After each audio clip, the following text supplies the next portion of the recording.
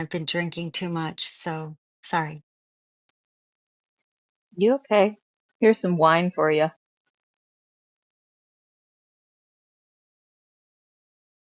Whew. All right, so I think we put some of the feuds.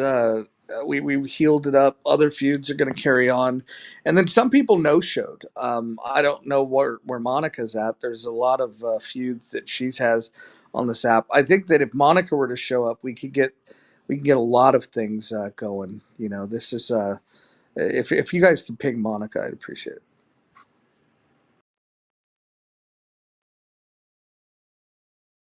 Why isn't You're she just summoning to your call, Roger? You guys are BFFs. right, Roger. Actually, What'd you Monica and do? I had a slight falling out. Oh, tell us Oh more. What did you no. do? Mm, yeah, Oh, oh, I don't don't. don't don't downplay it. No, I won't downplay it. A I, micro I, Roger, beef? A Roger, micro well, beef. Roger. what do you guys want me to speak or not? Okay, I'll, Yes, I I'll do just want go. you to speak. Please Okay. continue.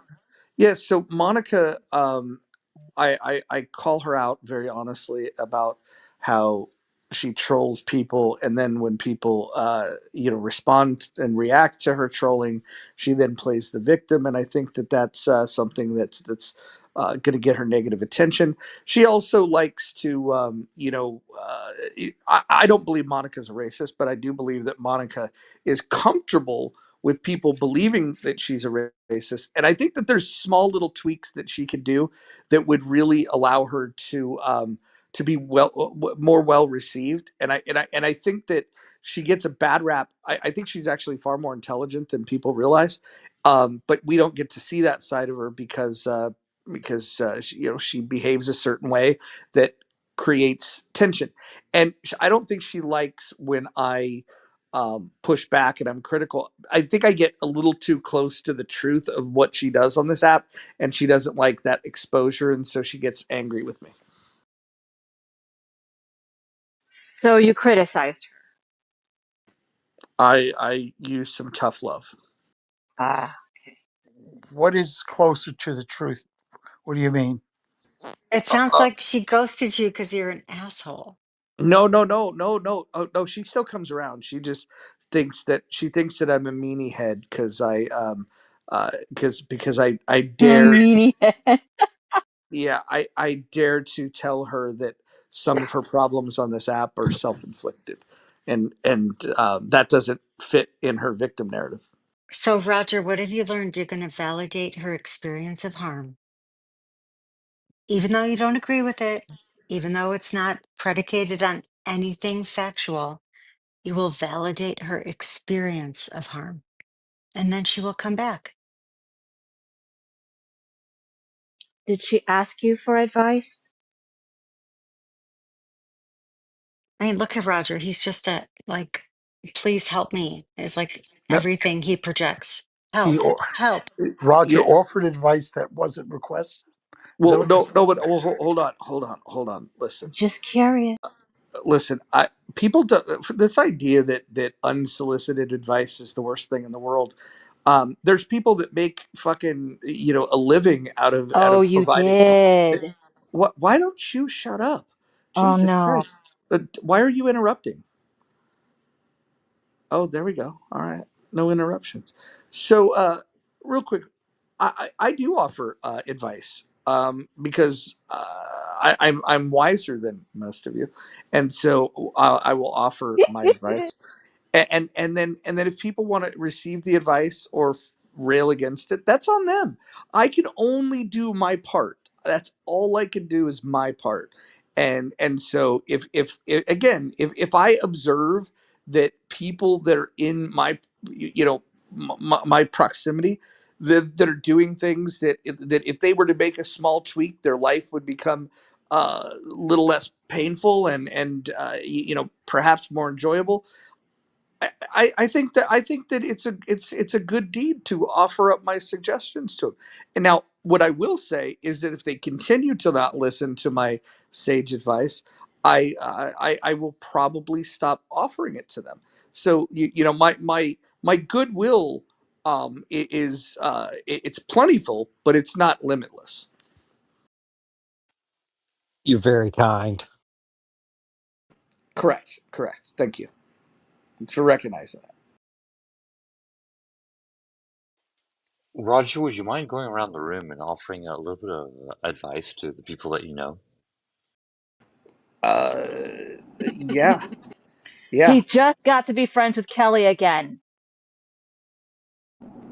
What You've are you given me talking good advice before, Roger. I Yeah, he appreciate gives you. good advice. about? Yeah, I wait, got the what was the best. comment about me? I said, he just got to be friends with Kelly again. What are you talking about? He's got to Exactly. offer advice to you. Just go with it. Oh my God, I'm kidding. Mm, mm. It's If I not had to that give, kind of energy. Just going with it isn't how we're rolling. Tonight, yeah, you just got to bang, bang, bang, bang, bang, bang, like that. wow, wow, Catherine, are you okay, Catherine? Wine How is many, powerful. I Catherine? How already much asked that wine? question, Catherine, how Roger. much wine have you had? This Like is not the Catherine I know and 64 love. ounces or maybe 35 ounces. It's a lot. It's How definitely many more. milliliters is that? It's like more than a bottle. It's a bottle plus a glass. I know because So, Dr. my 64 Catherine, ounces is daughter a is making me hold on, guys, drink. hold on, How hold many on, okay, here, Catherine hold, says? 2 quarts. hold on, Kristen, Yes, you're yes. going to hear what I have to ask, Catherine. What would you say as a doctor to somebody that said, "Hey, what's the recommended amount of wine I should not exceed?" Zero. Exactly. I know. You guess what? If your daughter came home with the tattoo, what would you do? Thank you. I Uh-oh. just heard about that Uh-oh. tattoo Mm, before you just said Uh-oh. the shots boyfriend. So now we're peeling fired. like an onion. Chris No, Follow says, there's a Yeah. what else boyfriend. besides the There's tattoo? a boyfriend and a I just tattoo. want I just I want am Oh, All to right, fuck. I didn't know it was a fucked. tattoo as I'm now well. fucked. pass the I know. wine. Yeah. Yeah. Yeah. So, Catherine, let me ask you this: do you think that we should maybe start doing rooms telling people, the dangers of drinking too much? No, because there's nothing dangerous about what I'm doing. I'm home alone talking to losers on Clubhouse. Give me a break. I'm fine. It's the dangers of coming home with a tattoo. Well, I thought you were home with all these other people. I love you guys. You're not losers, okay? I'm a loser too. All right? Thank I'm a loser you. mom. I'm a loser Loser mom. You're not a baby. Okay? fucking loser, So, mom. Why You're don't you great. kill Thank you. me? Dr. Catherine, Excuse me. but seriously, do you think that we might want to maybe keep tabs on you and do a wellness check? I mean, how many I'm more right here, bottle? Roger. I'm right How We're many here. all I'm bottle? doing How that, many well. more Roger, right bottles do You're you now. plan on well. drinking? She's in a And room with all of us. How yeah, many and more Dr. bottles do you plan Adams, on drinking? zero, because I'm over. Like, and guess what this kid did? The 20-year-old who showed up, he drank the Camus. He drank the good wine.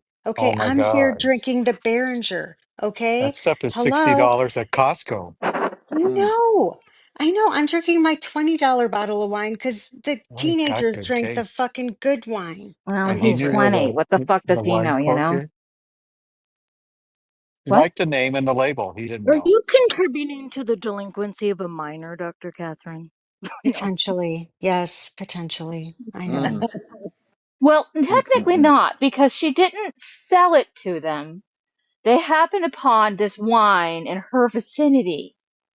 Yeah, She's I'm legally the victim. responsible I'm for them. actually the victim because it was gifted to me and they stole it while I They was drank your sleeping. gift? They drank What? my gift. And not Okay, only ma'am, that, like, yeah, thank you. I You ma'am. can I ma'am Okay, like me. the I like victimhood that. angle. That's good. It's so so, Trump. so if I may give out unsolicited advice, even though I'm asking your permission, I'm going to be an example.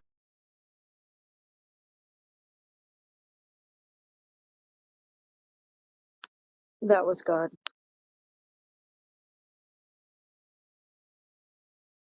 Which God? Where is she? I lost her.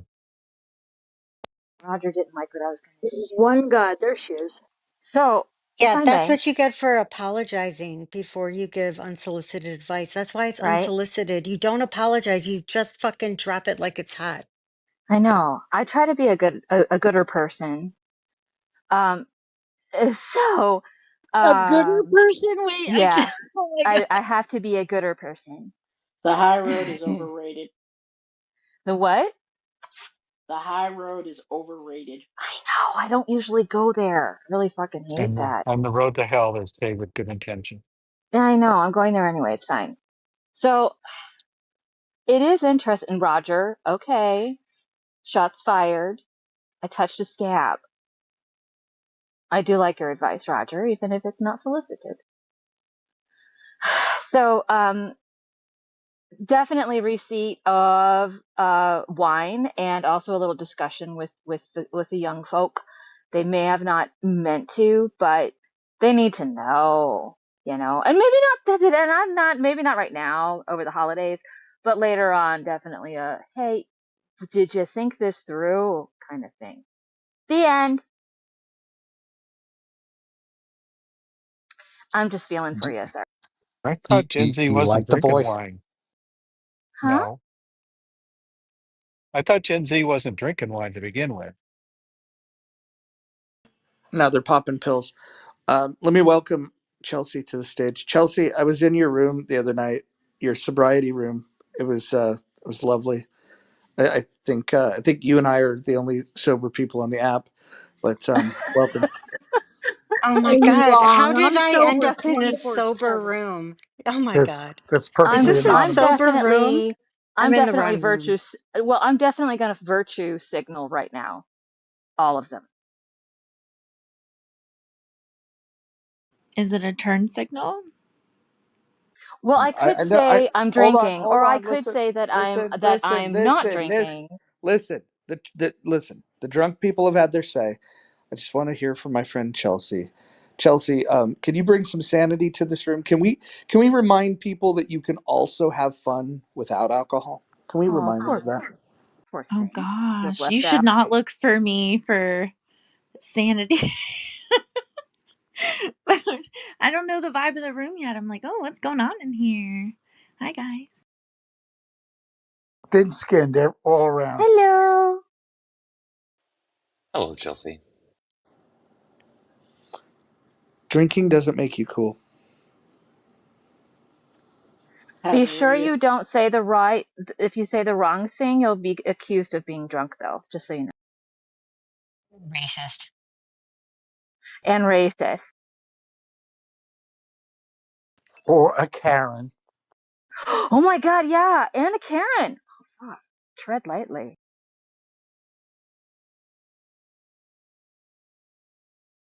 David.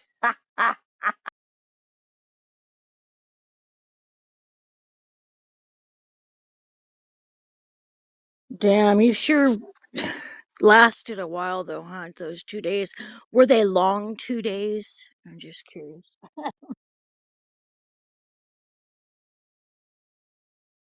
No, I'm a cheap drunk.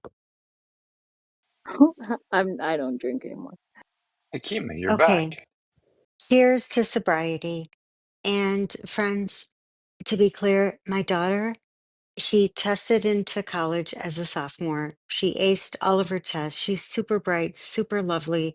She's just head over heels for this guy who I even said, like, send me your driver's license, send me your credit score. I never expected him to send me his transcript, his credit history, his everything. He sent everything I asked for because I was like, no way is he ever going to send this. And now he's here and she's like giddy and they're so cute together and happy. And they made like a grilled cheese bake off and they're doing all this stuff like going to the aquarium and taking pictures. They went to JC Penney's and took pictures and it's like so cute and sweet. And her tattoo is actually an homage to my father in Greek. And she's like the best daughter ever. But somehow I'm still like drinking wine and hanging out Well, with you this sounds people. like a Catherine problem to me. Because you're a Just let them mommy. enjoy. She's your kid. Uh, She'll always be your baby. I Catherine, you had know. me all the way up to the grilled cheese, and Yeah. then you lost me. Okay, but guess what? This kid's from North Dakota and he put mayonnaise on the grilled cheese, which is disgusting. Oh You don't, A no. lot of that is people a do Oh, that. that's That's problem. it. actually not true. Off with his head. Mayonnaise, That's Well, crossing the you were out line. of Miracle Whip. Be honest. Hey Sean, you, hey Sean, you did I never say I know. was? It might have Did been I say I? homemade mayonnaise. Did I What's say I that? was leaving and not coming back? Did I say something like that? Am I allowed to? Uh, Am I allowed to leave quietly and come back? no, I was just glad to see you again. Kind of got a heart on. Oh, that's fucked up. You should go do some. You should go do something about that. The things I hear in this room. Yeah, that's a deal breaker, definitely. Wait, you have deal breakers, Oh Bobby? hell yeah, dude. You had a wife that was 450 pounds and it was like 5 foot tall. Like, I'd love to hear what your deal breakers are. Well, I mean, oh my god. Well, when you put mayonnaise over mustard dog, I don't know. Grilled cheese. Yeah, I'm worried about Anything. the heart. The heart, man. Oof, that's a lot of fat.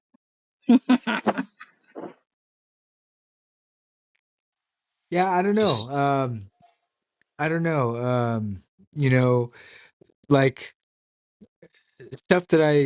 stuff that you wouldn't normally see or wouldn't normally do, kind of a thing.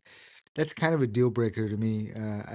I mean, it's kind of vague, but it's one of those things where it's like if it's not in the norm, kind of a thing. Like if you're banging your head on the wall every night. Obviously, yeah, that's kind of a deal breaker, right? So. so, Father, what type of oil do you put into your mayonnaise when you're making your own mayonnaise to put on your grilled cheese sandwich? It's the oil that lasts 8 days, and it's a miracle.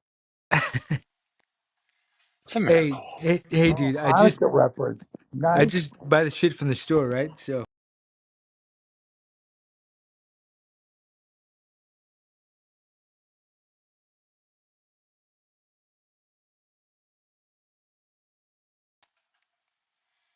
My God, Liz, can I get a cup of tea, please? Absolutely. A round of tea for everybody.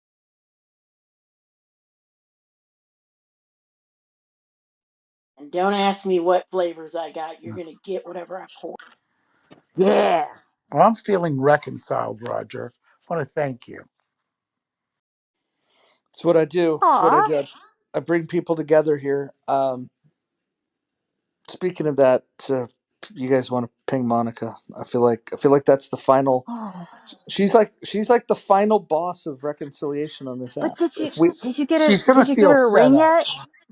I'm going to say I don't need an hour of her talking. I might have to leave. She I'm may have to making do Shit. some pre work before she comes in.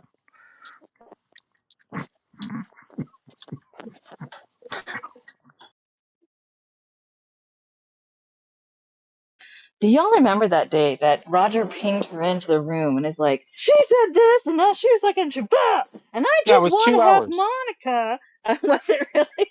and he was accused of not reading her messages. Right? That we had to You're go through one right. by one. Yes, and I'm she's like, telling you, and I've sent her these messages and she from two hasn't years read ago. them. From two Yeah, years ago. yeah, about a year ago, yeah. And she still won't listen.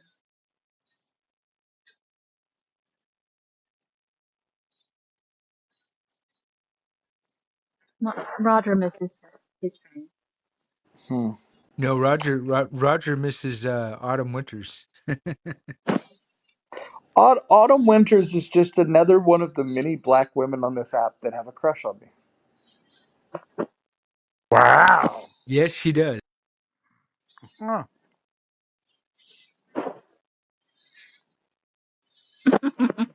I'm gonna agree.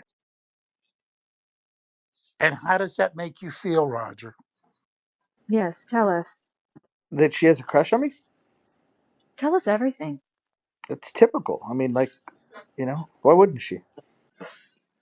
Well, How does explain it make you further. feel? How does it Some make of you us don't know feel? you very well. So what does she see in you? I don't know. Probably the masculinity thing helps. There's not a lot of those people on The the app. bulge. Is it toxic masculinity? Yeah, I don't know what that word means. You want to walk me through it?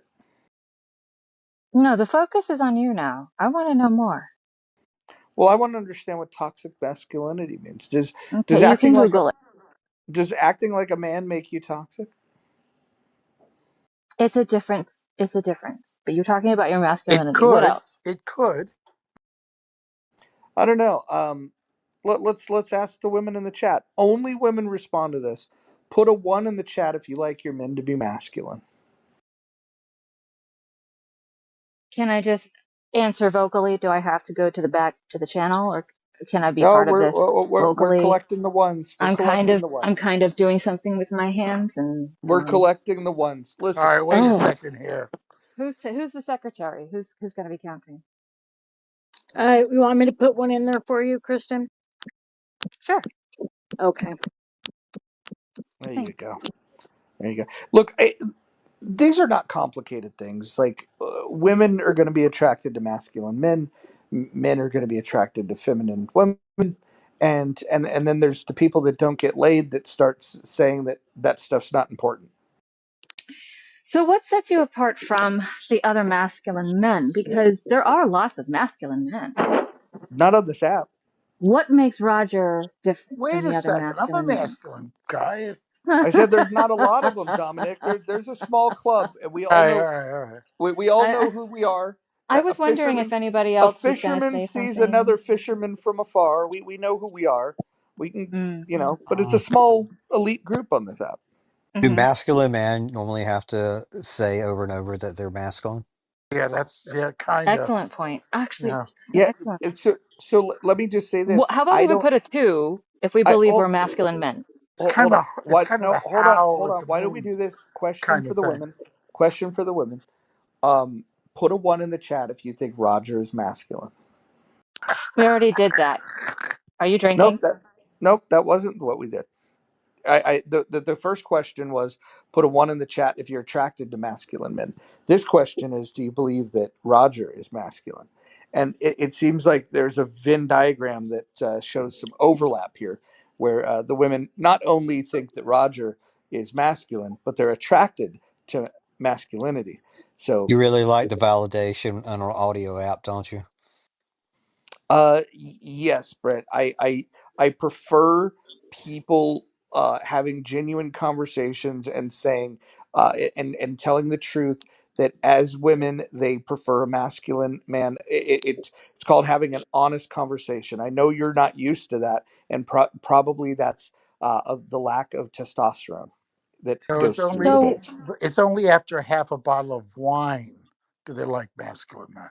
so what happens if you get ones in the first part, but then the ones stop popping up in the second question? That's bad for Roger. It's not bad for Roger because what you guys don't see is the back channel, where the people that don't want to put their business on the street. Oh, Oh, that one. Okay, so just one masculine man. Is I there can not a start two? copying and pasting some of this stuff if you guys I like. believe you. I believe you, Roger. Out of all the men in this, why would you lie about that? what do you mean? I will say that the responses in my back channel, 75% of them are from black women. Do they think you're a black man? No, they that's not what they're interested in. In Mm. fact, most of the black women that are in my back channel don't like black men because black men don't eat pussy. So are you saying that black That men is are a not trope. masculine? That's Bull a Jesus trope. fucking Christ. shit. That's a trope. Bullshit. Oh my God. Bullshit. That's almost racist. No, actually, that's what Easy told us. Me? I said that? Easy E was a E- fucking midget. Easy E said, "I may be a woman beater, but I'm not a pussy eater." In the black community, they'd rather He beat wasn't women tall than enough to eat eat pussy. pussy. Oh God. We're gonna have Well, to that was lift it actually up funny, just huh? we're gonna have to lift it That's up made it just a funny. hair to out of the gutter, just a half an inch.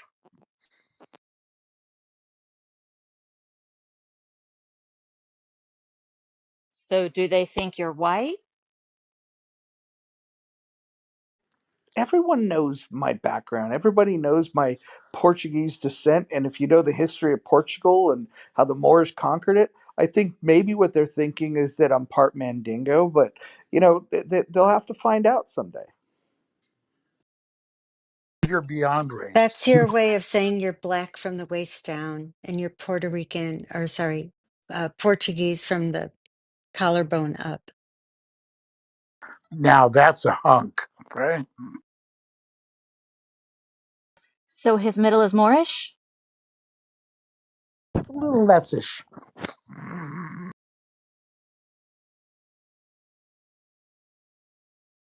Okay, so we've all determined, let's see, through all these questions, we've determined that Mr. Roger is masculine, that he is not black, not white. I'm copper colored. He is copper, Well hung. well hung. What else have we determined? Not Toxic, also not toxic. not toxic. I don't know if we've determined that. I think that was a speculation, but is that something we can say that he's not toxic? Killed Mm, orally. I'm vaccinated. Orally I'm vaccinated. challenged. Oh, that's another thing too. He is very fond Ew. of of oralization. Yeah, Okay, I I Oralization. I just for made the up that record, word. Roger. Just for the Oralization. record, Roger, I'm triggered, and this kind of dialogue is inappropriate, and my ears are too tender to hear this kind of shit. But to hear grown ass people tell the fucking truth, you know what I mean, man. Anyway, carry on. I I like want to trigger oralization. up. I hadn't heard that one before. I'll just Like, say that I wanted you until you said you were vaccinated. I appreciate vaccinations. I would not want to be a carrier of the mumps. That's not fun. I guess just the COVID shot is what I'm referring to. Any of the vaccinations. I don't want to be a carrier of anything to make people Yeah, die. it's not a vaccination. what do you mean it's not a vaccination? What is Vaccine is not a vaccine anymore. It's mRNA technology, synthetic, not a vaccine. Different. I guess it's a different conversation.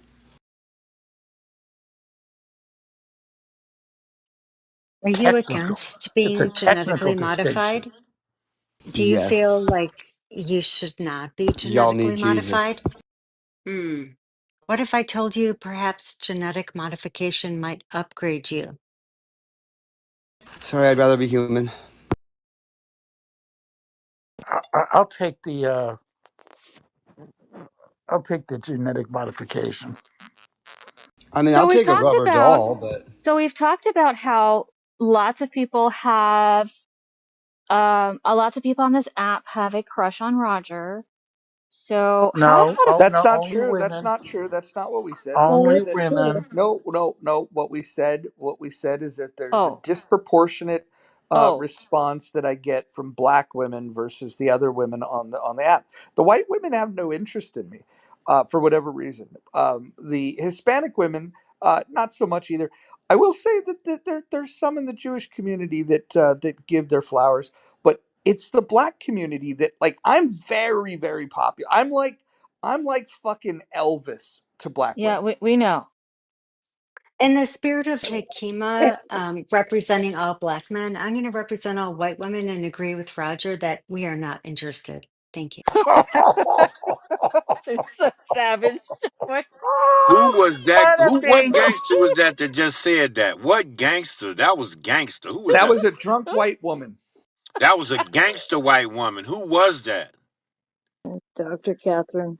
The Yeah, What's your doctor. I've just favorite been Go, doctor? Catherine. enhanced. I've just been Whether enhanced. Talk He can your whether or shit, not it's a he true or Catherine. can not, he can that was write a savage. prescription to that Talk statement. your shit. Beautiful.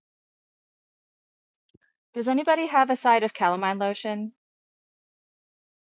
I have it. Okay, cool. Most people don't know what it is. We'll take turns rubbing it on Roger. I don't Ew. think it's kind of pinkish and not blue. Put it on mosquito bites. No, you can use meat tenderizer too. It works the same way. Oh no way. Jessica, Jessica, welcome home. Thanks. It's almost good to be here. It's not Papaya. it's not in the 30s, which I was worried about. So I'll take it. It can Papaya be. works too, Dr. Clover. Does anybody have potatoes left? Can you please pass potatoes? Yes. I'm so excited. Thank you so much. I thought everybody ate them.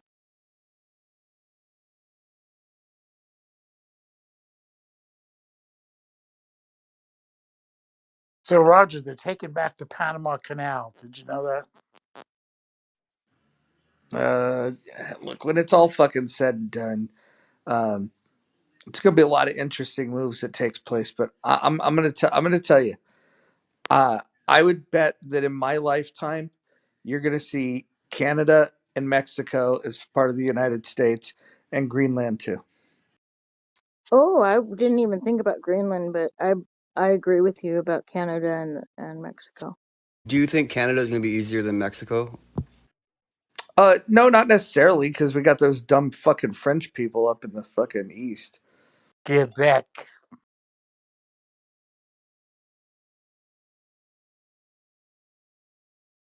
I love it when you diss on French people. They're so dumb. Oui, oui.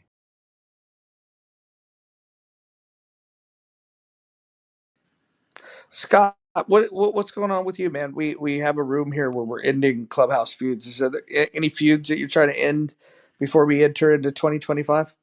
I have no one blocked. I have no feuds. Yeah, I feel like I'm pretty magnanimous. Here's my man Mike Moon, who I love. Um, I'm just I'm pretty amicable in my clubhouse relations. I don't really have anybody I have any disputes with. Scott is an angel. Mhm. I Scott, guess what's I'm on just the Listen, blog this week? listen to that white Yeah. man. I'm so magnanimous. I have no feuds. I'm good with I mean, I everyone. don't know that it's magnanimous. I just don't. I'm just not. You, those were your I, words. did I say I'm magnanimous? All right, maybe I am. I don't know that I'm magnanimous, It's but I'm not a not. bad it's not a bad self description. I'm not conflict averse. I mean, Dominic knows. I'll state my opinions, but like I don't personalize like a lot of stuff as far as disputes or ideological stuff or anything. I generally don't. I like most people too. In general, I like a lot of people. Uh, Magnanimous means you're easy to forgive. Magnanimity is mm, one of the highest ethics to obtain for anyone who's working towards an ethical life. Yes. And it's a person who is easy, forgives easily. Wait, is that a principle according to Buddha? I think it's I think it's Aristotelian Webster's. ethics. It's like a super mensch. I mean, just tell us you're a super Yeah. mensch. Yeah. There you go. I Yeah. don't know that I'm a Well, supermensch. I don't know that I just think I'm just I don't. I'm not a grudge holder, and I don't. You're Menchi. so Nietzsche Mensch did maybe. talk about magnanimity, Menzies. but it actually originated from Aristotle. Yeah. Hey, while we're at it, It what's on it the all blog? comes back to the Greek. Yeah. Thank What's on you. the blog, Scott, this week? Oh, well, I'm hoping to have a Jewish guest on tomorrow. That Mark Oppenheimer. He's a really great. He used to be the New York Times religious writer, and he just kind of wrote this long piece about David Brooks. David Brooks wrote a big column about his own faith journey, and Mark kind of David Brooks has a pretty ambiguous relationship between his Judaism and his Christianity. So Mark kind of wrote a little bit of a call out piece on David Brooks, and so I'm going to hopefully have Mark on to talk about it. Thursday, I have a woman who wrote a book called uh, "Black Girl in the Middle," uh, which should be quite interesting. Yeah, so yeah, she's a memoirist, and yeah, it'll be. We'll see who else comes up in the next few few episodes, but yeah, the queue is filling up. You I'm all, are going to tape it tomorrow or publish it tomorrow? I will if he comes on tomorrow. I'll publish it tomorrow. Usually Okay. publish same day. Look I'm forward also to it. trying to have. I'm also trying to have Nancy French on, David French's wife, who just wrote a book about evangelicalism, and she's ghostwritten some pretty big stuff for folks in the conservative movement, and she was super interesting. I've had him on the It, podcast a couple times. Scott, why don't you bring Clubhousers on there? I recommend Monica. Can you take I Monica? think Monica would be great. I think Monica would be great. Well, do you want me to help broker that? Hey, by the way, I'm listening. I just want to recommend a podcast right now called Landslide, and it's by an NPR journalist, and it's sort of a chronicling of the conservative movement at like from Gerald Ford on. And the first two episodes are so good about first one is on Gerald Ford, and the second one is on Reagan, and just contextualizing just what a big takeover and coup Reaganism was. And What's the it's name just again? it's called Landslide. You can just find it in the podcast app or Google Play or whatever. It is so well done, and it's just I'm loving it. I So mean, what no Reagan did, disrespect, Scott. Scott, I want to just say, when they get to Trump, if they thought Reagan was, a radical change, how is she going to justify that?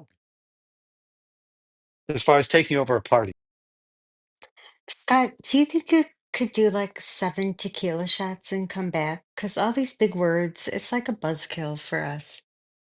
I Thanks. apologize for Mm. any buzzkill. What's David French like? He always seems like a pretty nice guy. A great guy. He's a great guy. I like him a lot. I've hung out with him a couple times in person, and yeah, he's a lovely guy. I think he's a little rough on evangelicals, but I feel like a lot of anti-Trump evangelicals are sometimes unfairly critical of their evangelical brethren. So I think he's a little tough on evangelicals in general, but yeah, but I like David French a lot. Is that like an intramural criticism on his part?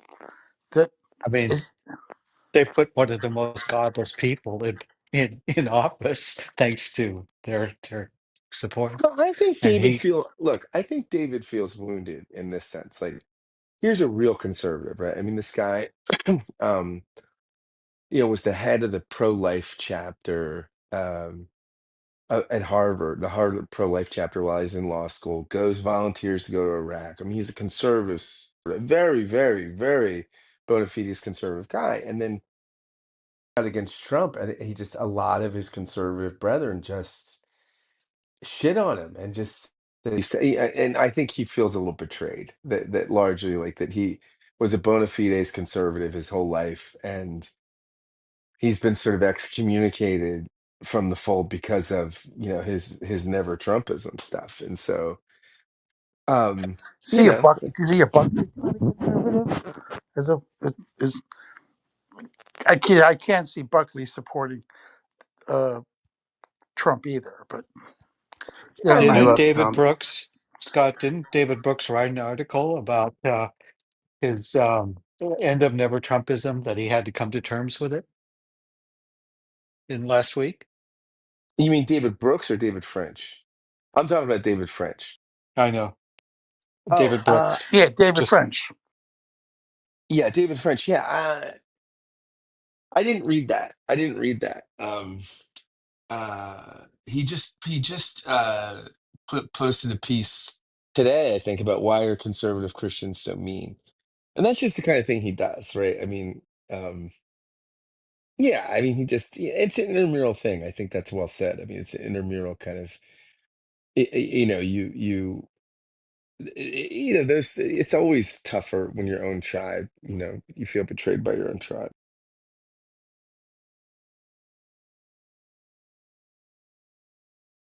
Listen, true conservatism was never a populist, was it? Maybe back in Reagan's day, but hasn't really been a populist conception.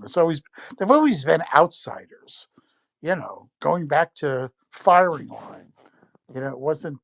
Well, yeah, Dominic, and that's the other thing Uh, that they point out in this, which I mean, people that know the history would know this stuff well, but like that you didn't have like this liberal conservative fault line. I mean, you had conservative Democrats and liberal Republicans, right? And so Ford infuriates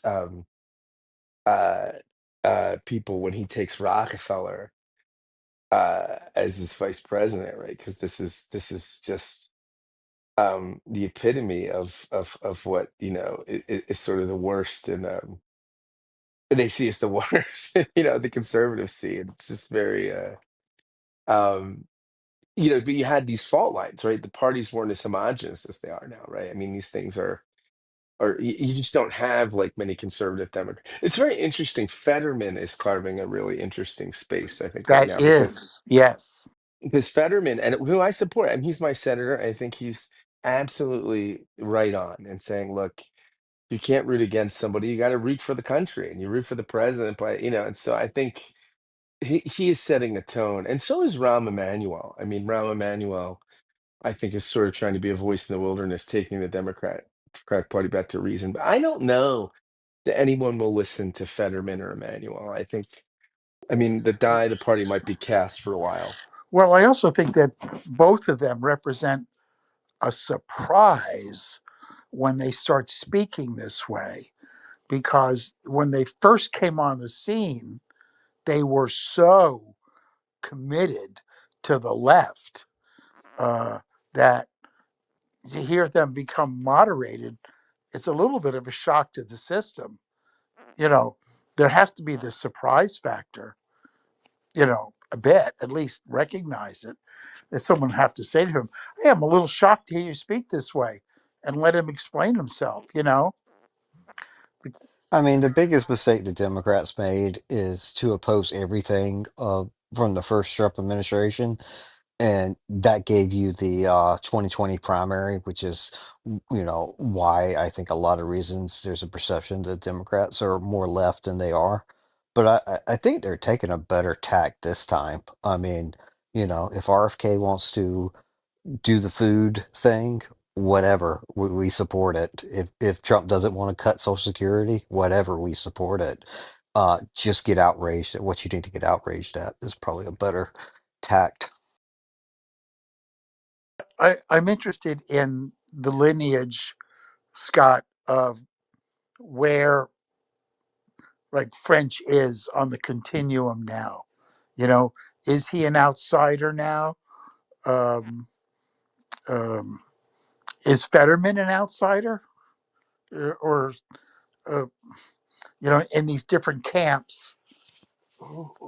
Uh, is being an outsider the place to be in a next gen kind of uh, way? Yeah, I Um, think I think so, and I think the awkward thing for the Democratic Party, like in this election cycle, was Kamala was really running as the conservative in some sense, right? Like Trump was running as the blow it up, disrupt it, the system's broken. She was running around with Liz Cheney saying, no, the system can get better, but really fundamentally, it needs to be preserved, right? And a vote for Trump is a vote really to blow this up, and a vote for us is to preserve, what we value, and we can improve on it, but it was fundamentally the conservative versus the disruption vote, and I don't know how the Democratic Party gets out of being the status quo party for institutions that are not working well, right? I mean, Josh Shapiro famously, 95, a year and a half ago or so, like a fuel truck went off the rails, and basically blew up a part of 95. And had Shapiro gone by the regulations, it would have taken over a year to get this fixed, and he did it in like a week and a half. I mean, and that was an example of a Democrat that actually got the government to work and work efficiently and work quickly. But I think you so rarely see that. And, that's if Democrats want to be the party that says government can do good things, they got to have a government institutions that can actually function. So, I he mean, I did it think by that's the challenge. by by uh, uh, doing an end round around the bureaucracy. Right, Well, exactly. of the I mean, I think there is a lesson there that over regulation, over environmentalism, over NIMBYism stops you from building, and a liberalism that doesn't build is pointless. Like FDR built shit.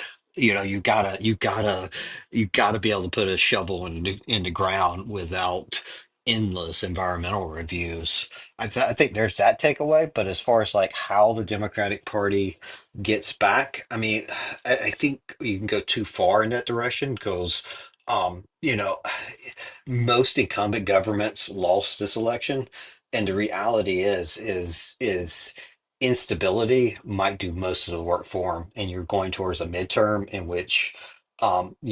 The electorate itself will be more educated, more in tune, more they'll look more like Democratic voters. So, you know, I think they're going to be okay. Well, when you say, here's the what I'm interpreting about what you're saying is, let's just say there's 2 million, maybe 3.5 million state and federal bureaucrats in a variety of different departments. You could go from EPA at the state level, DEC at the state level, motor vehicles, uh, uh, State Department, 3.5, 4 million people. These are permanent, institutionalized uh, uh, employment slots that, irrespective of what happens, these slots are permanent. And what Trump is saying is no, they're not. And that you could cut that in half at both the state and federal level so that we have a government that is half the size and half the bureaucracy. And listen, 2 million people do not want to be out of a job. Well, And, I mean, you But know, the acid test, Dominic, is that yeah. if you agree with him, you can stay in government. so I mean, Dominic, Right? I I mean, don't know think if of that's the case or not. I don't know I if mean, that's the the thing case or the thing about it is what where this comes down to and where this breaks apart is you got to decide what the government's not going to do, and that's the hard work that hasn't been done. I'll give you an example. You know, it's law of the land that the State Department kind of review any sort of weapon sales that U.S. companies do. Um, could you cut the workers who do that? Sure, but then you can't do any weapon sales. Like Lockheed Martin, all these companies can't sell to the UK, et cetera. So that would bring that to a halt. So if you want to stop what the government's doing, you got to tell the government to stop doing a function, and the way you do that is pass laws. So it's not just that like these functions are there because they're the law of the land. And if you just uproot the ability of the law of the land to function, you're going to bring a bunch of industries to halt because they're not going to just break the law. I also think it's a generational change and not, it's not a couple of years, 3 years, three budgets. I think this is like a decade. If you're 50 years old working in, the Environmental Protection Agency in, you know, Beaufunk, Alabama, you know, you got a pension. You're 8 years from retirement. Nothing's going to change for you, you know? And that's why I think this is a decade long transition into sort of a different paradigm of I don't know if anyone agrees with that. Well, That it's listen. Here's still the takes a reason long why the time. Democrats. Hold on. Here's the reason why Democrats lost. Their policies suck. The results of their policies are bad, and more importantly, they're running candidates that are unlikable. Like when you run Kamala Harris and people in the chat like that don't follow politics, if they did follow politics, they would have known what I knew was that Trump was going to win the election, and it wasn't going to be close to the electoral college. The people that don't follow it, they've got their little people that they talk to at the coffee shop. That's the extent of how much they pay attention to politics. And in their areas, like if you live in San Francisco, you'd be led to believe that Democrats are popular across the country and that the policies are popular. And when somebody says that, like, hey, no, wage and price controls are fucking very dangerous, and this fucking woman is this disingenuous woman, this lying, filthy woman that stands up there saying that she wants wage and price controls, as she's also telling people that she washes greens in a bathtub, and and then panders to the black vote when she goes in front of the union to say, you better thank a union member. Like, that's not even her fucking voice, for fuck's sake. Like, you guys just run the wrong fucking people, and you guys have the wrong fucking ideas, and it's caught up to you. And now fucking people are like, you know what? We don't even like Trump, but he's not as bad as that bitch. And so that's what that was. Nobody in their right fucking mind was going to vote for Kamala fucking Harris. Nobody in their right mind was going to vote for Kamala Harris. People like myself, I ended up voting for neither, right? That's an option. But a lot of people that didn't like Trump decided to vote for Trump. Why? Because nobody likes Harris. Nobody Yeah, likes. but Roger, she did. Wait, hold I on, mean, hold on, look, hold on. Jules says BS. Listen, Jules, I called this election. I'm the guy that got this right. You can keep telling me that I'm wrong, but every time I make a prediction, it comes true. Why? Because I stand on top of the mountain. I have a vision that's 50,000 feet higher than yours, and I can see what happens. And you can sit there after the election, after the result, still fucking making the same stupid points. I'm just telling you, we're over it. We're over it. We don't want wage controls. We don't want price controls. And we certainly don't want some bitch that lies about washing her greens in the bathtub. yeah, but All right, Roger, I but mean, it this was not. I mean, this. I'm not saying he didn't. Of course, uh, this was not that not close. I mean, he won by a point and a half in the popular vote, and about the margin that we normally expect. Wait But a minute, Scott. Wait a minute, Scott. You follow politics more than people like Jules that don't know anything about what the fuck she's talking about. You know that the popular vote doesn't mean anything. The no, no. But even what right. But I'm just decides an saying. election? Sure. What decides an election is the electoral vote.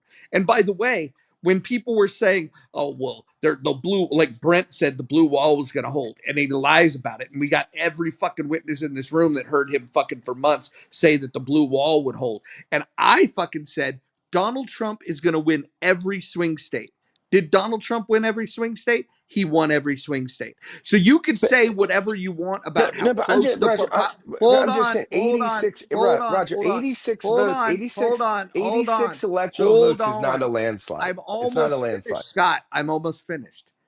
You can say whatever you want about the popular vote, but when people talk about the popular vote, they're really telling on themselves that they don't know how the system works.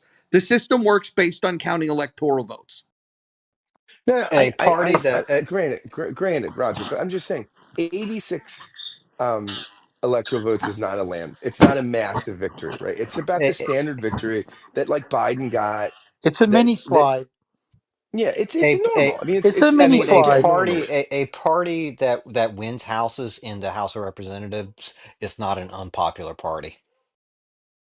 No, it's a mini slide. You'd have to give him Excuse me. some credit. Excuse me. You know. Excuse me. It's not a It is a mini. mini Excuse slide. me. It is a mini So Excuse slide. me. Yeah, that's well Excuse said. me. so Excuse me. 84, Excuse me. 84, Excuse 80. me. So Excuse me. 84 and 80, Excuse me. they killed in the Excuse me. House of Excuse me. Representatives. Excuse me. There's only two parties. So listen, the idea that that you're gonna uh of course that you're gonna win fucking seats here and there.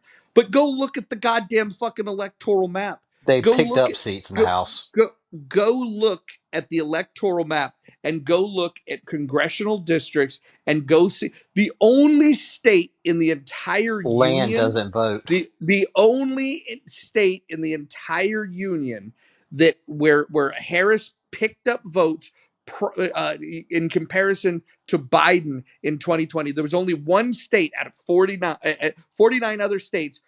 She got less votes than Biden did. The only state was the state of Washington. So I want you to tell me how she was popular if she fucking in 49 states couldn't get as many votes as Biden did. Walk me through it. I said the Democratic Party isn't in a disaster. It picked up houses in the it picked up seats in the House of Representatives. It's fine. It's going towards a midterm where it will be favored. Its voters are more likely to be the midterm voters, and this is going to be sheer chaos the next 2 years. It'll do fine. Yeah, listen, I think it's going to be competitive. Uh, uh, You guys are all so fucking a bunch of idiots. whoever wins, Hey, whoever wins is going to. Yeah, respectfully, you guys are all fucking idiots. I told you guys what was going to happen in that election, and you yeah. guys didn't listen. You guys said that No, what I listened to no, you. shut the fuck up. You guys gave your opinions, and you were all fucking wrong. Republican and Democrat. The Republicans were all worried, like, I don't know, I think this is going to get close. And I said, no, this is exactly how it's going to fucking play out. But you fucking imbeciles that don't fucking pay attention to the important things, you're supposed to fucking rely on wisdom from people that understand these things. I tried to fucking warn you. You guys didn't listen, and I fucking showed you. If you guys start having a track record for being right about anything, then we can begin listening to you. But you guys are wrong about everything. But here we are with you guys fucking sharing your opinions. Go ahead, carry on about all the shit you want to be wrong about. Okay, good. All right. The point I was making earlier is that it is going to take time to take down the permanent government. It's going to take a decade, and it's going to require winning one more presidential election and one more Congress. So the war's not over. We've got to beat, we've got to win another presidential election in order to get the revolution. I'll call it the Trump revolution, uh, fully engaged. If he gets replaced with a Democrat and a Democrats take over the Congress in the midterm and the next presidential, we're going to have miss an opportunity for the revolution. That's all I'm saying. It's not over yet, Roger. Yeah. Well, respectfully, where was your fucking prediction prior to the election when I was My the only? prediction was the exact same as yours. No, Hush, no, hush. it wasn't. Sure No, it no, it was. wasn't. You were in these fucking Absolutely. rooms. No, you were in these rooms, and the record reflects that I'm the only motherfucker that called it 100%. So don't fucking No don't way, try to Jose. don't try to claim No that you're fucking way. right after the fact. Please. You're a fucking clown. You were not calling that shit. I'm the only one that called it. The only one. And Dominic, no, show me the motherfucking tape where you fucking called it. I don't believe that for a second. I'm going back. I'm going to look for it. Anybody in this fucking room remember Dominic saying that shit when I was Yeah. calling it? I Please, don't somebody. remember you fucking Please, saying that shit. somebody say yes.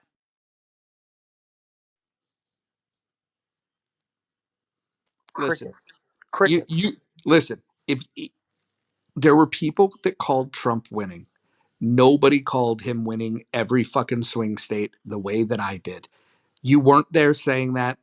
In fact, everybody was telling me I was crazy. And it didn't matter if they were a Democrat or a Republican. They thought that I was being hyperbolic. And I called it with a fucking bullseye. You did not call it with a bullseye, sir. Just off the bullseye. Sorry. Oh, I'm sorry. Beaver called it too, but Beaver doesn't take stages. Beaver just keeps his little incel ass in the fucking chat.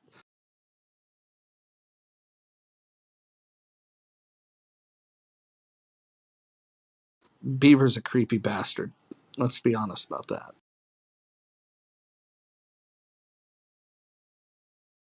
Who else wants to get yelled at? Makes you feel like a big man, doesn't it? Oh, I was accurate. You were inaccurate. In fact, you lied about your position right after the election. You came on here and said that that it went the way that you thought it was going to go. You're a liar. Yeah, I'm a liar. That's right. Correct. Does Correct. that make you feel? Does that make you feel good? Well, no, well, I know it's true. Anybody here in the chat want to say that when I would have these rooms prior to the election, and I said that Brent was going to be wrong about his prediction that the blue wall was going to hold. You guys remember him saying that, and me saying that that the swing states were all going to go to Trump. Yeah, I remember that too. There you go. You were spot on, Roger. I was the only one that called it accurately, except for the incel fucking beaver. All right. I love how after the election everybody changed their fucking tune. Even Jonathan Bing tried to change his tune. Jonathan Bing did a fucking room saying, "I tried to tell everybody Trump was going to win." When on election night he was fucking saying, "Don't worry, guys, this is how it goes. Wait until the bigger counties come in. She's got this." Like everybody fucking lied. Everybody lied. Fucking just admit you guys all got it fucking wrong. Nothing wrong with saying you got it wrong.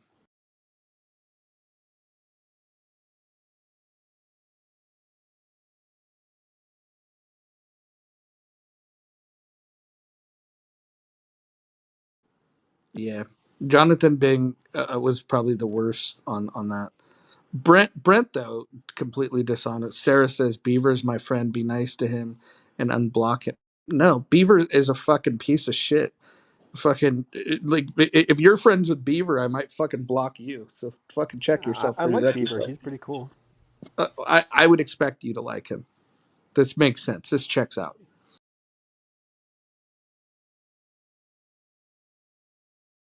It's a bunch of weirdos that fucking hang together. It's always the weirdos.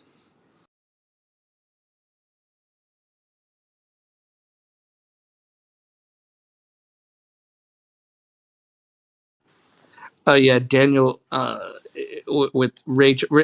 Rachel thought because she fucking like interned in some fucking congressperson's fucking office that she knew everything about politics, and she was one of the most insufferable fucking people on any social audio app.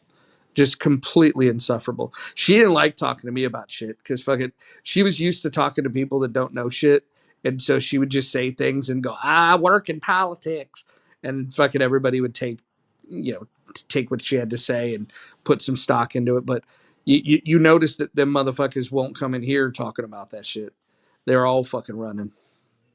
Can I ask you a question, Roger? Did you people said she was from Clubhouse. I never talked to her, at least from my knowledge. But there was like a few years ago, like this HR training, and there was this like obese black woman in like green spandex or some shit saying like all white people are racist and cash at Are, me and all of this other. are you talking about Hunter Shackelford? I don't know her name. Yeah, it's got to be Hunter. Kelly could probably PTR the photo if Kelly's around. Yeah, Hunter was terrible. Hunter would actually host rooms telling people like how to dox people and how to group mass report people. She Hunter was one of the worst people ever on this fucking app. Probably people in this room hiding out that liked her though. I mean, that's how like woke and broken we were. That someone like that could give like an HR mandated training. It's pretty crazy when you think about it.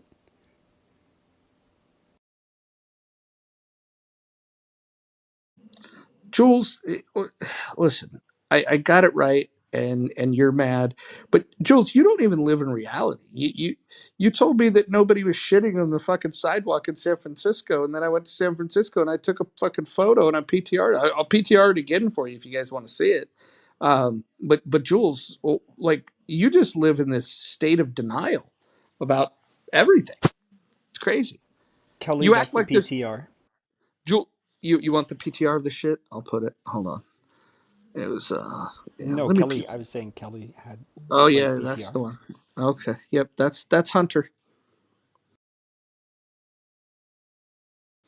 Yeah, that wasn't in the Tenderloin, Jules. That was right near the ballpark, a very high trafficked area where, in that very vicinity, you have, you have publicly traded companies with billion-dollar valuations. So, yeah, that's where I saw the shit.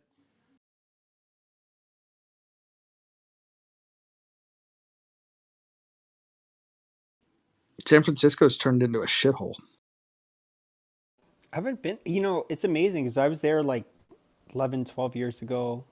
I went there as a kid a few times and it was a little different, but I still remember being shocked. Like, we didn't have, I think we might have had medical marijuana at the time, but I remember just seeing people like smoking weed, walking down the sidewalk, and I'm like, holy shit, But of course, then I'm like, I knew there you couldn't carry a gun on you unless, you pretty much couldn't get a concealed carry permit in a place like San Francisco, and they had a lot of laws where they'd probably say, holy shit, like when it comes to how it is here in Arizona, but.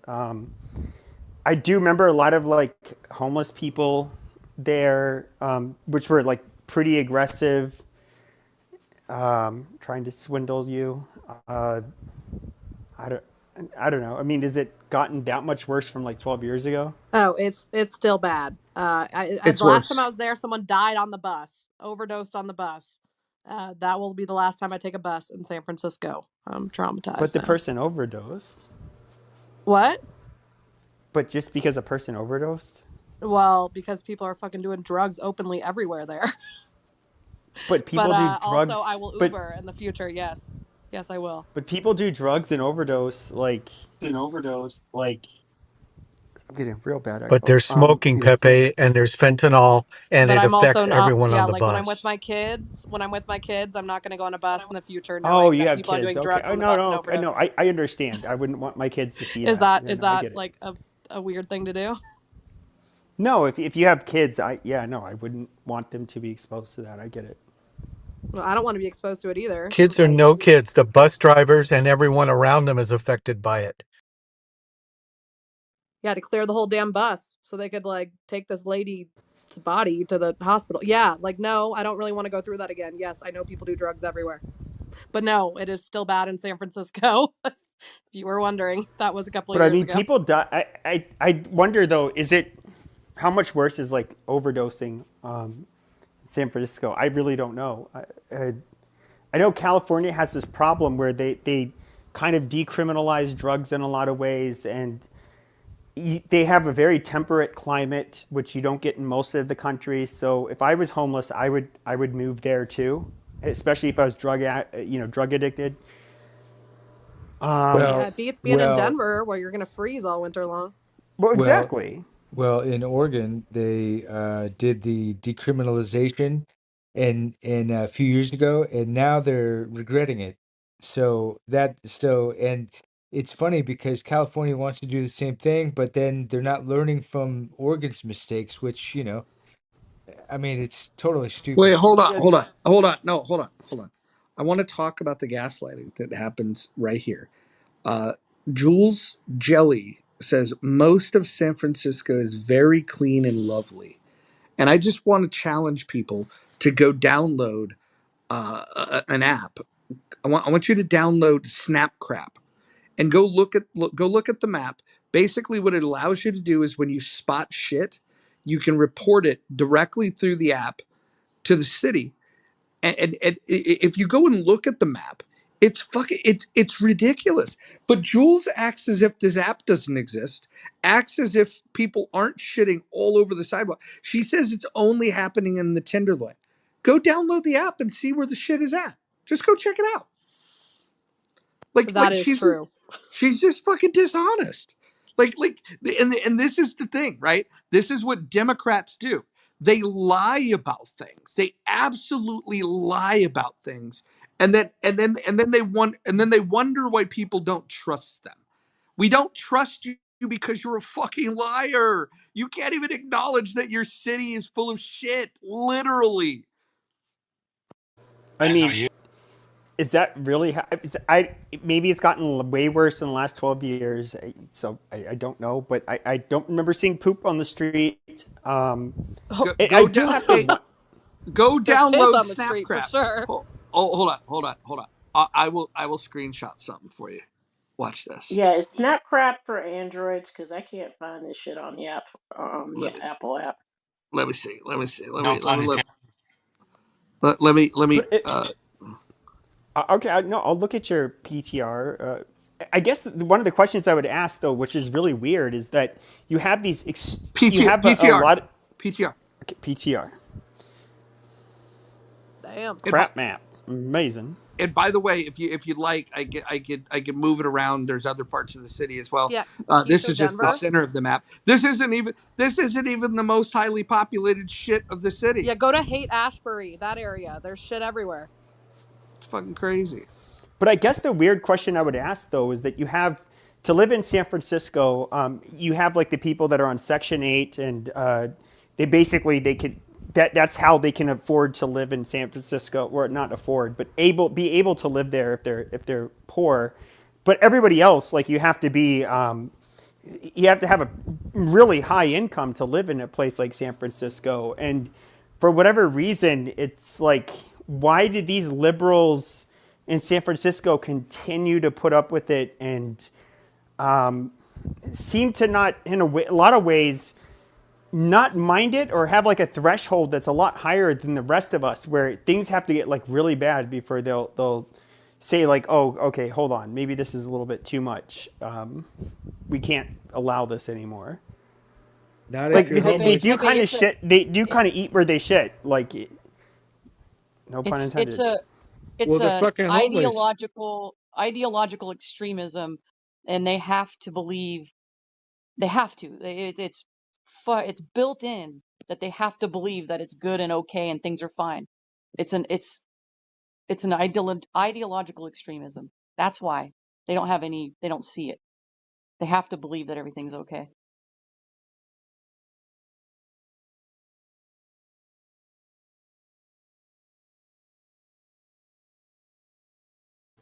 I mean, I don't know. I see liberal place like when I hear about how bad San Francisco is. I guess to me it's just like, hey, you have a bunch of rich liberals that pretty much run the fucking city, and if that's what they want to put up with and that's how they want to live, I mean, that's their fucking problem, not mine. Christy said, "How bad does it have to be that they shit on the sidewalk?" It's worse than that. It's not just I took a photograph of in a fairly nice part of San Francisco, which should be a nice part. It's right across the street from the ballpark. It was right in front of a restaurant called Underdogs, a restaurant bar area, and there was a shit right on the sidewalk. But worse than that, like just a few blocks away, where it's getting a little seedier, I saw a fucking blender filled with shit. Somebody was using a blender as a toilet. It wasn't plugged in. It wasn't like they were blending it, but it was a blender that was filled to the fucking top with human shit. It's fucking crazy. That's disgusting. At least they were innovative. I respect that. Yeah. Well, hey, look. At least it did touch the sidewalk. I give them credit for that. But but Yeah, what but impressive. what but what I would just say is that people like Jules that tell you that San Francisco is a beautiful city and that these problems are just in our imagination, they're lying to you. Like they're lying to you, and the reason they want to lie to you is because their leadership are Democrats, and they're Democrats, and they put their party in front of any type of solution. Wait, Roger, I gotta say that whoever said that was innovative. I used to drive on Belt Parkway during the pandemic, and yes, it's unfortunate someone was homeless, but someone had they had a whole encampment set up where they lived under one of the underpasses. They had a porta potty. They had like a handicap, like I don't know, disabled porta potty on the side of the Belt Parkway back in 2021 maybe. I don't know. I just had to put that out there just because, it's The New homeless York got to poop City. too. I mean, they're not. I mean, fuck. More No, than I'm not making fun. I'm just saying, like, as innovative, people have to live. But my point is, if someone were to tell me that that doesn't happen, it happens. You know what I mean? Like, to what you're saying, right? Yeah, it's look that there's a lot of problems in San Francisco, but when it gets that bad, this is a municipal government problem. Um, I spent last week, spent a few days in Vancouver, and there was a couple of blocks near on Hastings, which it's like maybe a few blocks at the most, where you saw people on fentanyl, and you could see that the neighborhood, you weren't in Kansas anymore. Let's put it that way. But for the most part, the entirety of Vancouver was like pristine. San Francisco could do the same thing. They don't want to. They don't want to. They're just filthy humans. But haven't they always like? Was that I've never been to Vancouver, but that is something that a few people have told me is that when you go there, it is very clean in comparison to just the U.S. in general. It was very clean. The cleanest West Coast city outside of if you talk about highly populated cities that are on the West Coast, the closest you could get would be San Diego, and Vancouver's probably 3 times as clean as San Diego. But didn't they legalize drugs and do all of that shit in Canada? And they have a government that's pretty much far left of us.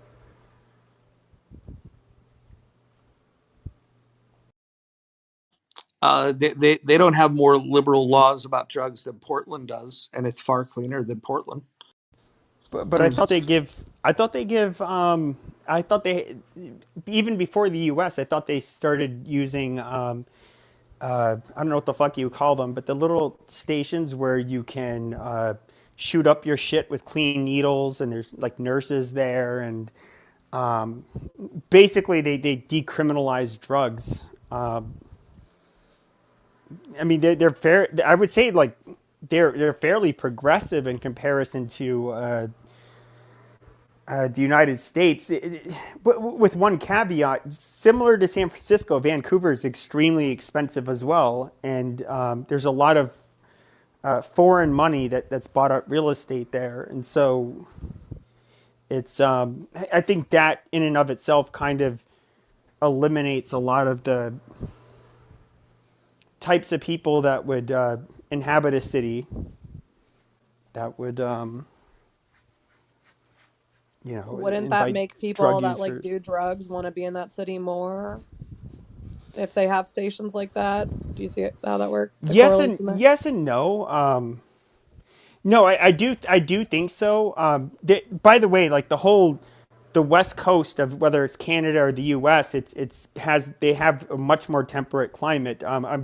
If I had to guess, Montreal and Toronto probably get a lot colder than Vancouver. I used to live in Alaska, in Anchorage, but Anchorage is it's not like the coldest part of the in comparison to the lower 48 because of the Pacific Ocean. And so, no, it's probably like one of the better places if you were homeless, at least, as far as the temperature goes.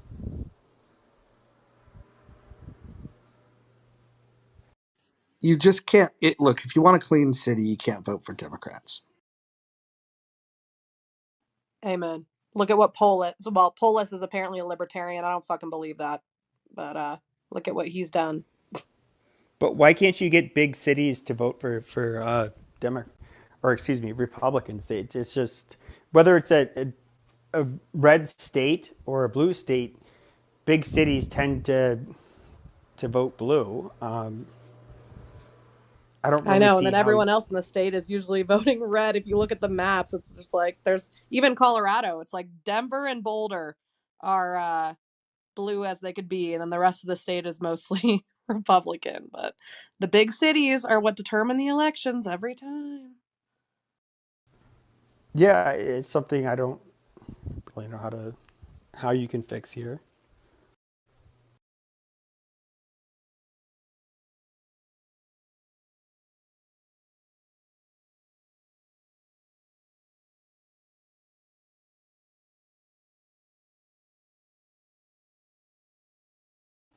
I like your new PTR, Pearl. You look pretty.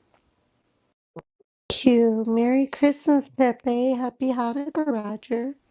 Merry Christmas. Speaking of PTRs, PTR, You know, that's in San Francisco. That's right out front of That's Underdogs. disgusting, Roger. I've We actually know. been to that underdog's Do you place. know about the shit maps?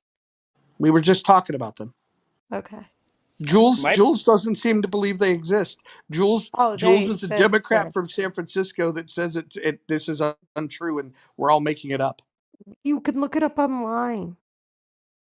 Right now, you could Or get you could do what live I did shit. and you could go back to San Francisco and visit and you go see it for yourself. This is called investigative journalism, right in my photo. You could get live But I shit mean, you even can. like 12 updates. years ago, the thing about San Francisco is that they did have like I don't know how to put it because you don't see it in Arizona or Montana, Alaska, Maryland, other places I've lived, where homeless people go up to you and they try to hustle you. That was something I only experienced, like particularly in well, San Francisco. Actually, it's the only place, which is weird. So I mean, they have like they had a problem back then. I'm not too surprised. I mean, if I once again, if you're homeless and you want to do drugs and just do your thing, I'm going to California. That's where like why wouldn't you? And a lot of states are going to send you there, which is fucking amazing. They're doing me a favor. Have you seen the South Park episode where they say California is good to the homeless and they literally like lead them all to California from Denver? It's a good episode. But yeah, they just talk about California is the best for the homeless. It really is. Roger, you can change your PTR at any time. Thank you. Well, Yeah, Roger, let me do you better. I'll do you one better. You ready? yeah, hold on. Are you But I ready? call this Exhibit A, and I will say that in terms of skill, whoever the squatter was that laid that out there, it lines up perfectly with the crack in the sidewalk. I don't think many people could do that. I don't think so. This is like a hole in one. It's amazing. Okay. Roger, PTR. This is a current live shit map of San Francisco. Yeah, Notice the I just yellow posted I dots. posted a similar one earlier for everyone. But thank you for Oh, carrying this on. I wonder is Jules still here? I wonder if Jules wants to come up and talk about this. Jules is still here. Here, I'll send a little invite. I mean, we're talking about her city. We're talking about shit on the sidewalk, and she's in denial that this is a thing. I'd love to have this conversation. Part of me gets it because if you've ever been to a big city like that, none of the bathrooms are open unless you're a paid customer. They're all locked. So, where else are they going to shit? That I is a guess. thing. No, that is the It's thing. true. When I was in San Francisco to like find like a bathroom, it's like weird. In like the rest of America, like the non densely populated America, it's just like you could find one. And like, I don't know. I mean, quite frankly, maybe I would have outshined that guy. I would have sprayed mud and caulked the fucking all the cracks in the street. I don't know. I mean, if you have to go, you have to go. Well, at the height of the pandemic, a lot of companies, mine included, stopped stop letting their bathrooms being for public use because you would have the delivery drivers stopping everywhere using the bathrooms and not leaving them tidy.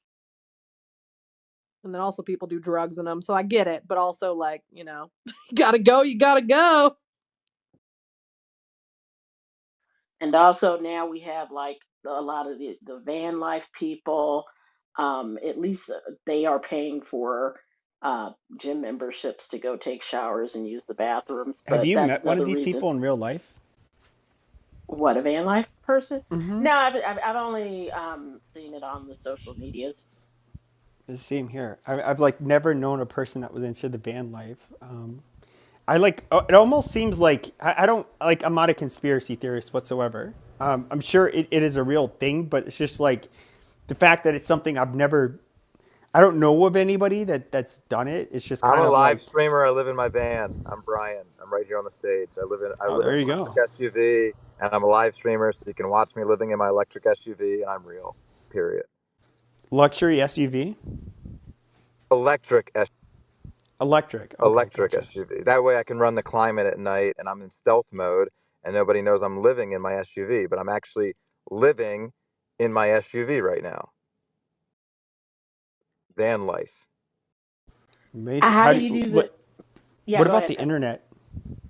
She I asked have the same 6 question. iPhones, my car has a Wi-Fi hotspot and my laptop has a Wi-Fi hotspot and I have plenty of electronics. So I have 7 hotspots and the car has its own Wi-Fi system. So do you go from state to state? Or are you mostly like in? I have free charging in the entire continental United States for 2 years with my manufacturer Hyundai. So I go completely over the United States. I wake up in a different state almost every day. Not almost every day, but I wake up in different states. Absolutely. I'm just curious. Why is it like? Why do you go to a different state every day?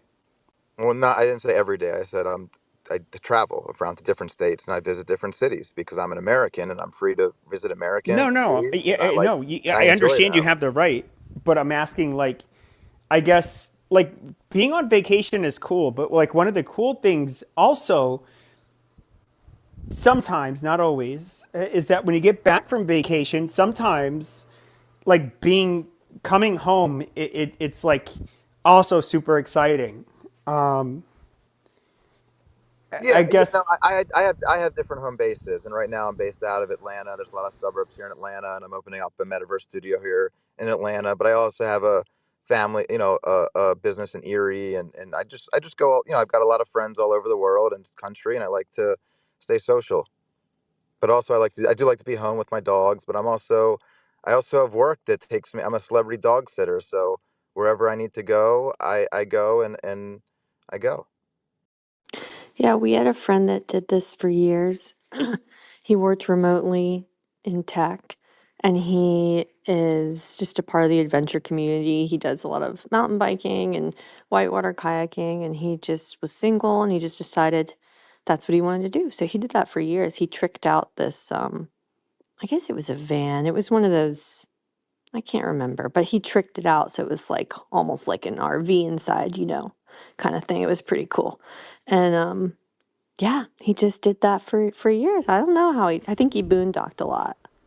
the problem with that though is just like I could imagine driving through like accident or no, it wouldn't be on accident, but driving through California and then I would have things to protect myself and things that are like so like normal to have on you. And then in California it's just like, oh my God, it's a felony. And then I'm in prison in California. Um, yeah, I don't know. Like it's just like the traveling stuff even kind of irritates me because you can't. How the I don't hell do know. the taxes work? Do you have to pay taxes in like 18 different states, or is it just like your nexus state, like where you're from? I How's it think it's work? where you're from. Just in Atlanta? You just or Georgia? Yeah, you'd probably, well, Brian I'm the probably can answer. CFO of $100 billion startup. I have all my data rooms and taxes intact. I'm okay. You're the CFO of a what? I was just curious how it worked. I'm not asking if you have it together. I have a Okay, crypto calm down. exchange, and it doesn't. You don't have to file taxes in 18 states. I mean, that's just. Wait, But you no, said if you're you of a every hundred state billion every dollar. 100 billion, yeah. Every state you Hmm. make money in, you have to file taxes in. So yes, I do have to do that. Interesting. It's fucking annoying. Okay. Why? So you run $100 billion company and live in a car? Yes. Okay. I mean, autism works in different ways. I mean, it's possible. Listen, what we don't do in Clubhouse season 5 is ask questions. I mean, there are people that like I like Grant Cardone, like for example. He's a nice guy, at least in his interactions with me. But if from talking to the guy, would have I ever thought he was worth like any kind of money? Like no, like not really. When it comes to the guy, he would get into public feud with. I forget his name. The John ex Legere. CEO. Yeah, like that's Yeah. a guy who kind of sounds like a university professor. He's smart. Well, One of the great CEOs in American history. Yeah, so like with him, like I could say like, oh yeah, he's definitely like I would have no question with him. Like yeah, he's definitely a cut above like nearly everybody you'll encounter for fucking years, basically. But you know, I don't. Yeah, I definitely wouldn't try to underestimate people, but I don't know. I thought John was a major tool to Grant, actually. I always thought Grant was really funny with it, and John would just get like his panties in a. I just thought he came Well, across as kind of a douche. well, that's fine, but here's the thing: John Legere would come on this app in the beginning, and every week he was giving away $30,000 of his money to people just for nothing. If he saw somebody in a room that he liked the content, he would like give them like audio equipment and ship it to them. And he would the fact is John Legere is like a class act of a human being. The guy is a great CEO, turned a company around that was failing. When he went to T-Mobile, T-Mobile was a failure. He's the one that turned them around. And you have just rank and file employees at T-Mobile because of the stock price turnaround that became quite wealthy because of John Legere. If we're comparing those two guys, you can have your preference on which one you'd like to listen to on Clubhouse. That's fine. But like in terms of what they've done in their real life, fucking John Legere is a fucking legend, and Grant Cardone's just kind of like a grifter. Yeah, Grant Cardone's a network marketer. He's full of himself. He has an ego, and he doesn't do what he says he's going to do. But he loves to. He's a network marketer.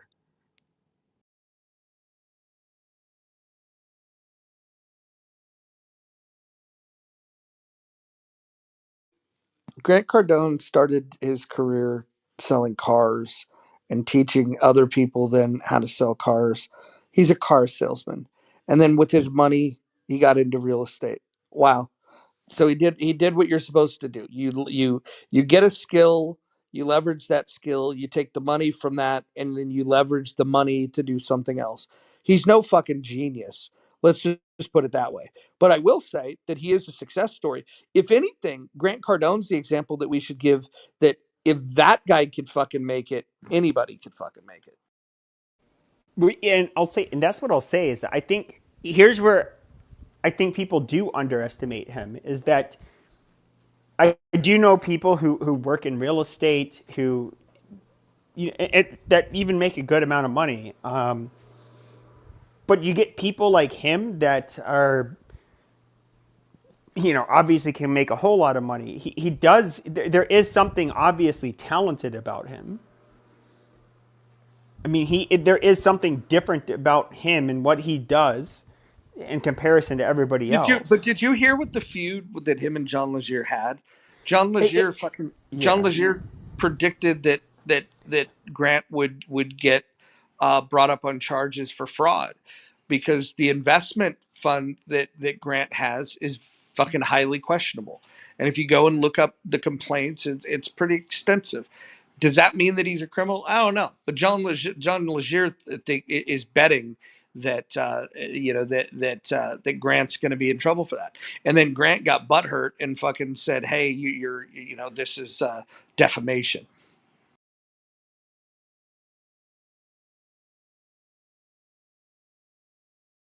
I mean, I was in the room when they exchanged words right before there was a lawsuit levied, and I remember one was questioning the other about. They both questioned each other about like sobriety and whatever stupid shit, and then there's some words exchanged. I can't recall all of it, but yeah, but yeah, I like John Legere. He was pretty cool. I liked when cool entrepreneurs and CEOs were on the app when Clubhouse came out. I remember before Tech News and a bunch of phony people kicked out Greg Duffy for telling the truth. Greg Duffy's a guy that started a company and sold it for $500 million to Google, and then went to work at Apple. Was the right hand man of Cook for a while, and probably knows more about the tech, these tech companies inside and out than anybody that's ever been on this app. And and he would go in the rooms in tech news, and when he would give his when he would speak his truth, people would people would argue with him, and the people that were arguing with him, like, had done nothing in their career. Like the guy that used to host those rooms, that guy Tyler, I don't know if you guys remember tech news, but that guy would just like, he was like an event marketer. That guy knew nothing about the inner workings of these tech companies. And then you have a guy like Greg Duffy that, built a startup, sold it to Google, then went to Apple and was a fucking executive fucking at Apple. I mean, it's just, it's crazy that the arguments that people get into. It's just fucking weird. Do you know Jeremy Green on this app? 'Cause I met him. Oh Yeah. yeah. The guy that got turned out by fucking P. Diddy. Yeah. The guy that's I don't been, know about all that. yeah, he was one of P. Diddy's abused people. He was signed on Uh, his label and has songs with him. Wait, Jeremy Green, the white boy? Yes. Yes, Jeremy Yeah, Green. he, Yes. he was singing on P. Diddy shit. Okay, well, I wasn't asking all that. No, I was. Well, I had to tell And you. the reason he had that was because he let P. Diddy run up in his asshole. I guess my question was like, okay, so this is some new information, but I was. I guess my understanding was like this was a guy. Apparently, he lives in a nice place. People, there's one guy I was live in a room. He pulled up on his place, not to like do anything to him, but just to like say, hey, like, is he legit? But he obviously has some money. But I thought it was for some like some software shit or coding when it comes to like Snapchat and I don't know what else. Something to do with tech and social media. Is that true or not? He definitely knows his way around technology. When Million Marathon was on Twitter, X, if you want to call it, and they were doing their shows there, um, a lot of the traffic in those rooms was bot traffic that Jeremy would create. Now that, and I don't blame Nelson for that. That was something that Jeremy was doing, and this came out in a conversation live. I don't remember if it was on this app or on Chatter, and they acknowledged that this was what happened. But Jeremy, Jeremy tried to make it sound like. It was exposing the fact that it was bot traffic, but what it looks like is that Jeremy was doing that thinking that that was going to get him favor. Look, hey, I'm blowing up your room. Because if you blow up the room with bot traffic, then there's a lot of people and then other people show up. So the early success of that on X was Jeremy just blowing it up with fake traffic. But he is I guess he has like some kind of patent on the little facial things, like the whatever, the effects you can do on Snapchat. That's his in with the tech space. He always likes to say that every time you put on one of those filters, like he gets paid. I doubt that's actually how it works, but that's his in the tech space. I had heard of him on MySpace, and then I didn't hear of him again until Clubhouse. So there was about a 20-year gap. Wait, was he like a singer or something? I don't get it. Yeah, he's a musician. He was like a MySpace little star. That's how I heard of him when I was like a teenager, and then didn't hear of him again until 2 years ago. I mean, so I'm in my 40s, so I remember like when I think it was like my Oh, now 20s. you're in your 40s. You were in your 50s a couple weeks ago. Yeah, right. But like you had like Mila Tequila, some shit like that. You had the Tila Tequila. guy. What is her name? Tila Tequila. Yeah, you had like these whatever celebrities on there, and they were, I don't remember them. The guy, whoever the guy was who made MySpace, Tom, whatever. Evan. His name's Evan, and one of my friends built Raj built Snapchat as well. But who was the Before. guy? Who was the main profile of the quote unquote founder of Clubhouse? Oh, Clubhouse. I'm sorry, I thought you said Snapchat. We all know who the Or founders of Clubhouse excuse me, are. not Clubhouse. MySpace. Good question. I think it was Tom. Yeah, that sounds right. But yeah, other than that, I don't really remember anybody.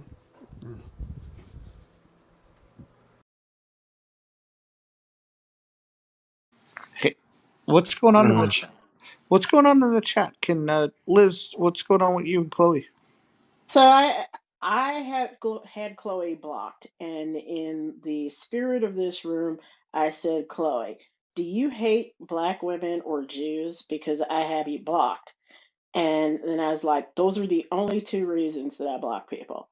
And she came back and said, fuck you and your block, and you can keep it. Sarah was trying to be referee and go, hey, you two should like be friends. And I had unblocked Chloe because I was like, well, maybe I got it wrong.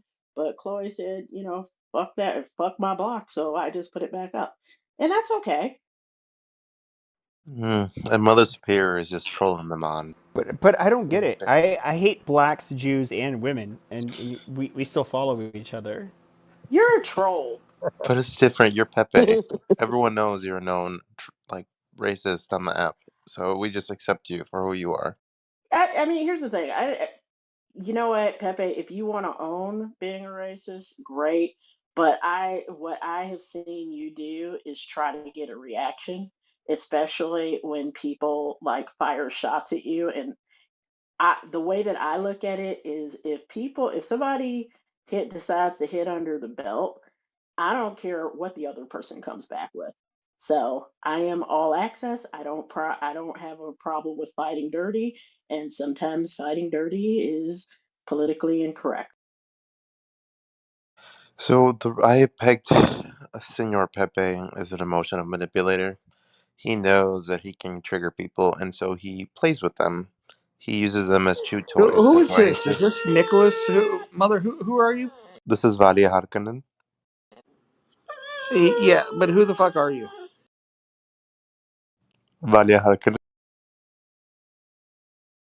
Yeah, I want to know this too. Like, this is bugging me. That was Nick, right? I thought it was Nick for a bit, but I don't know if it is. Yeah, I don't. I don't know. It's I don't know who it is. I don't know who it is, but they had a chance to identify themselves. They wanted to fucking play games, so now they can sit in the goddamn goo. your dog. Your dog either wants his belly scratched or wants to take a poop. No, I know what he wants, and he's not going to get it. He's already had a TREAT. Oh. Do you have a husky? It sounds like a husky.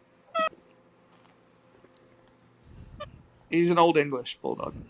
Oh. Yeah, that's definitely Nick. I mean, Nick usually doesn't troll like that though. That's the weird part. It sounds like him. I think he's just being silly there for a minute, but No, he just wrote, "I will share my identity in a chat." That's called trolling. So I just okay, it's fucking me. All right, it's Nicholas. I just watched Dune, and then Mother Superior is the main character. So, so, so that's why her name is Valia Harkonnen. So that's why I'm Mother Superior for the day. Anyways, it's me, Nicholas. Nice. Shit, but I forgot you couldn't change this back for 2 weeks, so I'm stuck as Mother Superior for 2 weeks. That's what you get. Dun dun dun dun. Yo, I got booted out of another room because I didn't know who the fuck I was, and I was like, "Fuck." What room is that? The one with all the lefties in it that I usually hang out with, they throw me out real fast. which one do you hang out in? How cranky are the people after the election? They went through like 2 weeks of grieving, and now they're back to infighting. I think they're not even talking about the Are you talking election about anymore. like the politically correct room where every Yeah, day with Lisa. they like it's like there's people who I will argue with and we get along for the most part, like goats. And Thugga is an annoying, naggy little bitch, but we'll kind of, you know, he's somewhat respectful and wouldn't throw me out or whatever. But in these spaces, these new spaces, since the end of the election, I mean, there's some really bitter, angry people. Yeah, so I have not. Thugga has not been heard from since Donald Trump won the election. The man never came back to Clubhouse. Did Goat ever come back?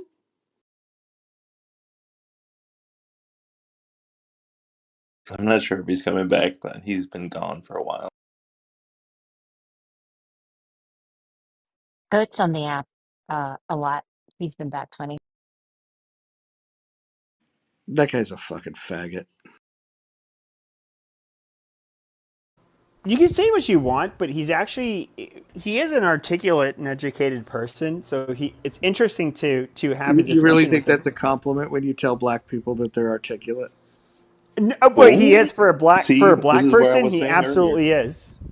Well, to be fair, he's smarter. He's smarter and more educated than most white people in this app. But for a black person, he is somewhat of an anomaly. And I will say this: some of the funniest things with somebody like Goat is that he'll say like, "Oh, okay, you guys just want to," like when he's in black rooms. This is just a bunch of N-word babble. Okay, you guys are dipshits. All right, I'm bouncing. I'm out.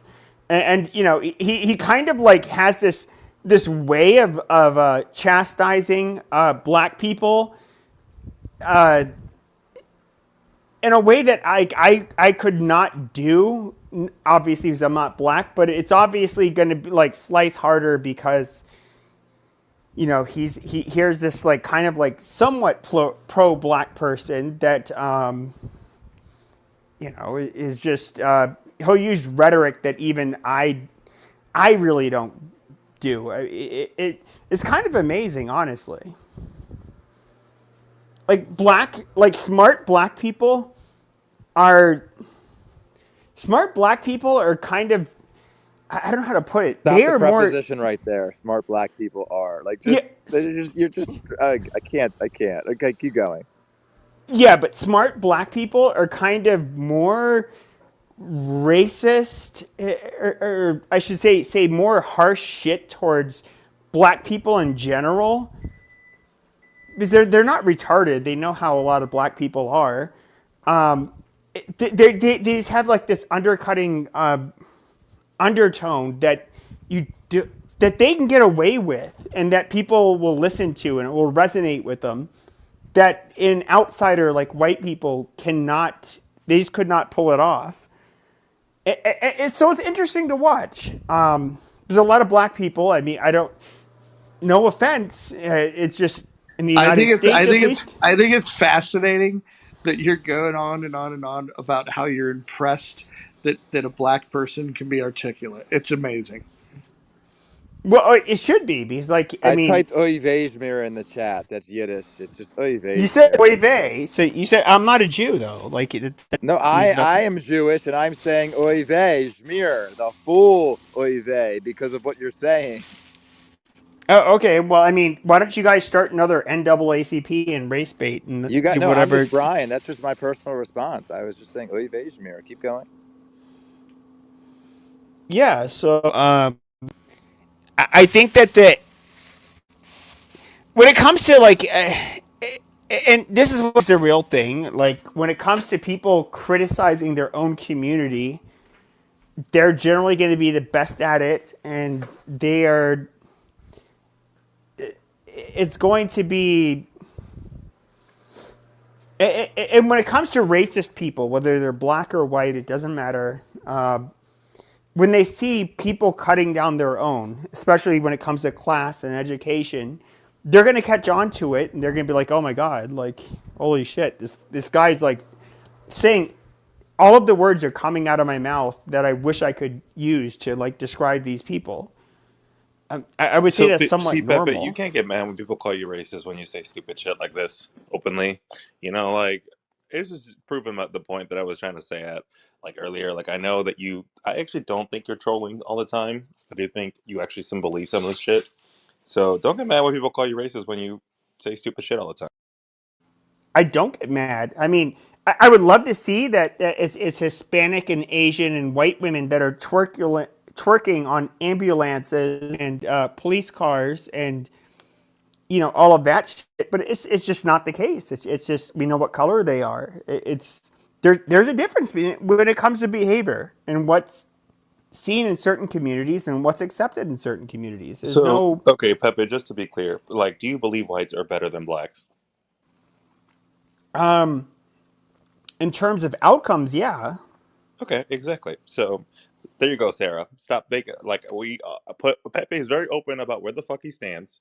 I've known Pepe for a long fucking time. Yes, I know Pepe Well, has racist viewpoints, well, and wait, I'm wait, wait, okay wait, with it. wait.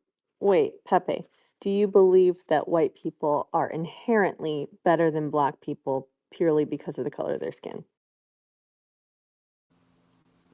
Well, I mean, if you're going to ask that question, we can show there are studies that will show like correlation where di- different factors when it comes to socioeconomic status can affect the differences, but all we have are like correlative studies. We don't, nothing shows causation. So you say inherently better. I can't prove that we aren't, just like I can't prove that we are. And that's the difference between Pepe and Cardano. But do you, okay, let me put it a different way. Do you believe that you are more valuable a human being just inherently in your eyes or in God's eyes, whoever's eyes? I don't know. You're religious. Do you think that you're more valuable of a human than a Because black of race? person No, just because no, of your whiteness? Okay, no, no. let me rephrase the question. So, in American society, do you believe whites are more valuable than blacks? Valuable in terms of, Be honest, Pepe. I've been in your rooms. Be honest. okay, but okay, so if I'm going to answer the question, it'd be like, are they in terms of outcomes? Yes. But that applies to large populations, not individuals. So I don't quite. That's why Okay, it's that's not. an It's acceptable not. response. Okay.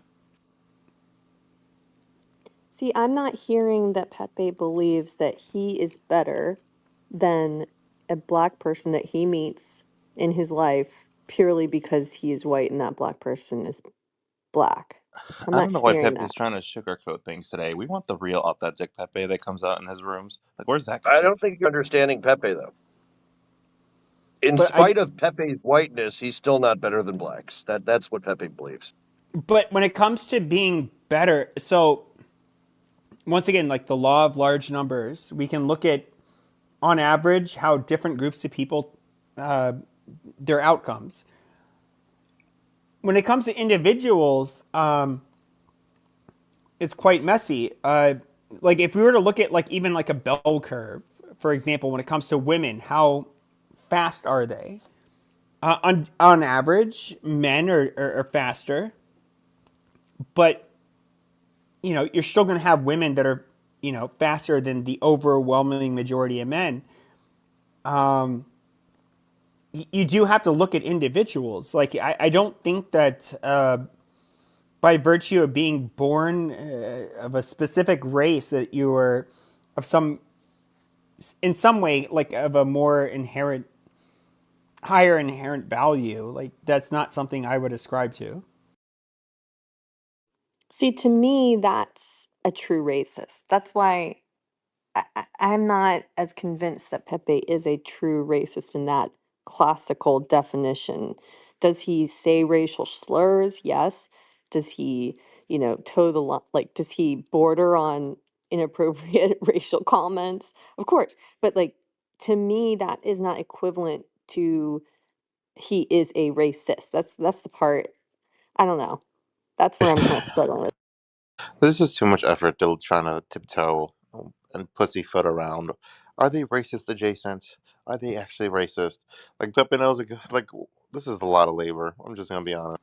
I'm racist. By most people's definition, I'm racist, and that is fine. I'm not going to push back against it. You know, Thank you for being honest. yeah.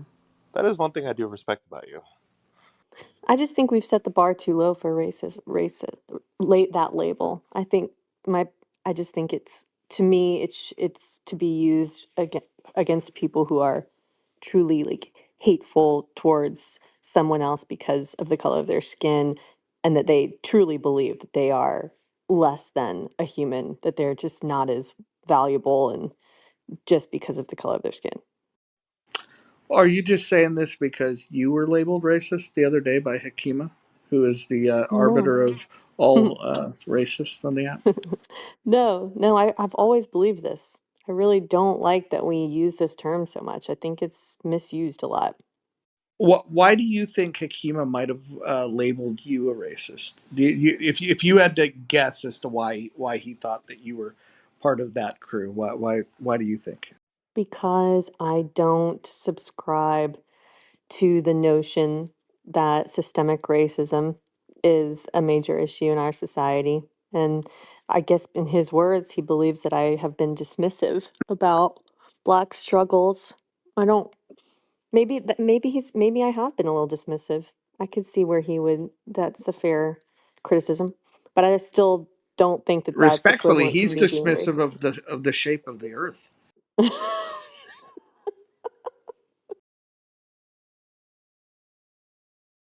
But doesn't the flat Earth bring all the boys to the yard for him? We need to get him in here. I feel like he's good for this room. Um, he was really cranky the other day. He basically said we were all racist. It was fucking really weird.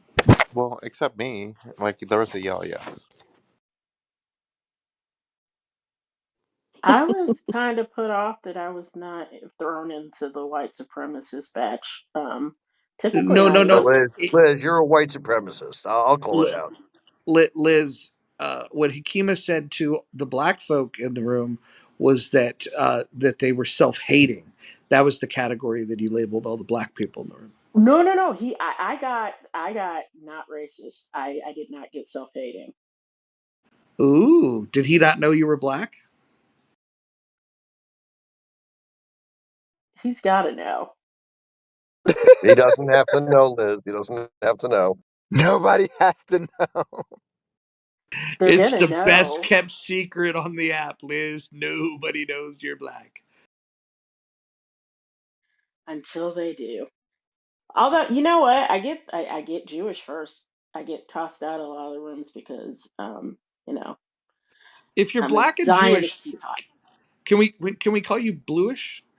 No, No, we stopped using that 7 months ago.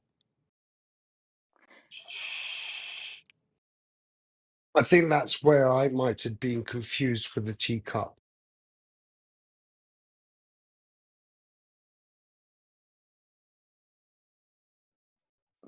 yeah. So yeah, I got away from being self-hating and white supremacist. I am cool. He did a fuck you, you're cool, fuck you. Well, I am also self-hating, according to most liberals, since I voted for Trump and I'm a woman. So I I know how it feels.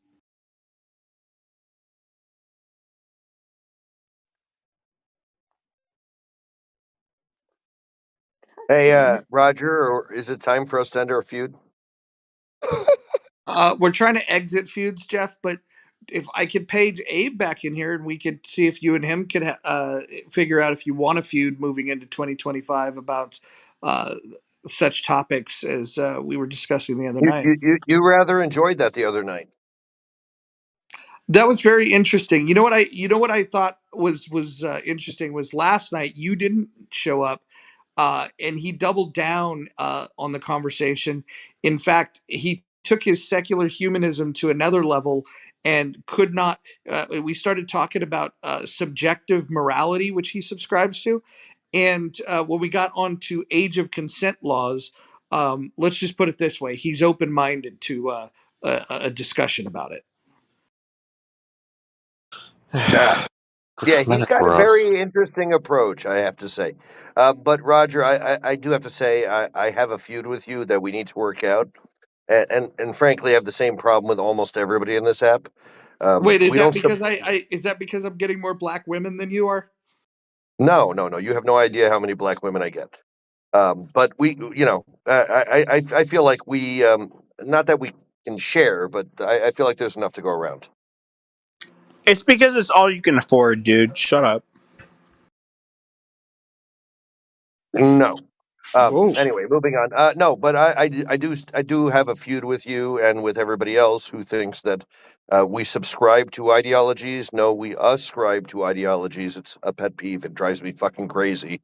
And since we're ending feuds, I just need to vent and say, like, can we all just agree to ascribe to ideologies, not subscribe to magazines?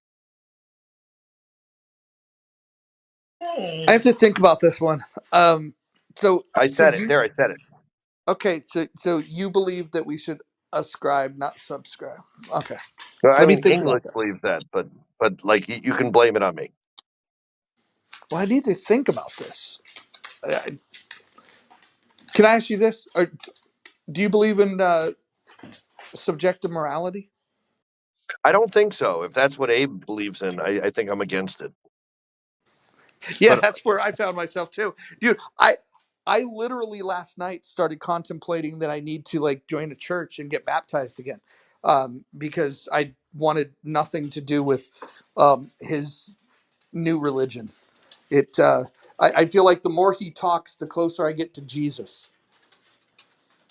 Oh my God, who did that to you?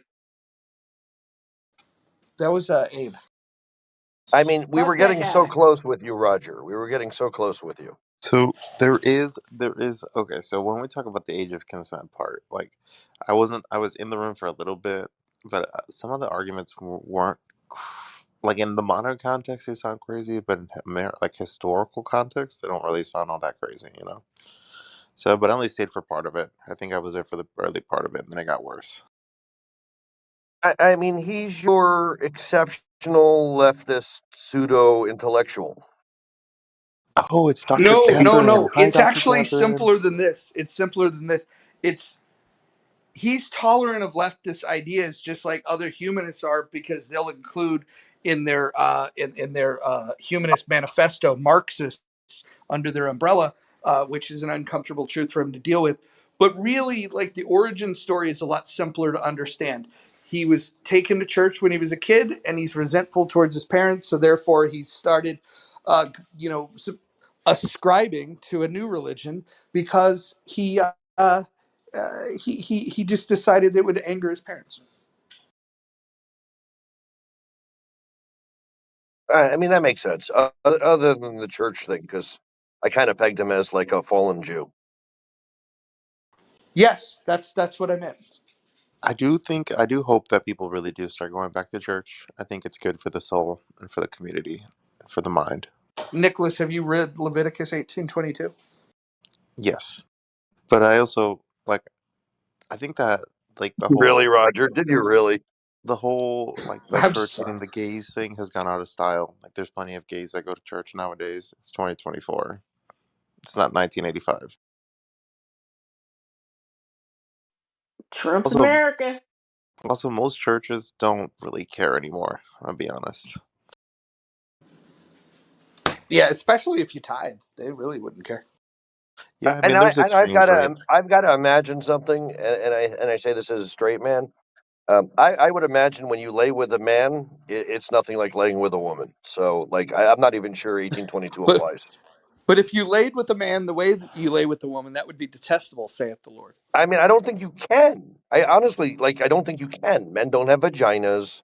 Like, they're different. Like, I think it's a trick question. Men don't have vaginas. Who told you that? I mean, not, typically, not Dr. typically. Catherine leaving after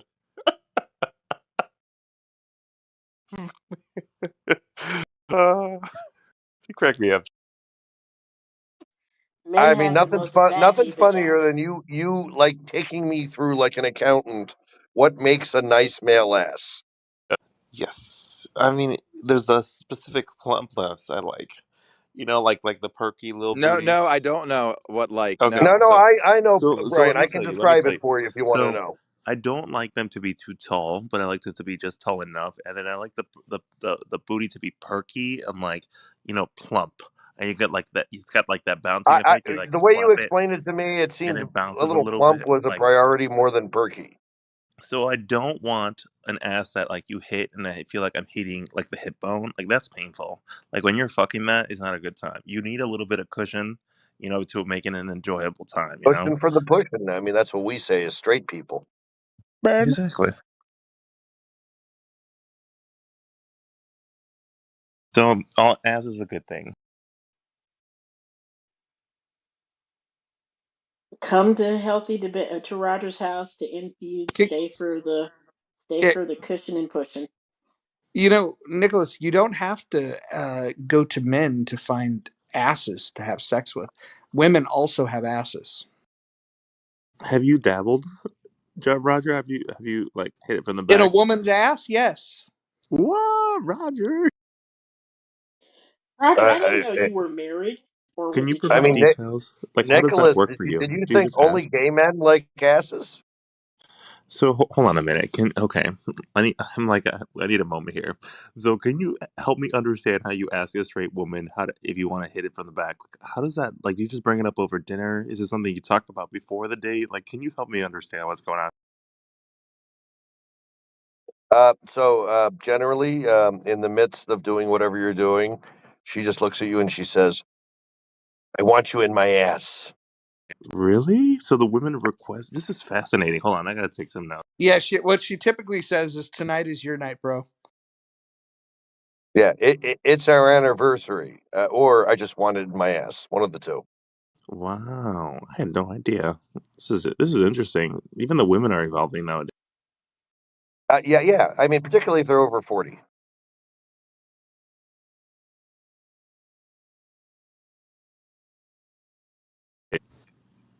I don't even know what to respond. So I'm gonna go back on mute.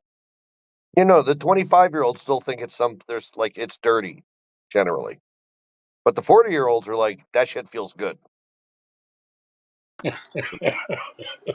I mean, I don't Kill know. The me before I 40-year-olds turn 40. the 40-year-olds think it feels good because it feels like they got raped when they were desirable when they were younger. So it's a real thing. Oh fuck, Pepe. I can't even If get that's through the autism to make if, sense of what you just said. if that's your thing, Joe.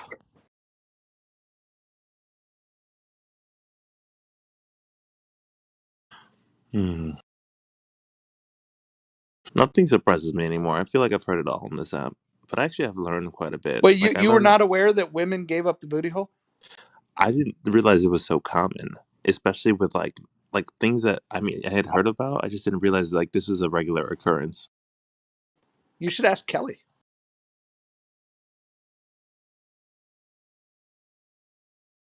For 1,000 years, it was birth control.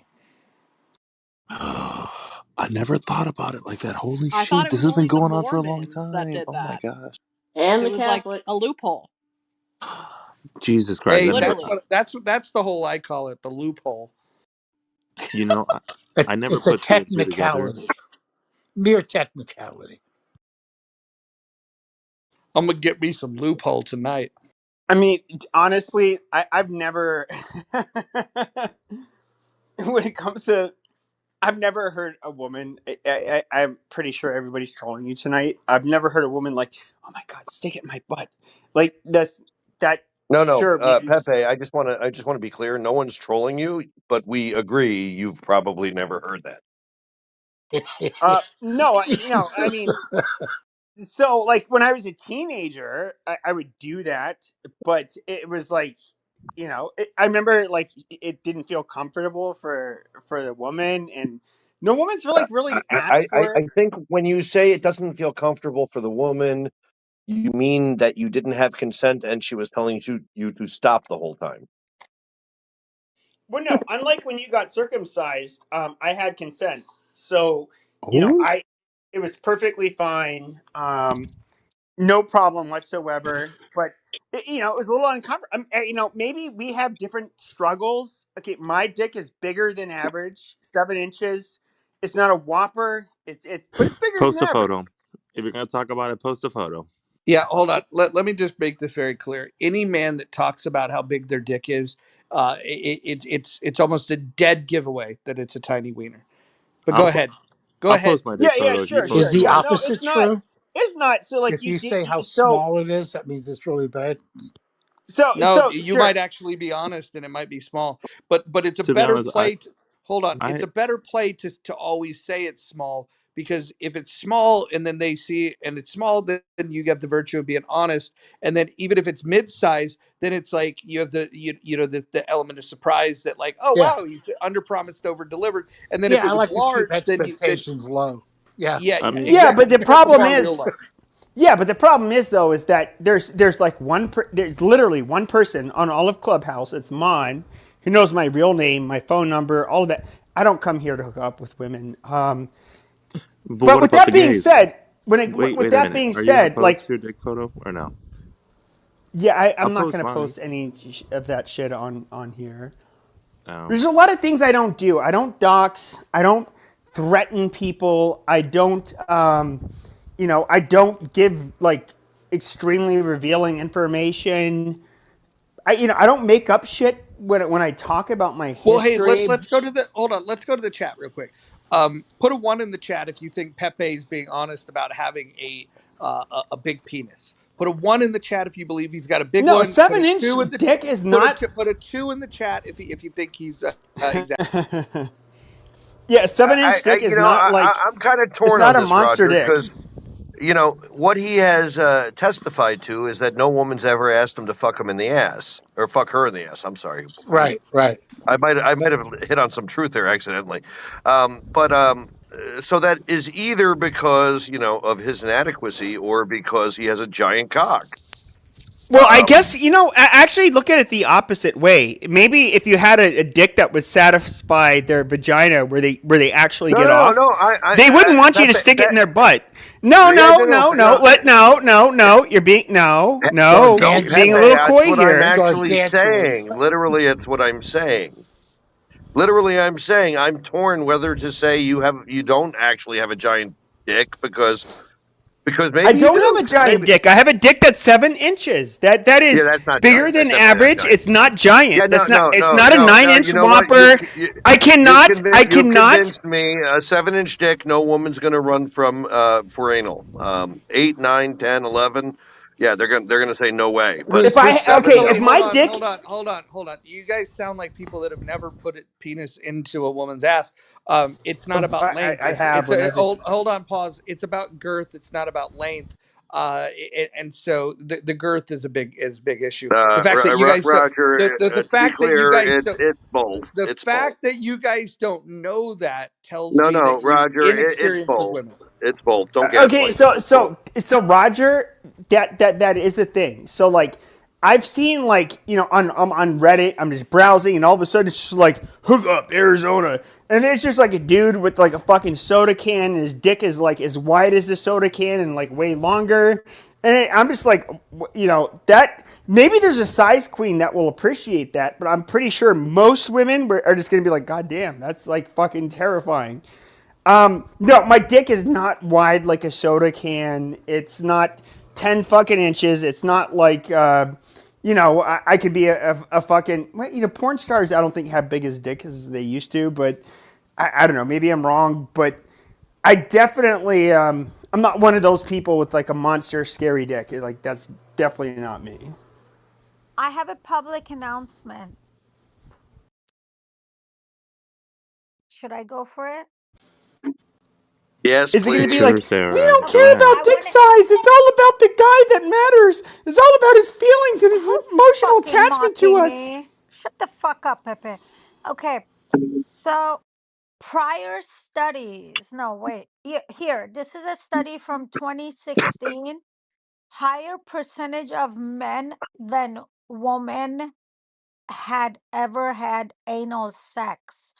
Men, 42.3% of men have had anal sex versus 35.9% of women. This study is from NIH and it's on CDC website, and I will post it in the chat. What, Do you what's have the age? dildos in your What's the age grouping dishwasher on that you're that? willing to strap on to go ahead and like boast those rates? You sound like the type of woman that would. No, Pepe, I What? don't.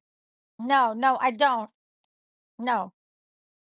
Wait Any a other minute. Well, questions about okay, my never sex life? mind. I'm sorry. Did Any I other just hear that question about correctly? my sex life? Did the study differentiate between hetero and homosexual men? Because, I mean, kind of adds I up. have to read it though. Give me a minute. So here's a misnomer. The gays are still less than one. I think we're like 1.8% of the population.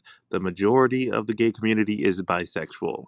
They are literally like over half of us. It's the gays and the lesbians. We are the Really? minority within our own group. So there's really not that many of us. But that's all I have to say. You know what I have said. I don't know if this is true, but like maybe you know because I've never looked at a gay dude's dick or a bisexual dude's dick, but How do Mm-hmm. you know? apparently With all apparently the the dicks you've study. seen, how do Oh you know that wow, none of them wow! are I gay? know, I know. You want to stick your, I know you want to stick your dick in a straight man's face or a gay dude's face. It's fine. Just calm down. Oh, Now, totally. amazing. So when it comes to no studies have actually shown that you can look it up, Google it. Apparently, I don't know how accurate this is, but like penis size of gay males is like larger than that of straight males. That is like the one Really? advantage. No, no, that's what I've heard. I mean, I know the gays make more money than straight men, but I didn't know about the They penis size. do, and they tend to. You know, when it comes to a lot of the things that we consider like stereotypes, which I consider largely true on average, do they tend to have more fashion sense? Do they tend to, when we look at a lot of the industrious gay people that tend to have, the different lounges and restaurants and art galleries and that kind of shit. The art, like there's when it comes to like the arts districts and where the gays tend to live in any given city, they often overlap. Um, but them having larger penis, I don't know. It could definitely be a thing. I don't know how valid, that outcome was. Okay, I'm gonna enter to answer. Was it Holly's question about them being heterosexual? Yes. Okay, I'm gonna put the link in the chat, but I did read it. 92% of the women and 95% of the men, they identified as heterosexual or straight. Now I'm gonna So, put the oh, go ahead, Sarah. Go ahead. no, Oh, God. Okay, so I I'm was gonna gonna say put That's the link. I thought disgusting. Pepe was bullshitting, and then I went and looked it up. Do gay men have larger penises than straight men? And there's like 5 or 6 articles that confirm what Pepe is saying. We gay men on average have larger penis sizes than straight men. And Wow. what search engine did you use, by the way? What? I Oh asked my what search God! Did engine you he use used. Google? I just asked. I didn't. I just asked which one. It's a simple question. I thought Wait, what was the question again, the Brian? simple question. You said you got 5 or 6 results, so I'm asking what URL you went to. What's you got to It's get those results? just Google it. It's Oh, a you got you went to Google. Okay, thank you for letting me know. Great. Oh yeah, so Google's so full of shit. Gay men cannot have bigger penises than straight men. Oh my fucking God! Like so it is even this fucking matters because they stick their dicks in colons, okay, so not Wait a minute. vaginas. wait Wait a minute. They're Wait a minute. not they're not Hold on. competing with us. Wait a minute, Pepe. Is that peer reviewed? Yes, it's been yes, they're peer reviewed studies. It's been several years. This has been something that the findings have been coming out.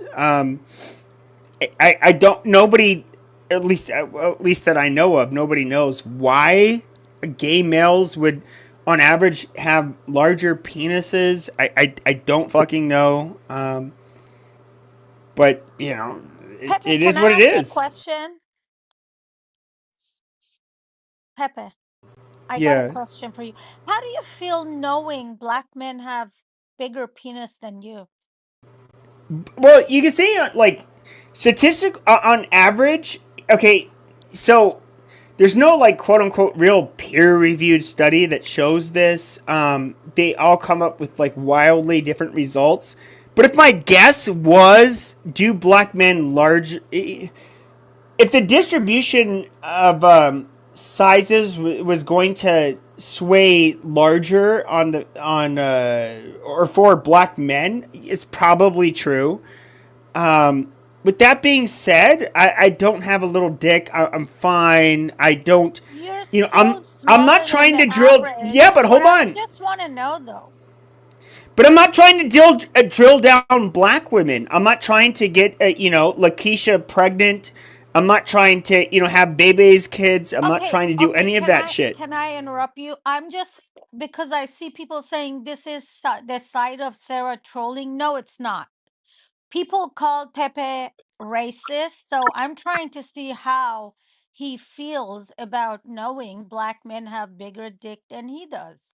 So I I'm mean, trying first of all, can you hold prove on. that I'm they have trying bigger to dicks? Can see. you prove? Okay, but you Yeah, first of all, I'll put Yeah. statistics in you here for referred to you. okay. So, and if that's the case, which I said is likely true, on I'll put average, statistics in here for yeah, you. sure, Oh, there are sure, four sure. countries with men having average 13-inch size, like There's no nine. country on Oh my average God, 13-inch. nine. Oh, they're No, bigger than you you, just lie. Pepe. No, there's no country on average with 9. You're still fucking lying. Hold on, Bigger y'all. than You you. too. Wait, I just want to correct something, Sarah. I think you read this wrong. I've been reading through this report you shared. It says the part about anal sex that you read. It says um, uh, higher percentage of men, 42.3% than women, 35.9% had ever had anal sex. I think what they mean by that, they're not saying that the man took it up the butt. They're saying that the men inserted their penis into a female Yeah, because I Oh think that's what she my. meant. then I think it that's what goes she meant. on. I don't think. No, Oh, I thought But that's why what they are meant the you whole time. changing the subject and helping Holly? I can see why Hekima said that word to you because right now you're helping Pepe out of this mess. and then There's it no says mess. regarding same-sex sexual behavior, almost 3 times as many women had ever Okay, had okay, but same-sex contact in their lifetime I compared want with to know men. how does Pepe feel about this? His penis is smaller than black men. How does it make you No, feel? my I would say statistically, my dick is larger than most black men's. But it's probably more common that a black man, as opposed to a white man, would have a dick bigger than mine. That whatever.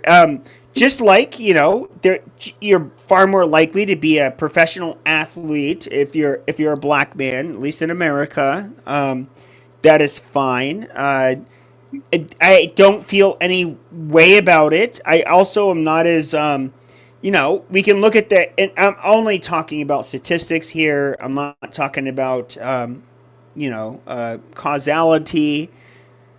When it comes to the outcomes with me, I'm not nearly as dumb as most black men. So that is a plus. It's one of those So things Pepe, you have let to. me ask you something. What makes you think that you're smarter than black men and they're dumber than you? I just want to know based on I what you didn't. What? said. No. Do you understand group differences and how there's a difference between individuals and the distribution of traits? Well, I want to have this conversation with you to Okay, but I asked understand. you a very simple question, but you're not Do able to I answer it. There's know? something Oh, you I don't do. I understand per do. I do. capita. Okay, then you wouldn't ask that question if you do, No, no, no. But what you read on internet and what real science huh? is, they're very different. So that's why I'm having this No, it's conversation not. with It's you. no, it's I'm not. actually not taking the bait. Someone said Sarah's taking the bait. Pepe actually N- just took the bait. So can you no, explain to you me you're how too they're dumb to different? understand what's happening. So, like, when it It is comes a to language you use to like win an no, argument. it's not. So I'm going to put it very simply. Whether you're far left or far right, okay, they all are, everybody, okay, like behavioral geneticists, the psychologists that study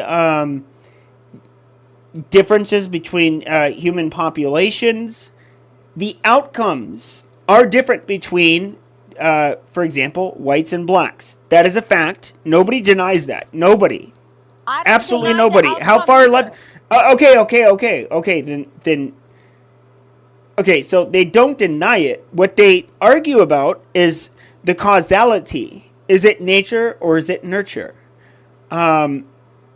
So once again, okay, the outcome is you denied this. Okay, that's why I'm pushing back. The outcomes between different racial groups is different. That is a fact. An Nobody outcome denies does it. not mean you're smarter. because the Oh, environment Jesus has a big Christ. You're so factor fucking in stupid. people's outcome. No, I'm not. You're the stupid Yes, one. you I'm not are. that You way. dumb. Like, I was about to call you the B word. Okay, so I'm bored of this. So the largest penis Okay, sizes, no, but when I it just looked comes, them up, right? I just want to So know how we went from number feuds to one, we dick have sizes. Sudan, right? This Number is a new two, we feud. have the Democratic Republic. This is the top 10. Democratic Republic of Congo. Number three is Ecuador. Why is Ecuador always at the top of the list for like largest penis sizes every year? Anyways, after that is the Republic of the Congo. Then we have Ghana. Then we have Nigeria. Then we have Venezuela. Then we have Lebanon, Colombia, and Cameroon. The United States is ranked 57th in the world with an 57. average penis So size of what is Wait, 5 hold it? on, inches. hold on, hold on, hold on. Where? How is this information collected? Is this all self-reported? Yeah, who are the There's an doctors? it says a erect length by inches. No, eh, but is eh, it okay, but Who self-reported or what? yeah, but I these just got studies to are point reported in two out if different we're ways. So you get people that self-report, and then you get the people that get basically, and they take a dose, whether it's injected or orally, or, a Viagra, and then a clinician will measure it. I mean, obviously, you want to do the ones where the A clinicians measure clinician. it. so let's be clear. I don't know what I was about to say. Never mind. That's Let's be different. You're You're clear. getting talking into about a physicist, Pepe. nurseuticals. Well, let's be clearer. Men get caught up in size. I am not Sorry, a going to. physician. I'm not going to be politically correct and say size doesn't matter. It does, but there's all this argument over who has the biggest dicks. But if you don't know what to do with it, you might as well have a small one. Bingo. I mean, I have a question though, like for the ladies. So, like, if let's just say, like, I'm well endowed, are you sure? And then, like, all of a sudden, I pull out like soda can thick, 10-inch dick. I'm just asking, like, how many of you loose gooses are going to be like, oh my god, I would enjoy it? So Some of you according would. I said, okay, according so Sarah is giving her thumbs up. Okay, she would enjoy it. Amazing, amazing. We have so a size according to queen. this, right? They apparently they had some scientists go to these different Went countries off and for do what a Liz random said sample regarding and you measure the probably sizes don't of know how to the use Shut larger it, up, dicks. he's even though I don't believe talking. it's 7 inch. Loose So goose is crazy. Lucy Goofy. Sarah, you slide down every bar stool that you sit on. Okay, I understand. It I don't sucks. know what that means. My English isn't that good, but Oh, my bad. yeah. Do you want to elaborate? It means you can sit on a stool and your vagina is so loose that you'll slide down the Yeah, stool but at a bar. I'm not even the thickness of a stool. So you just what you say is just so Yeah, but your fucking soft. vagina is a large hallway. It's a I guess concert your ass arena. is that big. That's why when you sit on it, What? you slide down. So you think every woman is like you, but I'm not the thickness of that. So it's impossible. It's not impossible. Do you enjoy You said it? that you gave a thumbs up because you like 10-inch Oh, I gave dick it that is the thumbs up girth of to a soda can. Liz. No, you are a size queen, ma'am. I don't know what a size queen is. is. So Hold on, The guys. Hold soda on. Listen, can. listen. I can't do a second more of listening to Pepe win a debate about penis size with Sarah. I just can't do another second of this. So we're gonna have to Thank change the you. subject.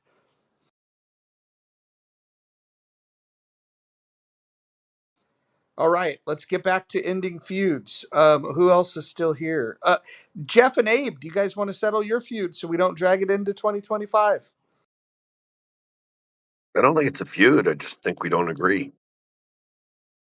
Oh, come on, let's call it a feud and then we'll talk about it. Nah. Dr. Catherine's back. She was choosing violence earlier. Welcome back, Dr. Catherine. Catherine, are you a normal woman if you prefer an erect penis that has the girth of a soda Stop can and it's it. 10 inches long? It's 10 inches long, and you can sometimes I don't know, slide down a bar stool accidentally. Oh, Pepe. Roger, what's going on? We were having an argument about penis size. It started with Pepe declaring that he had a big penis. He didn't say it was a monster. He just said it was big. And then we got in a debate about it, and he was I challenged said I, bigger by. I, than I mean, it's average. Hold not on, even hold big. on, I think hold on, hold on, hold on, hold on. I will narrate this. I'm catching Okay. Dr. Catherine up. Pepe, Hold Pepe, on, no, how hold, big? Dr. Catherine, How big? Dr. Catherine, hold on. Okay. We're not going to revisit this. And then he got challenged on the issue by Sarah. Sarah wanted to weave in the idea of black mandingo penis size and ask Pepe if he was uncomfortable knowing that black men had bigger penises than he did. And it turned into a thing.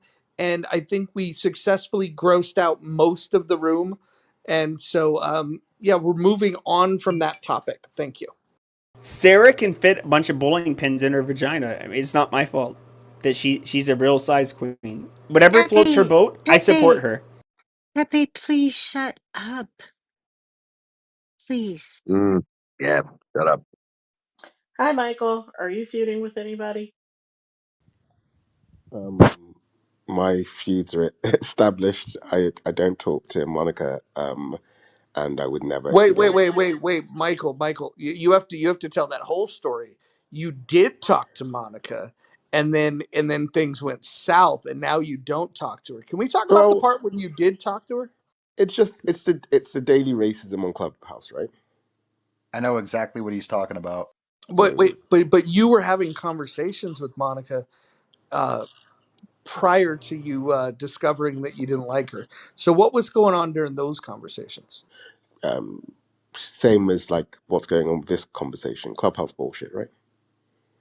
Was there She's a any? closet racist. She listens to PragerU videos. And Jordan Peterson, she talks about how black people commit lots of crimes, but she's not racist.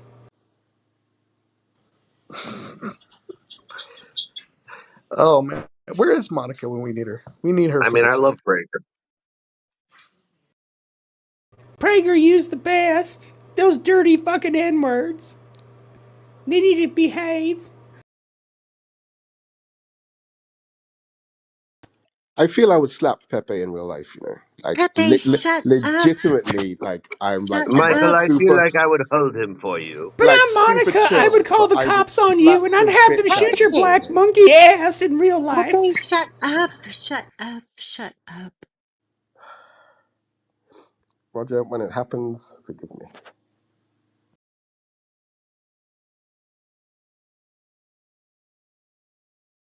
Yeah, it's that kind of, like for a lot of people, but beneath the surface, the racism kind of like comes out. And for me, I just like, oop, I prefer to stay away.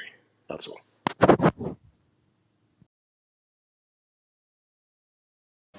Dad, can you please pass the peas? I think we should get Monica in here so she can open her monkey mouth and talk about what a Karen racist she is. She's a Oh, very, please. very dirty cracker whore, and I would love to hear her explain herself. Why are we trying to choose violence? Why don't we get along? The whole purpose of this I room was want to white end. genocide tonight. That's what I want. No, No, but it is my we want fault, to end Roger. these He's feuds. We asking want to for end it. these feuds so we can go into 2025 with a whole clean slate. Everybody's unblocked. Everybody's getting along, and we'll see how long it holds into the new year. Roger, it I is mean, my you got to fault. be honest though. You've heard the same thing about her from numerous people. About Monica? Yeah. Yeah, I'm going to tell you, I disagree. I stand on the other side of this. I think that Monica's a troll, and I think after she trolls, she plays the victim. But Oh, I don't nowhere in. disagree. Hold on. Why are you talking while I'm talking? It's weird. The one thing that I think people exaggerate is when they say that she's a racist. I think they have exactly zero evidence of that.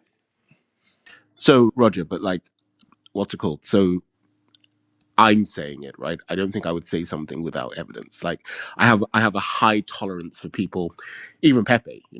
So I would only say something like that if I did have receipts. That's the only reason I wouldn't engage with someone, not because I heard someone said that someone said. So what exactly did she say? Is there an audio tape or is there a screenshot of something in chat that she did that was overtly racist? I've I've known her on this app for Screenshot 4 of years and I've overtly never racist. seen that. Yeah, no, In but fact, like, the last time that I asked for proof, Hakima PTR'd a picture of a ghost with the word This is some bullshit. And he said that that was clearly a reference to the KKK. Yeah, I know, but that's Hakima, right? That's got fuck all to do with me. I don't think that would be my standard of proof that somebody was racist, right? So where's your proof that Monica's racist? In the DMs, hey. Wait, you got DMs where she said something overtly racist? Yeah, and me and her had a huge fallout about it, and I don't talk to the bitch. Simple as. Does she want? Does she want to see your big black N-word I dick? don't talk to fucking Pepe either, so shut your cunt mouth, man. For fuck's sake. Wow, Great. I wow. like the offensive on Pepe. That's a good way to shut him up. Nice. Such an uncivilized fucking bonobo ape. What the? I don't even understand why he's Your being so mother is mean. a fucking ape. Yeah, I respect Michael setting a boundary.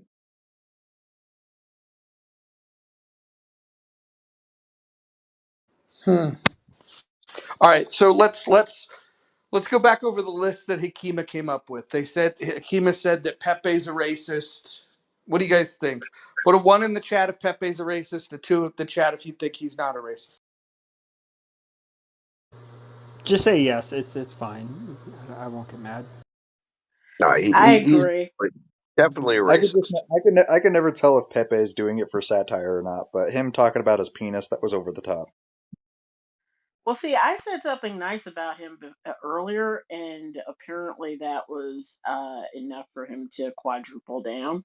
So I'm gonna put a 1 in the chat so that Pepe can settle down. I do remember Pepe saying that every Asian massage parlor you go to, you're most likely to catch an STD. I That's never not said that untrue. because I've Wait, never hold on, been to hold an on, Asian hold on, massage hold on, parlor. hold on. What's untrue about that? I never said it was. I'm just saying that that's what he said. I remember it. No, I've literally never been to an Asian massage parlor.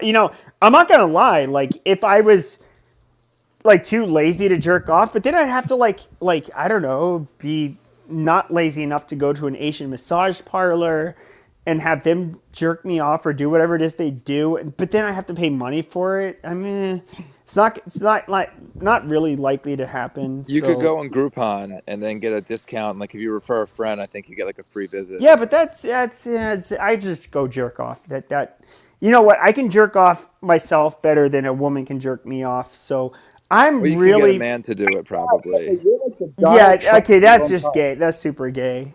Okay, I I understand can get some you like that men, but it's anybody fine. else could jerk me off. It's great, believe me.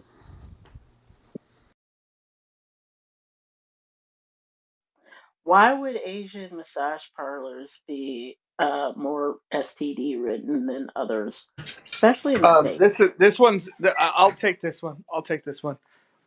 Go for Because Asian massage parlors are fronts for whorehouses. But go ahead. Well, I mean, I get that part. I get that there's prostitution going on, but I mean, more STD prone?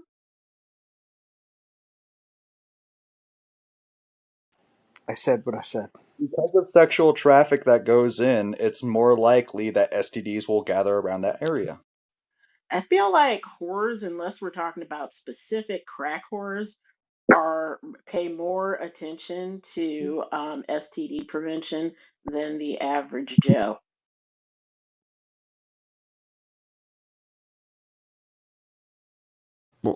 Well, I think the problem would be that is like, let's say like I'm a masseuse at an Asian massage parlor, and I'm some dirty slut, and I'm like, oh, I got like 10 hours to work, and I'm gonna see like I don't know 5 to 10 people, and then I get my loose sloppy vagina cream pied a few times.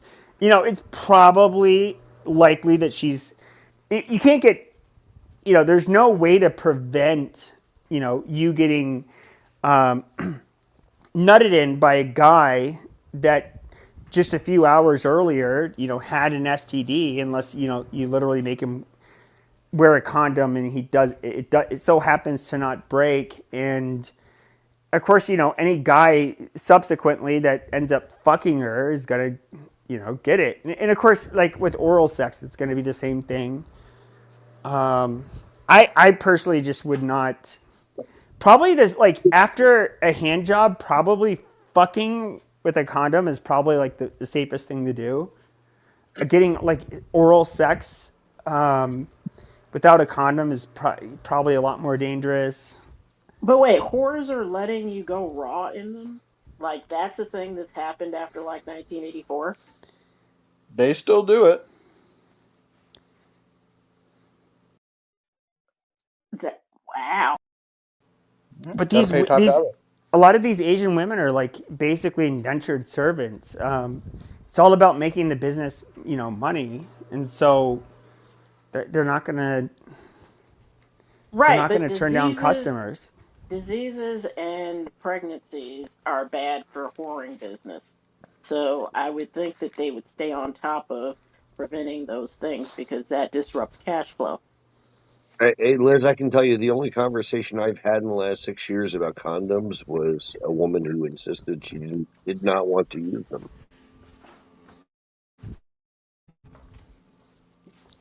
What planet am I on?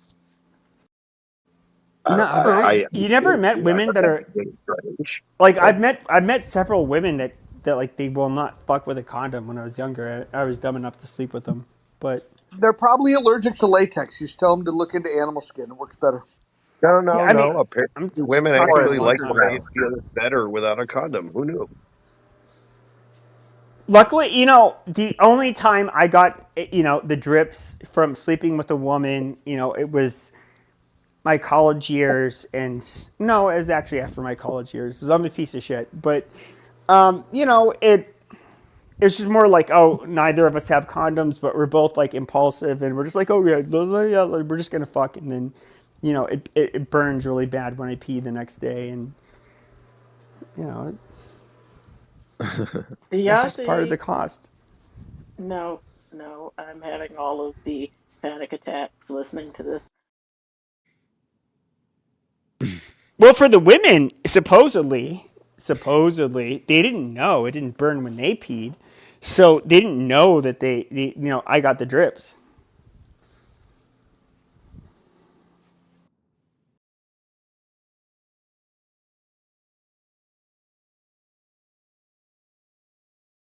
Fascinating.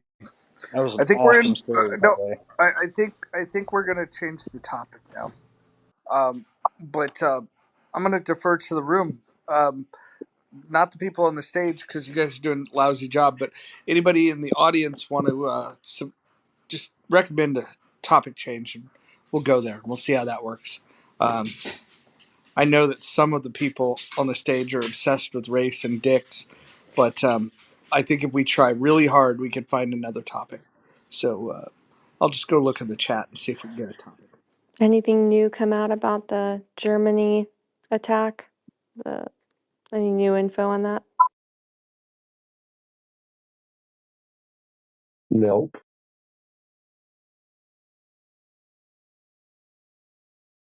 Roger, I kind of want to take a step back a little bit where you mentioned where you'd mentioned that you had called the election because I think many people did, and once Not on once people Clubhouse. I was standing here. I was on the mountaintop by myself, shouting to you guys, and it didn't matter if you were apolitical, if you were conservative or liberal or progressive.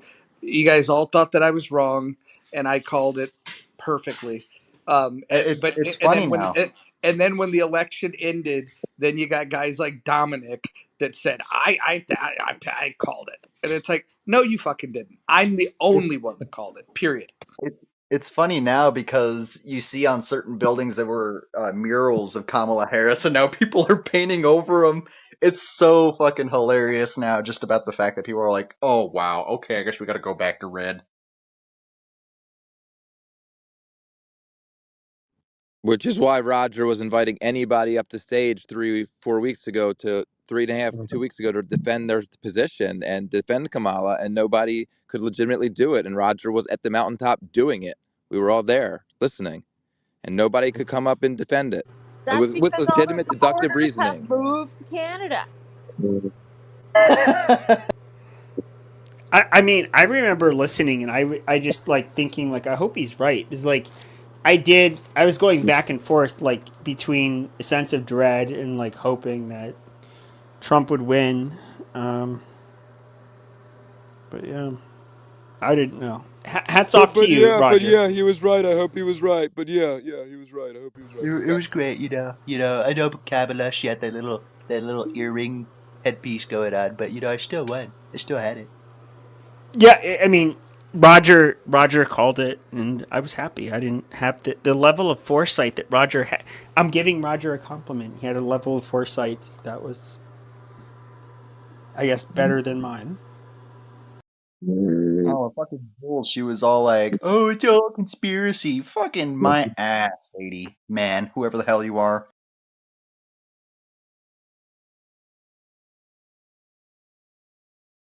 What are Democrats going to do next? Where do they go from here? They'll do the same old shit. Art therapy. They'll probably try to threaten off some more candidates later on. Fetterman and Manchin are talking some good shit, though. Like they're talking some really good shit. It'll be the same wash, rinse, repeat that it always is. The Republicans will have their run. In two more elections, the American public will be like, "Fuck them. What else is new?" And I mean, we saw it through the Reagan for Bush 1 years, and then here comes Clinton, and then we had that shit show of hanging Chads in 2000, followed by Bush 2, and then everybody was like, "Fuck that guy. Where's this black Democrat?" And it's the same cycles. Nothing ever fucking changes. Roger, do you think the woke movement might have like died though? It's going to reinvent itself. Look, Marxism reinvents itself, and you got to be vigilant. And it's going to come back in some new form. And but the way that it's not going to come back in the same format. I'll put it that way. If it comes back in the same exact format, people are just going to say, "Oh no, I recognize that. I'm not playing that game." But they'll reinvent themselves and they'll pivot away and they'll go, "Oh, this isn't wokeism. This is some other thing." Just as the wokies pretended that they weren't Marxist, right? The cultural Marxists are very good at switching up the form factor in which they navigate. But at the end of the day, I think that there's a coalition that's forming to say no, we don't want this shit. And I'm happy to see that wokeism in its current form is dead. It's just dead.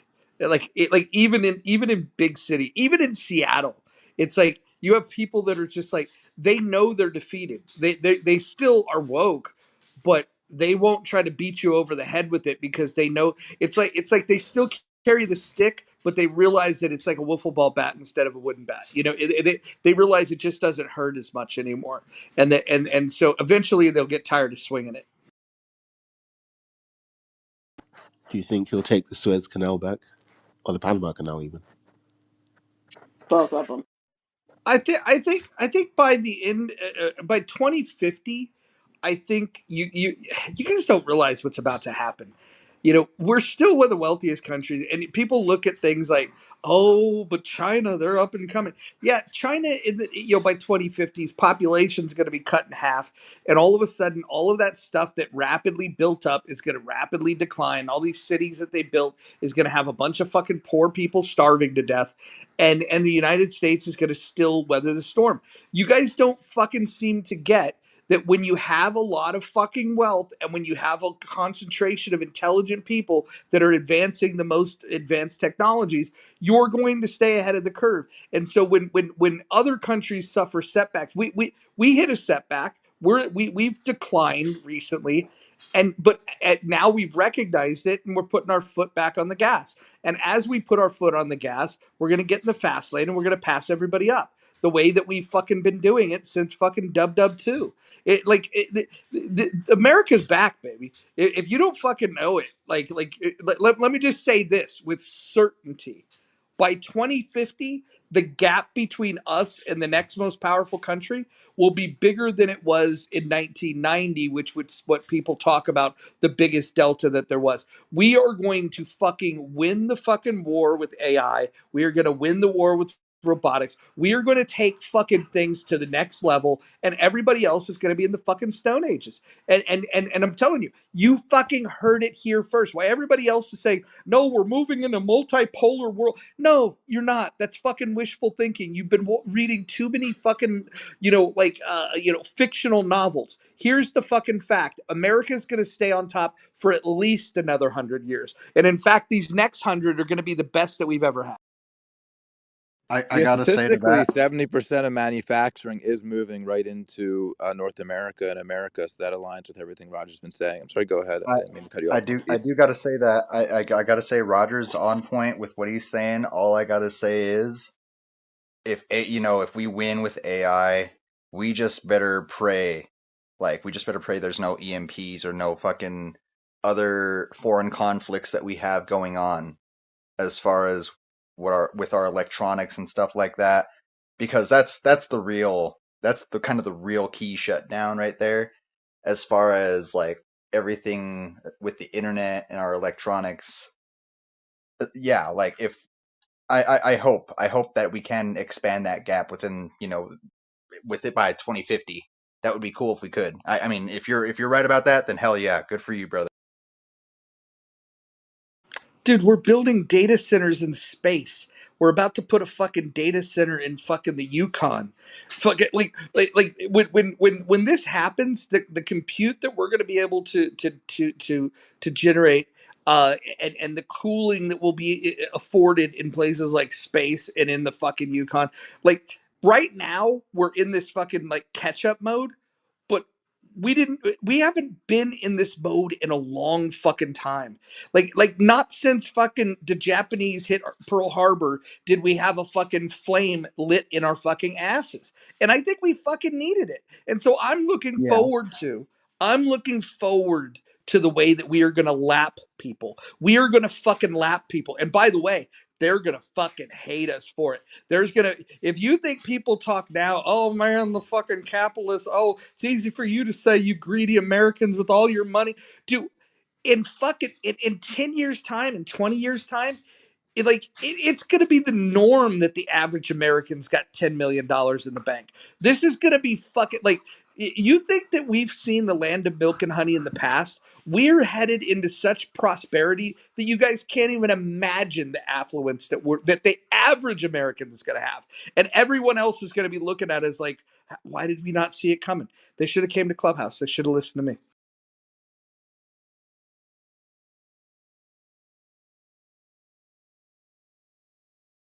The only problem I see with it is glamorization.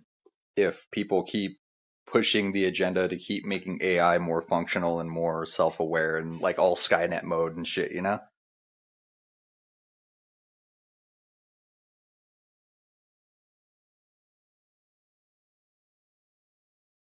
Listen, if AI is more intelligent than people, then it would certainly side with us anyways. It would look around and go, okay, well, if I got to choose a fucking team, I guess I'll choose these guys. They've got their shit together better than these other fuckers. You don't think they'd see us as a little bit more self-destructive? No, are you fucking kidding? Listen, look at us. Comparatively speaking, look at the United States and then look at the rest of the fucking world. Like, like Like seriously? Like we're the example.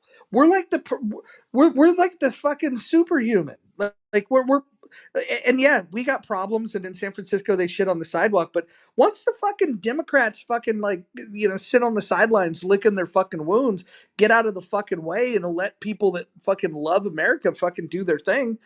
Like it's fucking game over, dude. It's game over. The self-inflicted wounds are gone. We're getting rid of fucking the Democrats.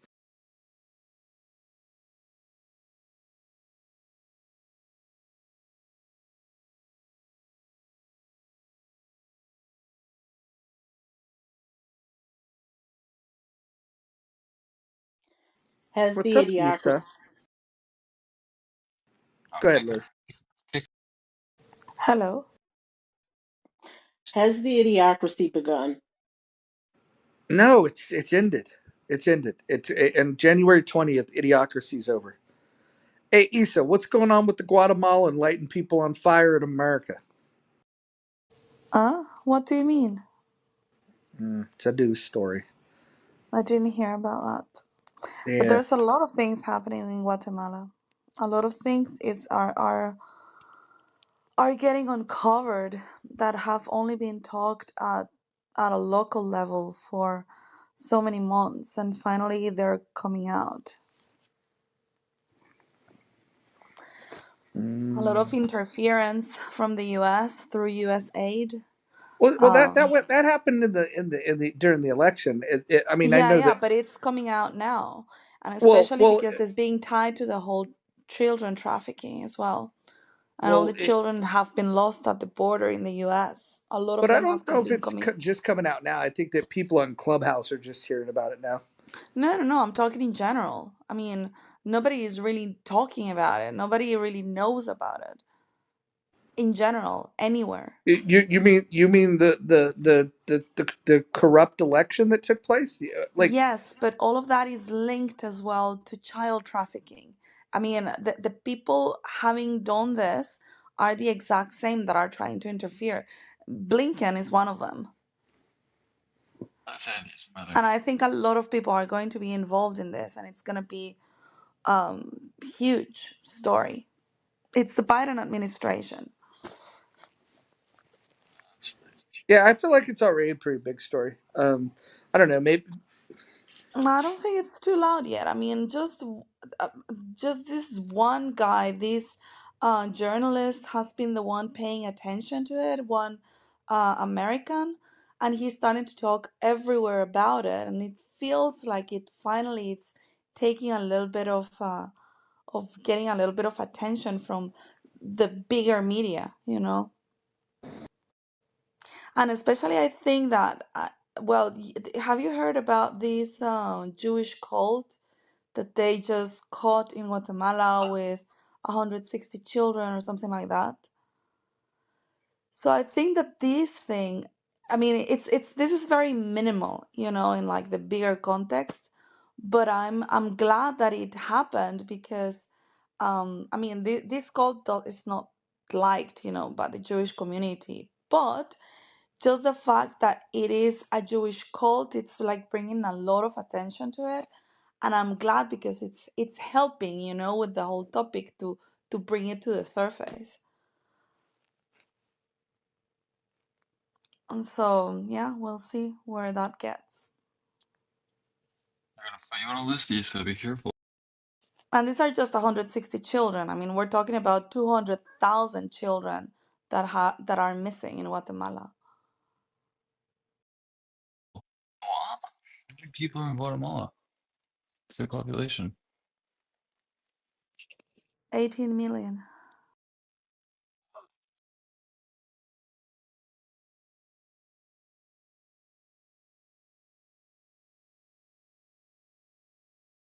It's like the size of LA County.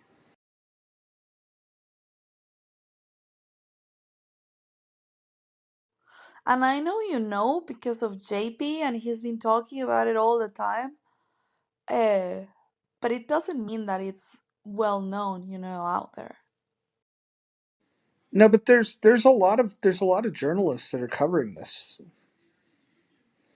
Well, just recently, probably like a month ago or so, because of this guy, I don't remember his name, but he even traveled to Guatemala. I think that he's currently in Guatemala, like doing a lot of research on this and investigating and talking to people. And he is the one breaking it out, you know, the news. And he's going to a lot of podcasts and he's gaining a lot of visibility. But I think the problem was is that it was hard to break the story above what was going on in the U.S. You know, I mean, like first of all, you got a war in the Middle East, you got a war in Ukraine, and then you had the election. Now that I think now it's the time for the storyline to blow up, but people were talking about it. There was one thread that I was on X that had like 12 million people talking about it. So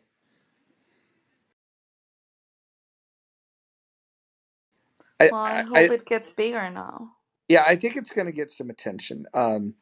Uh, what you need is you need Malay and Bukele to start speaking about it. I think that issues that happen in Latin America, I think that we need to look to those guys to to comment and be like the leaders of Latin America, and especially call out the U.S. role in the interference in that election. I think a lot of people, they'll talk about like, interference in our elections, but we clearly interfered with Guatemala's election. It's fucking wild.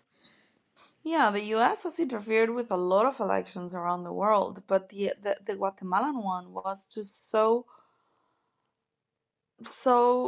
how do you say, like, so evident. You were not even trying to hide it, you know?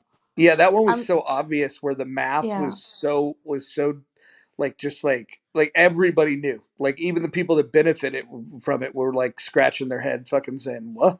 What happened?" And Anthony Blinken, like, he has inserted himself in all of this. Well, I guess that he's just, well, doing his job, whatever, whoever is telling him to do all this stuff. But this guy is evil. This guy is horrible, like he is doing steering shit everywhere around the world, whether it is Ukraine or the Middle East or Latin America. He's everywhere where there is conflict, and it's not because he's trying to fix the conflict. No, he is actually instigating it. He had many unofficial visits to Guatemala to try for the how do you say, the general attorney to stop investigating into what happened, despite she having 100% of the support of the Congress, because there was enough evidence to start an investigation. And he went there to interfere with the investigation, to stop the investigation, and to yeah, just affirm the government that they have put in Guatemala. Yeah, they said that they recognized the results of the election, um, despite knowing that there was the widespread evidence of fraud. They were not interested in it. Like it's very very clear that something fucking weird happened there. And the unfortunate thing is that this isn't just Guatemala internal politics. This is the United States, quite literally under the Biden administration, trying to rig the election in Guatemala. And I would imagine there's probably some people in this room that this is the first time they've even heard it. Yeah, and also he has been also to Guatemala to stop the investigation about the child trafficking as well. So all of that is like super linked to each other. There is this NGO, because the NGOs are the problem. The NGOs that are like streamlining, all the charity and donations and aid that is coming to my country, they are the ones involved in the child trafficking as well. There is this one specific NGO called Save the Children that has been linked to a lot of these shady shit going on, and Jill Biden is linked to that NGO as well. I don't know if she's that sitting on the board or something like that, but it's all linked to the administration of Biden and the open borders and the trafficking of children and the children that Kamala lost. That are like 350,000 children that she lost. Well, a lot of them are from Guatemala, are coming from Guatemala.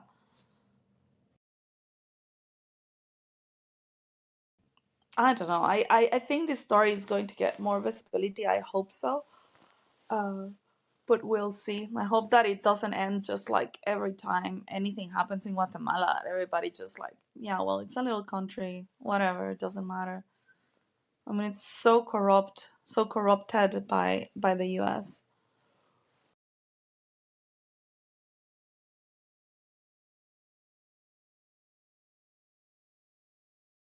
think I think these operations were going on. I know they were during the Clinton. As far back You as sound very Clinton, muffled, Lou. he's been complaining about me apparently. So, cigarette. You still sound muffled, Lou. I don't know if he's even trying to talk to us.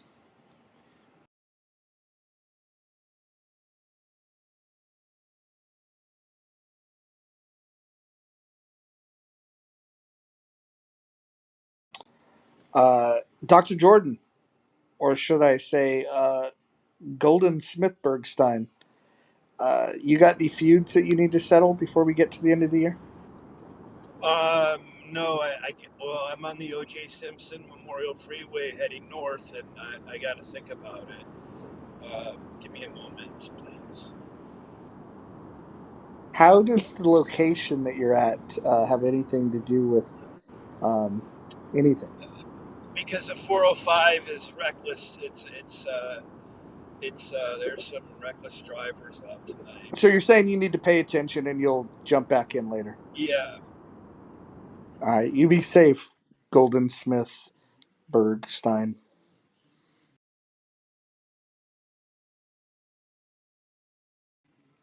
Oh, look, Sarah's back.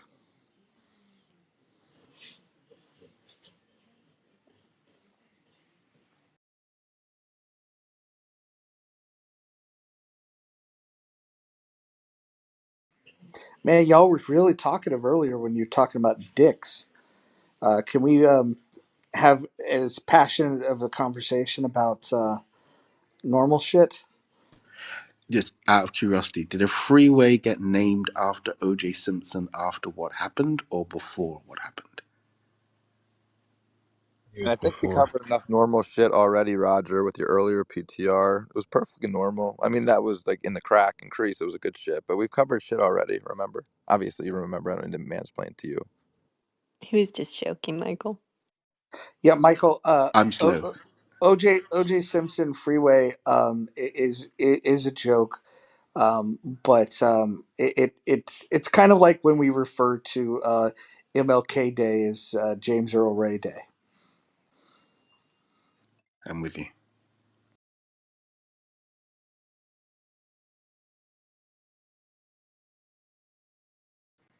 Actually, no, Sarah, I don't want to go back to that. You were the one that were driving us in that conversation. I'm going to go to Necro. Necro, you have any feuds that you need to end before the year ends? Uh, well, I felt like I,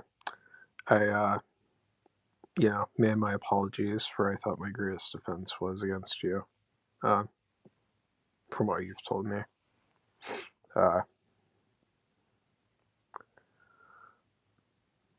I mean, I don't really have any animosity towards anyone, but Have you ever thought about like taking a B vitamin?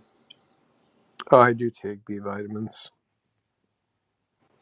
How many milligrams? Hold on a second. 1,000 micrograms, so 1 milligram. Yeah, I think we gotta up your Up it. intake of B vitamins for sure.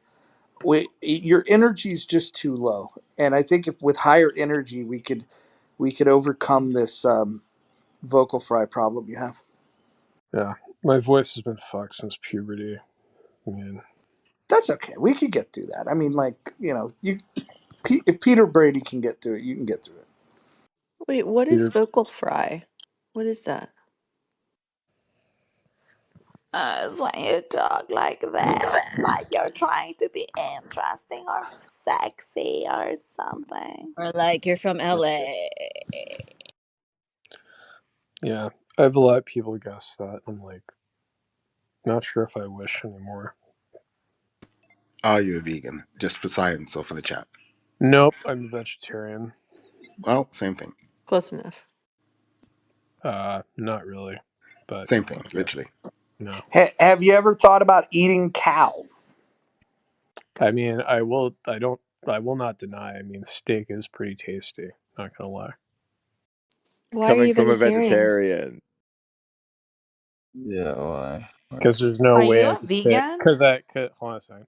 So the reason I stopped eating meat was because just thinking about it, there's no way I could say to a cow, in real Because life you're gay?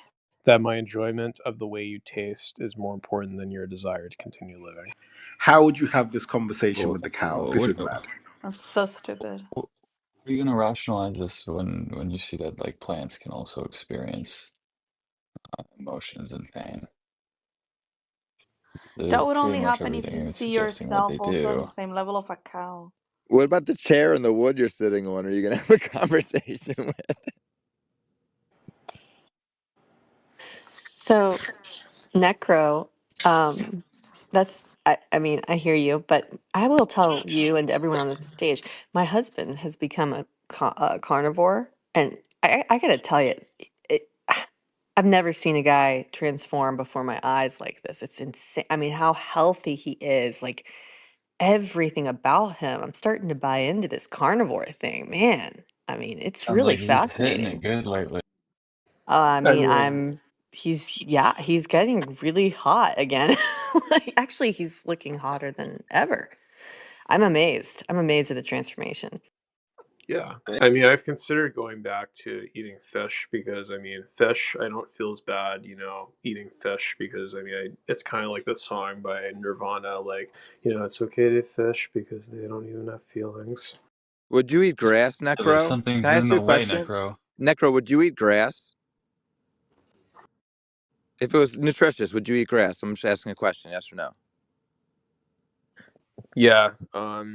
Okay, so let me. Why wouldn't you eat grass-fed cow where the cow's eating grass? He has four stomachs. It's actually turning the sunlight into nutrients, and your body's actually getting nutrients. You don't have to worry about being a pescatarian because that's just a big word anyway. And you could actually get the nutrients from the plants from the cow, like God maybe intended. Well, I mean, I mean, God made it that way, which I don't believe. Well, you So, only have one stomach. The cow has four stomachs, so he's converting it a lot better than you are. I assure you. are you suggesting we should just take I've parts of spoken the to the cow? cow. I've looked at science, aether physics, quantum entanglement, and apparently the cow's four stomachs are converting the grass to nutrients in a way that you can absorb them through meat and be healthier, possibly according to what your grandmother and your father ate. You'd have to get a consultation, but I Yeah. think you should eat fish or something. Like honestly, you do need cod liver oil. You need definitely honey. I don't know, like that's why we don't want you to be vegan. We don't want you to die here, man. We want you to be healthy. And it will increase Yeah. your testosterone. Maybe it will And I also will just have say, an impact in your voice. the other thing about eating meat that's kind of turned me off from eating it for like health reasons would be the high amount of saturated fats, like clogging up the hearts. I mean, that's something that is kind of something I'm kind of happy to, kind of why I'm happy I decided to stop Slow eating down. meat. So,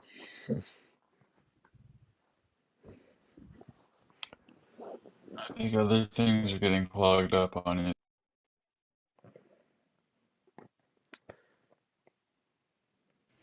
Lou, are you on the same diet? Because you kind of but start sounding like Necro today. I will just say that, like No, if you, I love meat.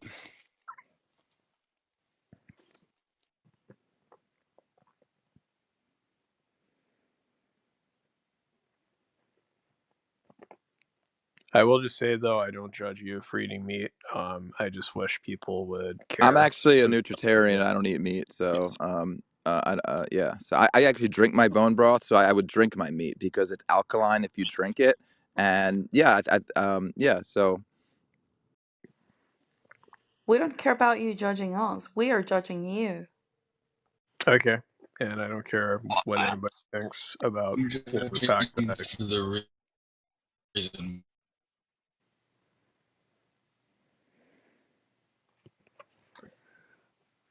I.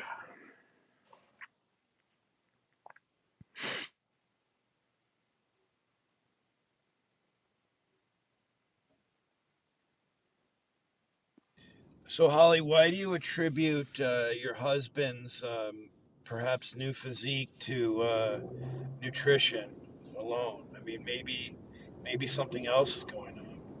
Yeah. Yeah, it's not nutrition alone. Yeah, you're right. So he's working out a lot. He used to drink a lot. He doesn't really drink. I mean, he's not a complete teetotaler, but it's very rare that he drinks now. So I mean, yeah, there's a lot of things at play here, but the carnivore thing I mean, do you think he's is seen? a big part of it. Do you think there's someone else uh, in the relate? I mean, is there a third Wow, why party do you or? want to do that, Dr. Jordan? No, That's mean. no, there's no one else. I mean, I will say that being a vegetarian, it's like, it's kind of left me as like, very It's like being gay, right? no, well, it has left me A very hundred Worse. to percent. be left me to be a very skinny lad, because they're, you know, How long have you been dreaming about fish and converting like and eating a fish? Like People how long? start getting green. It has because I really like the taste of sushi. I mean, I've No, been how long? How long has it been? Like when are you ready to bite the bullet and be like, I need when eat a fish. When are you gonna do it? probably when it's like something that really like when I like really need those omega fatty acids. Like those are the things that I might make me change my Winter mind. time is here. Oysters, eel, fish. Time to get your B vitamins. Yeah,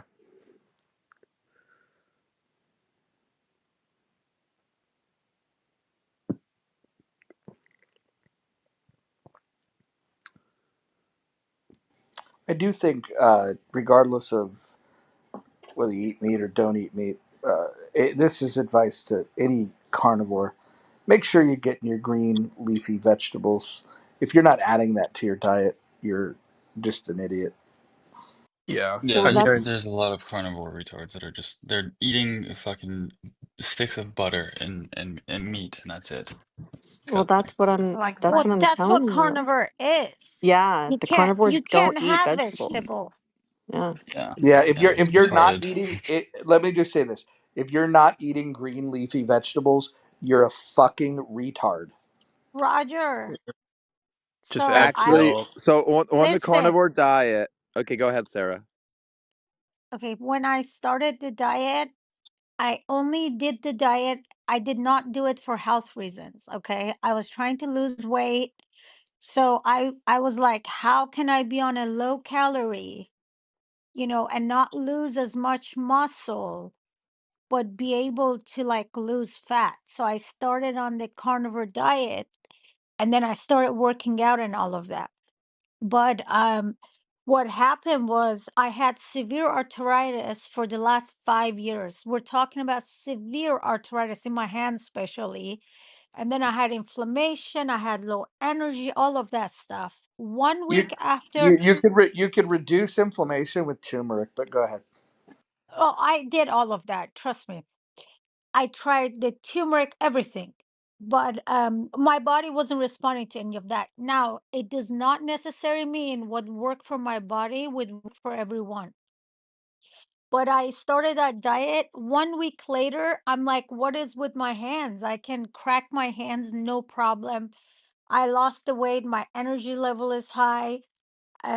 I've done multiple blood works because it's like 5 months now.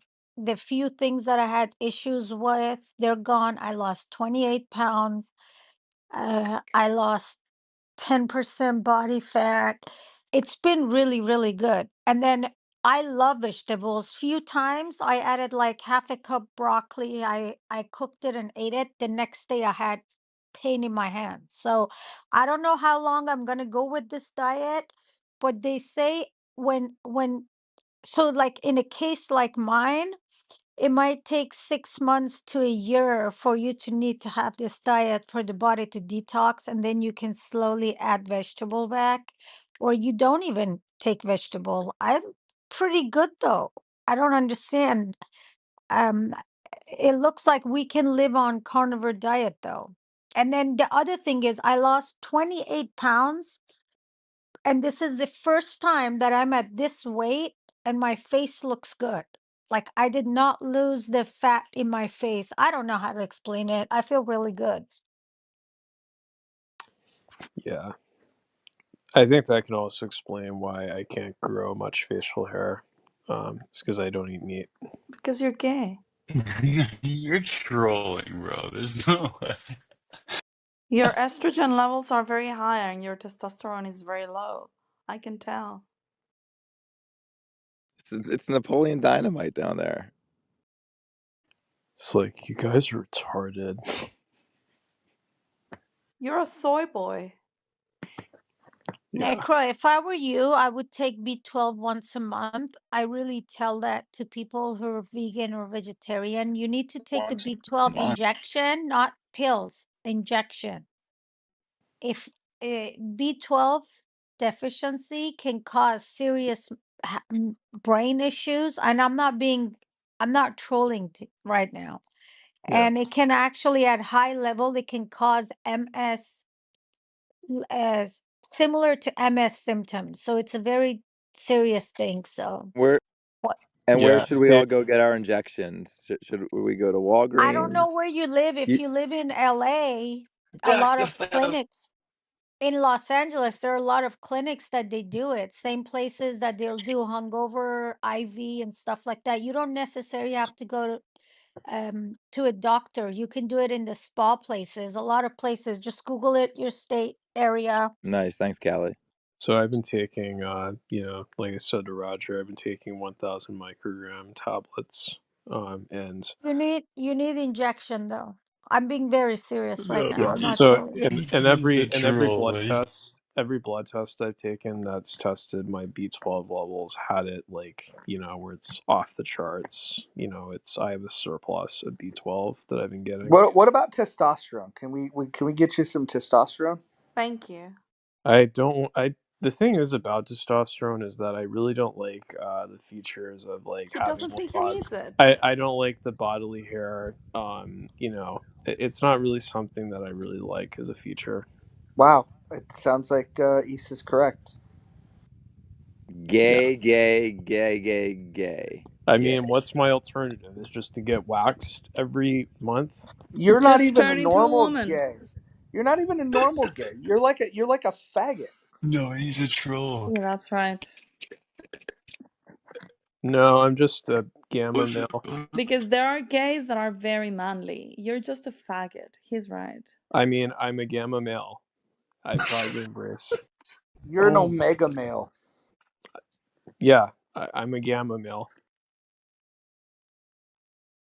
No, you're omega. Omega means you've already checked out. You've decided you give up. You can't hack life.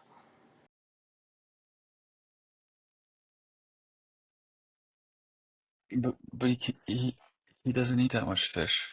Can't be Omega. It's a good one. Can we get You back to guys these know in a couple weirdos of years that are saying that they this thing that believes he's a troll. Yeah, Everything. you can get back to weirdos like why do me. you guys do this talking? Oh, Because he's in the Matrix. this is fucking weird. You guys are just bizarre human beings. Fucking 4 years on Clubhouse, and I you just guys said still I'm haven't weird. figured out how it works. It's fucking weird. I'll just shut the fuck up. You guys just talk amongst yourselves like fucking idiots. No, what were you gonna say? Yeah. Well, that's Yeah, what we're gonna say, Roger.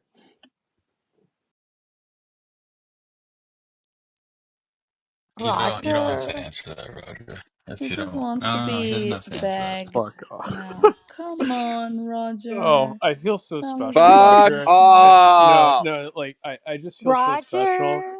I feel so special that you told me to fuck off, Roger. That makes me feel so special. Roger. Well, it shouldn't. I mean, I feel special when people give me the middle finger every day. Very gay. That,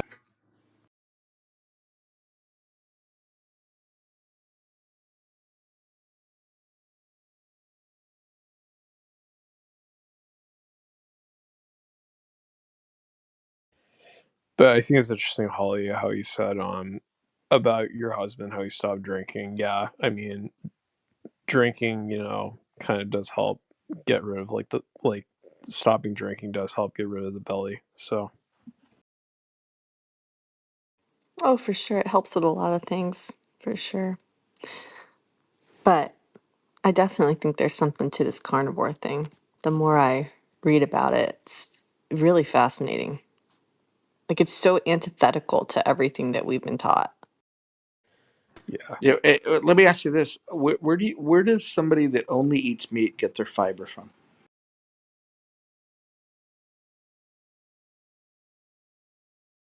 Roger, speak. Don't be an F brain.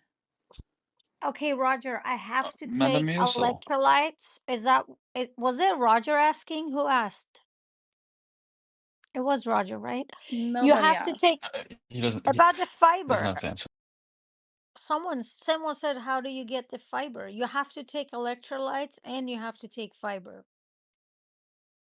There are supplements you have to take on the carnivore diet. I don't know about Holly's husband, but that's what I was telling Michael in the chat. Let me see if he's here or not. And why? I don't. And what's the argument against green leafy vegetables? It's not. That's not carnivore diet anymore. I did it. Look, No, no, I no, no. That's Hold the on, act. argument. hold on. Listen, That's listen, the whole listen. argument, Roger. Hey, Listen, Sarah, shut up. Sarah. I understand that that's not a carnivore diet. Uh, this is the problem with somebody that decides I'm only going to eat meat. If you're only going to eat meat, you're not going to have fucking fiber.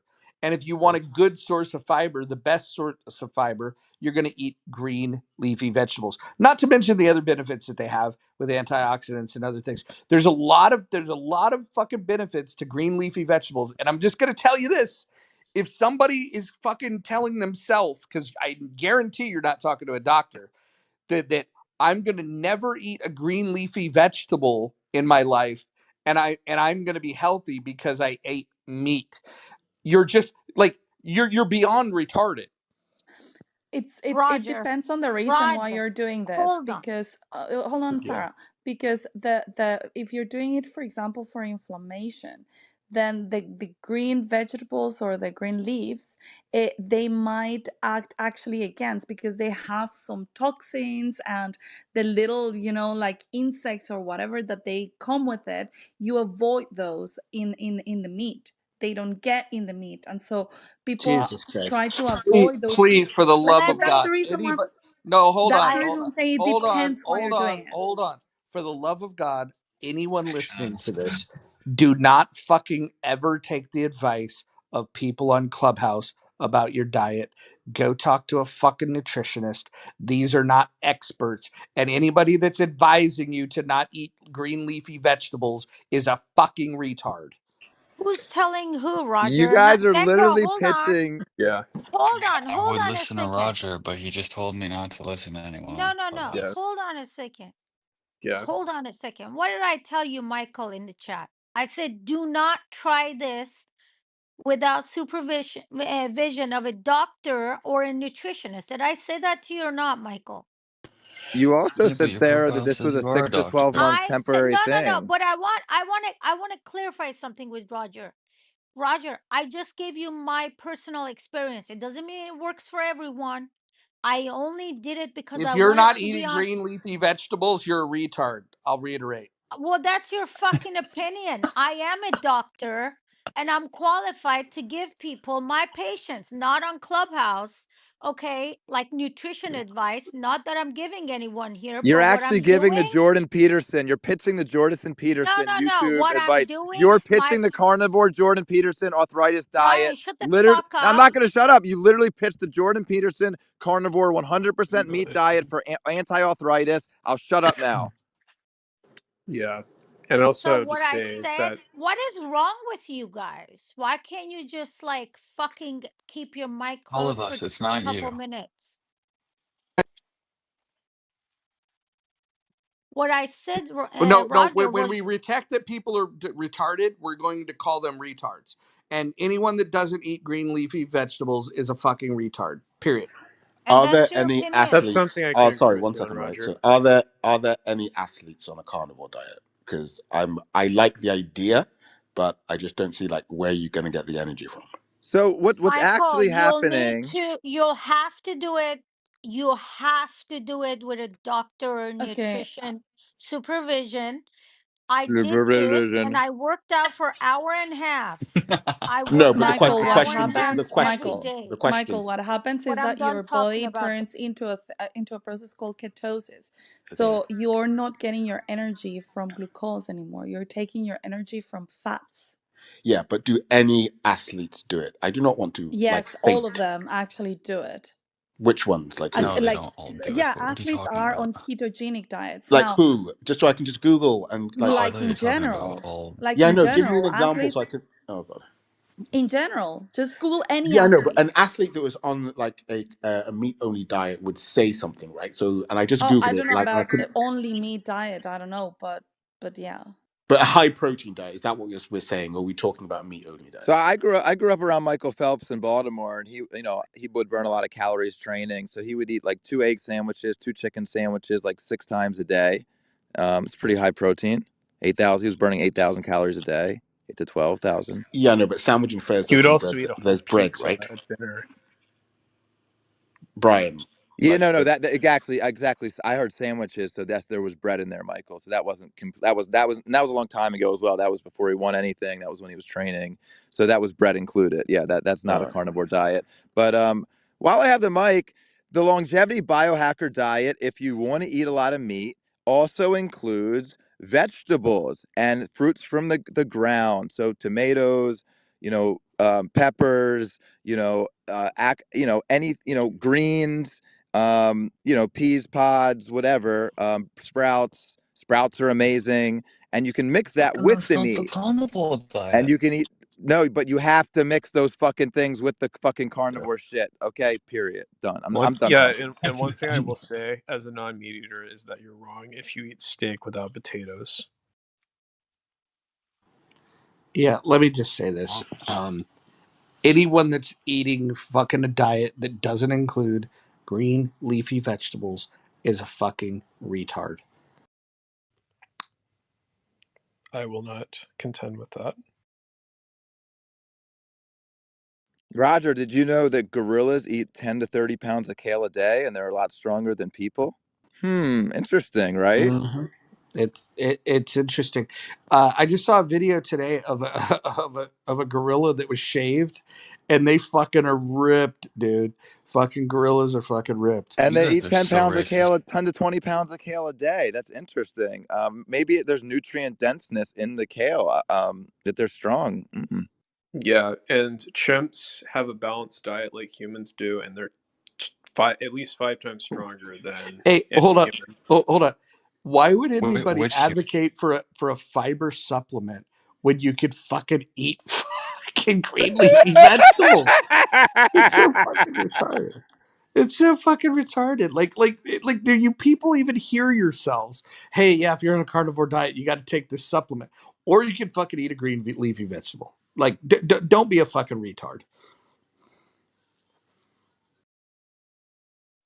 What do Well, we have against green leafy vegetables? I mean, it's a whole rabbit hole.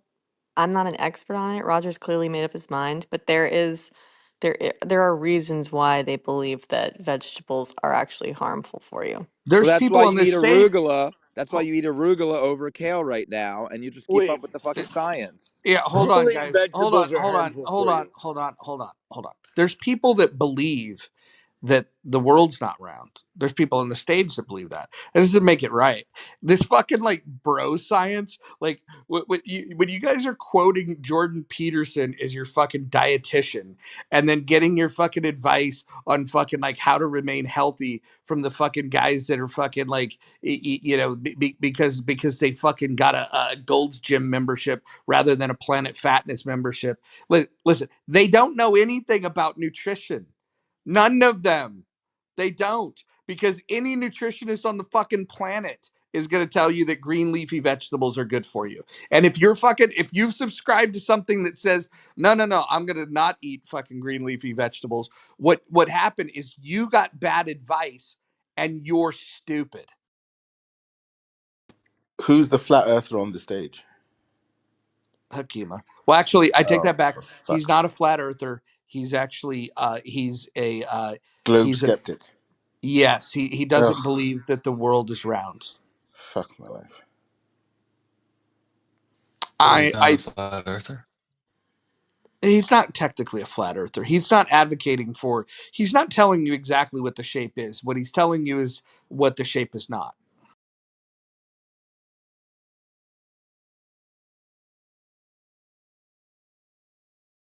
But Yeah, honestly, what? I think that he makes a better argument for what he thinks the shape of the earth is than people making arguments about not eating green leafy vegetables. Like that, like honestly, that might be the stupidest group of humans on this fucking app. Yeah. Dumber, What? dumber than the progressives. But go ahead, Golden Smith Why? Why are Bergstein. the? Why would it? What's the reasoning behind people suggesting vegetables are bad for you? Because the Jordan Peterson 100% meat diet cured his arthritis. According to Sarah. No, that's not why. I mean, it's something to do with like it's something to do with like the compounds in the plants and how they come in it's like lectins and tannins and I don't know, like all this different compounds that like fuck with your hormones and do things to your gut. Like they don't believe they believe that like evolutionary there's like evolutionary reasons why they It's here. believe that. I But found it. It says that plant has got anti-nutrients.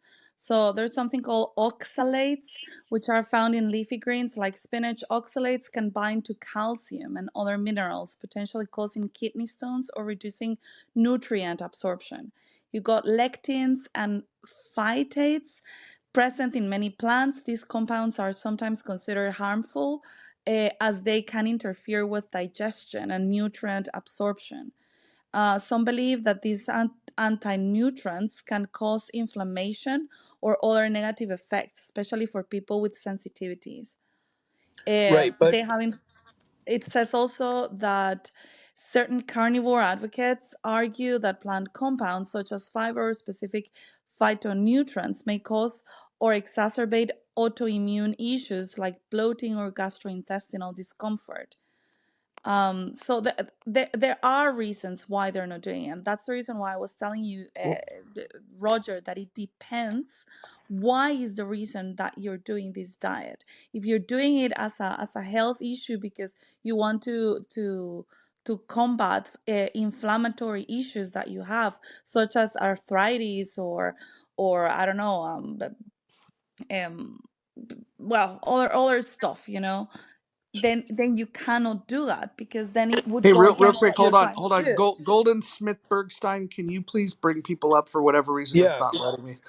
Yeah. So Issa, go ahead and finish, and then I want to hear from Todd. No, that's that. I mean, like some people do it for inflammation. Some people do it also because of how do you call when you have these episodes and attacks, epilepsy, for example, that it's also linked to inflammatory issues. So that's the reason why people do it in some cases. In that case, you cannot mix it. Now, if you're a healthy person, yeah, eat leafy greens or whatever you want to eat. But it depends the reason why you're doing it for. well, I was going to say really quick that um, the giant panda is a great Just can you example. swallow first instead of Yeah, I playing with did. your food in your I mouth? did. Thank you.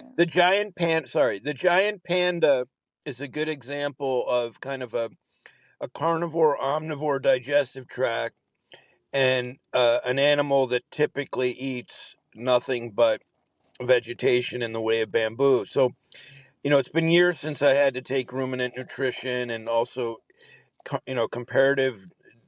comparative nutrition. Jesus, I hated those fucking classes. But anyways, it's a real interesting model because those animals survive very well considering their lack of an ability to absorb nutrients, right? Because their digestive systems, when you think about it, are not really set up for an herbivore diet.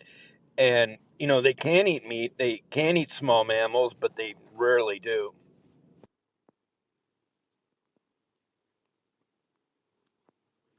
Yeah, you cannot compare our digestive system with those animals. It's absurd. It's stupid. Well, they're cute. That's your We can look. We prerogative. can talk about them. The bro science like devotees are kind of retarded on the way they speak about this, like it was some evolutionary principle that we should have been carnivore. But situationally, it is an extremely effective thing for certain intractable gut issues, autoimmunity, like what Issa was saying. Like there are these technically like plant toxins, which in the presence of a functional like microbiome often they're healthy, like chromatic stresses, or you have bacteria that break down oxalates. Like there's a species called Oxalobacter formigenes. But the overuse of antibiotics, certain surgeries, etc., it's one of the only ways people can find relief. It's probably not going to be a good long-term thing, and it can reduce people's oral tolerance and makes food sensitivities even worse. But it actually is really, really effective short term. So it's not totally crazy. A family member of mine is a physician, had Crohn's disease. He was basically shitting blood like 30 times a day, and 2 weeks on a carnivore diet and went into complete remission. You hear things like that all the time. So situationally, it can be very useful.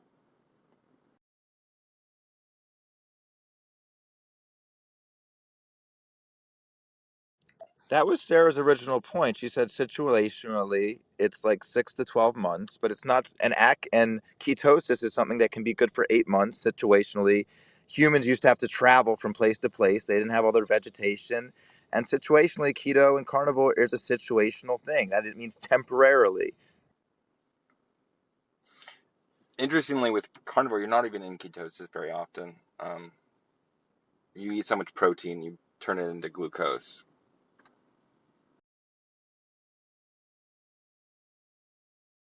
Well, I mean, doesn't Yeah, it make sense? oh, Go hold ahead. on, Sorry. hold on. I'm gonna stick to my point here. If you're not talking to your fucking doctor, don't hear somebody that, hey, I had pain in my hands and I started eating fucking chicken and I stopped eating vegetables and now my hands feel better. It works. Again, maybe for you it does. Hopefully, you've talked to a fucking doctor and you've done something other than just watch Jordan Peterson. Because if you're getting your nutritional advice from Jordan Peterson, you're doing it fucking wrong. Or fucking RFK. Definitely don't get it from RFK. No fucking Well, you way. will all be listening to RFK very soon, in less than a month. Well, if what you want is tyranny over the food that you eat, then maybe if you're a tyrant, you like RFK.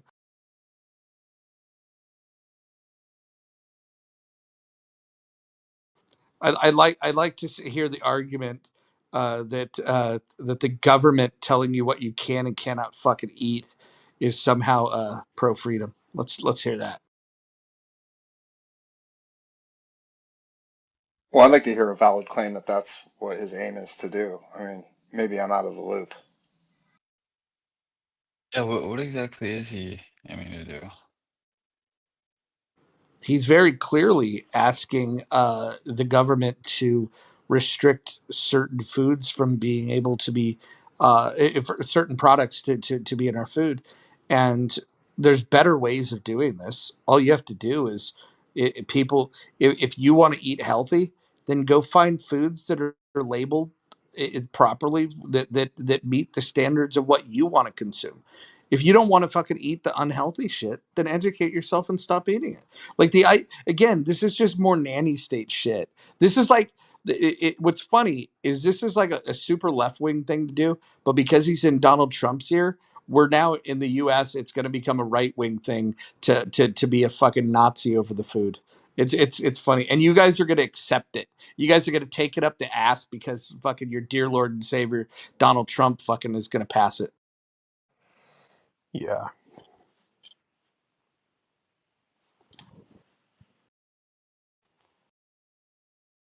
I mean, has that not like how been what it's been already? Like, is it have they not like heavily regulated what?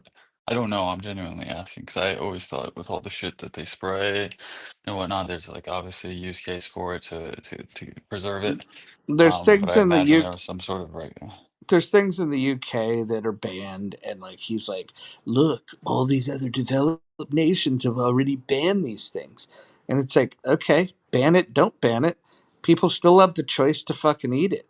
Again, like when we solicit government to control what can be sold and what can be purchased, you have to really ask yourself, is that the direction you want to go? And what I'm finding out is that people that say that they're pro freedom and they don't want the government involved in their lives, the moment the fucking guy that they voted for is pushing for the same policies, then they're like, oh, this sounds like a great idea. Um, I mean, I agree with that, Roger. I guess really one of the things I would wonder is like, what do you think about though, like, the tobacco companies that like put in like, or even food companies that put in things that make things addictive? Um, You can smoke American Spirits, organic tobacco. You're welcome to buy organic tobacco from American Spirit. It's a great brand. Or you can buy some shit. You can buy some vape. You're fucking American. Do buy whatever the fuck you want. yeah, Yeah, but I should mean, the I agree label with be that. on I there? just don't know how I feel about like, about companies being allowed to put things that are addictive just so that Well, people. I know, but let's just analyze what you said. I don't know how I feel about companies being allowed. And then whatever comes after being allowed, it's like, why do you think that that companies need that permission or that consumers need that permission? All we really need is to make sure that they're not committing fraud. Now, if they're making a truth claim about the healthiness of it, and that truth claim is untrue, and they're committing fraud, then absolutely. But we already have those laws. So I don't know what you guys are talking about. But don't you also have to establish what you mean by addictive, Necro? I mean, addictive psychologically, addictive physiologically. I mean, when people talk about food addictions, that's a lot of that is very arbitrary, right? Yeah, I mean, I guess really to me it's just mostly just hinting at the fact that, we know that like these companies like put things that are purposely designed, to be addictive. So, but yeah, I do agree that it is kind of arbitrary.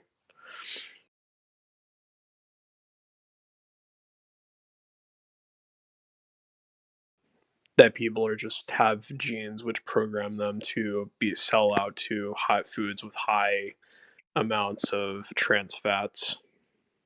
So, Well, I mean, let's not make it arbitrary. Just go to the extreme with it. Then it should whatever. I guess what Roger's saying is his stance wouldn't change regardless. Uh, Mine definitely would. I'm fine with that like hypocritical position. So you want the government to create a nanny state and Uh, tell you what you can and cannot consume? no. no, that's not what I'm. No, that's not what I'm saying. But I don't like the idea that. Okay, so how did you phrase it? You said that there would be a health statement that is untrue, and then that would be fraud. But like, who's forcing them to even comment on whether or not it's healthy or not? I'm not saying the government is, but like, how do you If you have make that mechanism if you if you're make just a gonna have some? claim, if you make a claim that's untrue, then that's fraud. All you have to Well, do why is would you take them make to a court. claim? Why would you even have the incentive to make a claim? That is correct. That is correct. So basically, what you do, what you do is if you want healthy food, you do some homework and you figure out, okay, well, what do I want to eat? What are the substances Yeah, that yeah, are I get bad that. for I'm talking me? from the company's perspective. Yeah. What is Yeah, complex so I'm about this saying for you? if by not making a claim, I'm saying by not making a claim, if there's some level I think you would agree with, to which if they know it's killing 20% of people after X amount of 5 years, 5 days, doesn't matter. That by not making a claim, Which that in itself ingredient would is be killing? basically Which fraudulent. ingredient is killing people? I'm just saying hypothetically. I'm not talking Okay, about a so specific let's say there's ingredient. So hypothetically I an said ingredient that's killing people. Okay, so is the public aware that this ingredient kills people? I don't know. Let's say they're not. The Well, company is. let's talk about some of the things that RFK wants to ban. Things that are already banned in European countries. They're basically preservatives, essentially, and I'm not like a super fan of his, by the way. I don't know much yeah, about. yeah. The bottom line is that you can go and look at all of the things that he's saying, hey, these things are bad for you. And then you can check the labels of the food that you buy and you can go, okay, I'm not eating that shit. Like, if you really wanted to take care of yourself and eat right, You could do that. Get yourself a nutritionist and put a plan together. And then fucking you don't need the government to fucking to like, what are you worried about? The cookies that you're eating have something that might kill you? Dude, news for you. You should have been eating the cookies in the first place. No, my honest concern as it relates to this, and it's not like a very big concern of mine in the grand scheme of things, as far as all the other stuff going on, would not be like, the obesity and the fat people. I'm actually like, I'm not really concerned about them at all. Like, yeah, there's a ton of fat people, but like that's very obvious how to fix that, or at least tone it down a bit. But I would find it very a bit more concerning if there, and I don't have anything that suggests there is, but if there was something else that is actually affecting, it doesn't really matter necessarily how much you're consuming it, or uh, if it's whether it's you're having it frequently, infrequently. If that's what would be more of a concern to me, if there are things like that. And I don't know what the pesticides and all this, I don't know what effect it has, because everything on TikTok just sounds like a fucking clown show. And I don't have the time or the interest to go like looking into all of that crazy stuff. Yeah. I mean, one thing that's like I agree with Roger. It's also undeniable that the reason why you have foods which are highly addictive is because it's what capitalism wants. It wants people to have diabetes, and it wants people to have health problems. It makes more money. You mean the Well, $100 trillion or over the $300 trillion over the last 100 years that the big pharma stole from the people that we're not talking about? Interesting. Wait, and who did you say wants this? Capitalism. I he said the mean, Well, wait, capitalists. hold on. Capitalism wants. I didn't realize that capitalism has wants and needs. it's the goal. It's whatever raises profits. I mean, That's not true. That's not true. That's a benefit of it. There's plenty of people that are capitalists that don't have profits at all. In fact, many businesses don't have profits, and they lose money and they go out of business. But they could still, if they have the means of production owned privately, they can still suffer losses. So what you're saying, basically, every time you speak about economics, you kind of inform people how little you know about it. Capitalism, it's not it interestingly enough, it leads to better profits because the incentives are are aligned. But you could absolutely run a fucking a business where the means of production are owned privately and still fucking run it into the ground and not be profitable. And by the way, you speak about profits like profits are a bad thing. Profits, let me say, are objectively better than losses. Objectively better. I wasn't saying that profits were bad. It's just a tool, though. I mean, You're a tool. It's better to have a sharp tool, nice so I'm useful. tool that You're works. willing to align me with things that are useful and serve a purpose. That means a lot.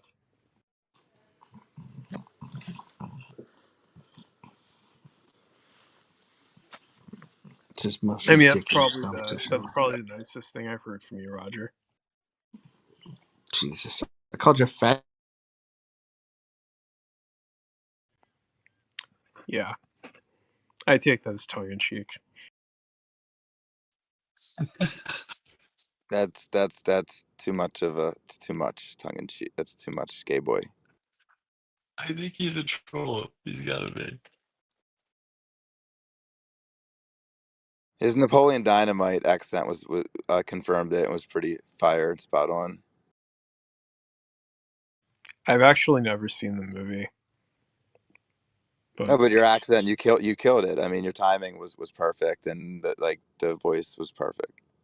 yeah, I wonder who the actor is, John Heater. I wonder where he's been these days.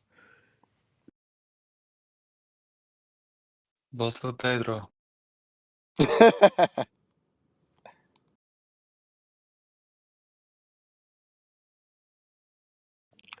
I I built her a cake. I built her a cake. Yeah, I think the only movie I saw him was in the movie with Will Ferrell that he did on Blades of Glory. Exact. Talk about, yeah. We made a lot of gay jokes today, and that was with the balls when they're doing like lifting each other up, and it was a lot of gay tension jokes in that movie. With them is that they were duet ice skaters for anybody in the audience. Will Ferrell and John Hetero. I think it's Heater. Yeah, I got it wrong. I know it's fucking late.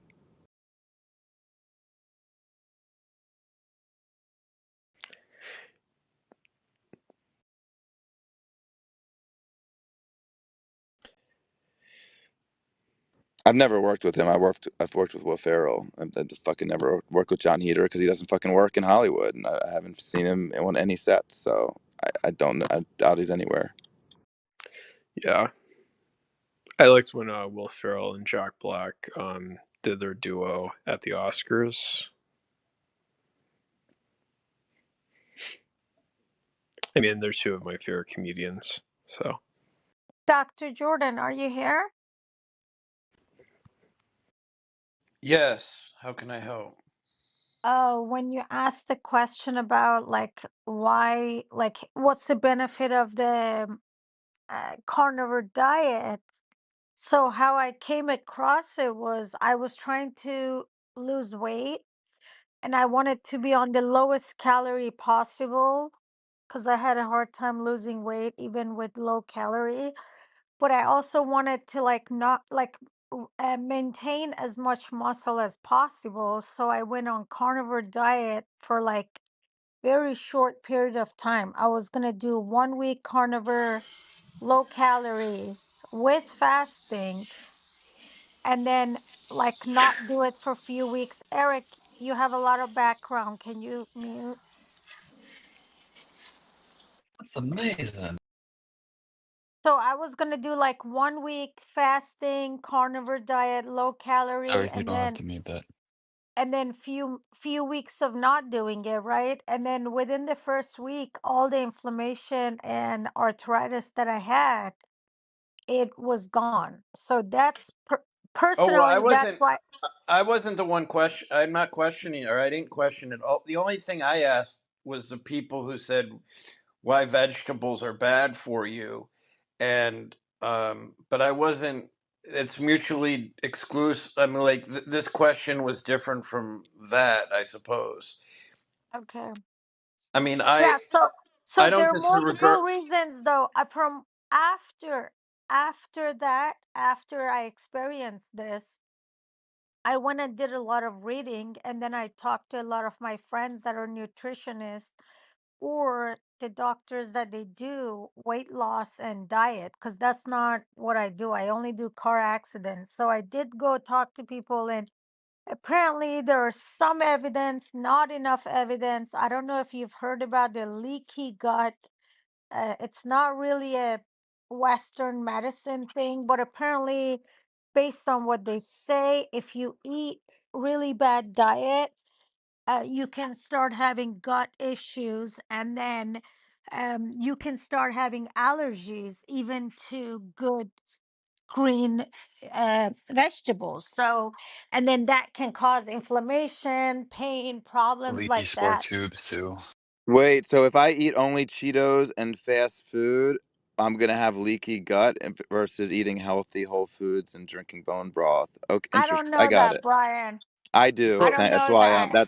I the do, only and you don't. the I'm the the expert. But You're it's not. kind of You could not, get leaky it's sport kind of tubes. disrespectful that you open your mic No, and you I'm come actually the expert at on the the middle subject of me matter, and you're not. So talking. I'm allowed to You open my know no. mouth what, The, because I'm Brian? higher You on you on don't the do stage, that and with I'm the other expert, and you're men. not. And I'm You letting don't you do spoke. that when And other I've men actually said talk. you're right. I've actually said you're. You I've don't actually do that I when other validated men your 6 to 12 talk. months of Oh, fixing your jeez. arthritis. We've actually made the room It's title pretty is lame to Jordan This is call just Peterson's between yourself You an men, man. don't. expert. nutritionist because of You you. don't The do room that title is when thanks to men you, talk. and I can talk however I want until somebody moves me. Yeah, But the room cause title is you're a thanks He's to you. doing it fucking Go right ahead. dick. now. He's talking over me.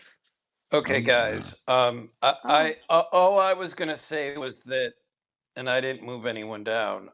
But all I was gonna say was that the reason I asked about the vegetable consumption is because my premonition was that if people are consuming vegetables that are um, sprayed heavily with pesticides and not washed well, that that certainly can irritate the gut. So that might have been the reason. Whereas someone eating beef that comes from a not from a commercial, not from an industrial farm, then that's different. So anyways, that's all I was getting at, but I wasn't judging anyone on their nutritional protocol.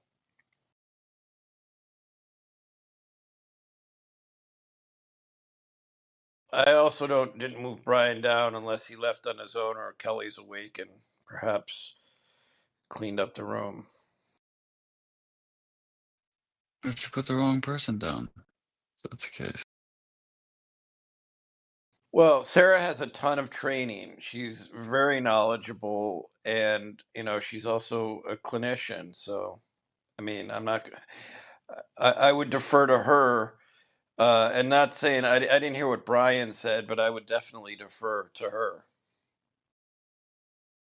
But it doesn't matter. Like, the Jordan Peterson they said, I had to look up and see who this person is.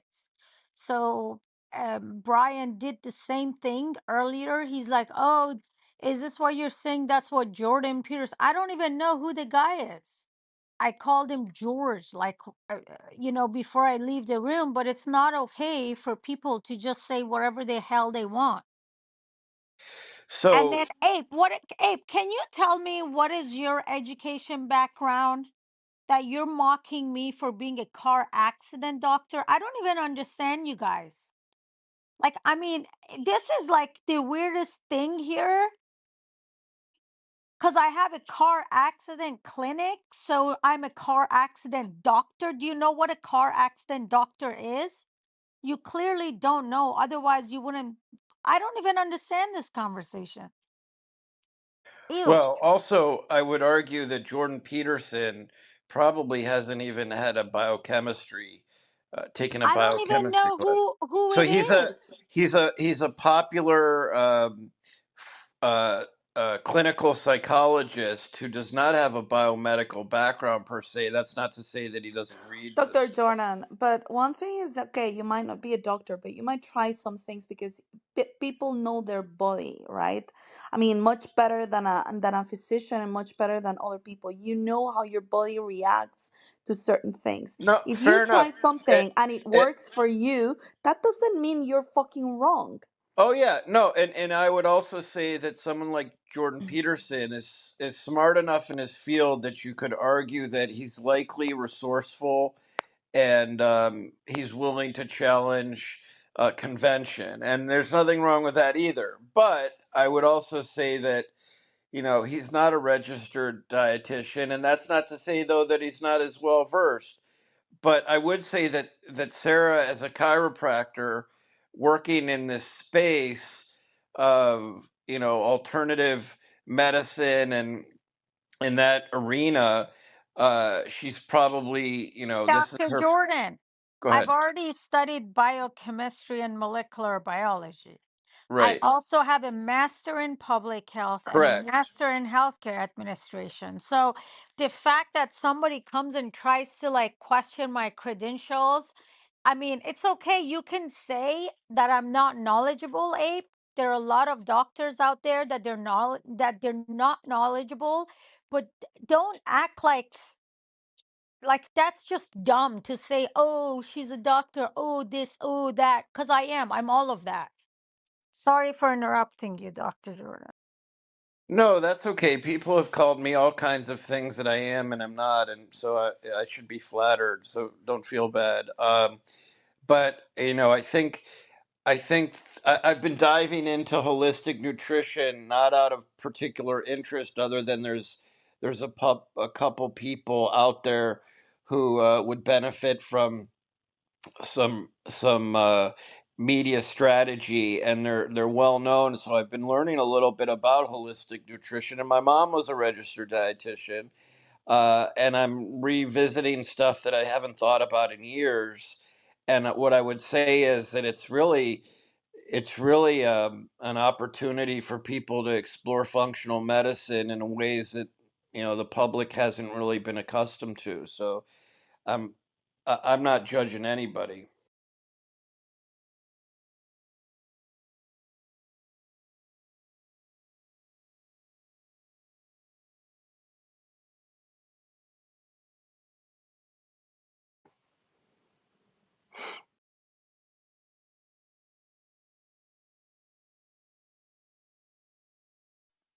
I'm judging you all.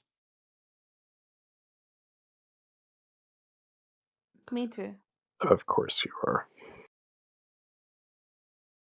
Issa, are you in Zurich for the holidays? Yes, I'm here. I will not move from here. I gotta stay around. How are those men over there in Switzerland? Worse than Necro. Or no, no, I don't think anything is worse than Necro, but pretty similar.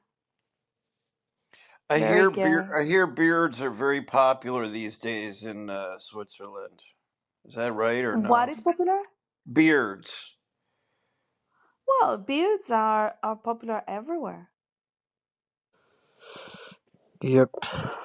That's kind of why me and masculinity don't go well together very well. Fondue and beards.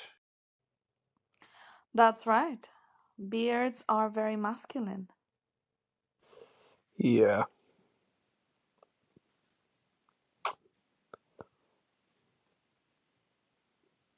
it's kind of what makes me a gamma male. I first learned about fondue after I was in Burlington, Vermont, of all places, and there was a private plane accident during ski season, and I don't know why That's my recollection of hearing about fondue and eating it. I mean, to be honest, Because it was cold and fondue is like a snow food. I will say historically, the person who had the best beard was Chucky D. Charles Darwin.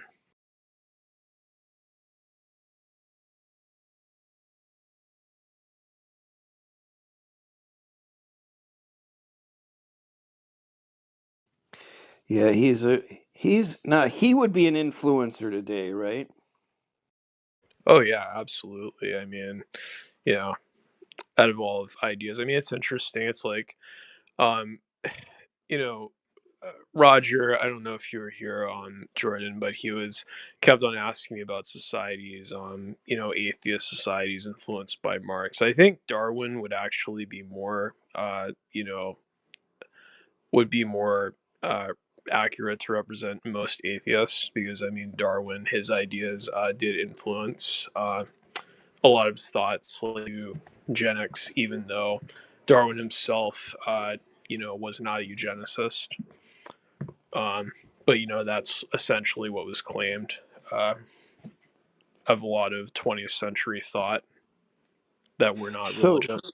so one of the interesting things about Darwin and his contributions to not only evolutionary science but medicine is that you know today I don't think physicians surprisingly, unless I'm wrong, they've changed something. Physicians are not required to take an evolution course as a prereq, which is really a shame because I think that would help them with so much. In fact, I got in an argument with a physician on here about that. She was so dismissive. She's not on here anymore, but she was a know-it-all, and I'm like, well, you should have taken a course in evolution. Yeah, exactly. I mean, it's interesting. My old man, he was an engineer. He was an otherwise pretty reasonable guy, but it's like the fact that like, somebody like him that he could say like, uh that he could not understand, how like, that how things, gradually change, over time or things like that.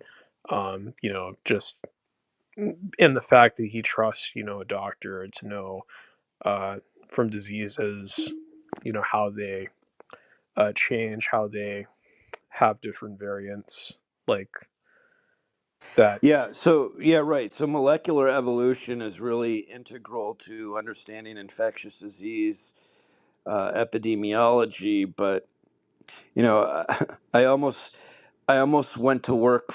I almost worked under a molecular virologist who looked at um, uh, mycobacteria, tuberculosis, and I don't regret not studying under him, but it would have been a very valuable experience. Yeah, and I think it was interesting though. I didn't see how he could like not catch on after I explained to him like, about with like Lucy. He's like he doesn't see it, like he just sees like fractured bones. I was like, so do you notice like have you compared like the skeletal bones of a foot of a person who walks upright, Homo sapiens, and of ones that were quadrupedal? I mean, the shape is very much different, which is why Lucy was so revolutionary. I mean, because was the closest transition we had at the time of an ape that walked upright. So Yeah, one of the best places to study biological anthropology is Kent State University, which people don't often think of, but I think Lovejoy taught there. The Cleveland Museum of Natural History is really prominent, but people, no one goes out of their goes to Cleveland to visit the Cleveland Museum of Natural History, but it's really quite renowned. yeah, I went to Chicago. That was about it. Dr. Oh, the Jordan, Field where were Museum. you? Yeah, go ahead. Dr. Jordan, where were you gonna do the molecular virology? Where was I going to do it? Yeah, Well, I was already at Ohio State, and there was a DVM PhD who went to study um, tuberculosis, well, mycobacteria at. In fact, we are going to work on a review article together, and I regret that I didn't do that. But I think he went to the University of Minnesota. He was a professor at Ohio State, and but do then you know he. which part of it was like? Was it like structural or Oh, it was no, it was more from a systematics systematic? perspective. Okay. Yeah, yeah.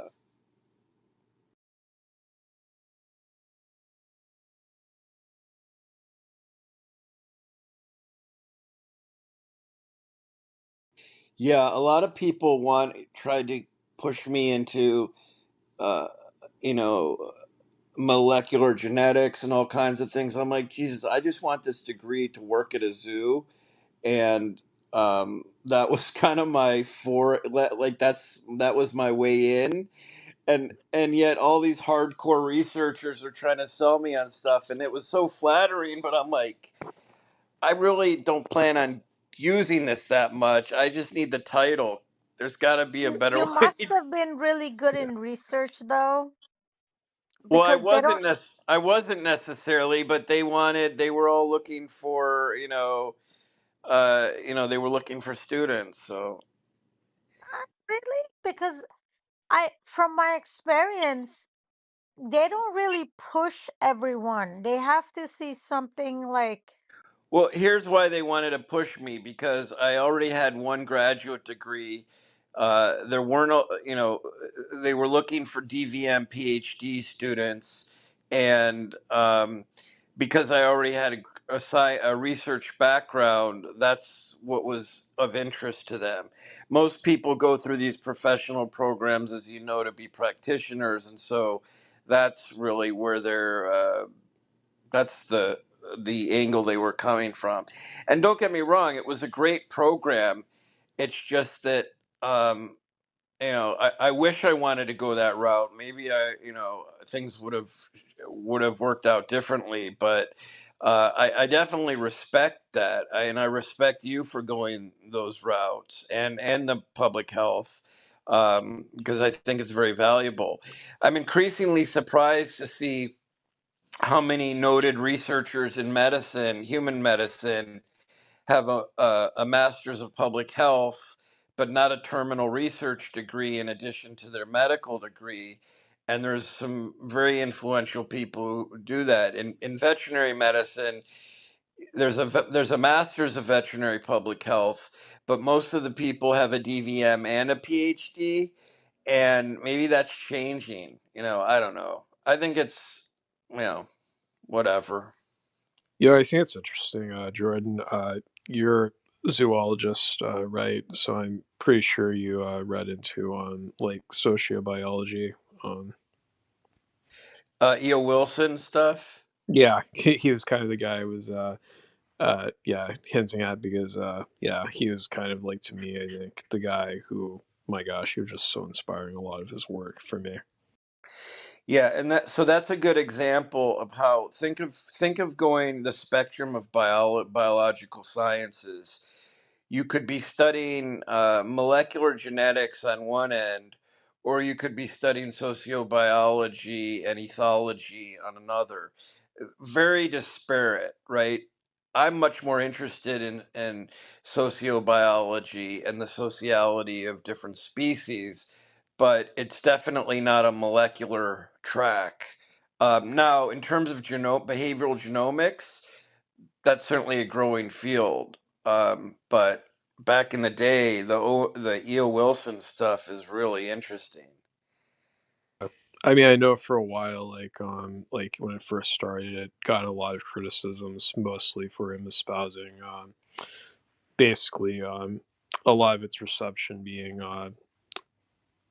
having implications of espousing conservative views.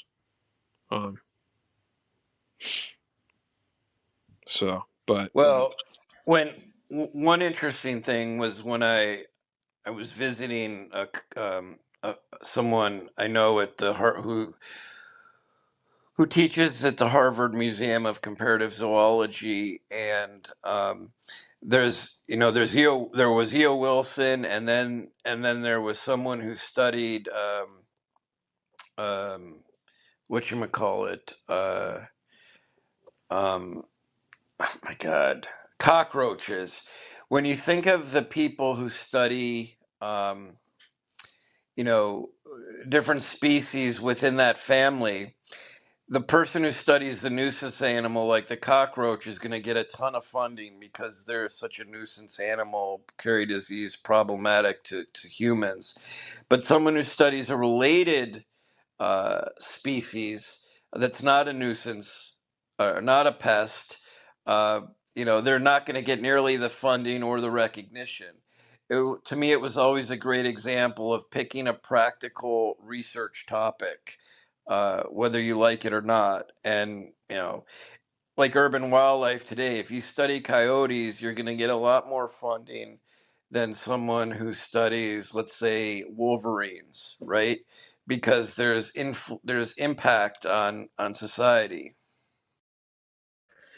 yeah, but I think what's also interesting was like, there's also like talk about like things like the state of nature.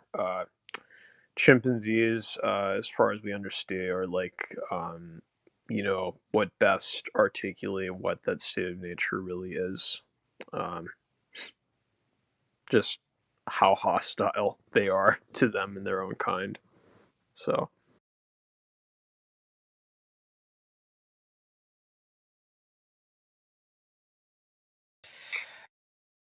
Yeah. Oh, you made me think of this E.O. Wilson thing that I wanted to read. Yeah. No. A very interesting field. And he's definitely something people should learn about. yeah. I mean, another thing that was really just interesting, one actually my favorite book, I think within, like, as far as science goes, in the past, I'd say at least 50 years, would be The Selfish Gene by Richard Dawkins.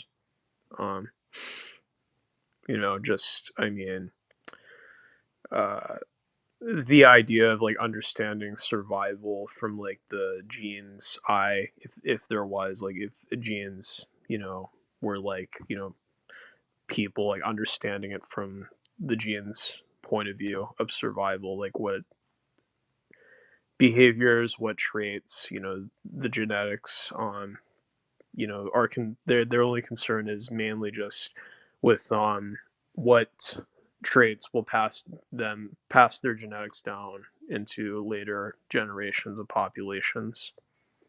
So Yeah, um so this issue of kin selection theory and nepotism might interest you. I'd encourage you to look that up because it has great ramifications for today.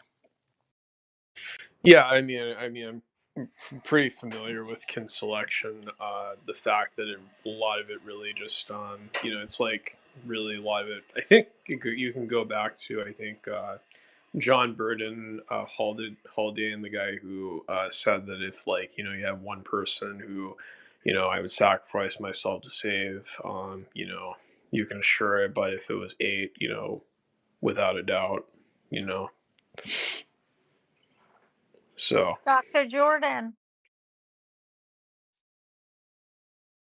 Dr. Yeah, Jordan. I looked at that. Was that your advisor?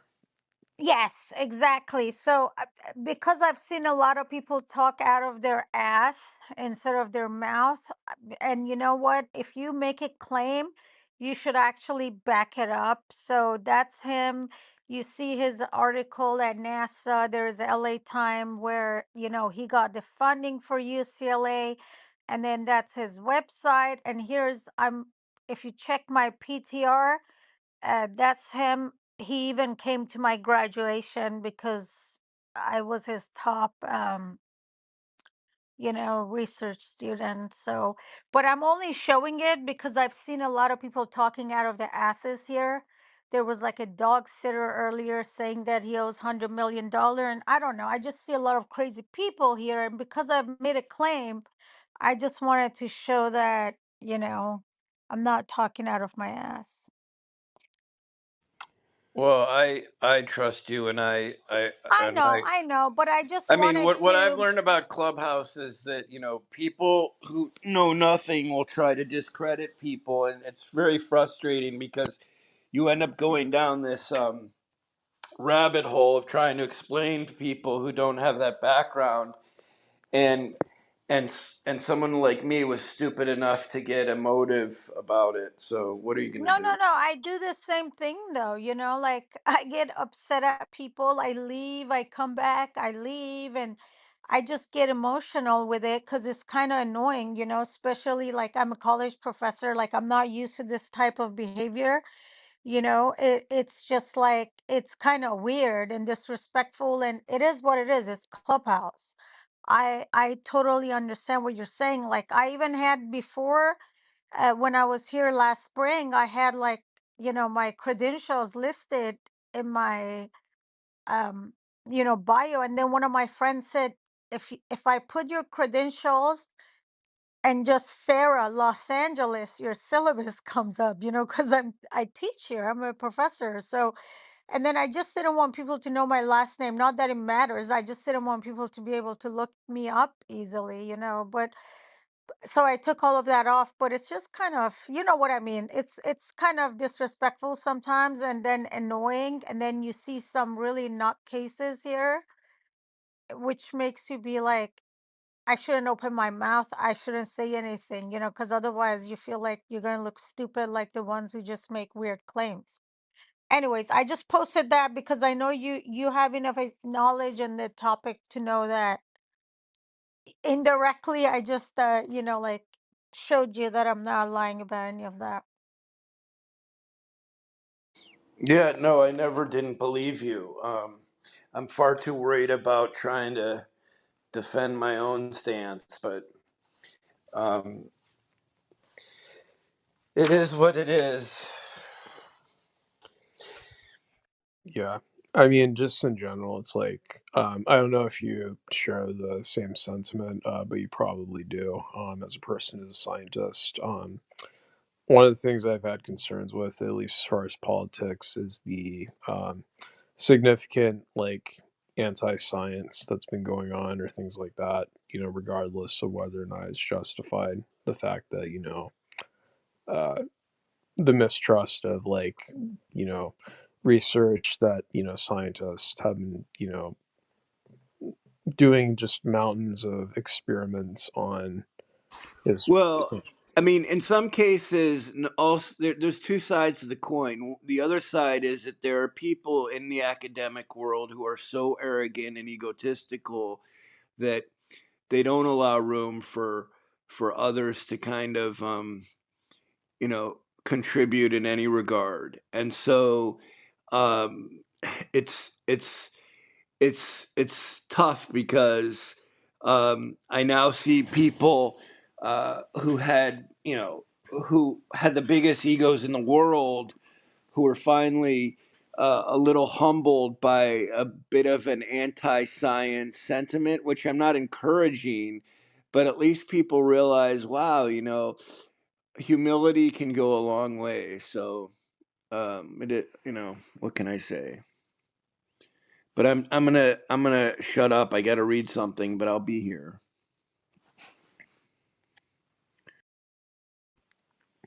yeah. So I think it's interesting the title was changed to "Is Jordan Peterson a Nutritionist?" And I don't know. I wish John Stossel. I mean, I don't even more. know who the guy is, though. That's the funny part. He's just a Canadian psychologist who He's became not even popular. American, he's a Canadian. Yeah, yeah, he is. He became popular mostly with conservatives because of his opposition to Bill C-16 in Canada, which would have penalized people for not using the correct pronouns of that people identified with, pretty much. And Mental illnesses. I know you don't agree with me, but I mean, regardless of like what you think it is, his point is largely something I agree with. I think that people should not, be punished for something like that. I mean, hey, as long as people don't confuse me, I'm okay with it. Like, so on our medical intake, we put biological sex in parentheses. What were you born as? And then we also put the option for gender, like we put both, and then people still don't put their correct biological sex, necro, and that does cause issues in medical clinics, and it's just so annoying. That's why like I have to like confirm with every single patient, and that's why that part of it I consider it's mental health issue, because it's just so simple. I don't care if you want to identify as an alligator, as a lizard, it's none of my business. But when you come in the clinic, like, I need to know what bones I'm dealing with, what anatomy structure I'm dealing with, yeah, especially as a chiropractor. Your anatomy is different between biological that's true. man and biological woman. And then they start fighting sometimes, Necro. They Yeah, get mad. Like, it's like, for fuck's sake, I don't care. Like, even though I'm a Republican, I'm an atheist. I don't care if you want to identify as a cockroach or a bear. I don't care. It's not against any of my belief system. It's not against my religion. It's not against any of that. So when I say mental health, I talk about that part of it where they're trying to fight and they're like, no, like, I don't want to. It's like, well, you need medication. If you can't like tell your doctor what your sex is, you got other issues going on. yeah. Well, I mean, and it's the thing is, I agree with you that, like, I mean, like, anatomy is something that is just really, yeah, it is really chromosomes is what it comes down to. Is just like, even if men, like, men can technically get pregnant with uterus implants, although it's not really something. It's still something that's been in experimentation. But even with that, they could not deliver because of the side. Men and women, women have wider pelvises. than men. And so, I mean, the only way, there would be no way to be able to, like, for the men to deliver, vaginally, through the pelvis because, the baby's head is too big and his pelvis is too small. So, No, I'm telling you, I've almost injured patients. I'm not kidding you. I have almost injured patients because I trusted them when they put male or female on yeah. their intake paper. And now we've had to modify that. Every single patient, I don't care if somebody is like 500 pounds and like 7 feet tall and they have a full beard, I have to ask them. And they look at me like, what is wrong with you? But it's like, I just have to ask people and make sure they understand, like, this is Yeah. important for me to know. Yeah, I mean, to me, my views on, like, those things is, like, when it regards to children, is that I trust parents and, doctors to make the decision on, what is best for children. I don't believe the government, needs to get involved. Um,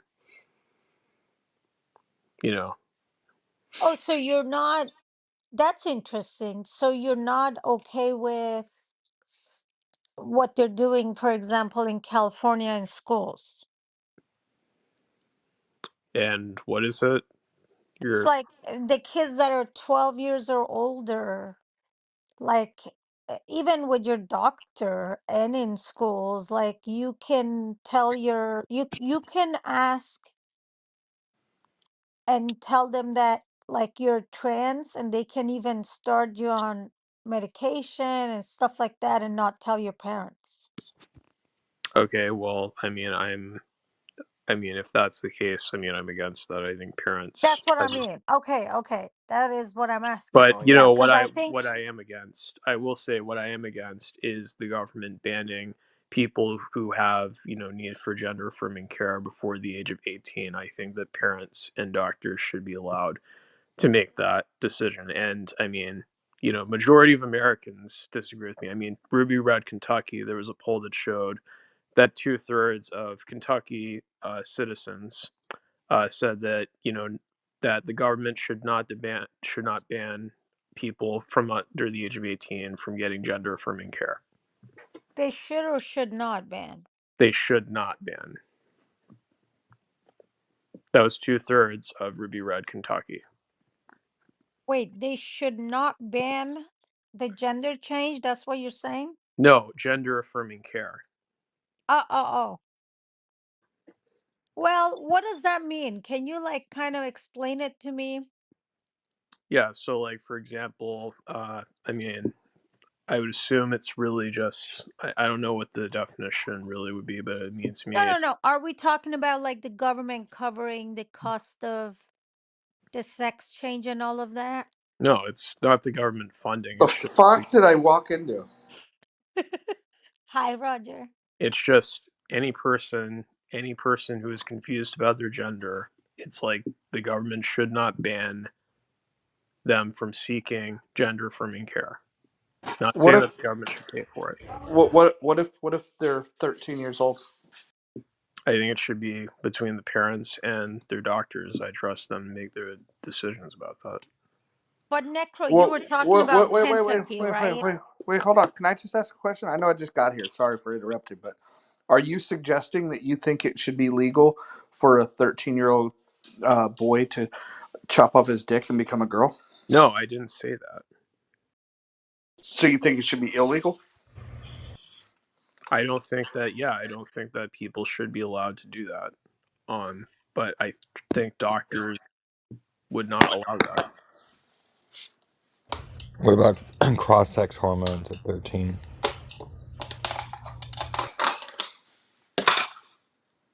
Todd, can you say that again? I don't think What about you. cross-sex hormones at 13, Necro?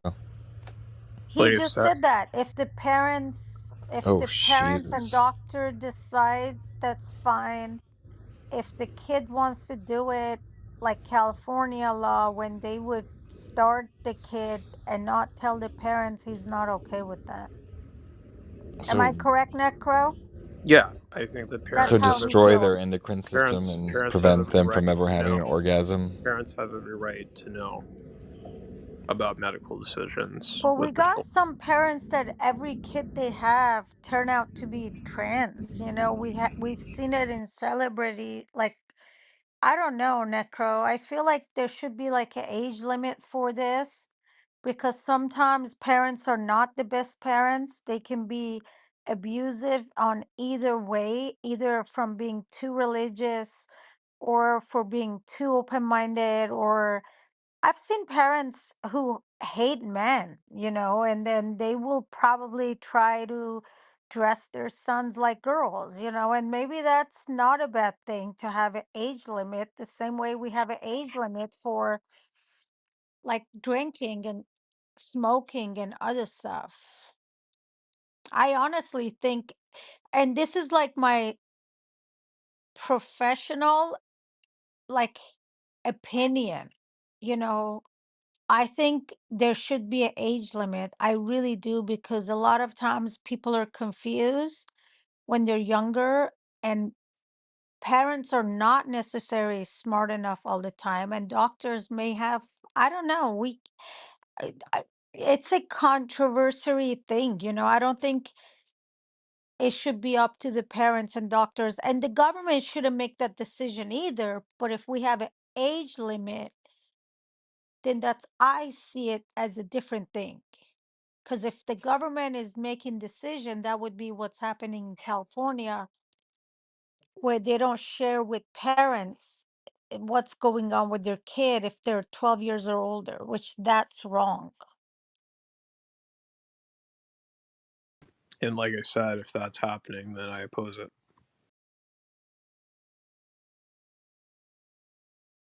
Oh yes, right now in California, any kid over 12 years old, if you identify as something else, whatever, and you don't want your parents to know, they're not going to tell your parents. Your medical record, this is the weirdest thing. I didn't even know this is true. I had to like go look it up and stuff. Your medical record, the doc, like if you ask for birth control pills and you tell them you don't want your parents to know, they can't disclose it. And you can be 13 years old. That's crazy. And like I said, I mean, I think it should be like I just trust the medical community in their decisions more than I trust the government. Like, But if you think like that, then the government shouldn't put like age for smoking, age for sex, age for drinking. Then the government shouldn't be involved in any of that. well, children can technically smoke, like they can drink if their parents allow them to still. It's illegal though. And children, I mean, children can technically have sex. I mean, I believe Romeo and Juliet laws protect, a 15-year-old and an 18-year-old having sex. No, no, no. But the age for like pedophilia, like that's something the government puts in Yeah, I place. agree. Age of The consent government, laws. the government put in place that you can't have sex with your brother or sister or child or parents. Those are government things. Like I'm all for small government and government not being too much into people's business, but we still, like, we have bad people out there. We have dumb people out there. We still need some level of like guidance, you know. We can't say we don't need, like, we don't want anything. Then that would be like a society with no government. No, I agree with that. We do need government. I mean, but, of course, there just needs to be a balance.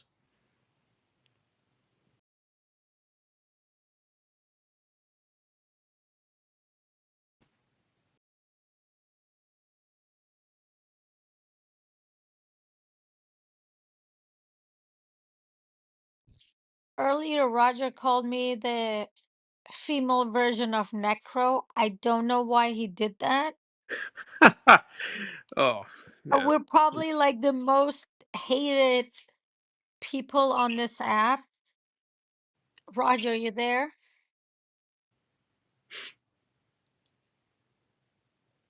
I think he's playing the fifth. Roger, What is your problem? what? No problem. Why do you think I have a problem all the time?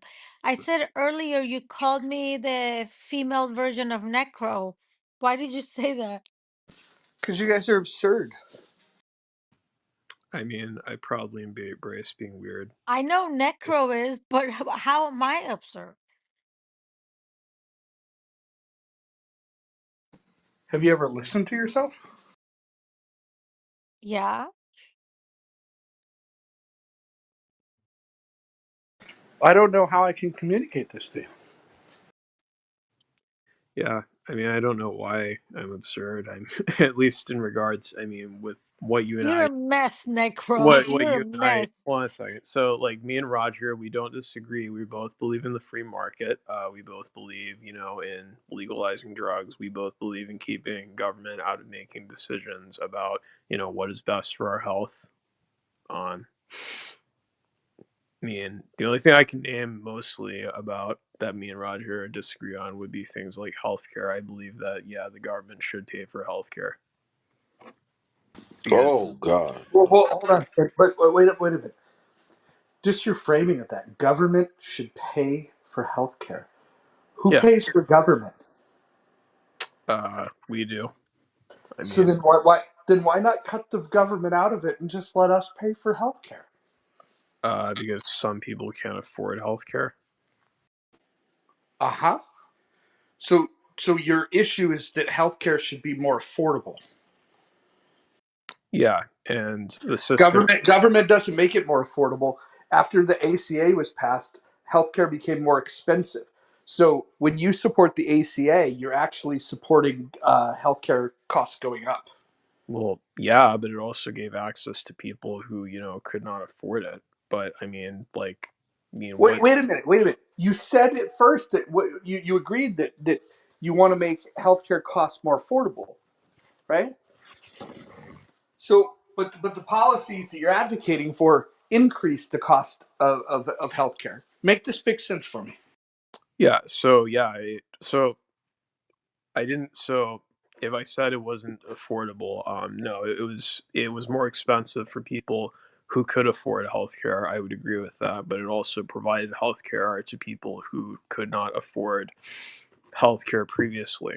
I mean, and we had like a close to a quarter of the country before Obamacare was But you passed. but you but you agree that the cost of healthcare has gone up, correct?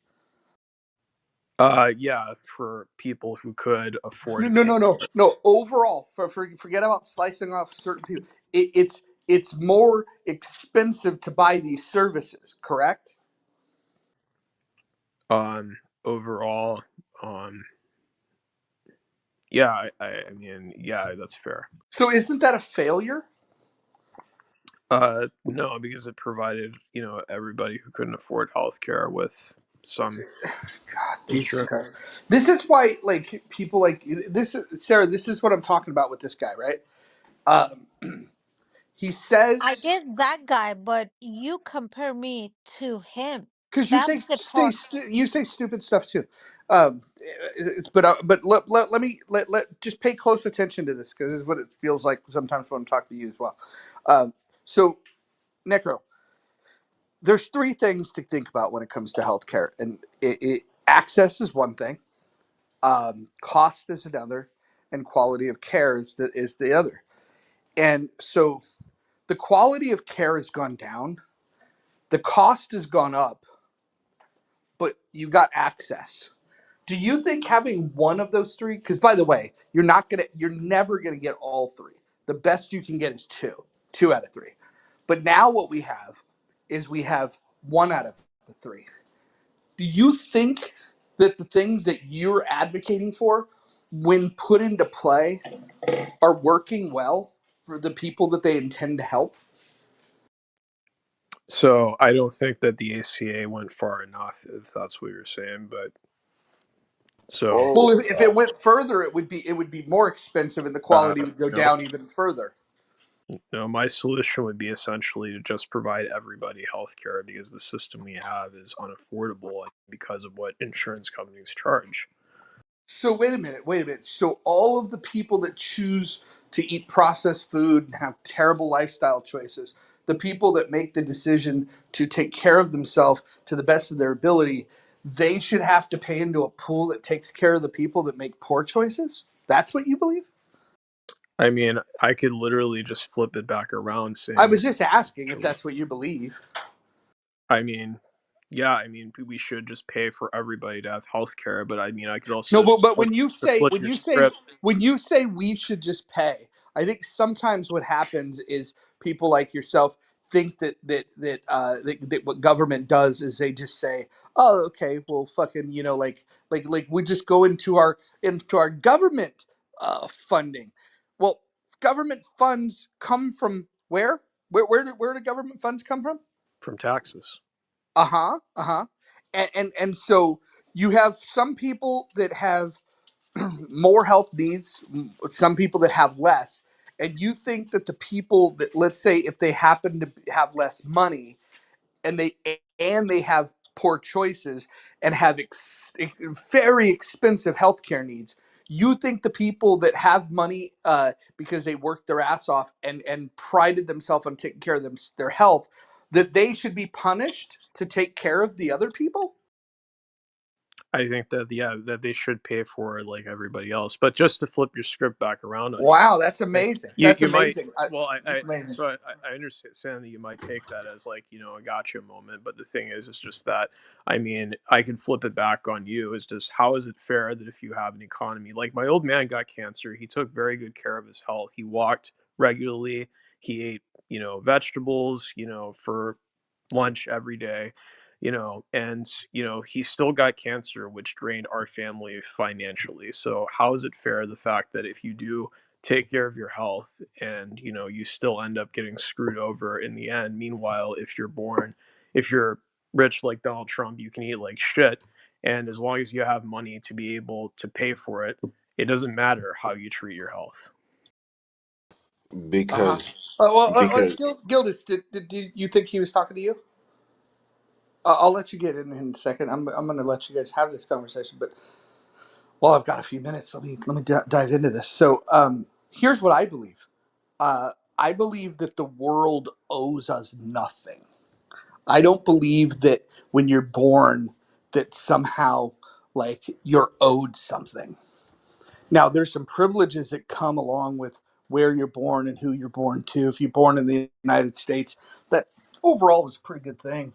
Although people like yourself probably think, no, that's a terrible thing because we don't pay for everybody's health care. Well, I tell you what, people that are born elsewhere are fucking dying to get into this fucking place. And the reason they are is because it's pretty bitching to fucking live here. And and so when you factor in this idea of like the world owes you nothing, because you either believe that the world owes you something or you believe that the world owes you nothing. And for you to believe that the world owes you something, you're positing this idea of positive rights. You're saying that that other people must work to be able to support your wants and needs.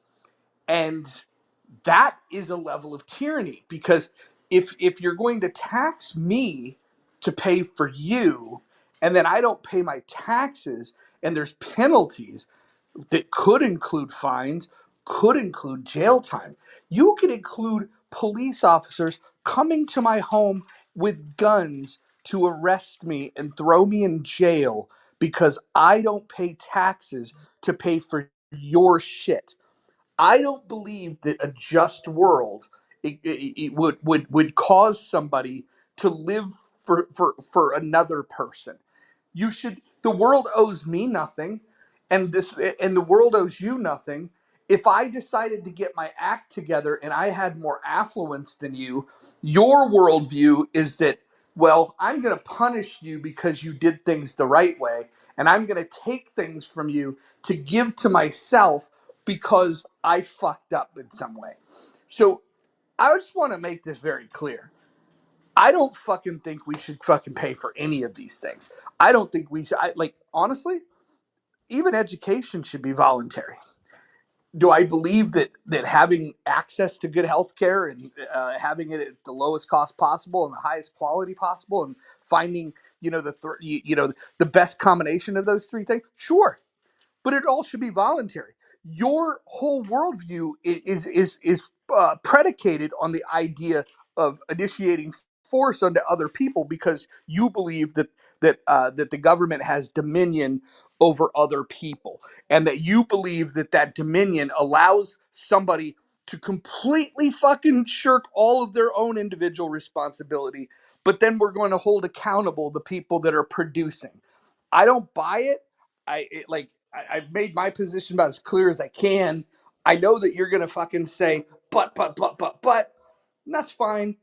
This is why socialists exist, to fucking aggravate the rest of us. So go ahead and make your fucking points, and I'll just sit back and then I'll let Gildas and others jump in.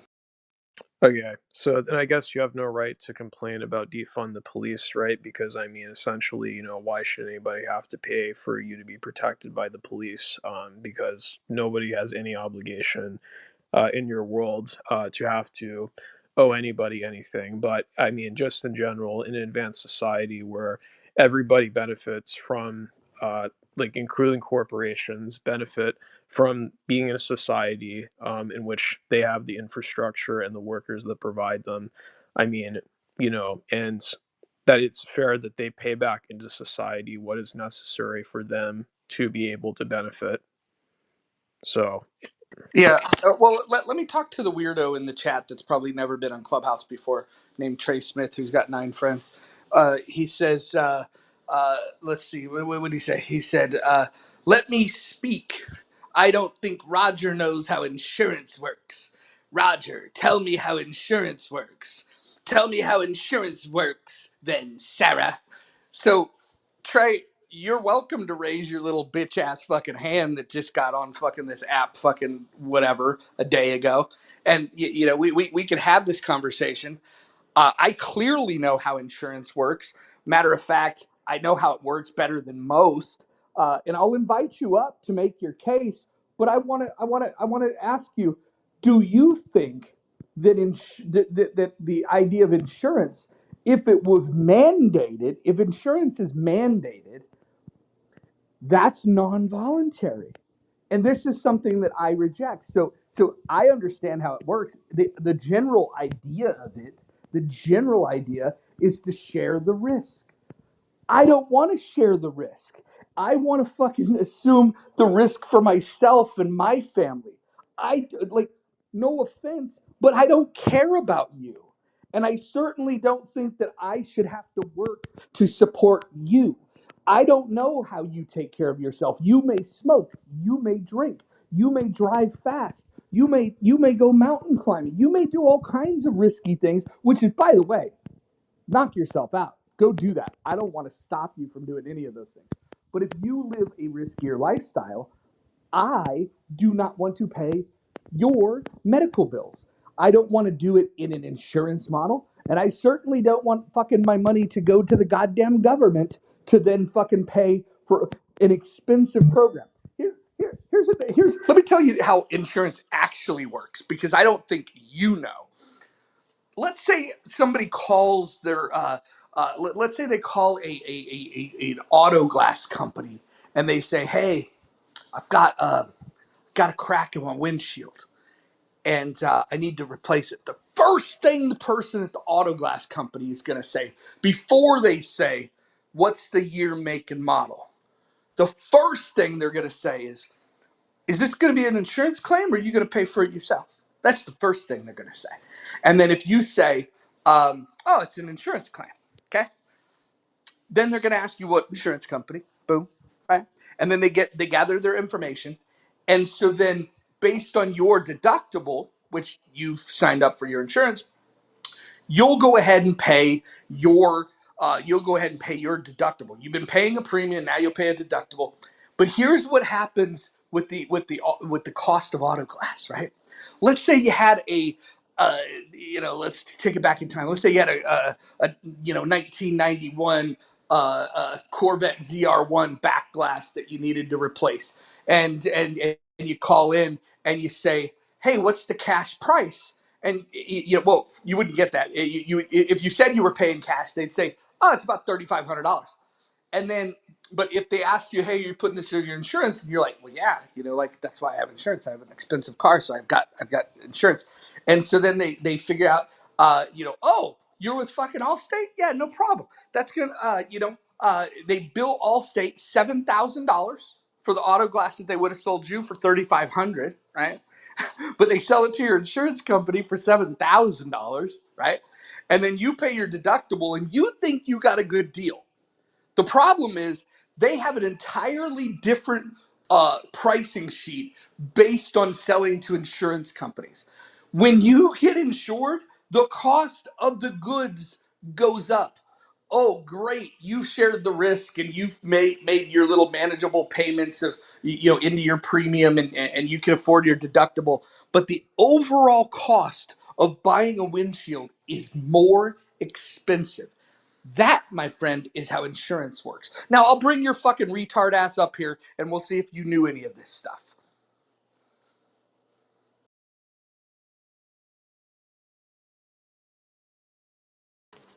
Bro, you think I was gonna listen to your retard ass rant for the last 5 minutes? Okay, so he didn't want to talk about it. So, all right, look, you're new to Clubhouse. I get it. You're new to Clubhouse and you don't know how insurance works. Um, Fascinating. Fascinating. Well, anyways, folks, for those of you that were listening, that's how insurance works. Thanks for bringing up the topic, Trey. Try again. Anybody else want to jump? I Yeah, actually want to ask Necro something. So Necro, let me ask you something. Sure, lay it on You me. know, you know, in America, we're not a socialist country, and this is a capitalist, right? Agreed. Okay, so Hey, can we when can we just pause real quick and just enjoy the fact that Trey, the guy that thought he was an expert in insurance, he didn't come up to the stage and had an opportunity to have that discussion. He asked the question, "How does insurance work?" I gave him the answer, and I just want you to observe the people that operate in good faith versus bad faith. He could have came up on the stage and talked, but when he got up here, he says, "Oh, you think I'm listening to your ramble?" Listen, if he would have listened to what I had to say, he would have learned something. Hopefully, the rest of you have. Sarah, go ahead. so what I was gonna say, Necro, is in a system like this, someone decides to, let's say, go to school or go to work. They give up on having family. They give up on, doing a lot of things because they live in a capitalist country and they want to go and make a future for themselves and make money and all of that. And then we got someone else, same age, same everything, and they just go work somewhere, and they just get married or not, and they keep popping babies. And then at 10 years later, why should the one who sacrificed so much and didn't make their own family and all of that have to pay for the other person who didn't do all of that work, for that person and his family's insurance? Like, I want you to explain this to me as if I'm a fifth grade student. Forget about fucking Donald Trump. We're talking about two people from middle class. One decides to sacrifice a lot of stuff and go make something out of themselves. The other one doesn't. We are in a capitalist country. Why then person A has to pay for person B's kids? Like, make that make sense for me. Explain it. Yeah, so I mean, essentially, I mean, by your definition of socialism is people who do nothing or don't, who get paid for somebody else working. That is essentially the system that we have, only that it goes to corporations mostly through bailouts. And I guess you can also would say welfare as well. Even though that's not socialism. If anything, though, in the United States, it's often been said it's socialism for the rich, rugged individualistic capitalism for the poor. But anyways, so why should we invest in subsidies to pay for people to have children in a capitalist society? Why? How does it benefit me? Because if you don't have children to replace, your own population, then who's going to do the work when nobody else is able to do the work when they get too old? I mean, China, they literally, because of their one child Okay, policy, are I'm sorry for coming in your mic and interrupting you, but you're just playing kind of dirty right now. That's not what I asked, because you're just justifying why someone who irresponsibly have like 7 kids, you know, with no job or anything, you're contributing that into like how we keep the population up. Like, you're just playing dirty here. That is not what I asked you. I said, explain to me, how is that fair for someone who give up a lot of things and go after this? Because I'm telling you right now, a lot of those people who are self-made, they would not work as hard as they do in a really. capitalist system. Absolutely. Versus if they were in a socialist system. A lot of those people, because as a doctor, as a nurse, as a lot of things, there is a maximum cap you can make in a socialist country versus in America. Yes, absolutely. Absolutely 100%. Most people won't go to school for 10, 12, 14 years to make like 30,000 euro more than someone who works in the mall. I'll tell you that right now. Yeah, so again, really, I mean, you asked me why is it that we should pay for people's children. I like how simply like that, a lot of these things are like always assuming the worst case scenario of parents who endlessly have multiple children that, they're mostly deadbeats for. They don't involve themselves in their child's life, but they still having kids because of, I mean, I guess, they're just welfare queens, as, it's often been said. Um, but like the thing is that really just essentially is that, you ask why is it that we would value as humans, like why is it that we would value, having childcare subsidies? And like I said, it is because if we don't have children to replace the population that we got, then who's going to do the work when all of our population has aged? And so the thing is that, um and to address your question, I mean, like, just really just to go about, people who have are these welfare queens, but essentially, how is it fair to children if they are not able to, have, if they just had parents who were careless, or they don't have parents who can afford to pay for them, that they were born to parents who were poor, Okay, let that me they're not let me able to let that me they're not able to clarify afford. something. No, just let me finish and you can clarify it later. So why is it that we should pay for children, to so that, because I mean, how is it fair to children that, they have lower standards of chances of having life, to be successful? How does that not benefit society to have children who have greater chances of being educated, chances of being fed, being able to grow up? Because I mean, do we not want to have, parents who are able to take care of their children over over the state having to take care of them? Because our welfare state to take care of children is already unsustainable, and banning abortion, as many Republicans dream, is going to make it worse. Now, I'm not saying that you're anti-abortion, but that is just essentially is Wait a what. minute. Wait a minute. Like, are you really this incapable of staying on topic? There's just a lot to really just unpack in that. No, So no. What you're trying to do is you're trying to go from one topic to the next because you He don't just have any plays depth. dirty, You don't have Roger. well. It's not about playing dirty or not. He's just playing stupid. He's trying to make these arguments that he doesn't fucking even understand. If he really understood the argument he's trying to make, he would just stay where he's at. You wouldn't have to change the subject. I mean, the thing is, I like And how you Necro, say that hold I'm on, hold on. stupid. Okay. The kids are already getting free healthcare and everything. Every single child or even teenager, anyone who's under 18 is getting it. Right now, you're asking for their parents and grandparents. So that is, again, like, go back to the same conversation and explain to me, why do I have to pay for the person who decided, instead of making a future and making a, you know, like making a life for themselves, why do I have to pay for their insurance? Because you're claiming everybody should have access to the same thing. So I want to know, forget about their kids, because they're getting the free healthcare and everything. But explain that part to me. I don't know how to make this more clear for you. I would like to speak here since there's a gap in the conversation. Now, one of the things that Necro That's not the brought only up, gap. There's a gap in logic too. absolutely, and I'll be brief, but Necro said, well, you guys pay for the police and the fire department, and if you're willing to do that, why won't you be willing to pay for health care? That And wasn't my I argument. thought, I'm sorry, Necro, did I misquote you or I'm just saying that you're wrong. That wasn't my argument, but go ahead.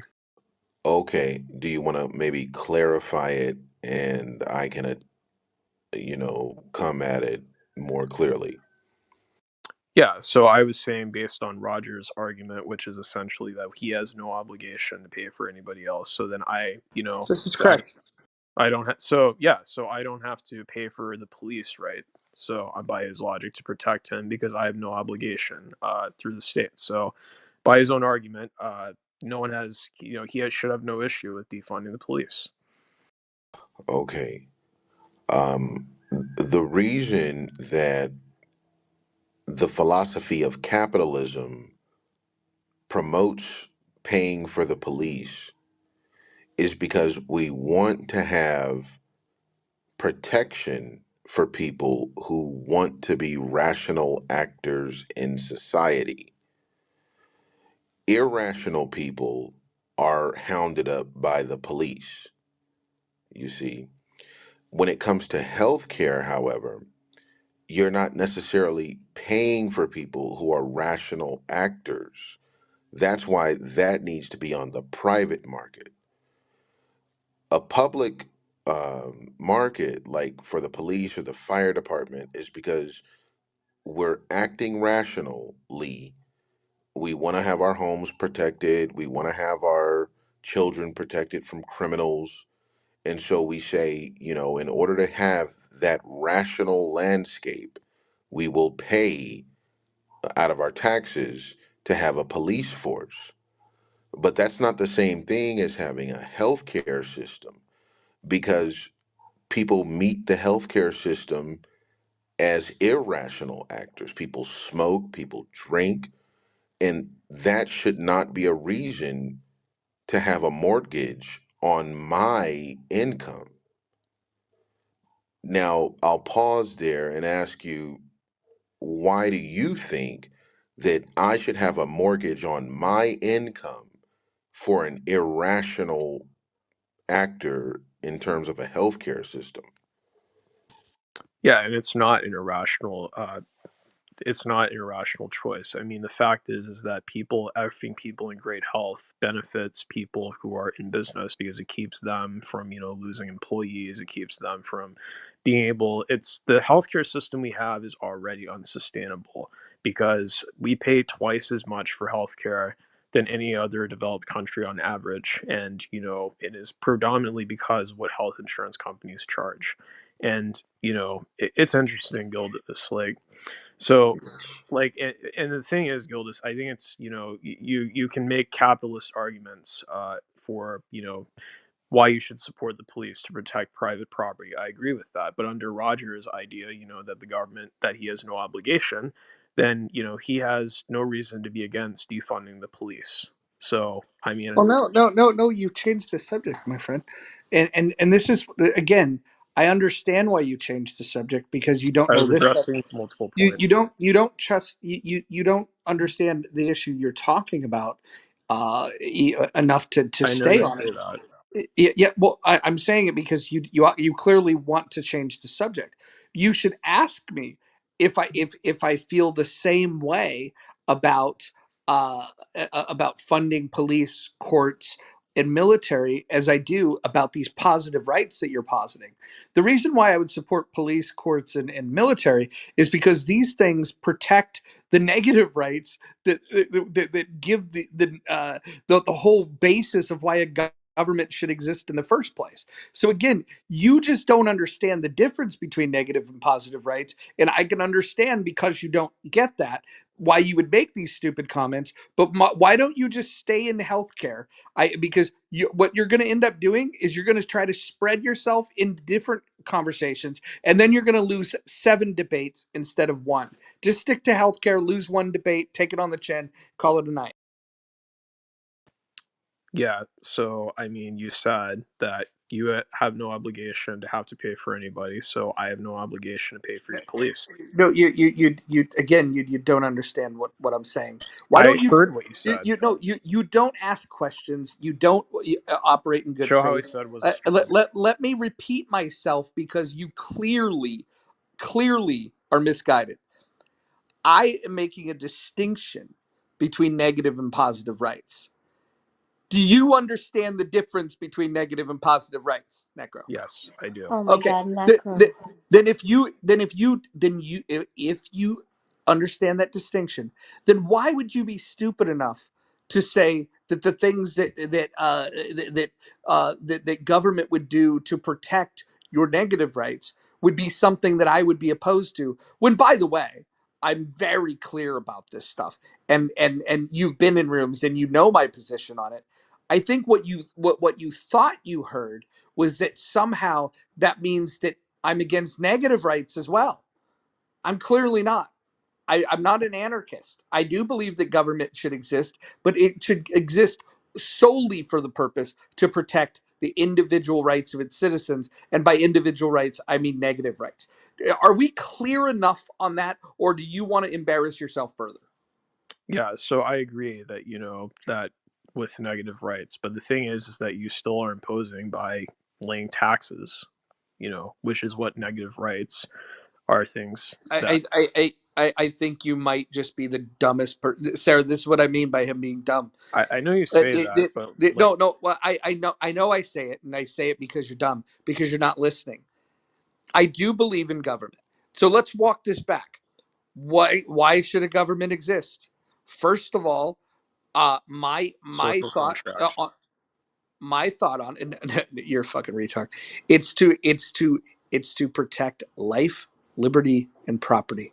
How do you protect life, liberty, and property? You need a military to protect against foreign foes. You need a police force to be able to deal with domestic criminals and cases of fraud and coercion.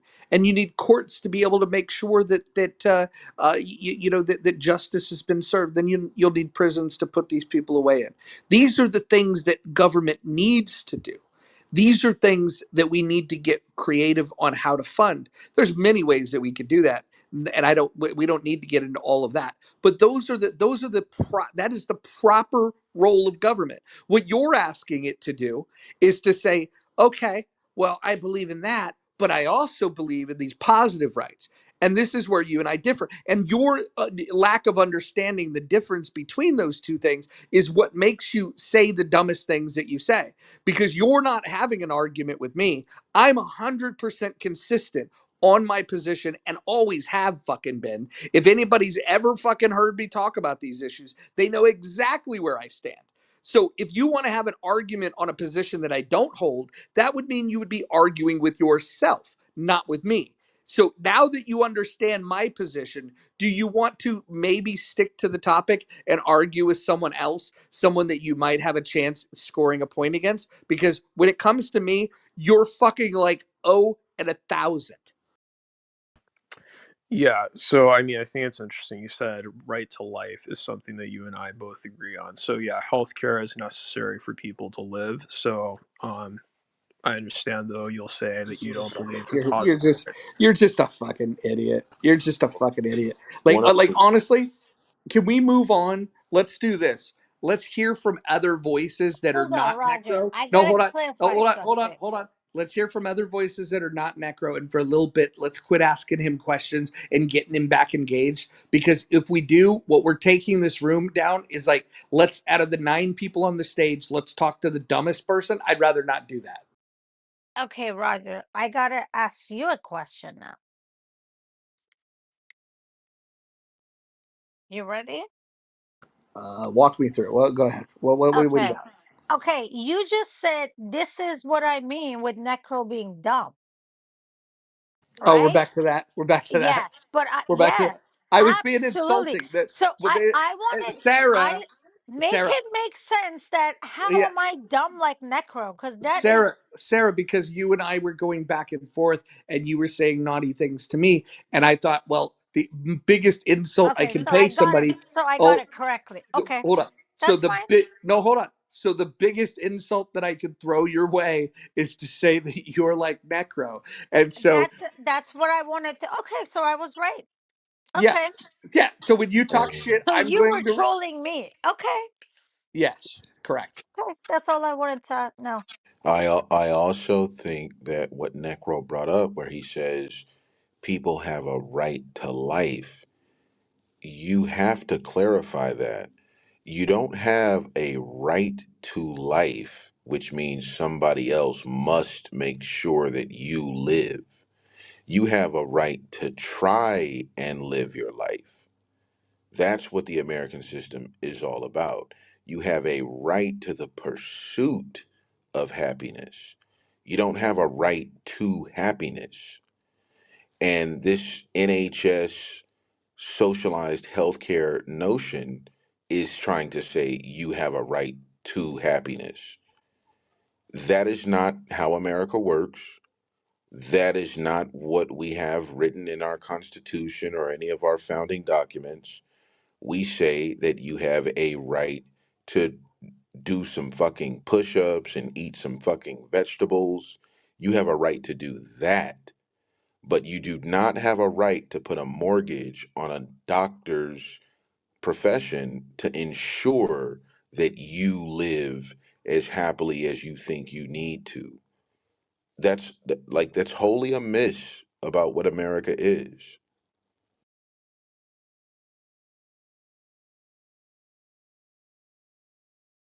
Can you bring Yeah, Flora on this stage, Roger? If she's not going to troll, she can come up. yeah. I know America's promise was freedom, and yet they still own slaves, of course. Well, again, I love when people bring that little silly idea up. America inherited a medieval system that it quickly got rid of at its inception. America, at its inception, already had abolitionists, it had an underground railroad, and then it outlawed chattel slavery, which is, you cannot say the same thing for any of the respective civilizations prior to America, whether it's Rome, Greece, China, India, or even fucking England. It took them hundreds, maybe even 1,000 years to come to that notion of freeing slaves and giving everyone individual rights. Whereas in the United States, yes, the founding fathers, some of them themselves held slaves, but they wrote a framework that could get rid of that, and they did get rid of that in less than 100 years.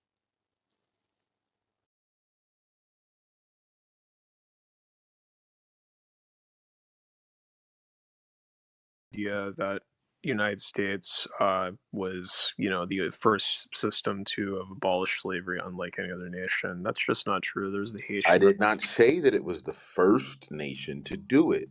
What I'm saying is it's the first nation that was founded with principles that were inherent in its founding that paved the way to get rid of that kind of nonsense. It was there at the beginning. But look at the beginning of China or India and or ancient Egypt. And how long did it take them? They never even had the conversation. There was no abolitionist movement in ancient Egypt. There was no underground railroad in ancient China. It just was what it was. You were born this way, and that's who you will be for generation after generation after generation. Now, America comes on the scene after those thousands of years of history and says, look, we're still dealing with it, but here's a way to get rid of it. And it did get rid of it in less than 100 years if we're counting 1789 to 1865. Yeah. So they said again, you said that it was a slowly, it eventually got rid of it, but it's still claimed to be founded on freedom. And I find it the idea of, yeah, it's kind of a joke that you say your country was founded on freedom and yet you own slaves, and like you whip the hell out of them. So It is a blemish on the nation's history, and it was there at its inception. But nevertheless, it got Yeah, rid of yeah, it. but hold on. Listen, if if slavery was something unique to the United States, or if they were even just doing it at a scale that the world had never seen, then I can maybe understand this. But well, it was abhorrent, but everybody was fucking doing it. Necro, what is your feeling about slavery in Brazil? my position is all slavery is bad, and Got it. that's why Got the it. Got United it. Got it. States. Got it. Got it. Then you would have to agree with me. It would follow that you would agree that the United States was no worse than other countries that were practicing slavery. uh Not necessarily, because I mean, as far as I know, the transatlantic slave trade was almost entirely race based, and of Wait, hold on, course, hold on. Listen, whether it was based on how fat you were, how old you were, making somebody a slave is fucking abhorrent. The fact that you think it's worse simply because it's race based is fucking weird. But answer my question about Brazil. Brazil had 10 times the amount of slaves that came to the U.S. Make sense of why you're not focusing any of your grievance on Brazil. uh, because I mean, the thing is, we're talking about what the United States has promised, and so that's the only thing that's relevant. The United States said that Yeah, they promised yep, freedom at its yeah, very founding, and yet they still yeah. own slaves. Do you not see that as kind of a joke? It, That something you can't take seriously? as an abolitionist myself, that doesn't believe in slavery, I definitely think those that allowed it to continue are fucking terrible. I think that when you look at the system, 1776, we form a country. By 1790, we're passing laws that tell you who these things apply to and codified it into law, right? We were already practicing it outside of the law, but we codified it into law, of who was going to be restricted. So you're not getting a disagreement from any rational human being that those things are wrong. So I don't know where that argument, like where do you think that helps you? The point being is that the United States has taken a look at their founding documents, which by the way were very well written, very well thought out, and the fact that it didn't apply and get extended to everybody as it states it should, that is a huge failure that everyone should be able to agree upon. But the problem is people like yourself don't acknowledge the progress. I would say if you look at the people that have stalled the progress of making people free, the institution that has done the most to stall that progress is the Democratic Party. The Democratic Party not only if we want to talk about the Civil War, are they egregious? But you can go into World War II and FDR, who people like yourself probably hold in high regard. The Supreme Not Court really. of that day, with the Korematsu decision, allowed the government to imprison innocent Japanese Americans. The most diabolical racist group in the history of the United States is the Democratic Party. I'd love to hear an argument of. Yeah, so I mean, as far as like the Democrats, I like how it always has to be like, partisan or things like that. But to say that like, What did I activists, say that was untrue? it's not untrue that the Democrats were the party that, endorsed that defended slavery as one of their founding principle. But that's the key word And, was. well, They're not. hold on. But then what about when you fast forward to to interning Japanese Americans? Who did that?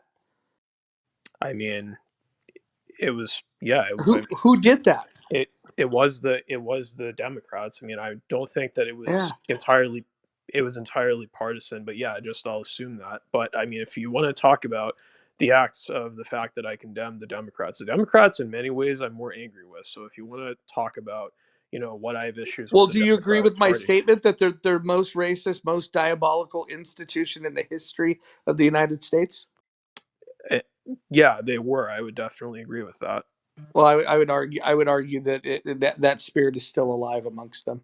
Okay, well then, I mean, if that's the case, how do you explain that the KKK is more likely to endorse Republicans today?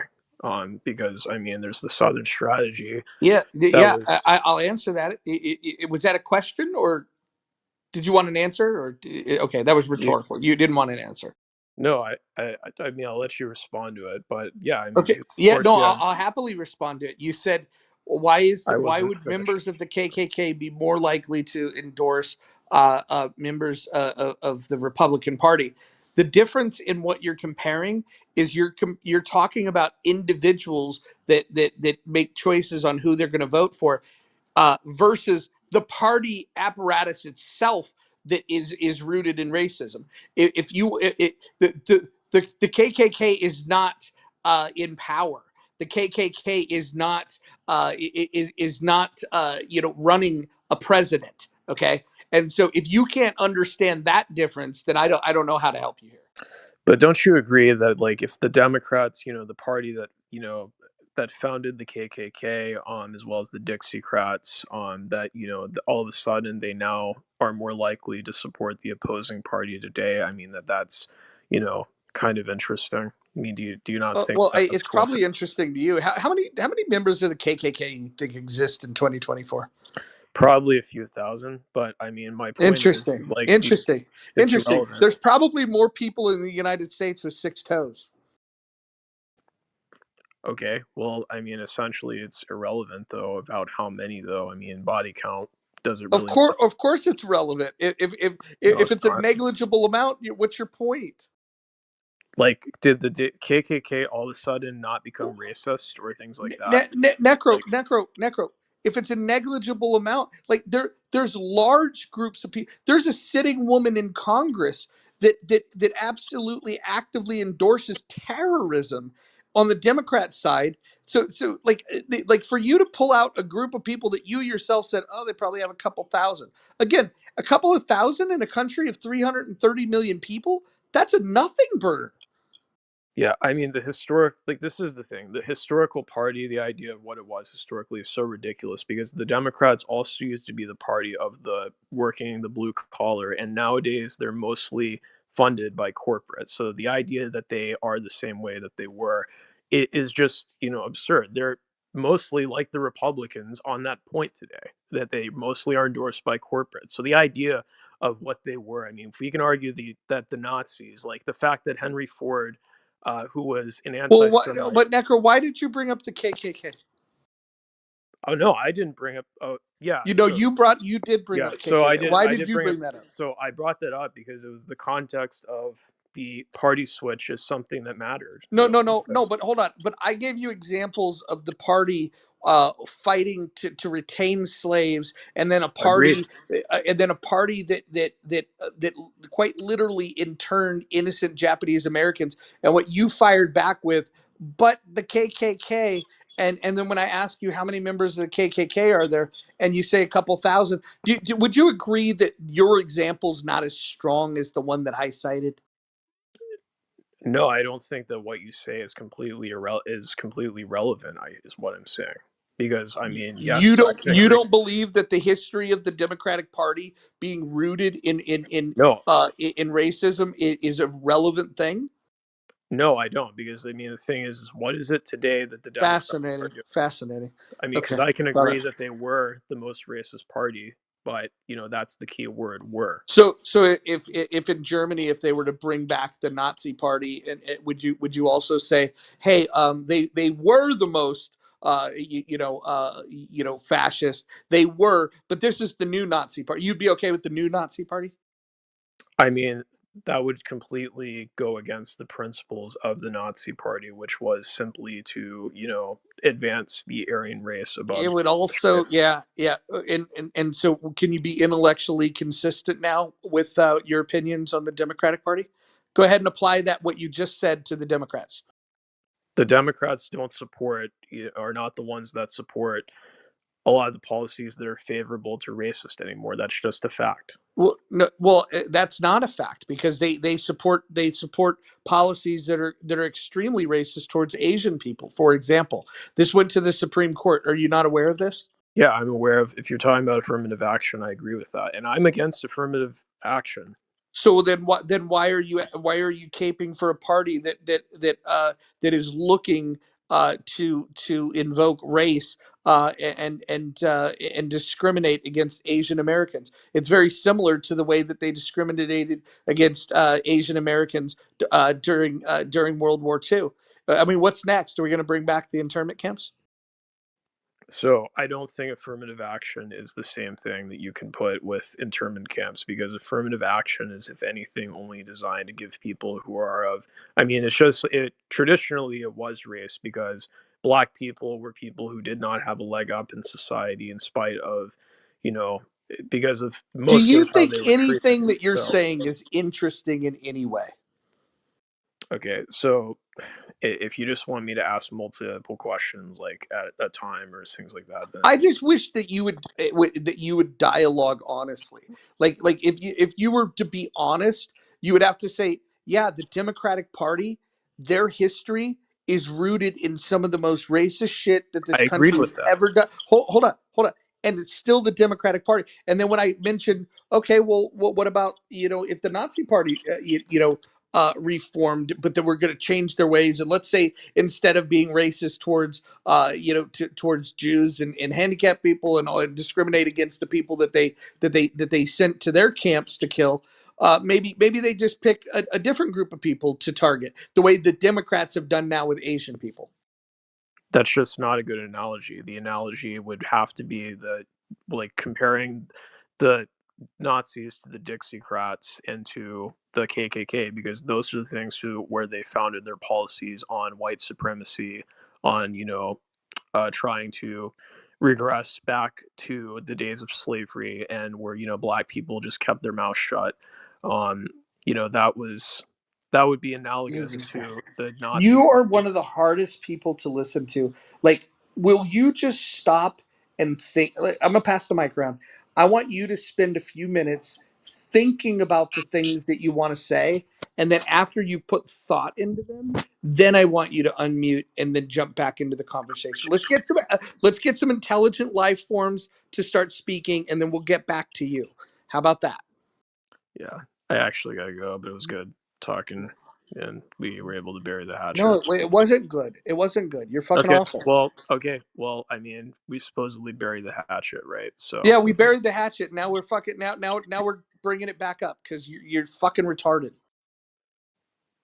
okay, well, I'll take that as a compliment. I mean, I take it as you like me. It wasn't meant as one. I think you really like me. All right, that's a little gay, but He I is a think you faggot, guys had though. an excellent. He Necro is a wants faggot. Rogers.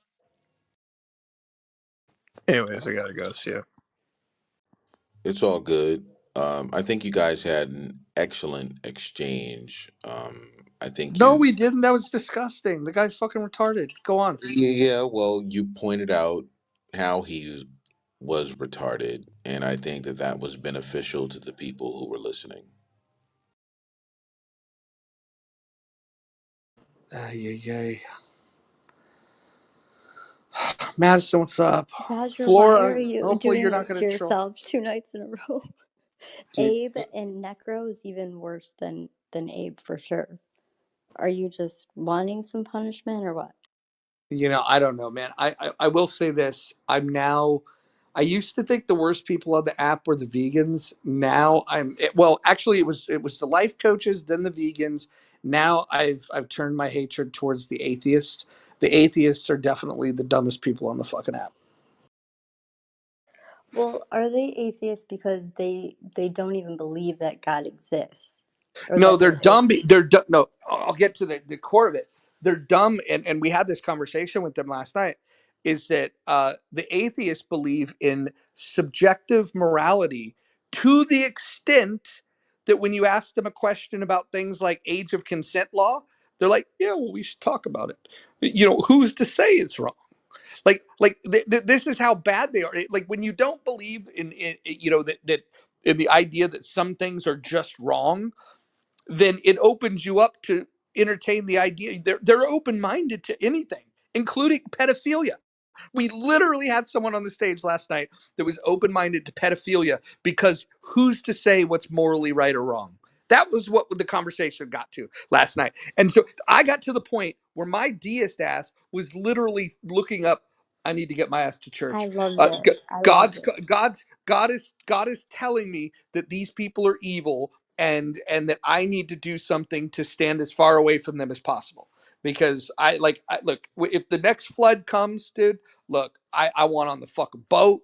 You know what I mean? Like, I again, these truth claims in the Bible, they're a little fucking hard for me, but I'm going to just tell you, it's so much more comforting to be around people that believe in something than people that believe in nothing. And those people are fucking evil, absolute fucking evil. And if you're an atheist and you're in this room and you think that I'm wrong, get up on the stage and prove me wrong. That motherfucker last night said that he didn't say he was a pedophile, but he was open minded to eliminating all age of consent laws. Why? Because morality is subjective. So fucking wild.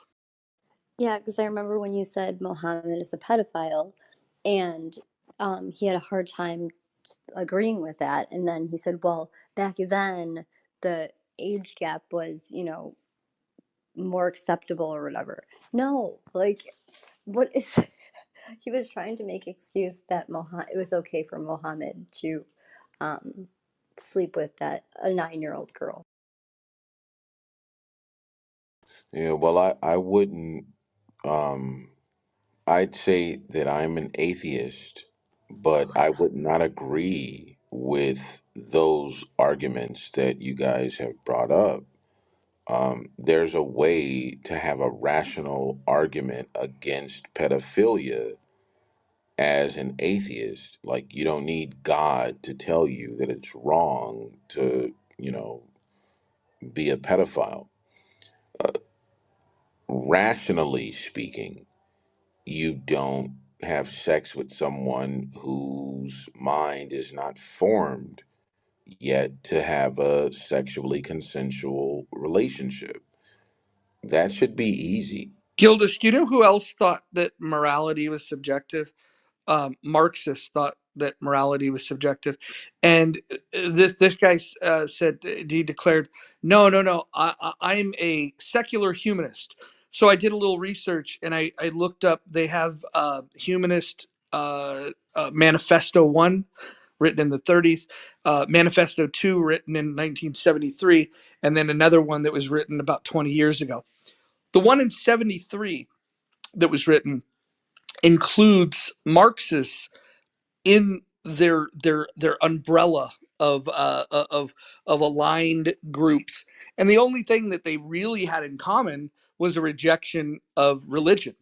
And so they've got this hard on against religion to the point where, as long as you hate religion, you could be as diabolical as you want. You could go kill 100 million people like the Marxists did, but as long as we agree that religion's the worst thing, you can be on our team.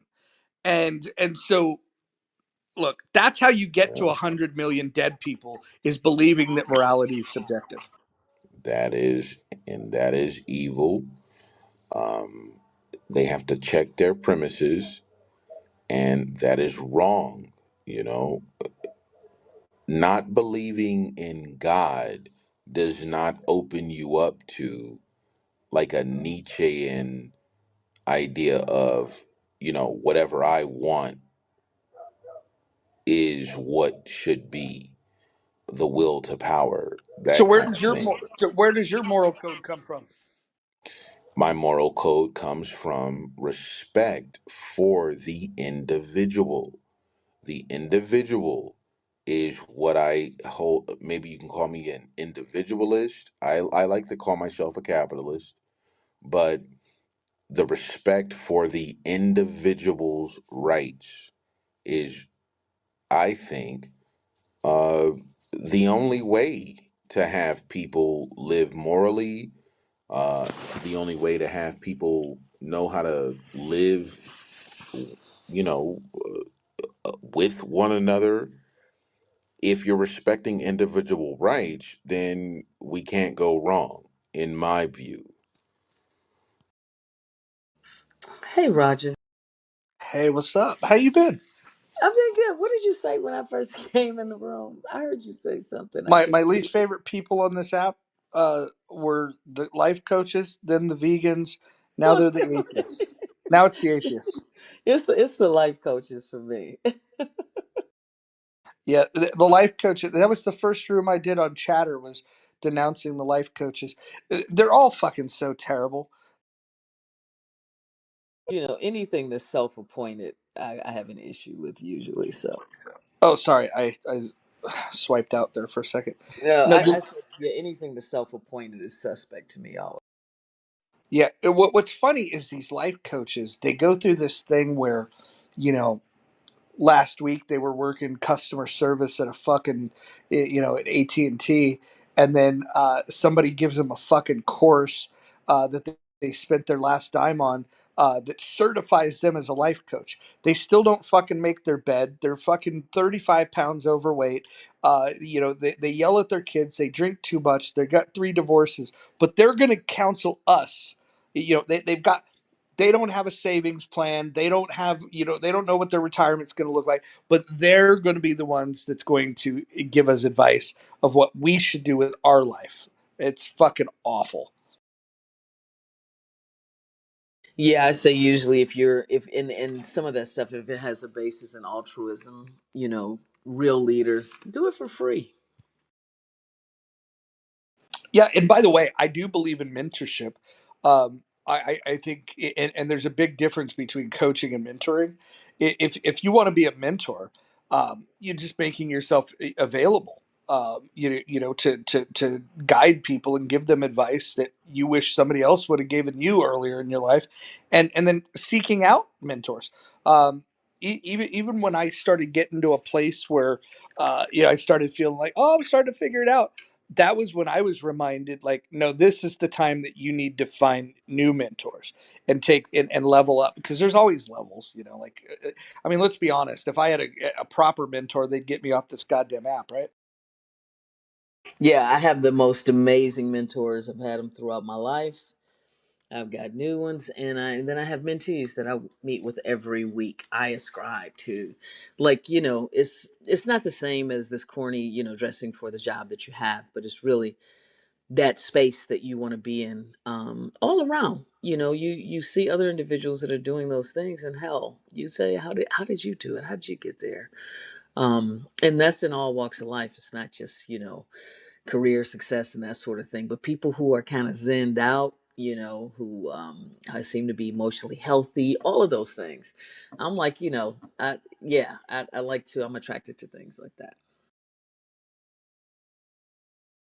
That's cool, man. What's happening on the other side of Clubhouse when you hang out with the I like to call them the others, the left, the Democrats?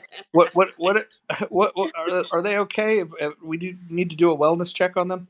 You know what? I really don't get a lot of time to spend on social media or social audio. I'm actually like Hollywood is shut down finally. This is our only time where we stop. So I'm cool now, but sometimes I just kind of browse. I go from room to room, and then when I hear something dumb, I just kind of leave because it's just beyond the pale. I can't grasp it at all. So, your room won tonight, in terms of, I filtered through all the rest of them. They were pretty shitty. So here I am. But, I don't know. I heard some stuff today about hip hop and the, the educated and the intelligentsia, and how that movement, those things were together in terms of some of our scholars and some of the hip hop legends like Chuck D, and how they used to really connect and talk to each other, and now hip hop is pretty much off the rails. There was a room on that, and then there was a whole other room with men and women, the gender wars and that sort of thing. So I don't know. I don't hear a lot of people talking about a lot of politics or anything like that. Oh, there was a room on, what are they calling him? Commander in Tweet. Oh, that's what they're calling Musk. Mm, mm, I, mm, I mm. I had some success in the RPO room, if you guys are familiar with that. And maybe a month ago, I asked them, it's mostly a black room, and I asked them, where is your father? And they made that the title of the room. And it did pretty well, like, because every black person wanted to get in on that topic. Like, where is your daddy? What, did you grow up with him? Is he persona non grata? Like, what's going on? So I think, like, post election, we kind of retreat to these, you know, socio-cultural issues, and people want to know, like, where is my daddy? I never asked that question myself, essentially, quote unquote. Um, and I think we're like in like an interregnum phase right now until January 20th. And once Trump assumes his office, it'll get hot again. But right now, especially with the holidays, um, it's kind of like slow going. That's an interesting question. I didn't realize that. I guess I kind of knew the prevalence of single motherhood too, particularly in the black community. But I was reading the stats: over 50% of black men live in the home with at least one of their children. I don't know. I had two fathers. I had a daddy and I had a stepfather. So I grew up with both parents in my home. So I don't know some of those things. I can't necessarily relate to. And I'm and then it's like season one clubhousers are talking to like season four clubhousers, and they believe that they're bringing up these questions for the first time. Um, and so you have to go into these rooms and get cursed out and get, like, they used to call me a coon, but nobody calls me a coon anymore. Especially like the people from season one Clubhouse. Like, I've been here long enough and people know enough about my like personal life where it's like, well, Gilda isn't a coon. But you have the new breed that are like, oh, you a coon and fuck that. But yeah, I don't know where my daddy at either. And it's like, okay, that's why they call me Grandpa Gildas sometimes. I don't even remember that being a question, season one, at all. But you know what, Roger, you'd be proud of me. I saw that you had a room the other day on a calm conversation about race. And I told myself, I'm not even gonna go. I'm gonna let them have their moment and do their thing. I'm not, because I just think that there are multi-layered reasons for, if you say, where are some of the black fathers? Well, some of them are in prison. Why are they in prison? And then you follow that all the way down the path versus just these one-dimensional answers. And then sometimes people just are fuck ups. So You, you, I you think that know, there are various if you would have angles. came in that room, what you would have noticed that I did something very different in that room than I do in most rooms, where I was very strict in the moderation. I didn't allow people to raise their voice. If they did, I moved them down. I didn't allow people to talk over each other. If they did, I moved them down. And I told people, if we get repeat instances of this, I'm just going to change the title, And I threatened everybody. I hope Dr. Jordan's here to hear this. I threatened everybody that I would change the title to narcissism, and they would have to listen to Dr. Jordan go on a rant about narcissism. And we went for several hours. I would say 3.5, 4 hours, something like that, of a pretty good conversation. And then when it went off the rails, I stuck to my guns and I changed the title and fucking and they started talking about narcissism and I just left. And so while the conversation was good, it was good. And then once it derailed, I pulled the plug on it. But I thought it was really good in the fact that it was it wasn't your typical conversation where everybody just got into the political stuff. The only downside, and I understand why, if you're talking about race in the United States, you're probably going to center most of your conversation around black people. That's where a huge grievance is going to be. But I think that room would have benefited from maybe a more international flavor, and then but it probably would have required moderators other than myself to help guide it, because one of the things that I don't think I was fully equipped to navigate, and I don't say this about most topics because I feel like moderation is just kind of like a tool unto itself. But when you had Africans arguing with Black Americans, there's some nuance to that I just don't get. I just don't like. I don't understand it. I'm not really sure where they're coming from, and I don't even know what questions to ask to get the conversation going back into the right direction, because it's a conversation that I'm just not deep enough into understanding where those grievances even come from. Yeah, that's a whole thing. That yeah, and I heard some of that conversation a little bit today. They were talking about FBA and ADOS and immigrants in one of the rooms, and it was a really decent conversation. But I had to watch a Christmas movie or something, so I couldn't stick around for.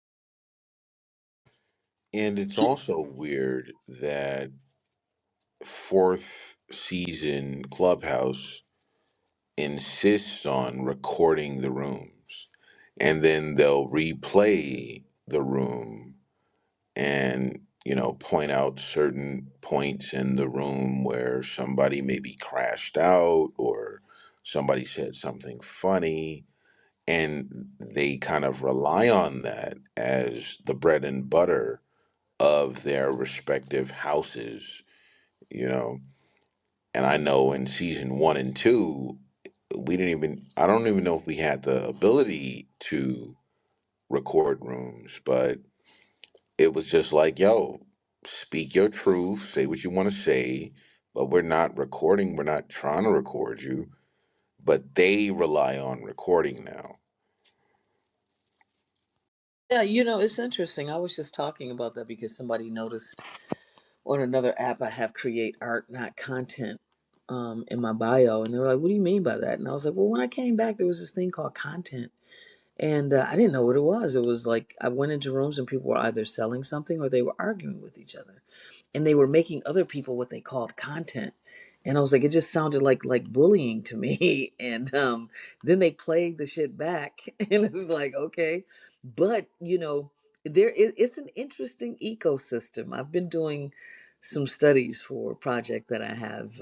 When I see these different, they're like different little communities. And yeah, you're right, Gildas. That is one of the patterns and one of the things that they rely upon. And they actually have like characters and storylines. And being a screenwriter, I just find it fascinating too. Yeah, I'm okay with it.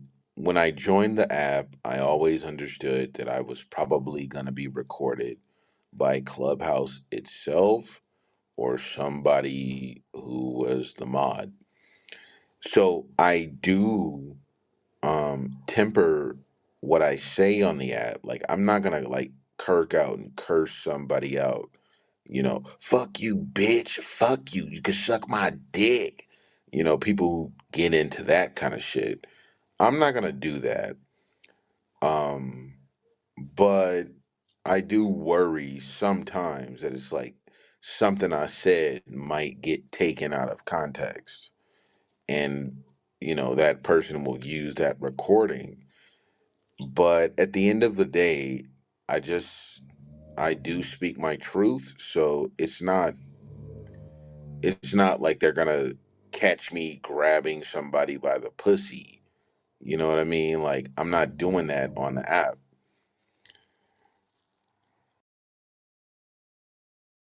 You're not doing it on the app, but you. No, no, I'm not doing it in reality either. You just did it. You just But said you know what I mean? everything. Like, I'm not trying to violate on the app like that. Like, Gildas, you just said everything that you said you would never say. yeah, I mean, but if somebody took me out of context and tried to dox me, but I've never like cursed anybody out on the app. I've never come and like, oh bitch, I'ma rape you, bitch. I've never said no crazy shit like that. But again, like, just me saying that, if you clip that, that's crazy. But I think that, if it ever came to that, there's enough people on this app that'd be like, nah, Gildas was cool on the app. He was not a predator. Well, I think one of the things that I've been consistent on is not recording rooms, and that doesn't mean that other people don't do it. We have that idiot Edmund that'll come into this room, and if we don't catch his profile fast enough, he'll be streaming it to other platforms and whatnot. But for the most part, I don't want to record it. I don't need a recording to exist. Um, there's like a few recordings that I do have from rooms that it was requested prior to doing them, like when the Atlas Society did a room with us and we were talking about uh, capitalism. Hell, Peter Schiff was in that room. We had all the Society scholars. Grant Cardone was in there. It was a pretty interesting room about capitalism, and that room's recorded. When Dave Smith, the comedian, it's been on Joe Rogan multiple times. He's a libertarian. When he came on here, we got that room recorded because he purposely wanted to confront people that disagreed with him. I wish he would come back and do that now, because now I have a lot of disagreements with him. That'd be even more fun. And then I did like a debate with the libertarian presidential candidates that's recorded. Other than that, like, I just don't record rooms, and it's because I started noticing early on the way people didn't uh, uh, you react differently when you're being recorded. I mean, hell, we react differently just being in the room. The mere fact that there's an audience. If I'm Gildas, if you and I were talking one on one, our conversation is going to be fundamentally different than if there's people listening to us having a conversation. And then Absolutely. it only gets crazier when that audience grows, and if it's recorded, and if it can be weaponized, so all of these conversations take on these different things. I wish we could figure out a way to, like, I don't know, put some sort of, like, hey, for this room, this is going to be the decorum, the rules, or whatever, and stick to it like a little bit more strictly. Maybe even have, I like one of the things on Chatter that I do like is they have like a rating system, right? Like, hey, here's content that's going to be more of an X-rated variety, or here's content that that would be suitable for children. The content that I do here would never be suitable for children. I mean, just the simple fact that I find it amusing to call people faggot and retard is enough to not have children present, right? But other than that, like, why do you want children present? We're adults. We're supposed to, this is our escape, right? Right. Yeah, I agree. I operate like I never really even look to see if the fucking replays are on, because I don't say anything. Like, I stand on literally everything that I say. And I guess I'm so used to having a platform before social audio was a thing, and I use my name. It's what I do. Like, and so it's just always consistent for me because if I don't want it known, I'm just not gonna say it. I have an automatic governor on because I've done it for so long, I think. Um, and so yeah, and I don't live in anonymity. I think that's one of the things that changed the app too, was people were able to be anonymous, and I saw it change too quite a bit after that. Yeah, Yeah. it's like It, I when you're advocate. being observed, when you're being observed, your behavior changes. Even with the best of intentions, to some extent, whether it's the energy level, whether it's uh, there's definitely a change. In sales, for example, if you're giving a sales presentation on Zoom, it's like, oh, another goddamn Zoom meeting. But let the CEO of the company say, hey, that's a big account. I want to be on that meeting. So you're going to spend 3 weeks preparing for that meeting because you don't want a single word to be questioned, right? And all of a sudden, like you just put a different level of focus on things based on who the audience is, and it does change things to some degree or another. And if it doesn't, there's probably a problem in that too, because Oh yeah. yeah. Yeah, I agree with that. I mean, it's basic code switching, right? Some do it to a more degree than others. I'm saying that I don't notice if the replays are on or not. Like I assume that everything that I put out there in the ether is being captured by somebody. Like I make that assumption. So I don't even care if the replays are on. I'm just assuming, look, you could be recording me, whatever. All of that, I don't get permission to record my voice. That's bullshit. You know what I'm saying? And I know that my voice is distinctive, and since it's how I make my fucking living, I can't escape that unless I use some sort of voice modulator. And I just wanted to, and why would I do that? Like it's nothing that juicy out there, that I have to talk about. I'm very cognizant of what I say. You know what I'm saying? I can be contrived when it comes to that, but a lot of people in my position would never say the things that I say. They, even though I know that they feel that way. It's so many people that I know, on a professional level and on a personal level. Some of them are probably, in the audience right now, and some of them are in audiences all over the place, and they would never ever get on these stages, and you would never know how they really feel. Yeah, yeah. I've been in situations back in the day where you're at work and you're going through, hey, we're gonna have new HR training on how to handle something, and like 5 minutes into it, I'm like, oh god, this fucking shit. Like, but you can't tell HR like I disagree with all of this. Like you gotta play ball with it a little bit, and and then I got to a point, and this was kind of when I knew that I had to fucking I had to navigate differently in my career. Is like I was either going to have to continue playing the game like that, or just not care and really start saying how I felt about some things. And I chose to start being a little bit more vocal about things, and honestly, it became liberating. It also meant that I had to like step away from certain corporate environments because like it just my belief system just wasn't consistent with how they wanted things done. And as long as they're the ones paying if they're signing your check, you do work for them. And so um you got to navigate that stuff carefully. But I just couldn't continue going to work and being like, oh yeah, this is company policy and this is what you got to do, and then going out for drinks afterwards and going, fuck, I hate all of this shit. It's like if you really hate it, then you got to do something, and like you can start your own shit, or you can just, I don't know. There's environments that you can find that are more suitable to, I don't know, making you feel comfortable, for the same reason that some of those policies exist to make other people comfortable that are craving these policies. Um, you've got to make your own independent decisions about, do I want to be around this? And like when it comes to things like, diversity, equity, inclusion, I've just got some particular thoughts on the way that it's rolled out that it's not even completely in disagreement of the virtue of having a diverse workforce. I believe in that completely.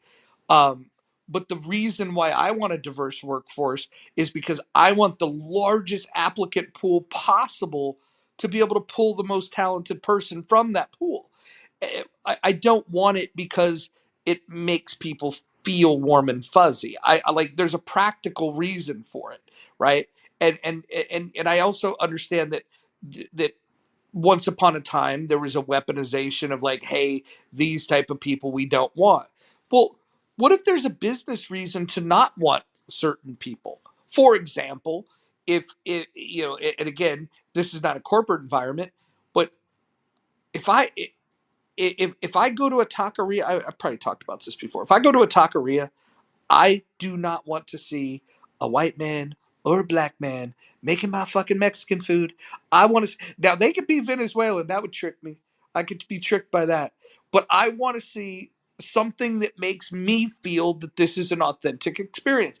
And there's no reason that why white man or black man could have learned an incredible recipe, could have spent 10 years of their life working, like in a restaurant or working for some family that just had these incredible recipes. Of course, they could pick up the skill, but I want that authenticity. I feel the same way about Chinese food, about soul food. Like when I eat, that's when I want a particular. I think part of the experience is the ambiance and the environment and all of those things. And one of those things, could you imagine going and getting Ethiopian food and finding like like if Marshall was the guy that greeted you at Ethiopian at an I'd walk Ethiopian out. restaurant, you would just be like, this isn't authentic, and you'd walk out. You want authenticity.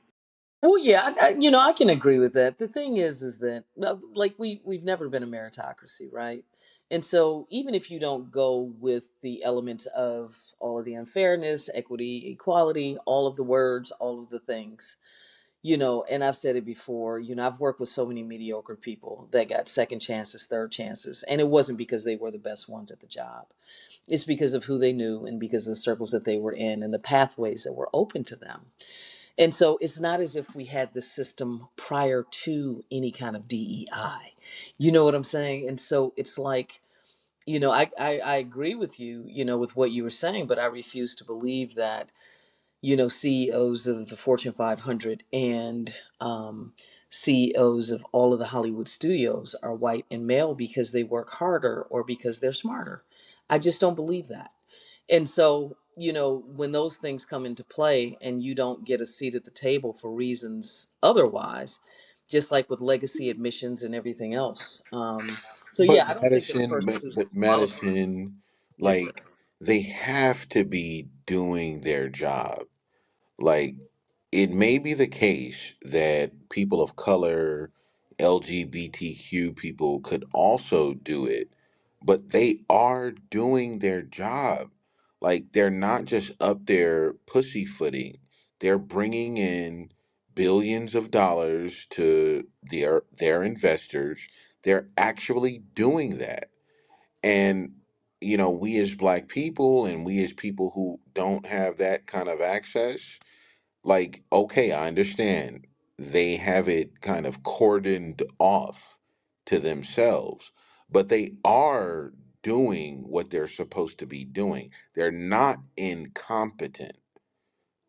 Like there has to Well, be that's some. that's not entirely true at all. There have been quite a few incompetent ones. When you look at J.C. Penney, when you look at WorldCom, And when they you look and at they when get you look worked at out the no, system, and they no, get no. they That get some of squeezed them. out. Ron Johnson was with J.C. Penney for many years. WorldCom was around for over 15 years. General Electric. There are a lot of companies that where CEOs fail, and I'm saying it in an anecdotal way. I have worked with literally hundreds of mediocre and incompetent white males and Well, some if white they females. if they are And so mediocre. what I'm saying is that if that were me or if that were you, our asses may not have ever gotten a job or we would have gotten booted immediately because in a lot of cases they're looking for a reason.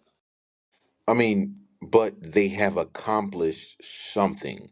They have done something. Maybe not all of them are up to the level that we think they should be performing, Well, but I'm saying it's not they are equitable. doing something, and it's like you cannot. George Bush was a C student, okay, and I'm saying that when we make it somewhere, we Well, a have to be president and a CEO are two different things. but we have to be exceptional, is what I'm saying. We can't be average, and we don't fail up, Well, okay. And it I seems believe that black people should be Hey, hold triple on, hold on, hold on. exceptional. I don't mind a little bit of like over talking, but Gildas, let her land her My point and bad, then my bad, respond my to it. bad, my bad.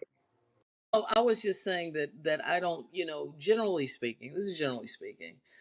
I could pull up stats, but we don't get to fail up, is what I'm saying. So I just don't buy the argument that the people who do get hired based on diversity, equity, inclusion, that's not how it works. You have to have the skill set, you have to have the credentials, you have to have the experience to even be considered in the first place. It just simply doesn't work that way. They don't just hire a bunch of incompetent people. They hire the upper crest, the people that have worked their asses off to get there, to give them an opportunity. It's not like they're hiring people that are incompetent for the job. The inverse of what I'm saying is that I have worked with others who are incompetent, and I'm like, how the hell did you get this job? And I know that we're not based on meritocracy in this country. I do disagree to an extent. Um, I understand that like Well, what there's specifically do you disagree with that what she I just said? understand that there's nepotism afoot, and like white people will just get hired because they just know the right white person to be hired. But there's also the case that they will hire a black person who is incompetent, but they just want the black person there. That Gildas, do Go you ahead. work in a professional setting where you're hiring workers in different departments, sales, manufacturing, marketing, finance? Well, I'm more so coming from the academic background, and I've been on hiring committees that were invested in affirmative action before the Supreme Court Yeah, knocked yeah. it Look, down. look. You and I agree on affirmative action, right? So we don't have to repeat like an argument that we would have debated like 30 years ago. I would. I'm just wondering that like when it comes to how hiring is done today, right? If you think about how hiring is done today, there's a couple of different main ways that people get their application to a hiring manager. One of them is if they don't know anybody there, they just go through an applicant tracking system. When they respond to an ad, they put their resume, the cover letter, they send it in. The applicant tracking does some mapping to determine whether or not the application is a fit, where the job rec and the resume are in alignment. And if it is a fit, then what they do is they kick those off, to HR to then eyeball them, and then they pick those and then they give them off to the hiring manager. That's typically how that works.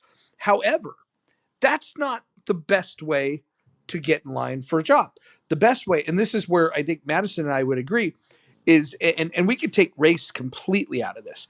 We could take age completely out of it, although all of these things will factor to some degree depending on who the hiring manager is. But if you just pause on that and just think, how does hiring actually happen? So that's how the applicant tracking system works. And so if you didn't have employees that were referred in, then yes, you would go through these people that came in cold, right? And then you would look for best fit, yada yada yada. Or maybe if you have a policy that says you got to interview 3 people for a job, put them through the whole process, so then you can complete it and check all your boxes that you did your due diligence, yada yada. But the way that the jobs are really filled is that they'll incentivize the workforce. Hey, do you know anybody? And they'll say, hey, we've got a referral bonus.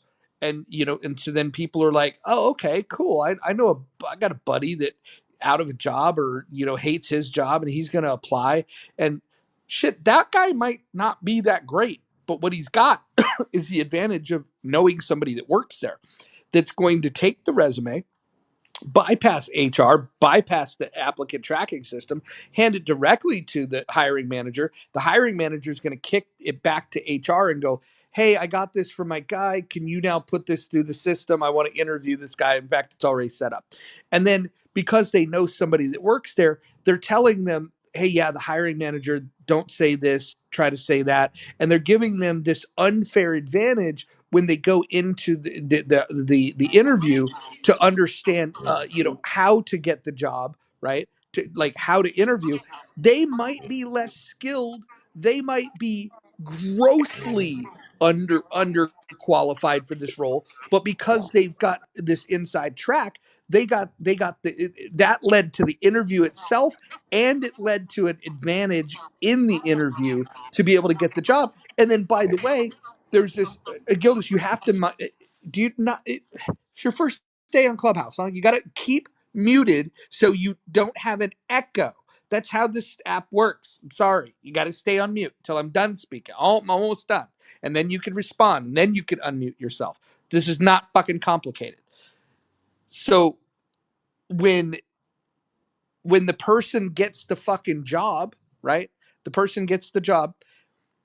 All of those other applicants that might have been better, they didn't even go through it because the prevailing wisdom of the hiring manager is, I'd rather go with the devil that I know than the devil that I don't know.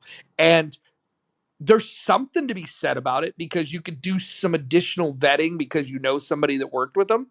But because you've given them an incentive, a financial incentive, they're going to look you in the fucking eye half the time and say, oh, yeah, they're good. You should get, yeah. Go ahead, hire them. And that's how hiring actually fucking happens. Like, you guys can, argue about like philosophy and this and that, and, like, and what the law says. But that's how the fucking sausage is made. I agree, absolutely. But the firms that are doing that are they're going to show themselves to be unprofitable, and they will fall by the wayside. The company or the firm that is actually hiring people based on capability and not nepotism will rise to the top. When you look at a company like Nvidia or Apple, they are not doing what you've just kind of laid out. They're not looking at people and just saying, okay, you're white, let's get you in here. They are hiring people based on their skill set. But at the same time, there aren't that many black people who meet the skill set, or Why are you even if back they to do. race? Why are you back to race? I just, in the entire Well, thing that I because just that's what said, we're talking about. That's what we're talking about. you didn't listen to a fucking word I said then. Go I ahead. listened to Continue. No, everything you you know what? said. Just argue with yourself. Go ahead. No, I'm not arguing with myself. Well, you're But not responding to a word I said. you're finding that these firms are looking for the best of the best, however they can find them. And if there aren't enough No, black no, people, no, Gildas. This is okay, why you should fucking listen more. The point that I was agreeing with Madison is that they're not doing that. It's not meritocracy the way it should be. I believe it should be meritocracy, but it's not, because what I just described to you, which could, you could factor race completely out of it, you're still not looking at meritocracy. What you're doing is you're trying to mitigate risk by saying, okay, well, this guy was referred in, maybe that'll help us get a leg up. But they're not really taking advantage of the tools that they have to actually vet who is the best candidate. In fact, they're not even looking at all of the applications. The tracking system itself is excluding applications. The HR manager is going to give certain resumes over to to a hiring manager that's going to have their own biases. And when I say biases, it doesn't have to do with race or gender. It could just be, hey, I'd rather get somebody that lives closer to the Seattle metro area for this role, and that person lives 40 miles out. They may just have had a bad experience with somebody that had a long commute, and they just might say, I'm going to disqualify it. What if that person was a fucking rock star and really didn't mind the goddamn commute at all? Like all of these little biases play a role, and the right people might not have ever gotten a chance to get the interview. And then the part that you're totally ignoring that I said is that that's not even how most of the hiring happens. Most of the hiring happens about the line cutters that cut in line because somebody that works there from their own peer group said, and that person might be great, could be the best person, but oftentimes it's just that's the person that was referred. And the person that's referred, they're getting referred at that time either because they're out of work or because they're actively looking because there's a problem at their job, which oftentimes indicates that they're not the best person. And so the point is, and Gildas, and this is would be the thing I'd like you to think about before you speak and respond to, is that while you and I agree that meritocracy should be the goal, that's not how people are hiring today. Yeah, and I can give you some statistics to go along with that. Well, For what I instance, would say in wait, I'm not. I response was. to Can you that, hear me or no? Can you well, hear me? he definitely directed that question at Oh, me. well, my apologies. Please let You had me. spoke like at least 3 times, so I thought I could jump in. But go Well, ahead. just let me respond to that quickly, and then Madison, you can go. Insofar as companies or firms are doing that, they're practicing that, they will not be profitable. They won't find themselves being as profitable as they could be if that's what they're doing. And I'll land the plane right there, and Madison, you can go. Oh, I was gonna say that when it comes to STEM and the level of achievement in that field in schools, Asians, over and above, probably 40% of them excel tremendously when it comes to STEM, but yet about 65% of the workforce of STEM is white workers. So you can have an ethnicity that overachieves in a particular field, and yet a lot of these statistics will still show that people are hiring based on their comfortability and based on who they know and other factors outside of actual qualification. But if there's a baseline, all I'm saying is that DEI doesn't mean it's not supposed to mean lowering standards. That should never ever be the case. There should, if you have a baseline and these workers have to know if they have to be in the 90th percentile, let's say if it was a test, all of them have to be at least in the 90th percentile. And yes, you may take some from different backgrounds and just to, add to that diversity, but it should never, and it does not mean lowering standards, is all I'm saying. Well, the companies are removing their DEI standards.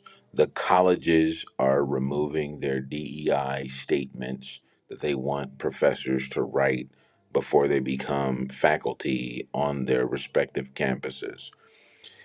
It's happening now. There was a moment, it was a George Floyd moment where these companies said, look, man, we got to hire more people of color. I don't care what their qualifications are, we just need them. But now they're starting to move away from that. They're moving away from, do you have a DEI statement as a part of your application? When you applied for the job, you could be totally, like I check every box to meet this job. But if your DEI statement didn't work out, they would push you away. And now they're saying, no, we don't want to do that anymore. Well, So go ahead. that's true, but it's blatantly untrue that companies just said we'll just hire anybody after the George They Floyd, weren't whether hiring they just were anybody. whether Of they were course they weren't. qualified or not. That's not But true. they were looking to like shore up, you know, they were just trying to say like we have black people, we have gay people, we have all of that. And now they're saying that shit wasn't even profitable because we were so um because they were so like, what's the word I would use? Um, Invigorated to find people just to shore up their numbers. We got this many black people, we got this many gay people. And now they're saying, well, that wasn't a profitable pursuit. And they've laid off all of these people in Silicon Valley. They've laid them off, which is Can the you give me soft an recession. example, Gildas, of what company? Give me one company that you're thinking of that Twitter, this example plays out to. Twitter, Twitter, Twitter, Wait, Twitter? Twitter or X, however you want to address Oh, it. well, hold on. No, no, no. That's It sounds precise. okay. That's No, probably the best example I can provide. well, okay. Then walk me through what you think happened when Musk went into Twitter. Please He walk me through. laid off all of the people who were diversity hires. No, Gildas, this is not. God damn it! Like, how could you be so Did he stupid? not? No, how can you be so stupid? Like, I'm honestly, how? not so stupid. Well, That's well exactly what he did. let me explain what happened. Okay, All right, go ahead. he found redundancies, and he realized that, hey, this is fucking this. We don't need all these people. He wasn't vetting which he just found redundancy and got rid of a ton of fucking people. It had nothing to do with this He got idea that rid of the diversity hires, man. y- oh my god, Gildas, you don't know. Respectfully, you've never worked in tech. You don't know what the fuck you're talking about. Respectfully. No, I didn't. I've never worked in tech. You're correct about that. Correct. But that's And you have exactly no who idea what he you're talking about. But that's exactly who he got rid of. He got rid of the diversity hires as soon as he assumed Gildas, leadership over Gildas, the. Gildas, you're so full of shit. He got rid of entire departments that he thought was unimportant. What he did was the exact opposite of what you're describing. And by the way, I agree with what he did. If you could run the business more efficiently, then clearly those people didn't need to fucking be there. But the fact that you're trying to attribute this to fucking, don't get his fucking thoughts on politics and the way that he managed that business confused, because you're talking about things that you just have no clue what you're talking about.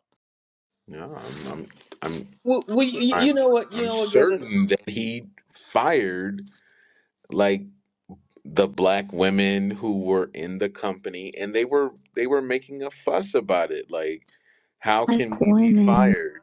That's exactly what he did. He got rid of the diversity. Uh, who you tends to know, censor stuff that men say and put out. Gildas, I really wish that you would take 5 fucking minutes to research, some of the things you talk about. I get it; it's a social audio app. We have the right to be wrong, and we could talk about things. Like, continue to do you, but if you want to be taken serious on these points, you should at least have some fucking idea of what you're talking about.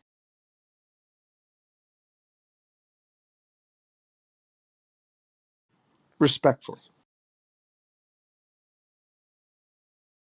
Yeah, I agree with you, Roger. He got rid of certain departments. Were some DEI hires a part of that? Probably, but it wasn't the basis for what he that did. was And it's certainly, absolutely what he and it's certainly, did. and it's He certainly not. fired the And I was talking, DEI. Gildas. You just started talking when I was talking.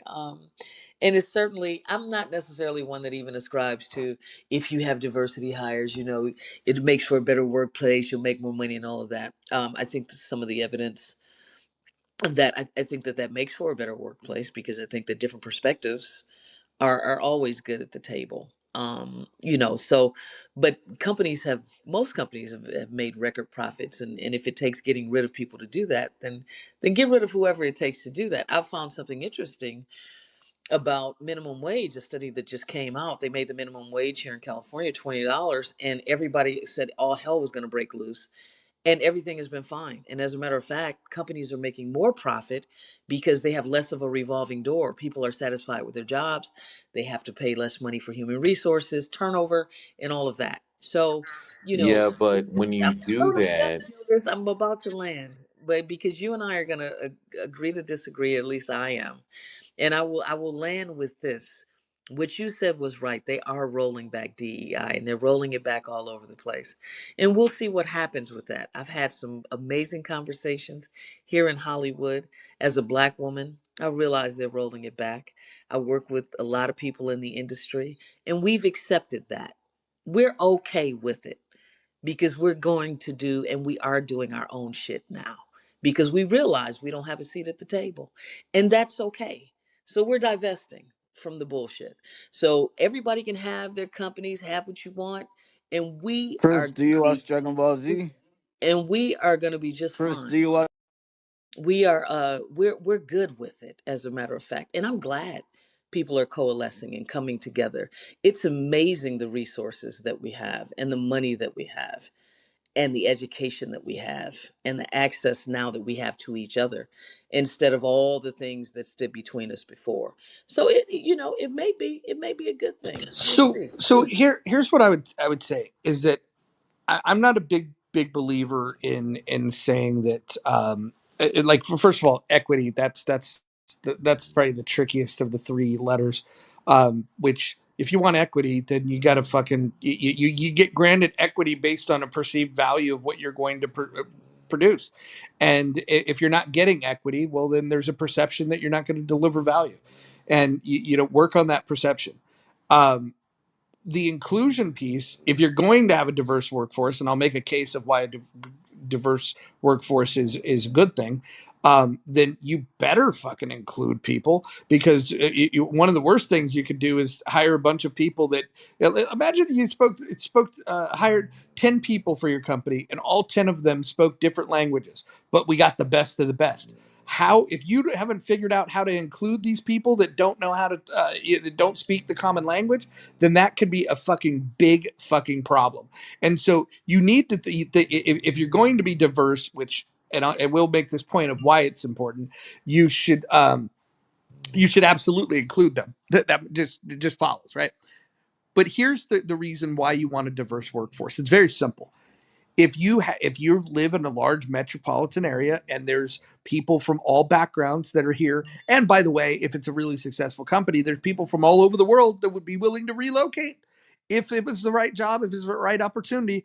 And so if you open yourself up to diverse workforce, you have a better you could cast a wider net, and you can get different people, you can get the best people. And it's not that different is always better, but here's the value of different. It does bring different experiences. So if you have a project where, you know, let's say if you're launching a new product, and you want to think about, like, you know, all of the thoughts that might go into how does this launch become successful, right? If you have everybody that thinks alike and doesn't have different viewpoints, then you're going to miss some shit. And having people that can battle test you, that could be at the table, that could say, "Hey, look, have you thought about this? Have you thought about that?" Here's a perfect example. There was a company that came up with a product called Herculon. It was this box. It was a hardware box, and they called it Herculon. And they didn't think about what they were thinking, like Hercules. They thought this was a cool word. We call it Herculon. And then when they went to sell it in Latin America, the people that saw it, um, that's roughly translated in slang in Latin American companies to to Latin American people as a large ass. And so they laughed at the product. They couldn't take it serious. They didn't want to buy it. That could have easily been solved if anybody at the table that said, "Oh, you want to sell in Latin America? Hey, do you know that your product really says large ass?" Right? And so this is the kind of thing that diversity will save you from. The one thing that I will say is, depending on what you're trying to do and how fast you're trying to do it, sometimes diversity slows things down. And the reason it slows it down is because with these different viewpoints, you're having more discussions, you're going deeper, and you're being more thoughtful. When, like, let's say if you're hiring like a mid-market sales team, and you're just like, "Hey, look, here's a new industry we're going to go in. I'm going to go get people that are experienced in selling into that industry, and I want a very specific skill set. I don't need them to fucking have, like, these wild world views that differ. Because what I need is speed. If what you need is speed, you don't need diversity. If what you need is the best people, and if you're thinking strategically and for the long term, then you absolutely should fucking prioritize diversity. And then the final thing I'll say is government should not mandate this. If it makes business sense to do it, and diversity does make business sense, it should be done. But you should be looking at your existing policies that are keeping you from meritocracy. Because if we believe that meritocracy is best, and Gildas, you and I agree on that, then we should look at all of the ways that the company currently is not, using a merit-based system to find the best people. And you could throw DEI completely out the window and you still wouldn't have a merit-based system. And that's the fucking problem that I have, is that I don't like DEI, but I also don't like the current fucking system. I want it to be meritocracy, and I don't see anybody that's really striving for that unless it's a fucking small business. Like, small businesses are like, I can't afford to make the wrong fucking hire. These big businesses, they can afford to make the wrong hires, and that's why they're making the easy hires. And so they fucking, like, hey, referral bonus. If you fucking get me the right person, I'll cut out the external recruiting fee that was going to charge me 30,000. I'll just send you 5K, and I'll just trust that you brought me the best person. And then fucking 6 months later, I realize I have to fire the person because I didn't really even go through the goddamn stack of applicants.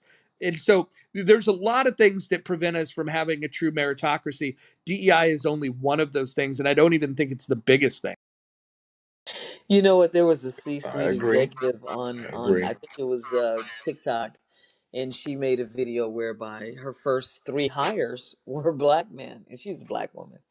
And first one came through, second one came through, the third one came through, all very qualified for their jobs. And they called her into the office and said, "What are you doing?" And she said, "What do you mean? What am I doing?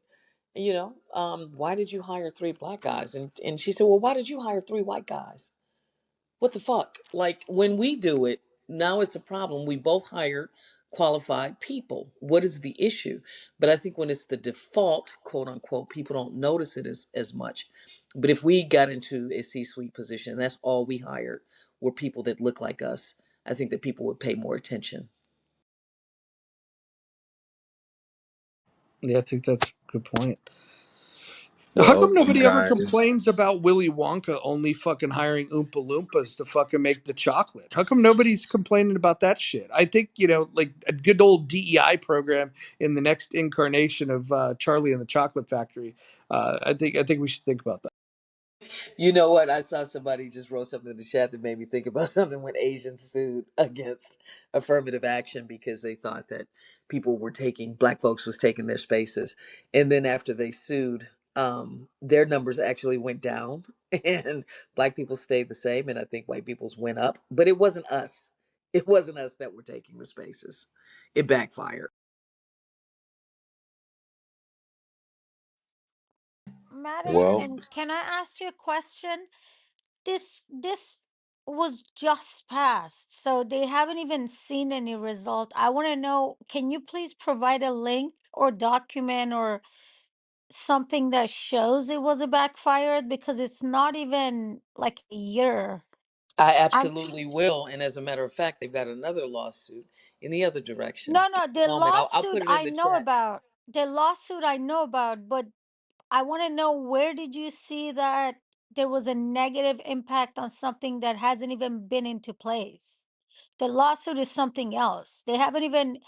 Um they haven't even take this type of, in like, what is it called, like, admission away yet. So I don't know how you have seen a negative effect for Asians. I'm putting it in the chat right now from NBC News.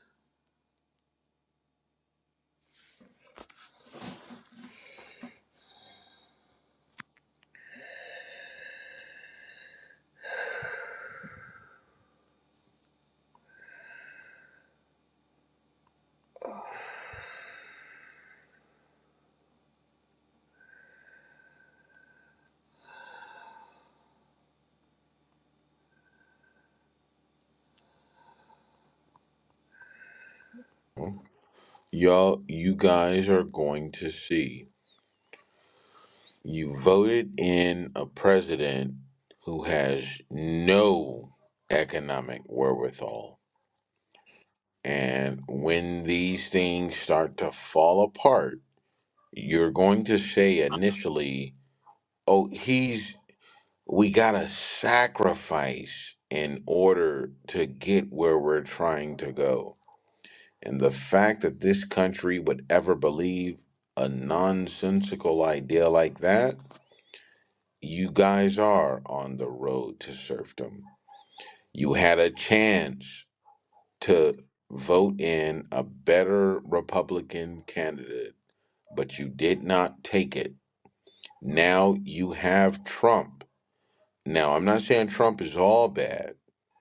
Trump is going to do some good things for the country, but ultimately, you voted in an idiot, and you will And see. Gildas, majority of Americans don't agree with you. This was the first I know president they in don't. Republican. Let me finish that. After 20 years, won the popular vote, so your opinion doesn't matter. But can you, Madison? Can you please let me know where in the article it says that this backfired at them? Because from what I'm reading here, it says schools including Columbia and Brown University showed an increase in Asian American for the class of 2028. Yale and Princeton showed a decrease. Harvard showed the same group. First of all, it's only 1 year, so you can't really get anything out of it. But I don't know where you got in the article that white people took their spot. I'm confused. Can you please can you point that out? Or maybe it was a different article? I said what I said was black numbers did not go up, white numbers did. So it wasn't black people who took their spot. And if you look at the second article, it'll It's show not you that even talking about the I'm black answering people. your question. If you would shut up, you would hear my answer. Oh, Otherwise, so you now you won't hear tell it. me to shut up because I said what if you you were would shut up, trying you to would hear say, my I called you answer. out You for asked it. me a question. So No, now you tell me shut up. I said if you would shut You up, don't you would even have hear to the explain answer. anything. You just Well, then showed my you then you're just not proved my valid. point.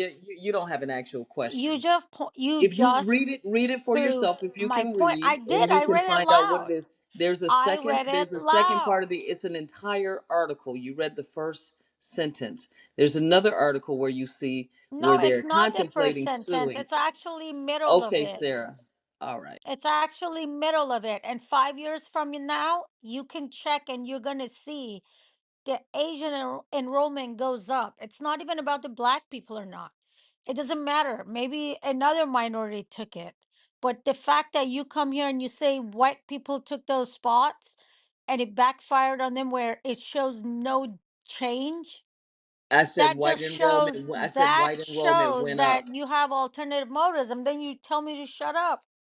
I said if you would shut up, you would hear. I wasn't trying to tell you to shut I up. saw I saw the other gentleman come into your mic 20 times and you didn't tell him to shut up. You clearly don't like what I just said. That's why you tell me to shut up, and that's fine. I Well, will hold on, shut hold up. on, hold on. No, You hold on. asked me a Hold question. on, hold on, real quick. If you ask a question, in order to get a response, you do have to mute yourself to wait for the response.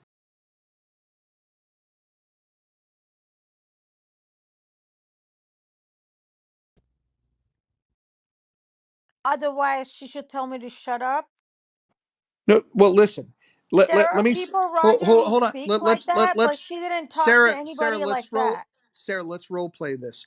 I'm going to ask you a question, okay? What color is the sky? What color is the sky? I'm not playing Blah the blah blah game. blah blah blah blah blah blah. See, if I ask you a question, I should let I'm you not answer it. playing.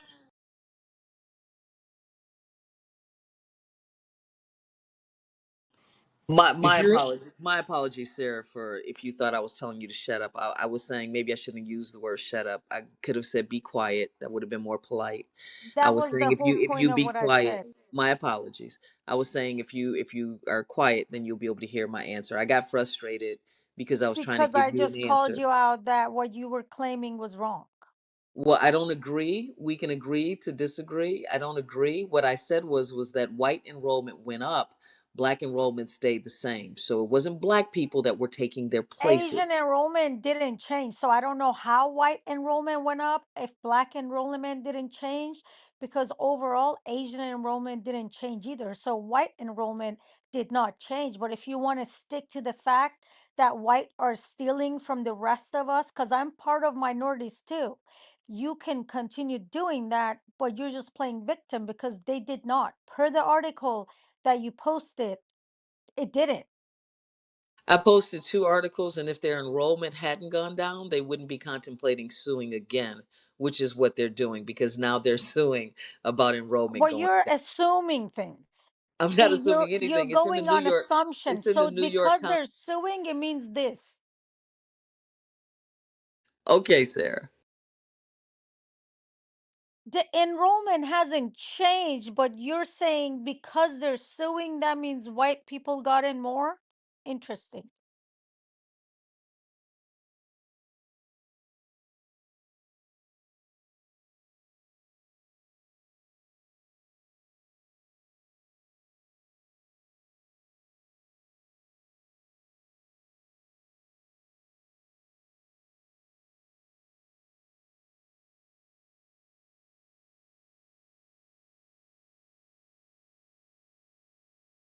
Hmm.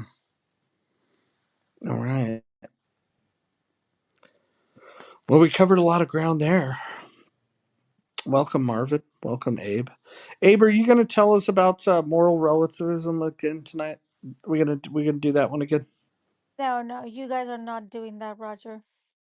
Oh, sorry, Roger. I'm too tired. But you want to pick another topic? I'll do my best. Mm. What do you think of DEI? What does that stand for? Well, I would guess you don't have a strong opinion on it. Diversity, equity, and inclusion. Um, Regarding like for company policies.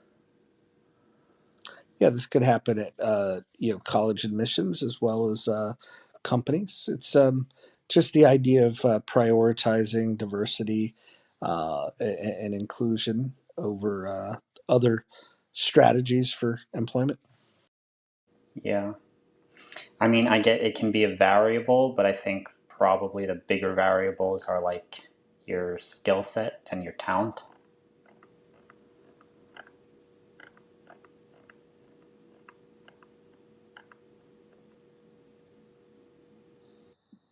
Hmm.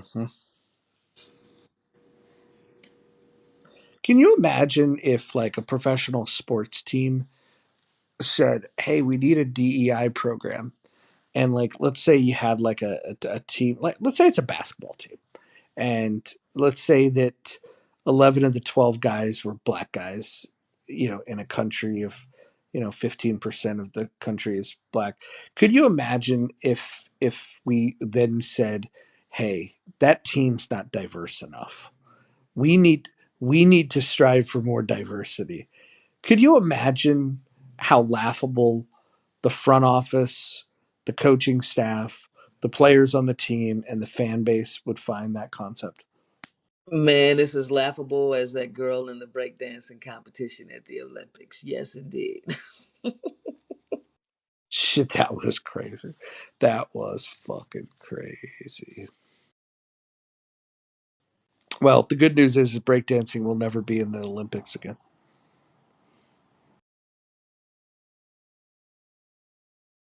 Didn't they announce that like moments after her performance? They did. It was over.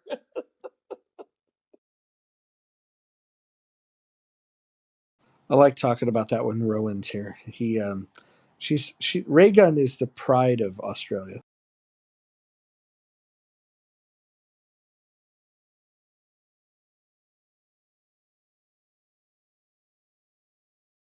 Fuck. So, does anybody have any New Year's resolutions? Roger, do you ascribe to those?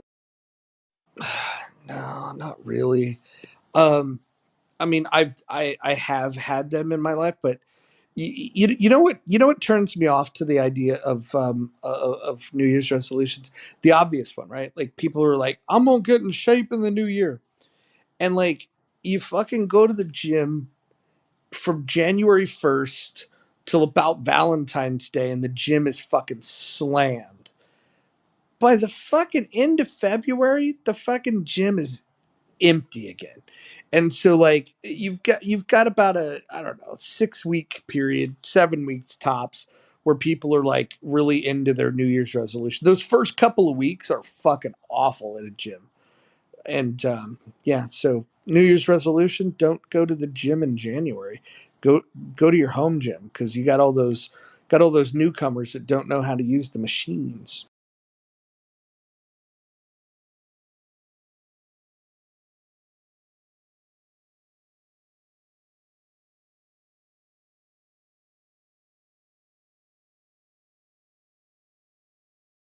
What about you guys, man?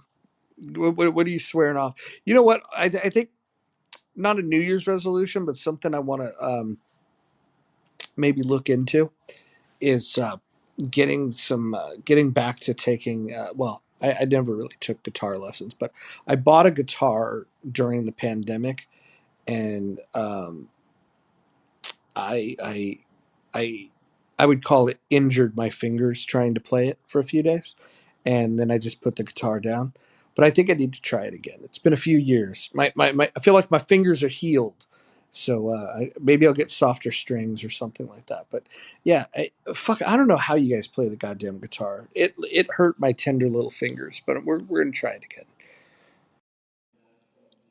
Well, there is the five string, the soft string guitar. It's well, you know what, Roger? When we meet up one day, I'll teach you a few things about guitars. My dad may have a few. Aw, I may just I may just learn how to play the accordion. It feels like What? safer. No. It Oh, feels safer. It feels more ask safe. Dr. Adams. Safer than ever. He plays in the. Um, Well, hold no. on. Curtis says that's what a pick is for. Curtis, would you believe the fucking fingers that hurt are the ones that are holding down the strings? It's not the one that are strumming. It's like uh, I don't know if you guys have ever played a guitar. It fucking hurts your fingers, dude. A pick is for wussies. I mean, I'm sure you could utilize a pick if you're playing certain thing. Well, whatever. It Well, is no, what it it just is. sounds different. The tune, it sounds different if you're using your fingers or a pick. It's like very, very different. But you just build some calluses on your fingers and you'll be fine. And would you prefer if I use my fingers or the pick?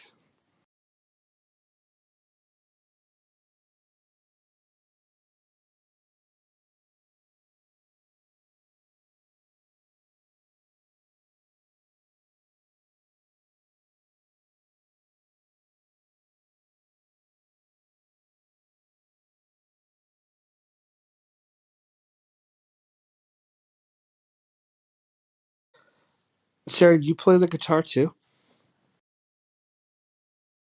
I tried for a short time. I didn't like it.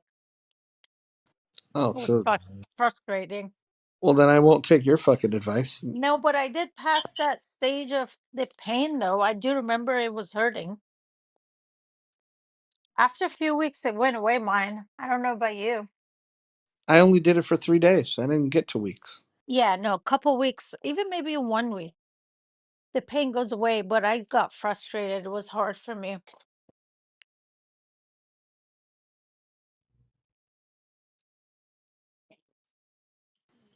What about a banjo? Anybody ever play a banjo?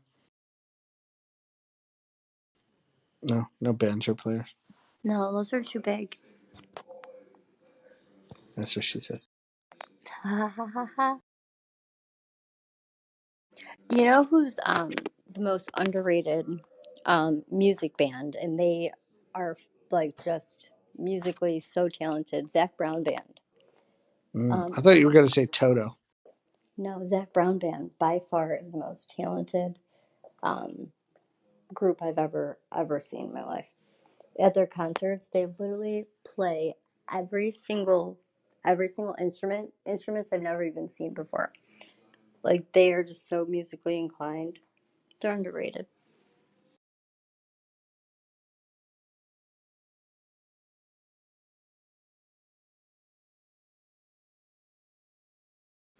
Can you sing, Roger?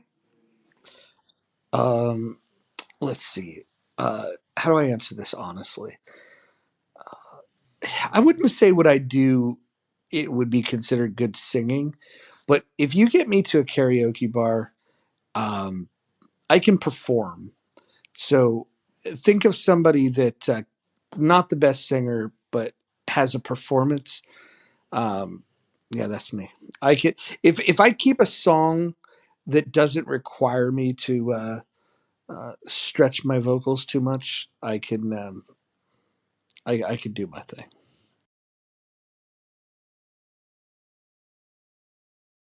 That's amazing. So you're like, you'd be a good like backup dancer and backup singer.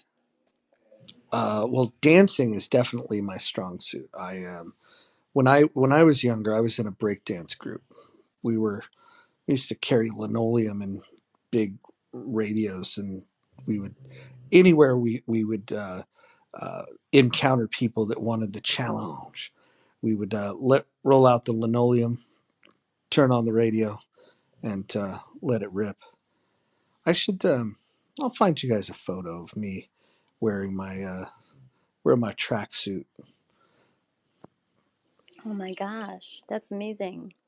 A tracksuit like Vanilla Ice. Uh, no, like I would think more like Run DMC. Okay. Okay. Can you still do it? I can do some things. Certainly not as well as I used to be able to. Uh, I don't have the endurance to like to do some of the fancy stuff. But like I don't know. If you It wanted me sounds to if you wanted me to just show you 30 seconds of like, oh okay, he knows what he's doing. I just couldn't sustain it. Let's just put it that way. Yeah, Yeah, that makes sense. it's a young man's sport. we should go on Discord and then Roger does some breakdance for us live. Why don't we do it on Chatter? We have video on there. I deleted the app. I don't know what chatter is. I've never been on a You know, I'm not going to say Chatter is dead, but if it were dead, Jonathan Bing killed it. What Discord is happened? good. Oh, can you tell us more about that? I've been wanting to hear what went down. Yeah. It's nothing really like specific other than he's just a big dummy, and like you know the the app doesn't have a lot of people, and so it's just like if you went on there, there's like let's say there's 100 people on there. 50 of them would be in Jonathan Bing's room. And I don't know if you've ever been in Jonathan Bing's room. And like, I don't dislike the guy. I really don't. In fact, during, during the conflict, the real heated up piece of, Israel fighting Hamas, I appreciated a lot of his commentary on that. But when it comes to American politics, he's just not very knowledgeable, let's just say. But the thing that really got me to thinking like these are just dumb rooms for dumb people were when the election came, he's doing like an election day room, and as people are saying like like oh shit Trump's winning, he's like don't worry, this is how it went in 2020. These are just small precincts reporting. When the bigger precincts come in, you'll see she's going to win.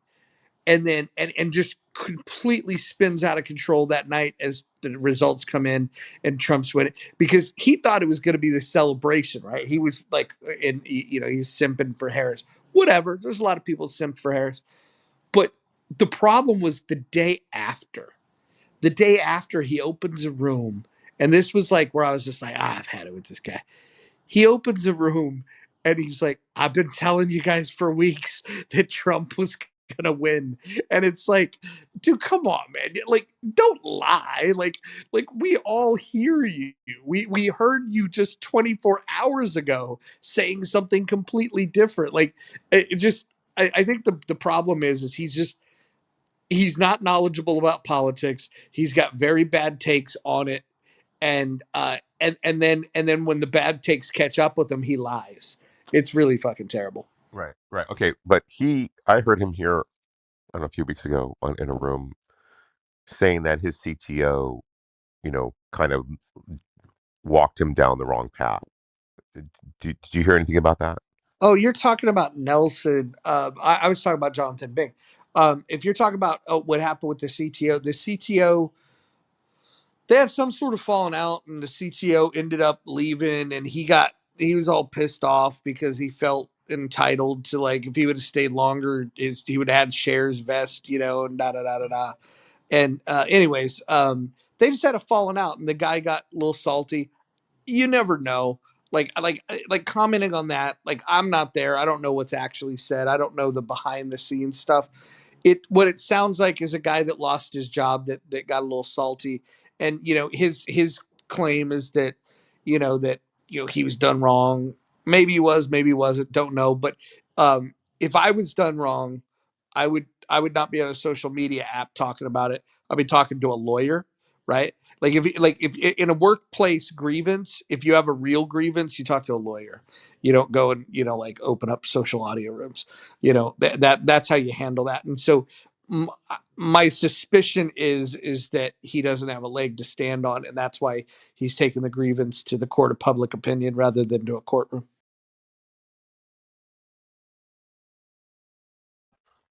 Got it. Okay. So Yeah, because he did like a one-on-one with Lou Fax on here.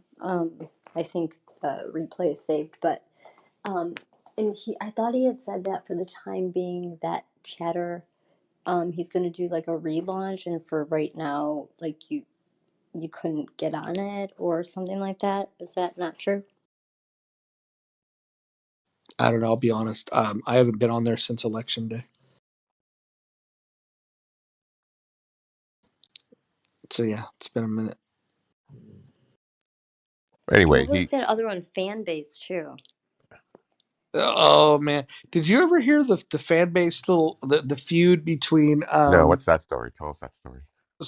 so uh apparently there's this guy that was an investor in fan base that tried to like love up on her, on Nelson.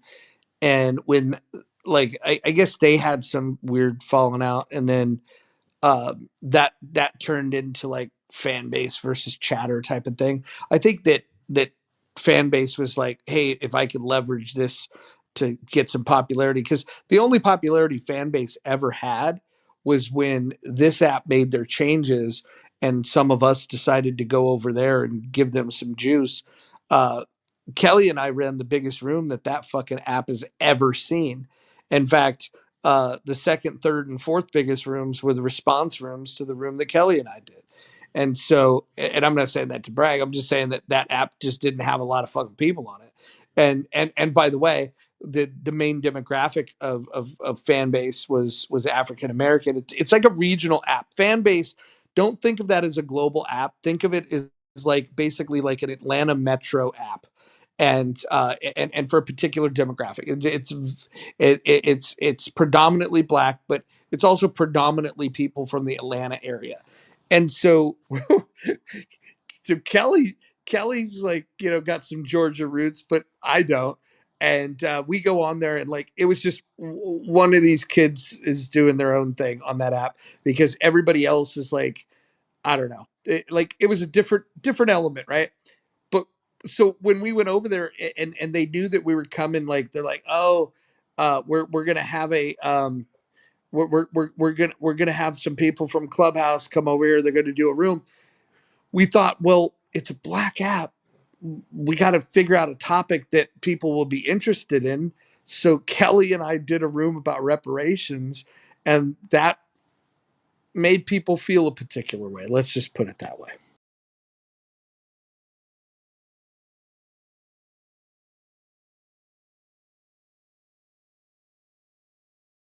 I have so many questions, but I'm not gonna ask anything.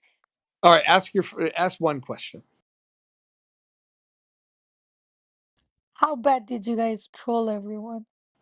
We weren't trolling at all. It was actually me, Kelly, and Lou Fax, and we had the room was jumping, and actually it was a good conversation, to be honest.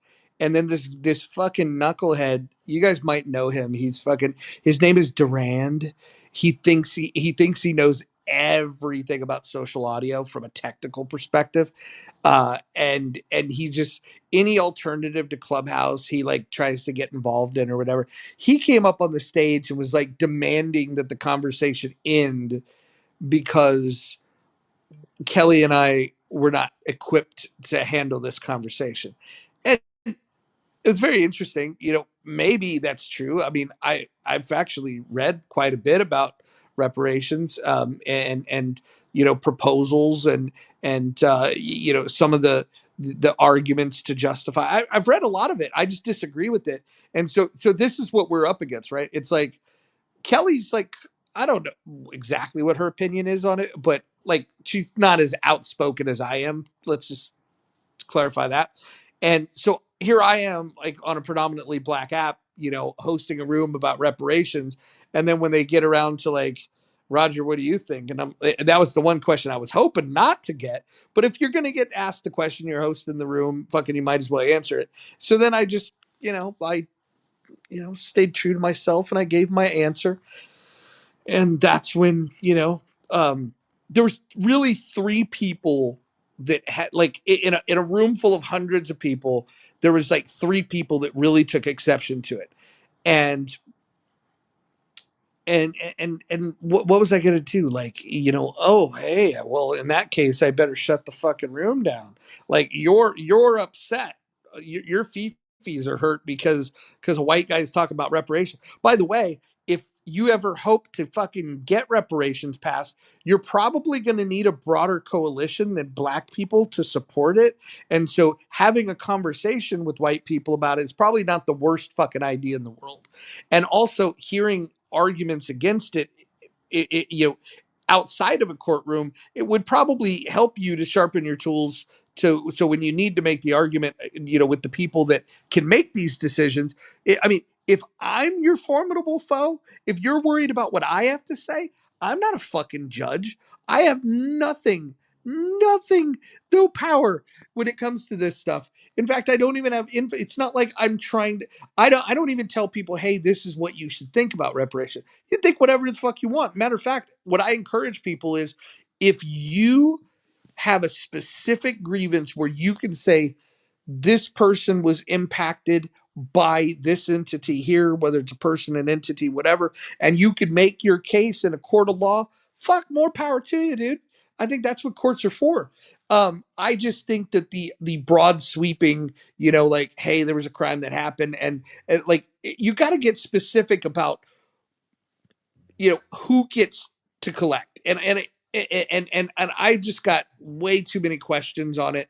And even the people that are super dug in on this issue, they don't like the tough questions because they've got a script that they run from. It's kind of like church, right? Like, like if you ask like a pastor, like, like a tough question, they'll give you the churchy answer and they'll point to scripture. And it's like, well, you're pointing to scripture, but I don't share your religious beliefs, so I don't know what that means to me.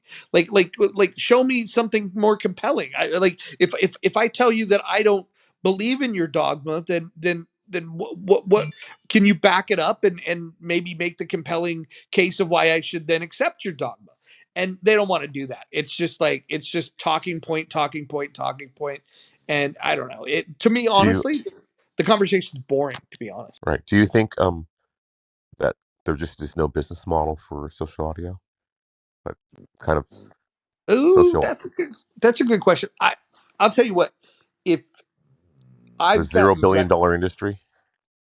Well, it's, I think there's definitely money that's being made that we don't see. There's a lot of data that's being collected from this app that, if packaged properly and sold to people that want it in a form factor that they desire, I think this data is probably extremely valuable. And so when you think about like how to, how to make it profitable, I think that large data collection is probably the real monetization strategy. But if you wanted to do just simple things around, everyone outside of Clubhouse is talking about how do you monetize and allow the users on the app to make some money because that might make them stickier and whatnot. I think the way to do that is to not turn it into like, oh, I have to consume something in order to, participate. Because like what Chatter did was like, okay, we're gonna have this monetization thing coming, so you build it up, and they never really fully rolled it out. Eventually they will. Fan base did in I think in a pretty unintrusive way where you buy these hearts, right? And then if you like what somebody has to say, you give them a heart. And then essentially the heart, you buy a heart for a penny, let's say. And then when you give it to somebody, that person gets like a half a penny, and then the app gets the other half of the penny. You get what I'm saying? So like so you buy these things, and then the app takes monetizes half of it, and then whoever you give the hearts to takes the other half. That's interesting, and I think that's something you could look for. But where's the corporate sponsorship? Like, this is what I think should happen when we're having a conversation about politics.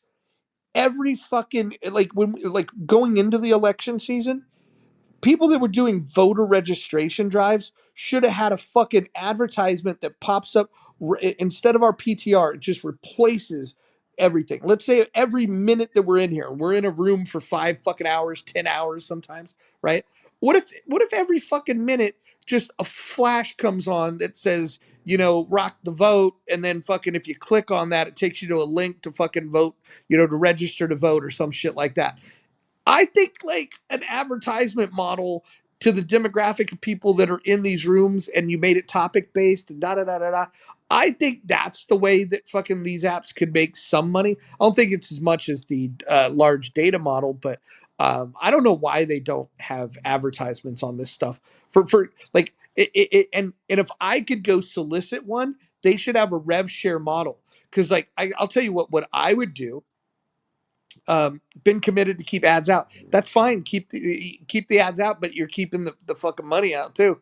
If you imagine, if you allow me to monetize and said, hey, Roger, go out and you're going to do a room about gun control. Go get one of the fucking large gun manufacturers to fucking support your room, and and pay an advertising thing, and then we'll do a 50-50 rev split on this, and they pay X amount per hour. You keep the room open, or maybe they're paying on how many fucking people pop through the room, whatever it might fucking be. You could do that shit pretty fucking easily. And if you had a rev split like that, you would basically turn everybody that opens rooms into salespeople to go find people to sponsor these rooms.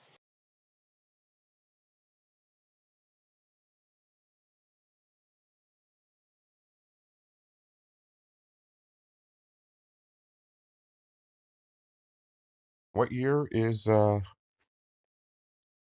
Clubhouse on now? What year is this? They started in 2020, right? Was it 2020? Yeah, I came in February 2021, but it was Yeah, I around came in at the before same that. time. January, Yeah. February 2021. Yeah. And this and the app had been, I think the app had been around for about a year prior to that. You'd have to ask like Ed really knows the details on that. Well, clearly the numbers are beyond bottom floor now here. They're actually under the floor. Where's Joe, that little faggot, the marketing guy? Oh, Joe. Yep, what happened? I think he's still around, but they don't pretend to care what people think anymore. I think once they made the decision, when they had that big meetup about like, hey, we got changes coming and you guys are going to hate them. That was basically them saying like, yeah, we don't give a fuck what you guys think. I still have not accepted the new terms of service on here. You know, when you log in, it asks you to accept. I still have not hit it because I don't think you guys, anyone like really looks at the new updated terms of service. Pretty interesting, but I do not comply. These little fuckers. I don't even know. Are they still even doing town halls anywhere?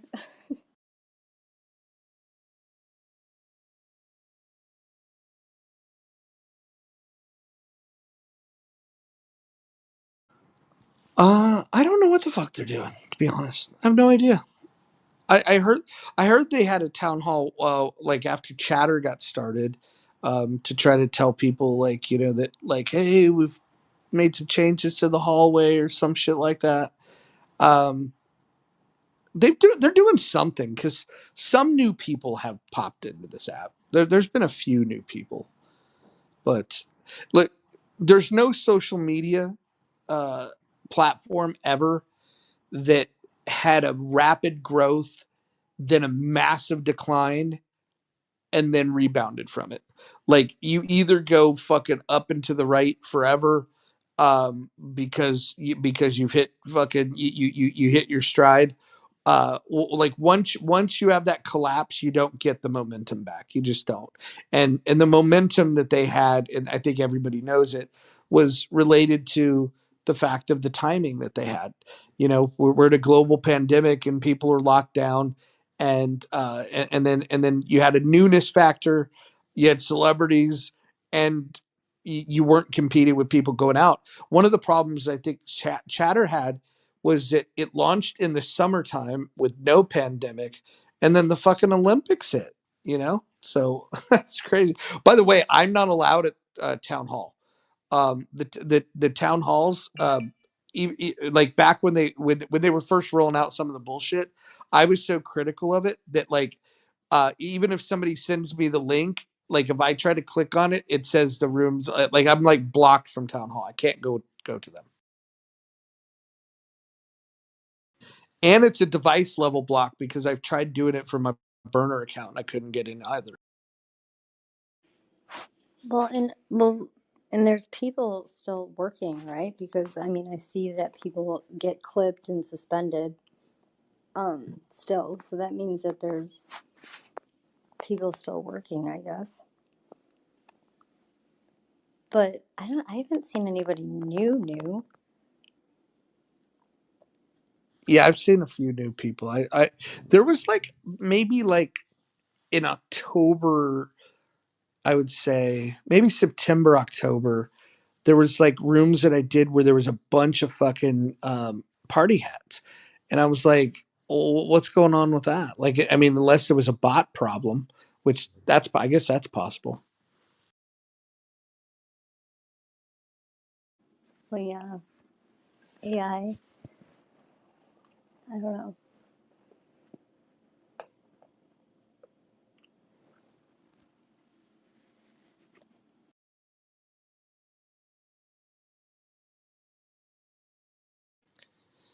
Marvin, you missed some epic rooms the last couple days. We've debated God. We've we've debated No, we've I was debated a I lot. was I listened I was listening to objectivism or moral subjectivity or objectivity. Yeah, Sarah, what all have we covered over the last 2 days? I listened to that. There was a bunch. What Marvin said, was that last night, Marvin? Well, I'm in the UK, so it was like midday for me. Okay, yeah. What else we had? We had the God thing. I don't even know. It's been so much, Rogers.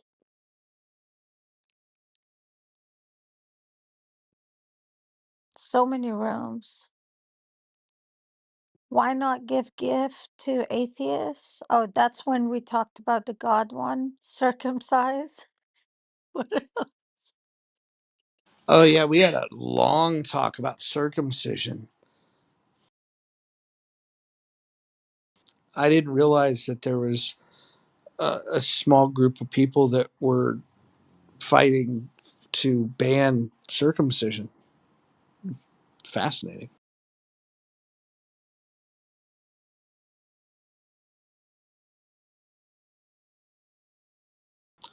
We also had today. We had a room. We were squashing feuds, and we were burying the hatchet between people that had these long-standing feuds.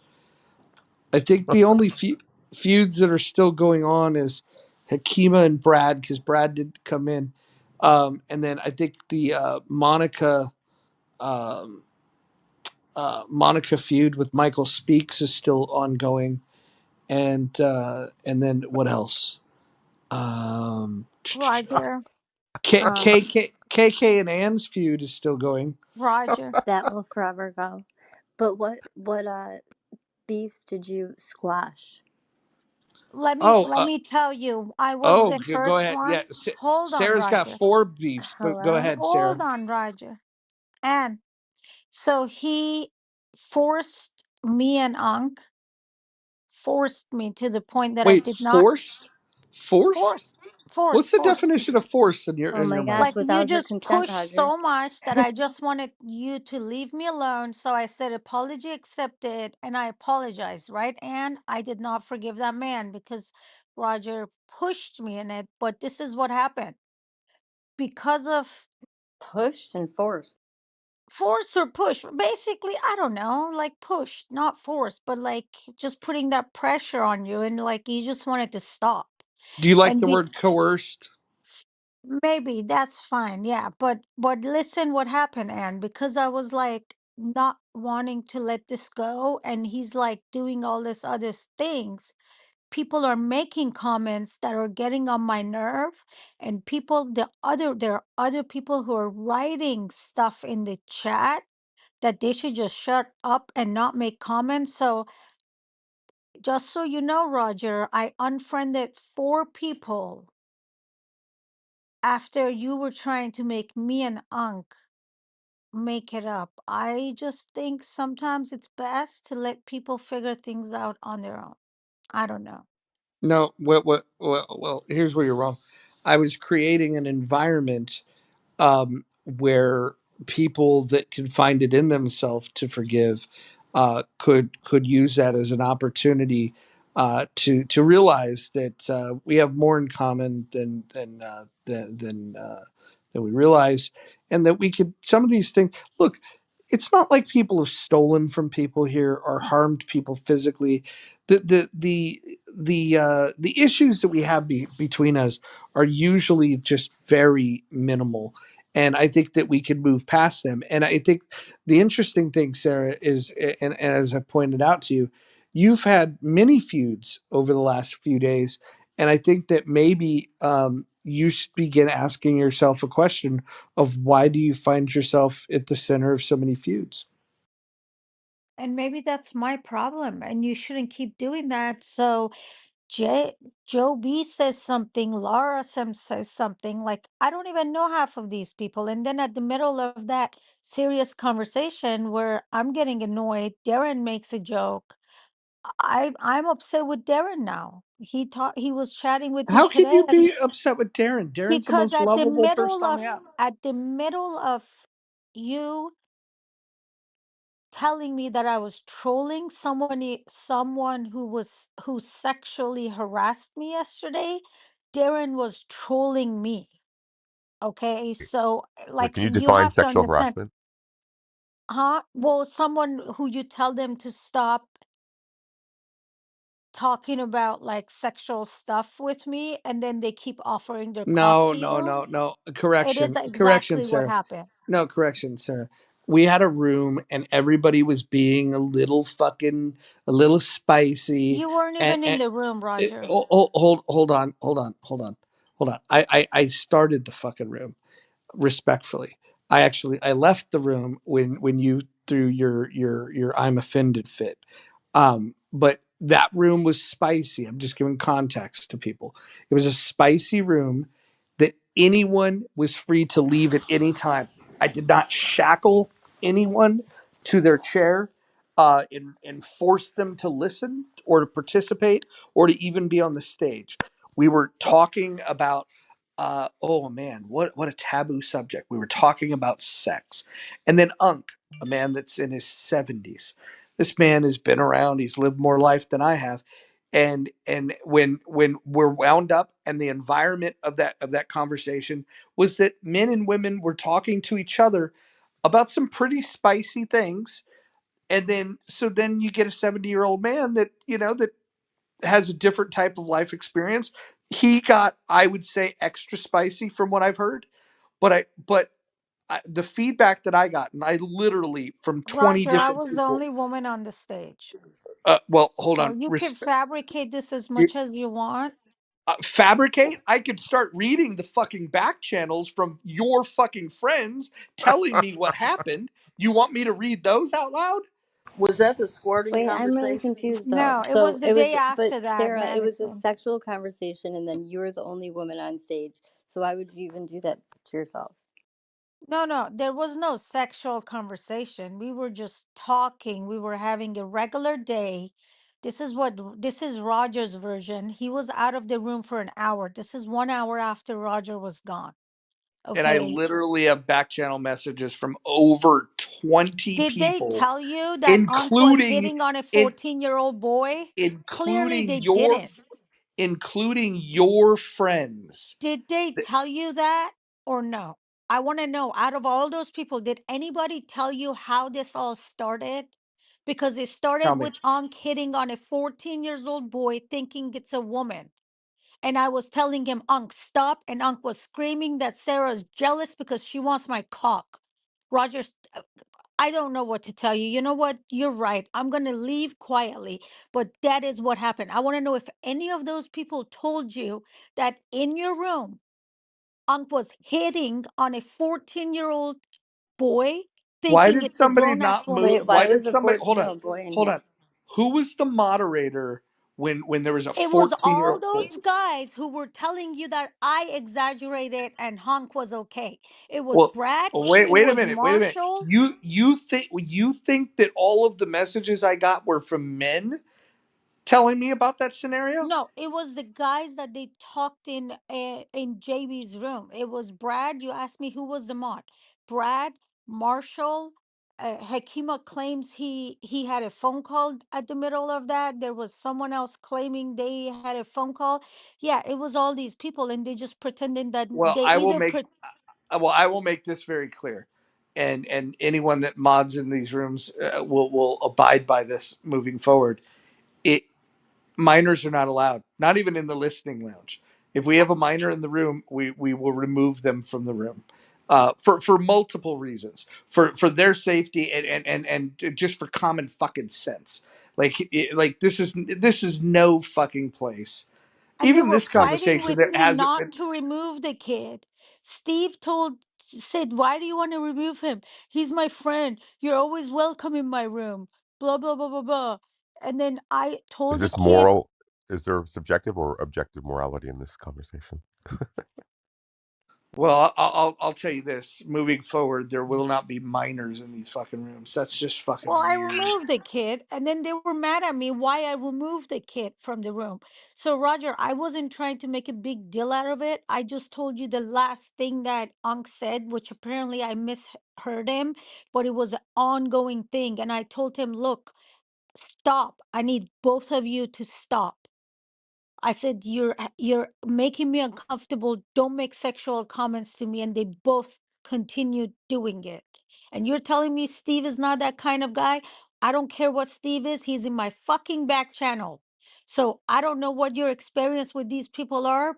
This is what I experience. And then the fact that you come for 2 days, you're calling me troll after what they You are a did. troll. You Okay. are a troll. I'll Okay. tell I you was that for trolling. 5 days. Okay. This is my fault. Jesus Christ. Ay, ay, ay. Okay, so Roger, what beefs were squashed? There were several beefs that were squashed. I thought Sarah was being mature enough to have a legitimate conversation. She apologized to Unc, said that she accepted his apology, but now because she likes the attention, she's saying that her apology was insincere and that she's accusing me of forcing her to participate in the conversation with Unc, where he offered a sincere apology to her.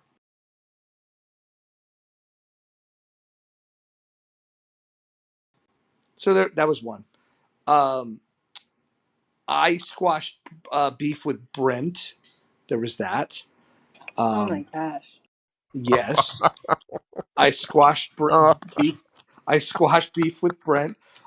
Tommy and Kelly squashed their beef. That poor was that was. Brent. Wait, Tommy who? Oh, you don't know Tommy? Tommy Ali? No, no, no, no, no. Tommy, Tommy. I don't want to say his other name, but Tommy. You'll know Tommy. Anyways, they squashed the beef. Um, what else? What else was there? Um, there was other ones. Roger, you do know that was fake, right?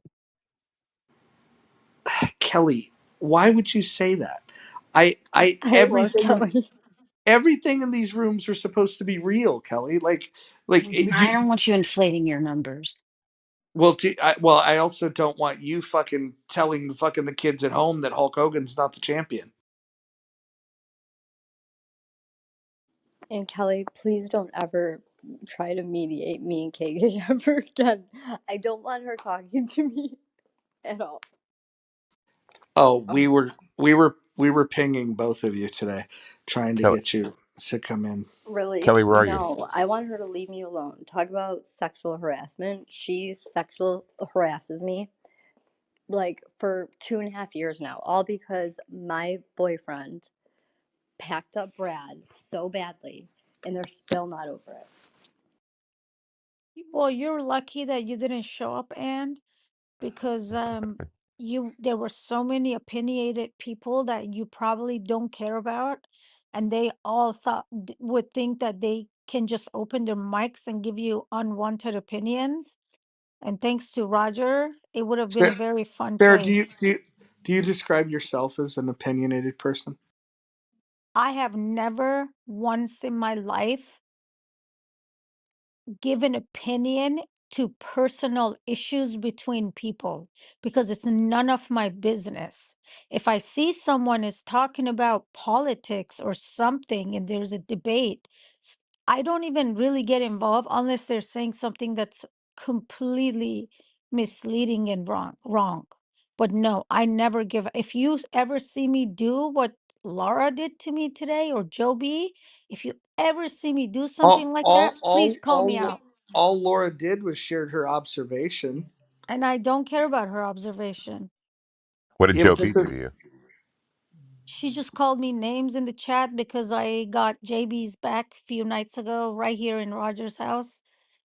Because a few nights ago, she told me to shut up. And then this is funny. All these women, they send me friend requests. They try to be your friend. And then you got to see how they act behind your back. Sarah. Let me ask you this: if you find yourself at involved in more beefs than the rest of the people in the room, do you think that is due to all of those people being bad? Well, let me ask you something. Since you've been on this app, have you had more beef with people or what you've seen from me in the last month? There's a lot of people that have varying opinions about me. Some people love me, some people hate me, some people don't give a fuck, and then everything in between that.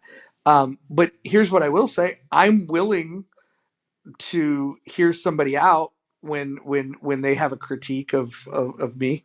I'm willing to hear that, and I will also say this: if I do choose to engage in a verbal bickering session on this app, I'm not going to then play the victim afterwards. And I think one of the things that you've been doing, and I've pointed this out to you privately and publicly, is that if you're going to engage in the verbal combat and then play the victim, you're going to find a very difficult time getting sympathy when you play your victim card, because you want to be the victim and the offender at the same time, and to whichever is most convenient for you. And so you troll people, and then when they react to you, then you want to understand why they're being mean. And it's the same move that Monica does, and I tell her that too. Monica does the same thing. You've become Monica Jr. And I would just say she actually does it better than you. Roger, you enjoy messing with me. And you know what? This is This is true. not, no, no, no. You talked, I was quiet. Now you should listen to This me. is true. No, you enjoy, no, it is true. You enjoy trolling me, and this is not going to end really well for you. But this is what I'll tell you. I've Was that a only had threat, problem Sarah? with, Is that a threat? yes. I've Ooh. only had problems with David and Ankh. I've had multiple problems with Ankh. It was just them two, David and I. It was a misunderstanding and it was resolved. And you know what? If you had not got yourself mixed into this, if you were genuine and you really cared about like us stopping the beef, you would have let us figure this out. And I don't hold like anything against people. I just wasn't ready. This wasn't even 24 hours past, but you just enjoy doing this. I don't know why you Yeah. enjoy this. Well, I'll tell you. I'll tell you. In that particular case, you were being, and this is what Laura spoke to earlier, is that you were being vicious to David, one of the nicest men on this app, and She wasn't even because talking about David. no, she was exactly She told talking me about David. about Unc. No. I'll no, I will ping her in this fucking room right now. And I'm going to It, leave. I, Go ahead and I, do it. well, I know because you don't like to be held accountable for things. Laura, No, she made Laura a comment about Laura's. David later in the I, chat. I'm gonna listen. Listen, I listen on this app better than all of you. And I'm going to tell you, Laura's comment was in defense of David because everybody knows that even if you disagree with David, he's a very, very good faith actor. He's a nice fucking guy. And what Laura was saying was that you were viciously attacking him. And even when he was saying, "Hey, this was a misunderstanding," he misunderstood the whole thing that You did between the the two of. same thing that Hold on, night, no, hold Roger. on. Let Oh, you're people not going to figure interrupt out me. their own You're not going to issue. interrupt me. You're not going to interrupt me. I'm gonna get this out. That whole thing started with you made a comment about Donald Trump having a son-in-law that that was Arab, and then he said that's not true, and because he was thinking Jared Kushner, and he forgot that Trump has another son-in-law, and then you were relentless because of a mistake that he owned up. Oh, hey, you're right. Yep, yep, and he acknowledged it, and you still just went on the war path against him. And don't unmute yourself. There's no reason for you to speak right now. Um, you went on a war path against David. And again, if that was anybody else, it might have been funny. But David's like genuinely one of the nicest guys on the fucking app. And so you're starting a feud with somebody that really is just a kind guy that wants to have good conversations. And then when he sincerely offered the apology, you were like, fuck this, fuck this, fuck this. So I stepped in to say, hey, maybe you guys can understand that there was a fucking misunderstanding. And by the way, you guys did patch it up. Now you can say that you were going to patch it up on your own, but I don't know if that's fucking true. I don't know if you're capable of that. Because if that were fucking true, you wouldn't have as viciously as you did attacked him. And you're doing the same thing with Unc. And because that the Unc thing was a whole misunderstanding. You're like a fucking walking episode of Three's Company where there's a fucking there's a misunderstanding and you're just going to get really really upset. The problem is that in Three's Company 30 minutes later everything gets solved, the misunderstanding is forgiven, and everybody's smiling and laughing. What you do is you create these situations by trolling, and then when you get yourself into a situation, once you get yourself into a situation, then you're the victim. And poor me, everybody's so Okay, mean to me. stop it now. No, you're not making fun of me like that. And you're either lying or you got it wrong. I said Trump's There's a third son-in-law alternative isn't that Arab. that I'm spot fucking on. Okay, then let me talk. I said his son-in-law is Arab, and then David in the chat started saying, who, he's Jewish. And I said, okay, we're not talking about this. David was keep wanting to engage with me, and I said, I don't want to talk to you. You know what he did, Marvin? Because I said, I don't want to talk to you. He removed me from the room. He had a mod, he removed me, and he admitted, an hour later, a few hours later, he admitted he removed me because I didn't want to engage chatting with him. So And I don't know why you. who scolded him for removing somebody from the room? Who I scolded him? don't know the way you're acting Oh, right oh, now. that was me that scolded him. You're But the right. way you're acting like right now and keep saying that I was trolling, this is beyond annoying and I don't appreciate this. And you're enjoying this, that's fine. But I'm seriously not going to talk to you anymore because this is so annoying. Okay, fair enough. Think we finally got somewhere. And no, you never talk to me about any of this privately. You just want all this crazy stuff to happen. And then you say, I play victim. If I wanted to play victim, I would be the one keep bringing this up. Wait a minute. Let's bring back the topic when you brought to my attention the thing that your grievance with Unc and And Christy then you've been and keep saying hold, it in hold, large rooms with a lot of hold on. people in it. Hold on. Christy and Hope co-signed on this one particular piece where Unc was out of pocket, and I acknowledged that hey, that was inappropriate. What did I do about that? I don't know. You opened the No, well, room. you JB should know opened the room. because you thanked me You for guys what are I did. still No, hold on. dragging this. Well, Like, let it hold on. go. Let me get more specific. What did you thank me for in regards to Unc? What did you thank me for? Because you talked to him and you told him the way he behaved was wrong, and if like maybe he needs to tone it down. And you know what? Correct. And you Correct. know what? He does that to all the women. He does that to most of the women. In JB's room when he was like acting like when he came on the stage, there were women in the chat saying, "Oh, you don't need to say anymore." I don't know why So you want to act so like so this, but so, that's Roger. Can we so drop this, or should I we just we not come around? Is that like which way we is it? certainly can drop this, but again, you're gonna have to if you're gonna come around. I would ask you to quit playing the victim role. I'm You not told playing the victim. If well, you let this go, I won't bring it hold on. up. No, hold on. You're You're enjoying this you're saying that somehow I'm problematic in this when you because you came to me keep with bringing your it up. when you came to me with your grievance about Unk. I spoke to him privately and publicly, and I told him exactly how I felt about it.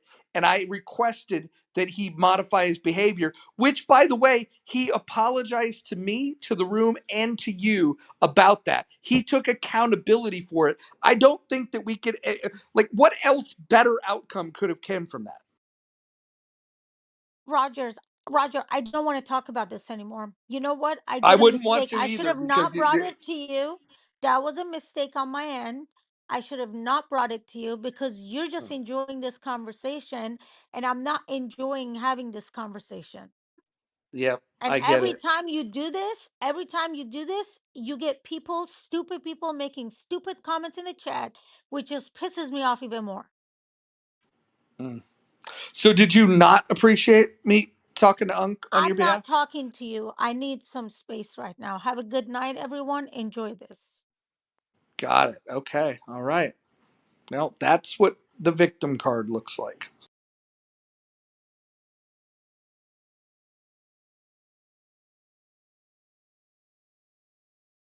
Jesus Christ. I suppose in the future, when somebody comes to me and says, hey, this happened in the room when you weren't there, can you do something about it? Maybe I should say, nope, I'm not going to get involved in that. I'm not going to talk to the person. I just I'm think not going to say. it's I think it's interesting to see people how they create and interpret their reality. That's the thing that I always find fascinating. To what degree and to what extent.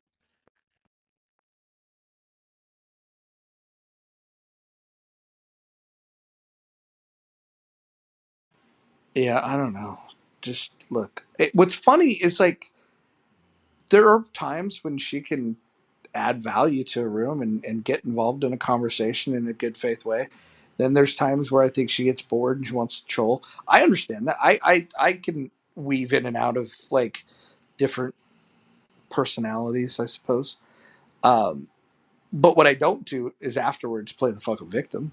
Like, especially like when you go on a 3-4 day bender of creating feuds with people. Look, the Unk thing, he's an acquired taste. You either like him, you don't like him, or whatever. You just learn to deal with it.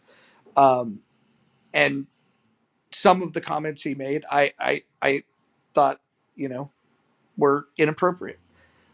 But they're also within the context of a room in which everybody was being inappropriate, because the conversation itself was, everyone was talking lewdly about sex. That was what it was. And then we're going to single out him. Did he take it further than people? Did he direct it to specifically?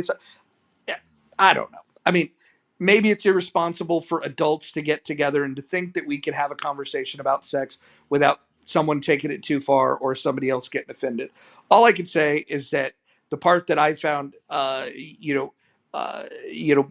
was needed to be spoken to, I addressed, and I was satisfied with the fact that a grown adult heard what was said, okay, I apologize. Like, what the fuck else could you ask for, dude? Like, that's like, you bring a grievance and somebody hears you and acknowledges that they'll modify their behavior and apologizes. I really can't even think of a better outcome.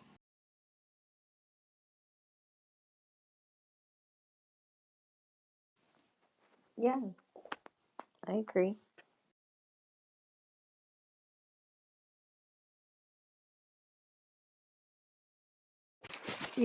Roger, there's just, on this app, there's a lot of lonely people. And I don't say that to be funny, to be cute, but that's just the truth. People are very lonely, you know? So that can get to people, I think. And it's sad, but, I don't know. Bottom line, people are lonely and then they cope. Yeah, that's just weird. But Roger, whenever you're down, if you want to do Bible study with me, that would be amazing. Mm. What? Were you just I kidding? No, I only get motivated about that when Abe starts talking about like subjective morality. Then I'm like, no, no, no. I need a hug from Jesus. Anne, can we do a Bible study together? Abe, you haven't read, which one was it? The New Testament? Is that what you said? I said I never read the Old New Testament as much as the Old Testament. I've looked through the Oh, New Testament, but I've read the Old Testament. There's a newer testament coming out. Did you know that? I'm familiar with it. real Yes. cute. Abe, Wait, so wait. like, I And really want to beat your ass, like, really bad. So do you want to get beat with the Old Testament or the New Testament? What? Who are you talking to? Abe, Oh, okay. That was bizarre. I said, do you want to do a Bible study? no, I don't. Not Why with not? you. Why not? You said you knew the Bible. And Well, if you're willing to do it with Roger, why can't I join in? So, just sorry to interrupt for a moment. Just to be clear, the newer New Testament is coming. The Kardashians are publishing a New Testament in 2027, and there are a lot of pictures in it. But it's. I mean, I hear it's pretty big. Like, I don't know, 700 pages. Dr. Jordan, I What did does it not say? know that you were secular. Um, Abe, the answer is no. Oh, Unless, okay. you're open to, coming back to the right side, to the light side. Are you, Abe? What? What? I am a What's? Catholic too, so and I know how you feel about Catholics. Well, here's the thing, Anne. I'm not against Catholics any more than I'm against any other religion, right? False. Roger, does he hate Catholics more than anything else? he said he hated Catholics more than, or well, no, he said that Keith found Catholics created more problems than Marxists. That was the quote. Well, that was maybe a context, but I'm saying I No, and don't how hate many times did Catholics you more than mention other Catholic? religions. You I mentioned think all Catholic slavery religions of the are word. harmful. Yeah. You hate them all just equally enough. No, he hates Catholics the most. Well, that's actually not what I said, and that's not what I'm saying now. So you want to paint me in a way that goes according to Are your. your parents Catholic? I'm not talking about my family, but I'm just saying that I don't single you out for So Catholic religion. you were raised in the Catholic Church, weren't you? No, I'm not going to talk about my personal life. I'm just saying that when you said I dislike What? Catholics more than another religion, that's not true. Your personal life. Were you But once Catholic? but hold on. Isn't the origin story of every atheist that they had a bad experience at church? Come on, Roger. Of course, that's not true for every atheist. Wait a minute. I've never met one that where that's not the case. There are many atheists who were just born in a non-religious family. Mm, I think people that are born in a non-religious family don't have the.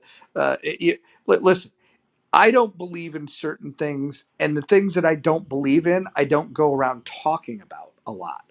And so, when atheists are obsessed with talking about God, um, the thing that would motivate that is an anger towards God. That doesn't necessarily follow. Uh, well, certainly it does. It certainly follows.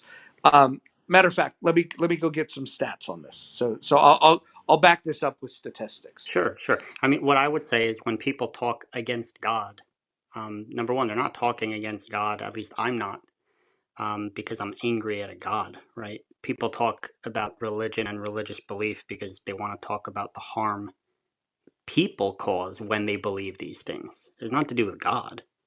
It has to do with the actual planet we live on, which is real. Okay, so you believe in God, you just don't subscribe to organized religion. And did you hear what I said? I Yeah, and that was my response. Yeah, I said I don't believe in God, right? Oh, I'm We're sorry. I talking. didn't hear Yeah, that. that's I didn't hear no, that part. I don't. That's why I was clarifying. Have you always felt like that? what I'm saying is when I look at the world, I would No, like did you people to. once, believe in God? I don't want to talk about my past now, but I'm just But you saying that did. And uh, then something when I look happened at and now you're turned off. look, my argument isn't based on my background. Okay, I could die tomorrow, and it wouldn't matter about the argument against religion. Why are you So the having point. such a hard time? So you used to believe in God, now you don't. That's okay. No, Like, I'm not. I'm whatever. not talking to some random lady on Clubhouse about my life. I'm here What? to make arguments about religion. If you want to discuss it. So 82% of atheists in the United States um, had a previous religion that they belonged to. Where is that number from? Let me get you the source. Thanks. Uh, And it, number it, it, two. it it's a 2000 it's a 2016 study published in Science Advances.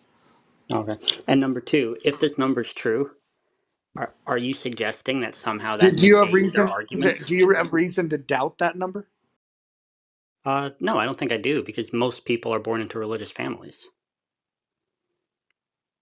I mean, religion has been it's been like the dominant force on the planet for a long time. Just until modernity could we even have conversations like this. Right. So people that are disgruntled with their religion turn to this religion of atheism and then make arguments with believers about them not believing that God exists. Well, it's just fascinating to me how a lot of believers, not all, but a lot of believers, will like twist and turn trying to avoid actually addressing the arguments of atheists What do you as opposed mean? to just You're twisting addressing and the turning and arguments. you don't like the questions that I'm presenting to you. No, no, the questions you're presenting are not relevant to my arguments, right? What? Why does my points or my questions have to be relevant to your argument? Because that's how you argue and debate, right? Because You you're address the directing this arguments. conversation? Yes, I'm directing the conversation, No, correct. Roger is the moderator. and the host of this room. He's directing it. Yeah. So when we're arguing about a topic, right? Like let's say, does God exist, right? And I'm definitely in the passenger seat. You're in the back seat. And when we talk about whether God exists or not, right? I point out the reasons why there's no God. You can point out why you think there is a God. That's the topic. The topic isn't, Abe, did you used to go to church? Fucking ridiculous. It's really not. So I want to answer a question from the chat asking how many people were in that survey. It was 3,000 people from 13 different countries, well above any sensible requirement for having a sample size that that allows you to extrapolate. So 3,000 is actually a pretty big study. Yeah, but what is the implication? Are you trying to deny their I, arguments by I'm just saying, I'm making the point that people that tend to argue a lot about their atheist position and argue against the organized religion, in many cases, I would say the overwhelming majority of those cases, the people have had a negative experience with religion. I don't think that what I just said is controversial at all. And I'll bet you if we were to go anecdotally on the atheists that are on this app, we would be able to find, I would imagine that that number would be higher than 82% on this app with the people that talk about it. And I would venture to say that you fit into that category. okay, well, even so, it would be a red herring from the argument of whether it's true or not, Right. whether a God So exists. the guy in the chat it doesn't understand how studies work. So he's saying 3,000 out of the 8.5 billion. So let me ask you that. Maybe just bring this guy up because this is the kind of illogical shit. This guy's probably a fucking atheist. This is the kind of illogical shit you get at this hour. Let me bring this guy up. He probably won't come up, but we'll see. Oh, he's up here. All right. Hey, give me one study that you know of in human history where 8 billion people have been surveyed. I'll wait.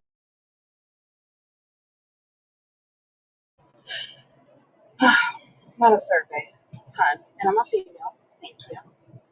And I'm just saying, you're saying that that's well above. I was just saying, out of 8.5 billion, where there have been studies that were in the tens of thousands for like children's psychology, things of that nature, and looking into like things dealing with the body, reactions, and stuff like that, that actually span different countries. I'm stating for religion to be as widespread as it is, only 3,000 out of 13 countries, when we've had more studies based on just food responses here in the United States with more than 3,000 participants. It would be nice if, because it is based in religion and not more of a physical study, if we had more than just 3,000, especially since it spanned multiple countries. I would have liked to see something around 10,000. I'm not discrediting it, but that's a very small study for it to span multiple countries, in my opinion, when we have done better in just the US. That's all.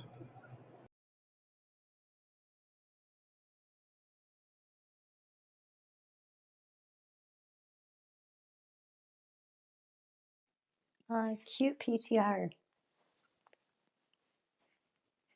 I'm not sure what character that is. Yeah. Look, surveying 3,000 people is fucking is very large. Um, very large.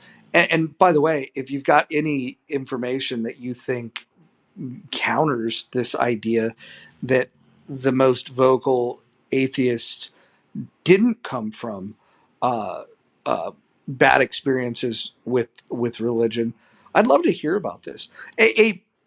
Would you say that your experiences with religion have been positive? Well, like I said, Roger, I don't want to talk about my personal life here on the room, but what I will say, though, is that I don't know why we're getting off on a tangent talking about whether atheists used to formerly be religious, right? It's not even relevant. I'm willing to like steel No, man no. your argument and give Well, it well, all to well, you. I'll well, give it hold all on. to you. It's not Well, relevant. hold on. It's highly relevant because the motivation of why somebody would make an argument in the first place is relevant. And if you could establish the fact that you have a grievance, you have a grudge against organized religion, I think that helps to understand. Okay, this may or may not even be about a belief that you have about the Exactly. existence or the non-existence of God. This could just be your grievance that the church had done you wrong. And then even if we took your word at it that, oh, this is just deep scholarship and you've done all the studying, and your conclusions, your sincere conclusions is that there is no God. If there was no God, why would you feel so fucking compelled if you didn't have a grievance against the church to even fucking make it a public declaration at all? Why would you even feel the need to do that? Because it's not good enough for you to have your belief. It's the fact that you want to argue with people that do have a belief. And that's weird. Yeah, I don't I can answer that really easily. I answered it before to Anne, which is that if let's say there's an atheist, right? And they walk around a world, just imagine for a moment, right? Imagine for a moment a world where billions of people believed in like unicorns, right? Now you might think, okay, what's the big deal? Let people believe in unicorns, right? Unicorns aren't real, but they have unicorn like institutions and unicorn churches and unicorn get-togethers and unicorn Sunday brunches. And you'd say like, why are you bothering them? Like let them just have their unicorn beliefs. But the problem is the fantasy dream very quickly becomes a nightmare when not only are these people believing in unicorns, but when they start having legislation for their unicorn beliefs, and when they start saying people who aren't unicornists, maybe they should be second class citizens, and maybe we should be bigoted against people who aren't unicornists. So the Yeah, yeah, reason an but atheist Abe, would talk about it is Abe, because there's real no, world harm that comes from Abe, delusional beliefs. but the problem is, I don't believe your sincerity about a concern about real world harm because, as we've talked about, atheists have killed more people than believers. Mao himself has killed more people than have ever died in the name of Judaism, Islam, and Christianity combined. Mao himself is responsible for that. And so if your concern was about human suffering and the way that these belief systems can harm people, then if that was your concern, you would be telling people that they should turn to God. Yeah, I'm not, Roger. We did this argument a couple times. I'm not going to go back into it, but the point is, me being a non-believer and pointing out the current harm in the world that is caused by religious belief, right? That doesn't preclude me from also acknowledging that killing 100 million people is horrible, right? I could do both. Yeah, but the problem So is that it's again you're a red not. herring. This is a red No, herring. no, no, no. But the problem is that one is magnitudes worse, and you're not framing your worldview about, hey, I better warn people about the dangers of not believing in God. And because We have what your nowadays. what your preoccupation is to warn people off about the belief in God because you believe that they're wrong. You believe that you're so smart and they're so stupid, and then you think that you're doing them a service by trying to warn them that this leads to bad ideas, bad legislation, and bad outcomes. When the reality is that worse outcomes come when you reject God. Yeah. Again, I feel like this is like emotional red herrings. I never said I'm smarter and they're dumber. You're framing it in that way. I never said that. Do you And then do you believe that that the Christians that believe that Jesus died for their sin, do you believe that they're correct? no, I believe they're mistaken. And but you're right. Yes, that's what I believe. Of course. How could it not be what I believe if I'm convinced that the evidence is on my side and that they are wrong? Y- What? y- Yeah, I understand this, but when you examine the evidence, one of your concerns was the harm that happens, and this is why I'm saying I discount. I don't believe that you care about the harm factor, because I think if somebody objectively cared about harm, they would look at the harm that's happened from the non-believers. Yeah, I've looked at both and I denounce both. Okay, so you neither believe nor not believe. Amazing. No, I said I denounce violence on both sides. I happen to be a non-believer, but if there's anyone violent on both sides, I don't belong to that camp. Uh, Dark Victoria says, Roger, it doesn't have to be personal experience.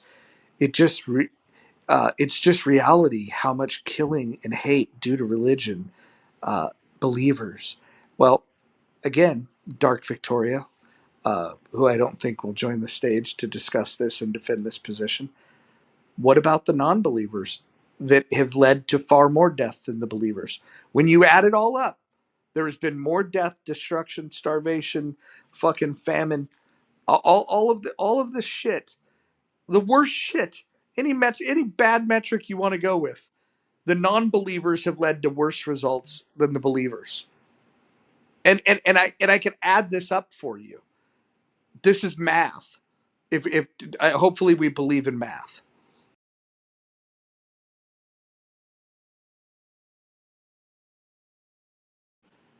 And here's the thing: I don't need to convince you to believe in a God. I don't even care if you do or you don't. Um, she says show proof of that.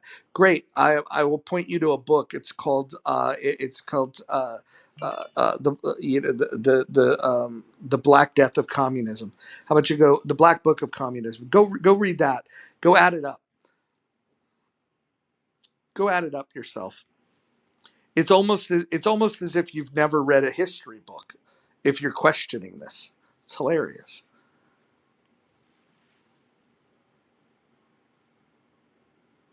Yeah. Look, whether God exists or don't exist, I I would expect people that believe in God to talk about God. I would expect people that don't believe in God to move on with their life and to not think about it. Like, let's put it this way: I watched the show Yellowstone, and if I found people that also watch Yellowstone, I'd be like, hey, let's talk about Yellowstone. And then if somebody never watched Yellowstone, I wouldn't feel compelled to talk to them about Yellowstone because they don't have a frame of reference around Yellowstone. They've never watched it, and I couldn't imagine why they'd want to talk about something that they've never invested in. So like I'll just never get the obsession with God that atheists have. And matter of fact, I think that part of the problem here is that atheists spend too much of their time thinking about the thing that they claim they don't believe in. Right. Well, I mean, I tried to explain it, give an analogy before, right? That if we had like billions of people talking about Yellowstone and using it to justify like censorship or, not freedom of speech or, separation of church and state on public properties or any of like a myriad other examples I can give, then I'm pretty sure non believers would be talking about Yellowstone. Mm.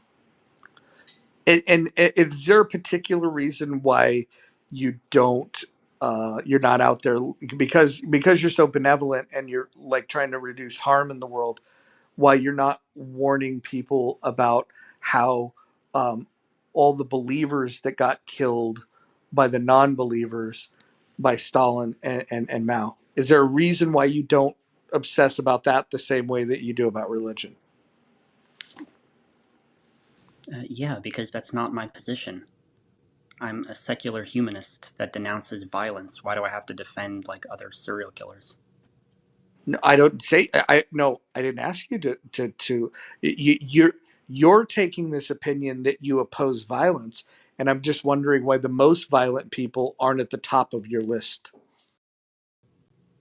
Because those things that you're describing, those state-run like systems that happened in that time period that killed millions of people. They don't exist now, but religious believers do exist now. That's the Wait difference. a minute. Are you saying Marxists don't exist now? I'm not aware of any states that are run in the same way that those Marxist states were that murdered people. No. Oh, that's fucking fascinating. Okay. Okay. All right. If anybody else wants to jump in here, go for it. Do you really think there are states right now that are murdering their civilians the way Mao and Stalin did it? Yes. Okay, which ones? North Korea. Okay, yeah, I'm against North Korea. Did I even have to say that? I would think that somebody would think that that North Korea is it should be at the top of the list for somebody that believes that people shouldn't harm people. I mean, but you didn't. You even asked the question as if, matter of fact, your statement was it doesn't exist today. And then when I pointed out that it does exist, then you had to be like, oh yeah, I guess it does exist. First of all, North Korea is horrible, but they're not killing on the scale of Stalin and Mao. Well, thank fucking God for that, right? Because if you kill at that scale, there's not Not going to be thank too many effing people. God. I mean, let's be honest here. 50 million people in 4 years is what Mao killed. Like, let's just hope that nobody ever reaches that again. No Christian ever has. No Muslim ever has. No Jew ever has. But, you know, let's put our pecking order together of who we think has caused all the harm. Yeah, and again, let's use this, like I said before, let's use this one size fits all body count that decides what's harmful or not versus all other metrics such as living in a society without any freedom, with oppression, with censorship, with inquisitions, with crusades, with burning witches. Let's all ignore that, and we'll just look at body count, right? That seems more Wait, hold on. Do you think that the people that lived under Stalin and Mao and currently live in North Korea that they have all of those things that you think are great things to have? no. And again, that's why I'm Oh, against that too. Bringing down stuff I agree with isn't a defeatist to my argument, no, Roger. no, but my question is why religion is at the top of your grievance list when the things that you say that you stand for and stand against, the biggest culprits, the ones that you would think that you would be the most against are not the ones that you're mentioning. Because religion is a dominant variable in almost any place on the planet nowadays. These Maoist or A- and Stalinist things are in places in the world, but thankfully in yet small places. and yet it's led to less suffering than Marxism. And I addressed that point about that there's not just one metric of body count. There's other metrics that I'm using to determine harm. I know you defined harm as freedom of speech. Do you think who do you think has more freedom of speech? Let's say because all of the presidents in the United States have been sworn in as Christians or Catholics. Would you say that you have more freedom of speech in the United States under religious leaders or people that denounce God? Would you say you had more freedom of speech, like let's say Stalin or Pol Pot or Mao or in North Korea? What let's do a comparative analysis on the other metrics. Forget about the 100 million dead because that didn't seem to be compelling to you. So let's look at the metrics that you gave. Let's start with freedom of speech. Let's make that comparison, please. What the reason we have freedom of speech in the U.S. is not because of the presidents; it's because of the laws that are currently in place. Who put those laws in place? Well, they evolved over time from the Were founder. those people believers or non-believers? Again, irrelevant. Irrelevant. Some were, Well, some weren't. which ones were non-believers? Okay, so this is a common argument, which is that you look back on the founding fathers; they were deists of sorts or theists of sorts. So therefore, you say America was founded by religious people. Even if they all were religious, it still wouldn't matter because the laws that they were arguing for and putting in place were like separation of church and state.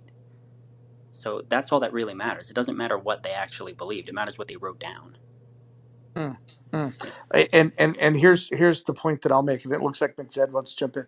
My point is that people that did identify as having a belief in God gave us freedom of speech, a value that you say that you value, but you don't, but you're really afraid of these believers.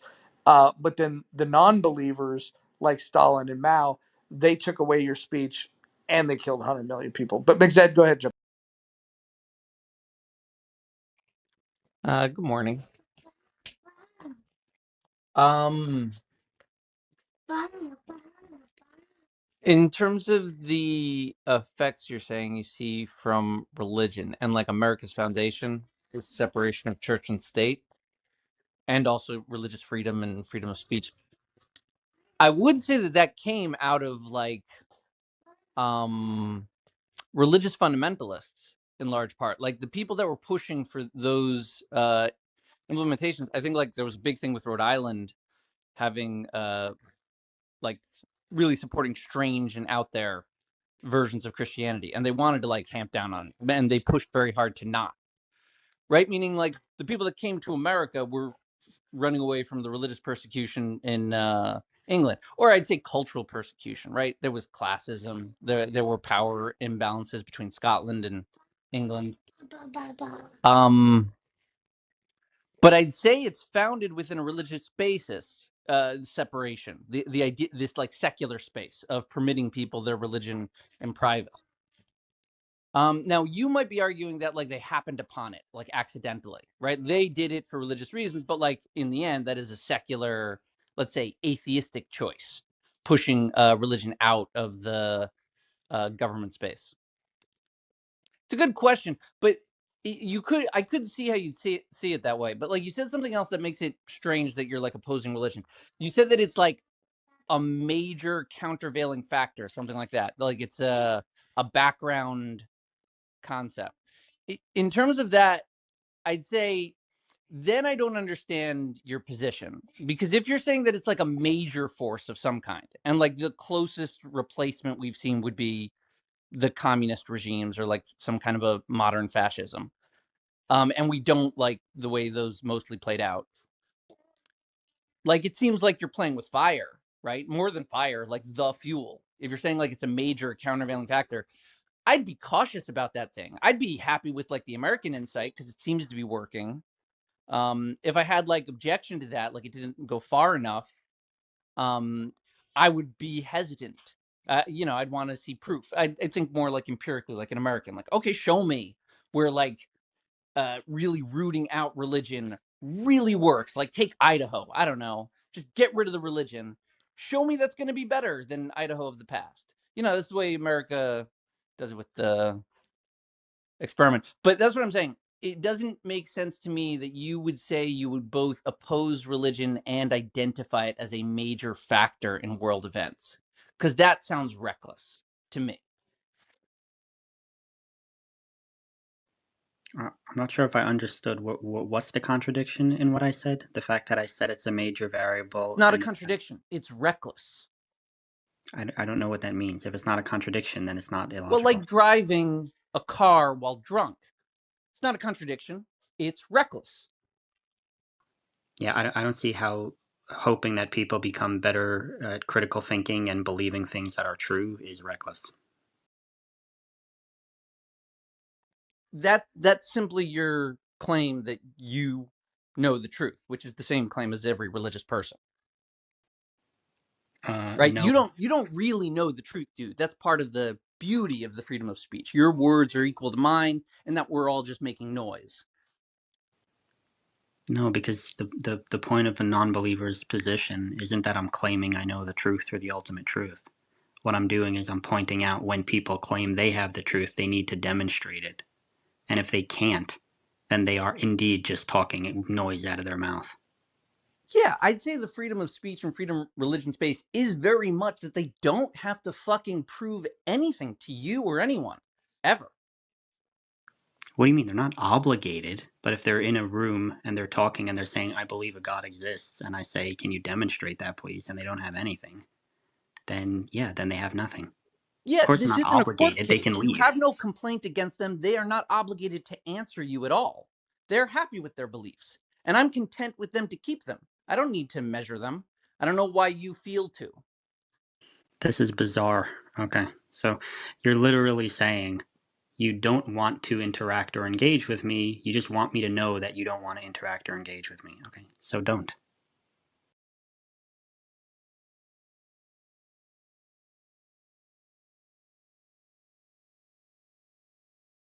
It is shocking to me how religious believers will flap around like eels reeling, talk about every other topic under the sun, but just the topic that I brought up, which is, do you have any scientific evidence that God actually exists?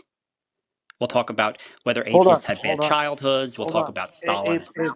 We won't Abe, talk about whether God Abe, exists or not. Abe, do you have scientific evidence that God doesn't exist? Yeah, that's not the way it works. The people making the claim have the burden of proof. Right, and you're making the claim that God doesn't exist. I'm actually making the claim that people who claim a God exists haven't met their burden of proof. Well, that's a pretty weak claim. So then you're not claiming that God doesn't exist. Not in this moment, no. Got it. Got it. So I guess at least we all understand that you're going to be just as unsuccessful of making the burden of proof of your point as a believer would for their point. I'm not making a positive claim, so I don't have a burden of proof, right? I'm not claiming anything. I'm not asking you to believe in anything I'm saying. What I'm saying is people who claim a God exists haven't demonstrated it. So I'd But like they to don't see it have to. demonstrated. But they don't have to. Yeah, they don't have to. So Oh. are they admitting they have nothing? They have nothing. No, I what they don't have. agree with you that God believers have not demonstrated their belief in God. We do have like holy writings of mass revelations from the past. Now, you would maybe claim that's not scientific. I would respond, sounds kind of empirical and historical. But like, take whatever evidence you want.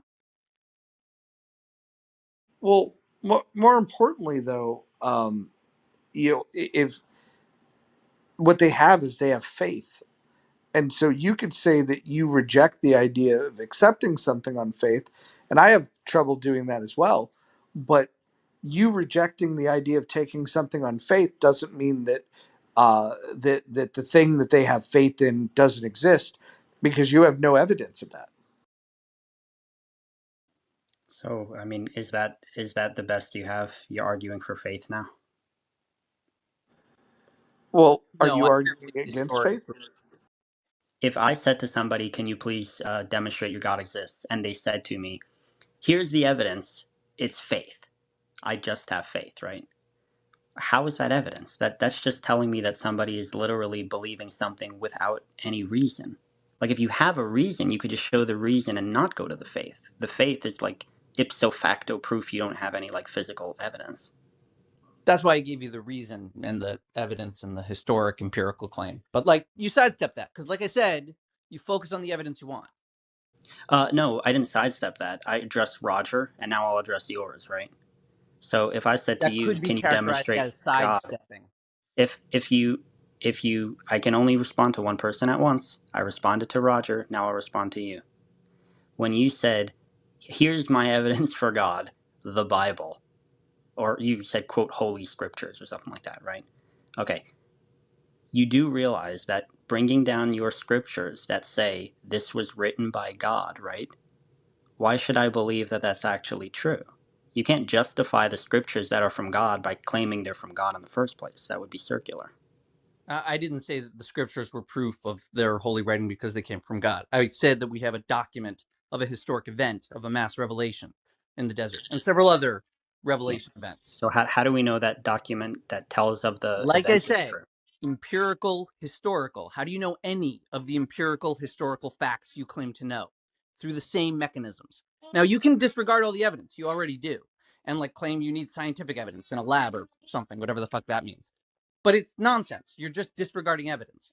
It's exactly the same reason you believe Alexander had some kind of an effect on history or Caesar.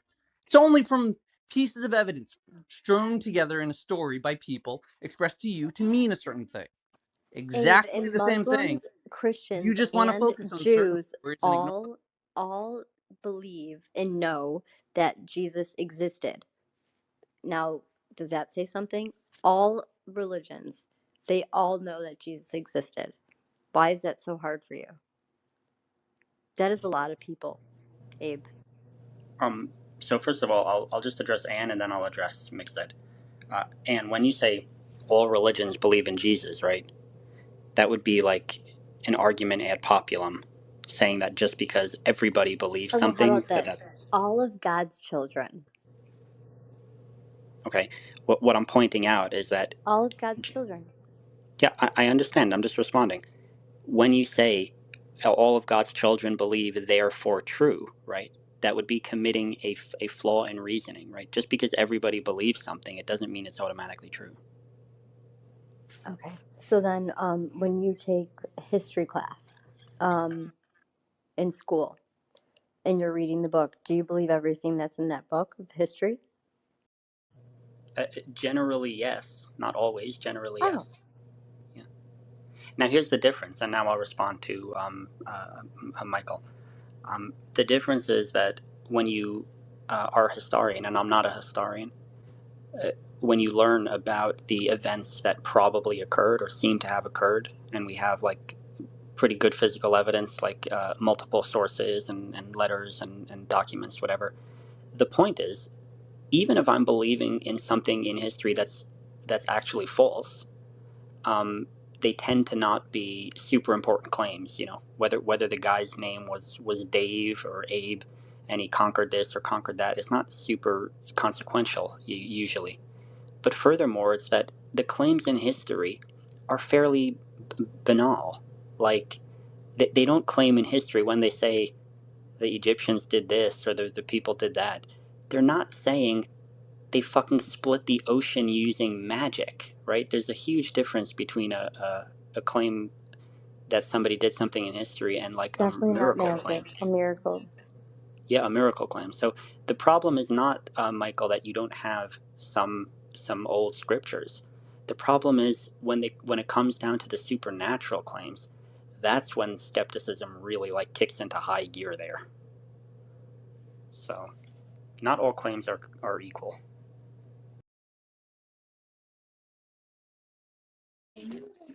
So, what exactly piques your skepticism of mass revelation in the desert from a group of people? Where do I start? The idea that there is a God that created the universe and that he interacts with human beings, but only some human beings, and he wants to have a covenant with them, and then he's like gonna treat them differently, and then he's also gonna be angry when they don't listen to his word, and then kill the babies. I mean, this is just a cavalcade of absurdity. Okay, Abe, where do you get your conscience from?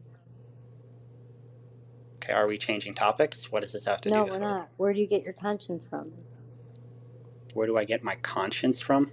Yes. My conscience is a combination of my genetics and my environment. Okay. So that would be your morale too. Your morals, your values, everything comes from your environment and your genetics. Okay. Why do babies cry when they first come out of the womb? Why do babies cry? I, I'm not sure. Sometimes they're cold, sometimes they're scared, sometimes they're hungry. I don't know where you're going with this line of questioning. Well, so would you say that the baby crying when they come out of the womb is because of genetics or their Yes. environment when Both, they yeah, are both. just being born? Yeah, both. Genetics, Correct. yes. What did you say, Agent? I think it's coded in our genes that we cry when we're born. Yeah, I said Really? it's both. I said it's both. Now, Abe, you kind of wandered off onto like some topics within the Bible that seemingly you wanted to discuss. But the question was simply, let's say, 6,000 people in the desert saying, "Hey, we were here one day and this occurred." What raises your skepticism? What raised my skepticism is the nature of the claims, right? They're claiming that like miracles are possible. like literally things that go against the known laws of physics. So stuff like that, I'm going to be skeptical about. So just to be clear, if you see anything occur that you haven't seen before, you're just skeptical of the thing that you just saw? Um, I, I don't usually see, I don't ever You're talking see about things like occur that. 6,000 people that wrote down a testimony saying, hey, we witnessed this thing. This is how we understood what happened to us one day. You're like, fuck that noise. Why? They just like wrote down a thing. Yeah, I don't care how many people write it down, right? That's another argument from Populum, right? Like it's about the nature of the claim. If they're claiming that, like they all stood, um, whatever In miracles occurred, Islam, that the ocean split, a or mass revelation is generally understood as distinct from a singular revelation, just like a mass evidentiary claim, right? A yeah. mass testimony. But but That's why the but amount matters. here's the problem. Here's the problem, Michael. Again, we're talking about if a God exists, right? He could have gave the revelation to No, all that's where every you're human wrong. being on We're Earth. talking about So testimony and again, evidence. these yeah, correct. So the point is that just the nature of the claims themselves, right? Like you would think that if a God was actually revealing himself, he would do it to like everybody. He only did it to a little tribe in the desert. Like that's already bizarre. 12 tribes. Yeah, but there were a bunch of other human beings on the planet. They didn't get the revelation. Who says they didn't get the revelation? The claims in the book. Do you actually think that all human The beings on book planet Earth doesn't got the claim that the other revelation? humans didn't get the revelation. It focused on the people that wrote down the revelation. So, do you actually believe that? You think God revealed himself to everyone on planet Earth at that time? Yeah. Okay. Why don't we Also see that today, reflected but in like, the you know, they're, historical writings of all the other people in all the other countries? they also write down about God. Why didn't they write down all at the same time? Today we had a revelation from God. When he revealed it in the desert, we got it too. First of all, I have no idea that they didn't. It's very difficult to track the different calendars from the different communities, but they were writing in different languages, in different regions, for different people, for different purposes. Silly question. The revelation of that era was written down in Hebrew by the Jews that experienced it. I don't know why that is like strange to you as a historic event. It explains the Greeks, the Romans, the British, French history, all of the histories. They're exactly the same thing. Go look up the history of William Tell. Debated whether or not he truly exists because the ruling empire at the time didn't acknowledge it because it was a peasants' rebellion. William Tell, right? Where does history start? With a group of people with a particular language telling a story about what happened to them. And it usually happens with some kind of repression at the beginning. Yeah, I guess as a skeptic, if I'm going to use like the same tools that I'd use for like other historical claims, I would expect something as grandiose as the creator of the entire freaking universe coming down and talking to all the humans. I'd expect that to be played out in many different countries and many different writings, hieroglyphics, and Yeah, for it's some still of that playing. to have been I know. preserved to some degree.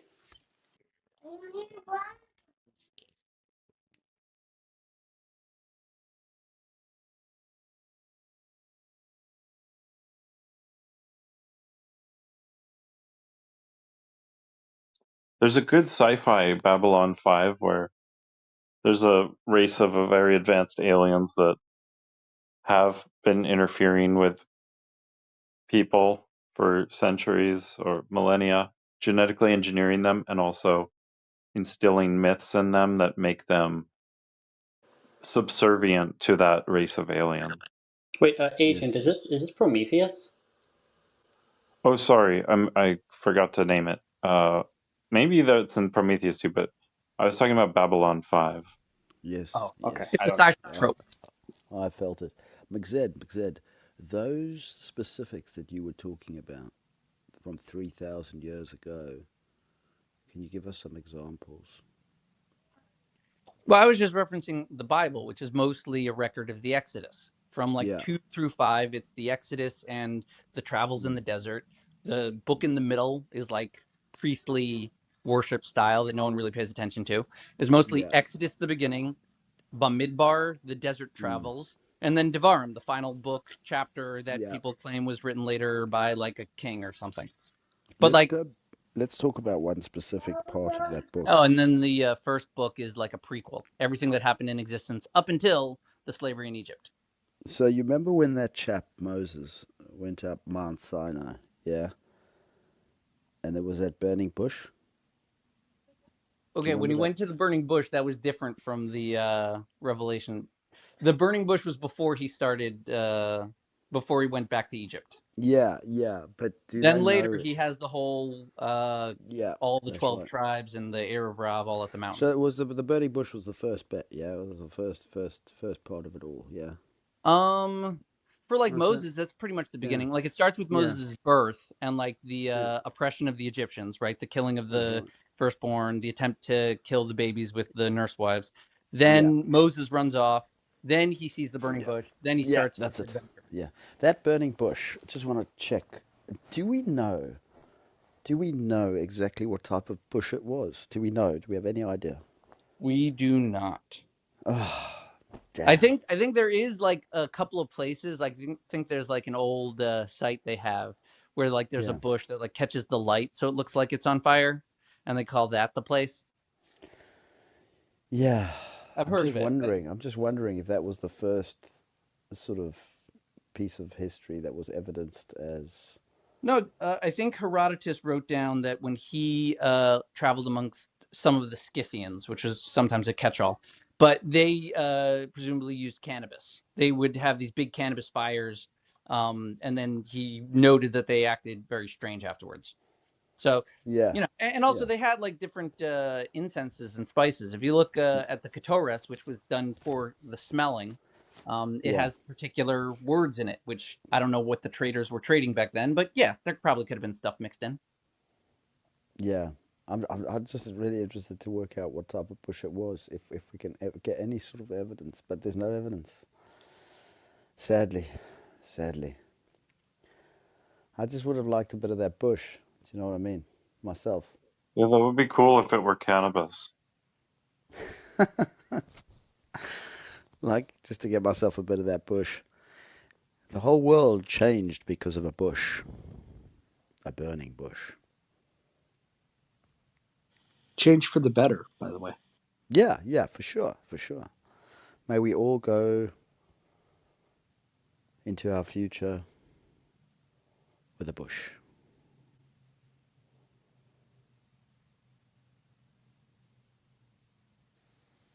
We should all thank God for that burning bush. Yeah, we should. We definitely should, Roger.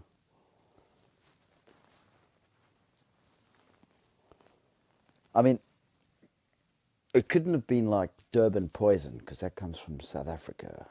But like, what do you reckon they had up there back in those days? Do you think they like? Do you think they were doing deals with cannabis?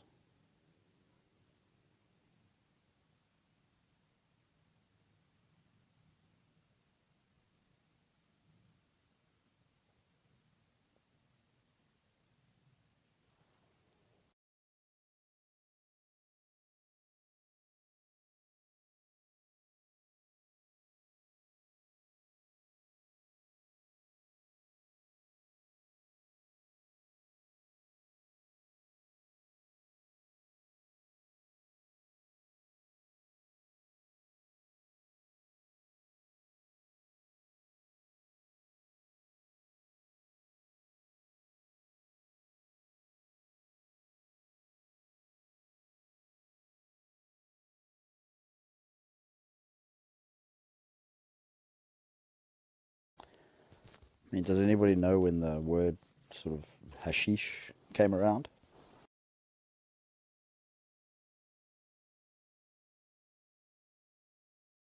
No idea. No idea. You guys think that, like, you think God's happy with where things are at today? You think this is what he had planned?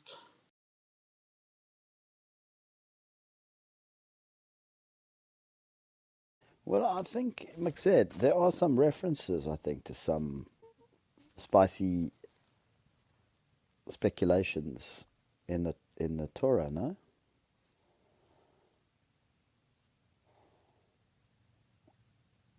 I'm sure there are some references to cannabis. So I think maybe it was used for a godly purpose back in the day.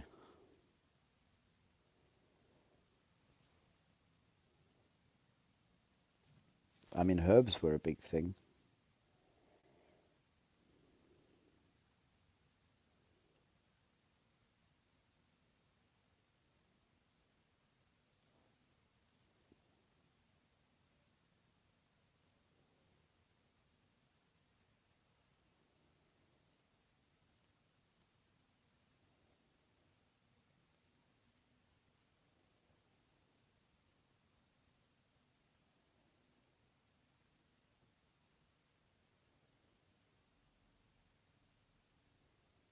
So basically, what we're saying is that burning bush that he saw was no ordinary burning bush. Do we agree?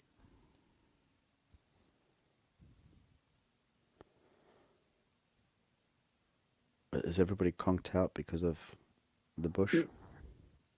No, I think I think it's interesting that we have to go to these texts to prove that there's an existence of God, anyways. Like, even if we didn't have this, like, what do the non-believers believe happened?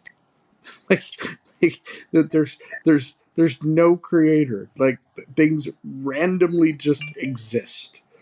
Well, Like, yeah, that's the rule. If you can grant me one miracle, I can explain the rest of existence.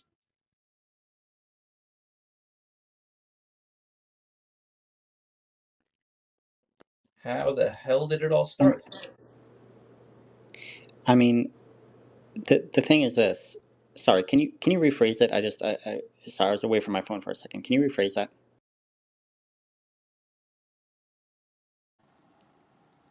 I'm just curious what non-believers, if you don't believe that there's a creator of the universe, um, how do you explain the universe? Sure. Yeah, I will do my best to explain the universe on an app here.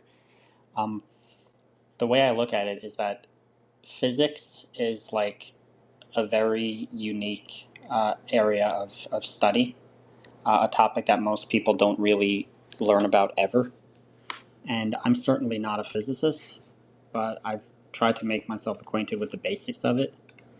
And what I've learned is that the laws of physics as we currently know them, they are very they seem intuitive, but they're actually very anti-intuitive. And things that we think is like quote normal, under certain circumstances, the universe can behave very differently than what we're used to. So what I would say is if people want to learn about a very fascinating topic and a difficult topic, which is about like how did our universe come to be and how did the Big Bang come about, I would just explain to them that there are people who literally spend their lives researching those very questions and studying them, and they have pretty good answers. That we don't know everything yet, but we're making a lot of progress. And what I would say is that the most important thing that I've learned from physicists is that the more physicists study the physical universe, the more they say that not only is there no need for a miracle, they say that like everything seems to function completely naturally in completely natural ways with causes that are demonstrable and that don't need a divine, creator. So that's the best way I could put it. I mean, if you have any question about the actual Big Bang, Roger, you want me to answer, I'll do my best. But that's the way I would try to explain it.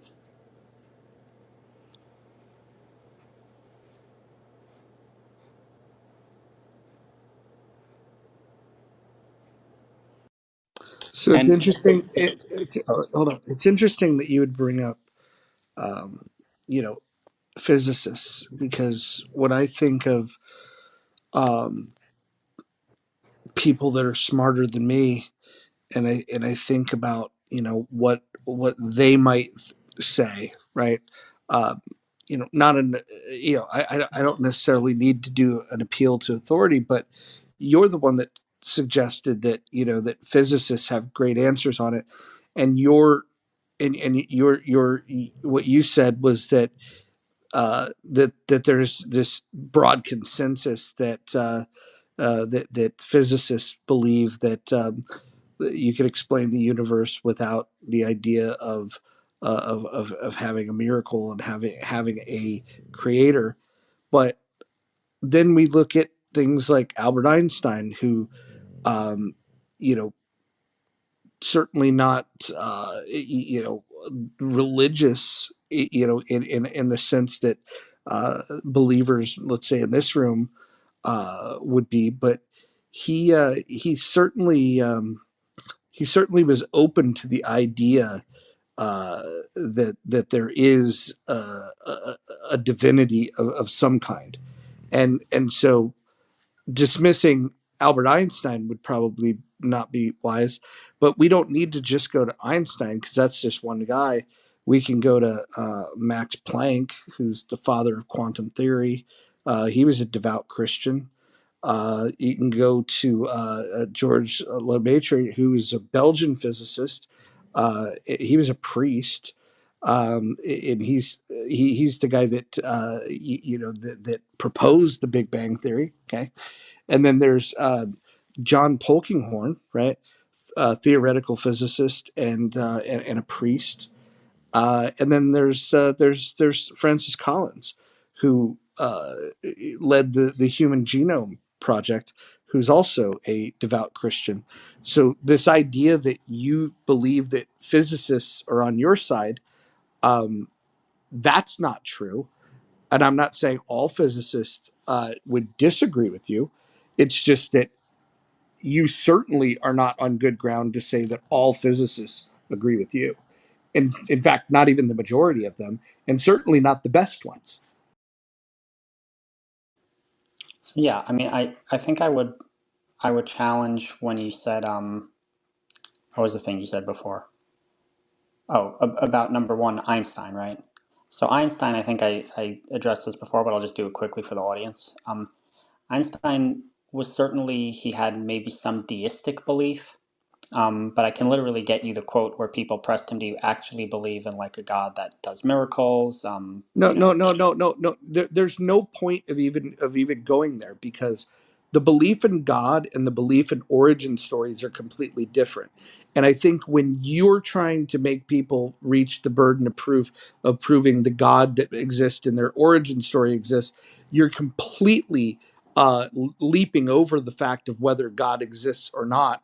And you're also you're mischaracterizing what Albert Einstein said. By the way, I acknowledge that in a traditional sense, he's not a religious guy, but his words is that he believed that there is a divinity, and so I hope you're not suggesting that Albert Einstein didn't believe in God.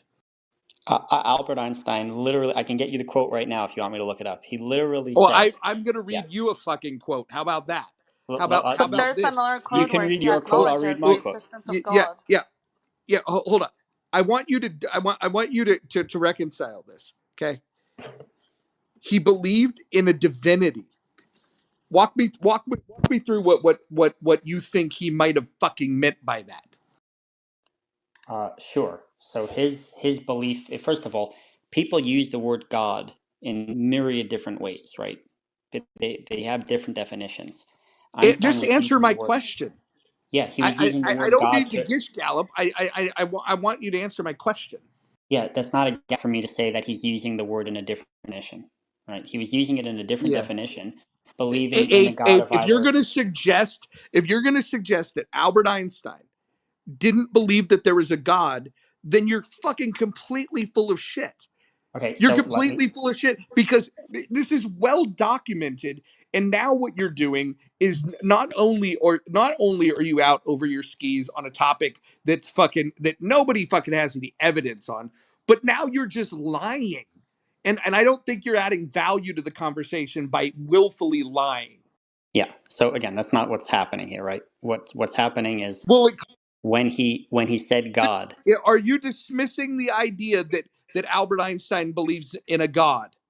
I'm about to tell you what type of God he believed in. Okay, he believed in like either a Spinozist God, like a God that started the universe and that's it, or he Wait, maybe hold believed. on. The pause. Because that's all I fucking believe in.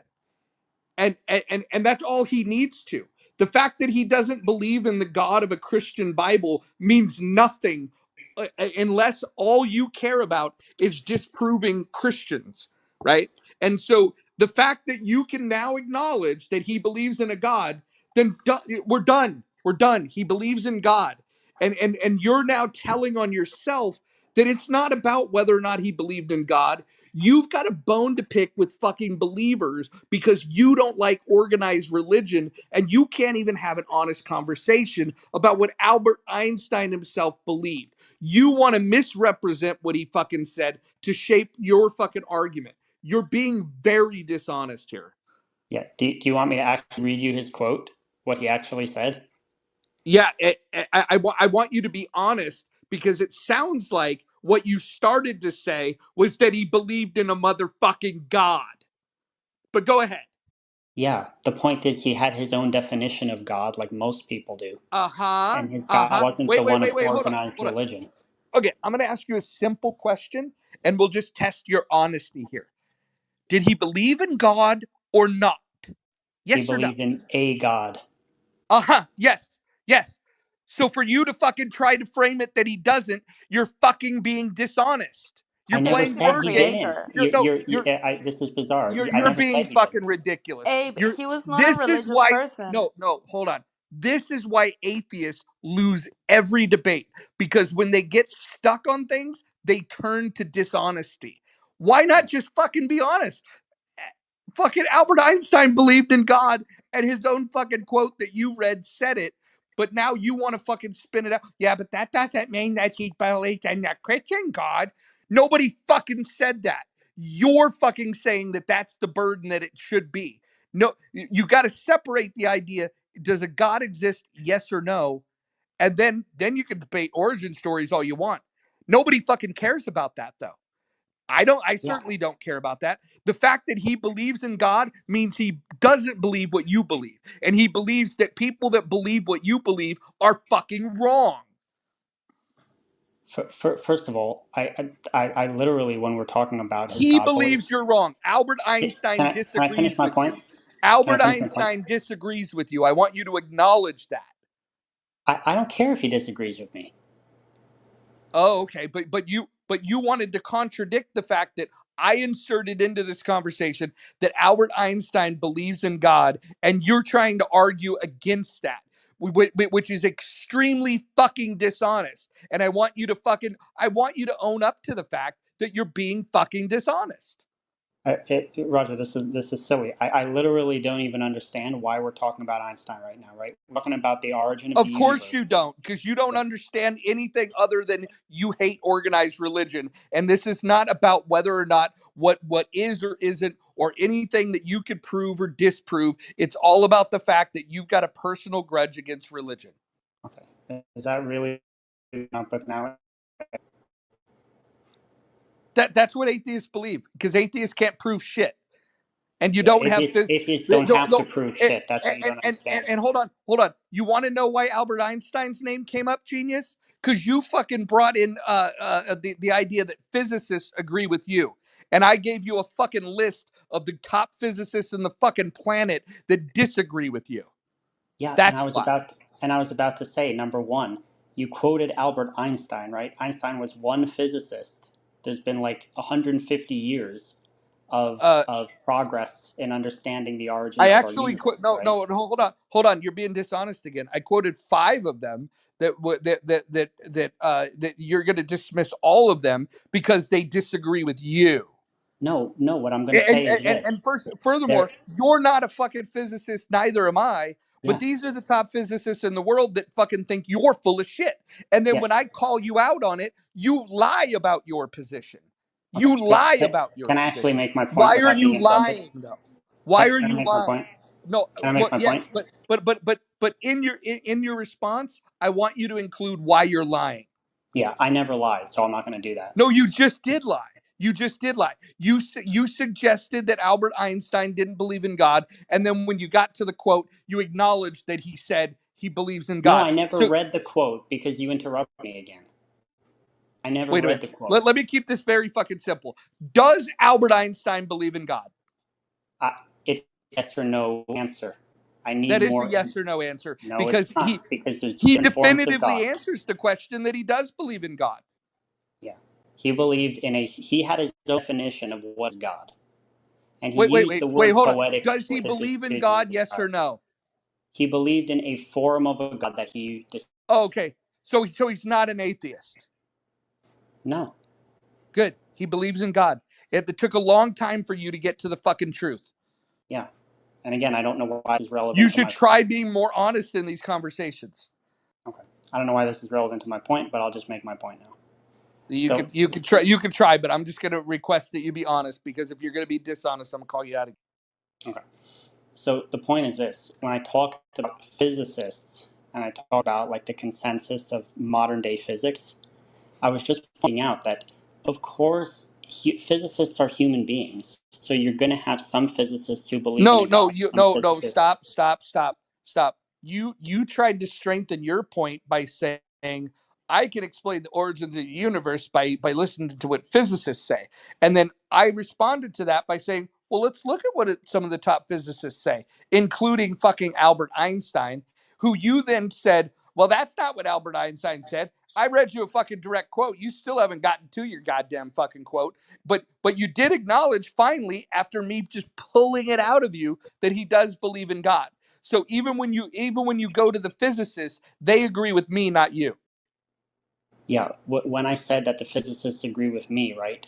What I was saying is physicists can have their own personal beliefs about a God ultimately, like starting the universe or something. What I'm talking about is the modern consensus of what No, we no, can no, no, demonstrate. no, no, no, no, And no, no, no, no, can I finish no, my no, sentence, please? no. You can't. You can't because I don't Okay, want. so then I'm not gonna. I'm not gonna let you build on a dishonest statement. Listen. If they believe in God, but they believe that God is not the God from the Christian Bible or from the Torah or from the Quran, that's immaterial. It doesn't matter. And if your hang up is disproving what the Abrahamic religions say, then you're telling on yourself that you're not interested in the question about whether there's a God or not. You're only interested in arguing with people from specific religions, which makes it very fucking suspect what your motives are there. But here's the important thing. You can't even accept the fact that these fucking guys believe in God. And then you poo-poo it by saying, yeah, but it's not the same way that other people believe in God. I don't give a fuck. Do they believe in a God, yes or no? And when the answer is yes, then shut the fuck up and quit trying to fucking say that they're on your side. Because they're clearly not. They think you're wrong. They think you're as wrong as I think you're wrong. yeah. So that's not true, and I'll demonstrate why. Oh, okay. Hold on. Oh, well, demonstrate this. I want you to tell me what Francis Collins, the physicist, the physician, uh, uh, uh, geneticist who led the Human Genome Project, who was a devout Christian, wrote books on faith, including The Language of God, in which he argues science and faith are not in conflict. Do you want to argue with Francis Collins? Yeah, of course. You Why would I not well, you argue do with him? want to argue with him because now you're a physicist. No, I never said that, Oh, Roger. If you want to okay. have a Well, well, conversation, we well, can have a well. conversation. If you just John? want to spew How like about John? rhetoric, yeah, How about John Polkinghorne, yeah. If theoretical you're just physicist and Anglican priest? yeah, can we get He's back on written topic? extensively on the compatibility of science and faith, where he believes that discoveries of modern physics do not contradict the Are you existence just of reading God. off Chat GPT right now? I, Like, what are you doing? I'm reading his bio right here to you. Yeah, do Okay. you want me to? Do you want me to read more to you? Because No, I would just like to it respond. sounds like you've done no research on this topic at all. Yeah, that's not true. Well, it sounds like that because Well, it you doesn't sound said like that anything because you're not you letting me said that speak. you said the physicists agree with you, and I'm showing you that they don't. Yeah. So if you let me clarify, why they agree. right? Look, you're Okay, either going to let me start speak or with not. this. Did the physicists that I mentioned all agree that a God exists? Yes or no? Yes. Oh, there you go. Okay, cool. Well, Why is then that relevant?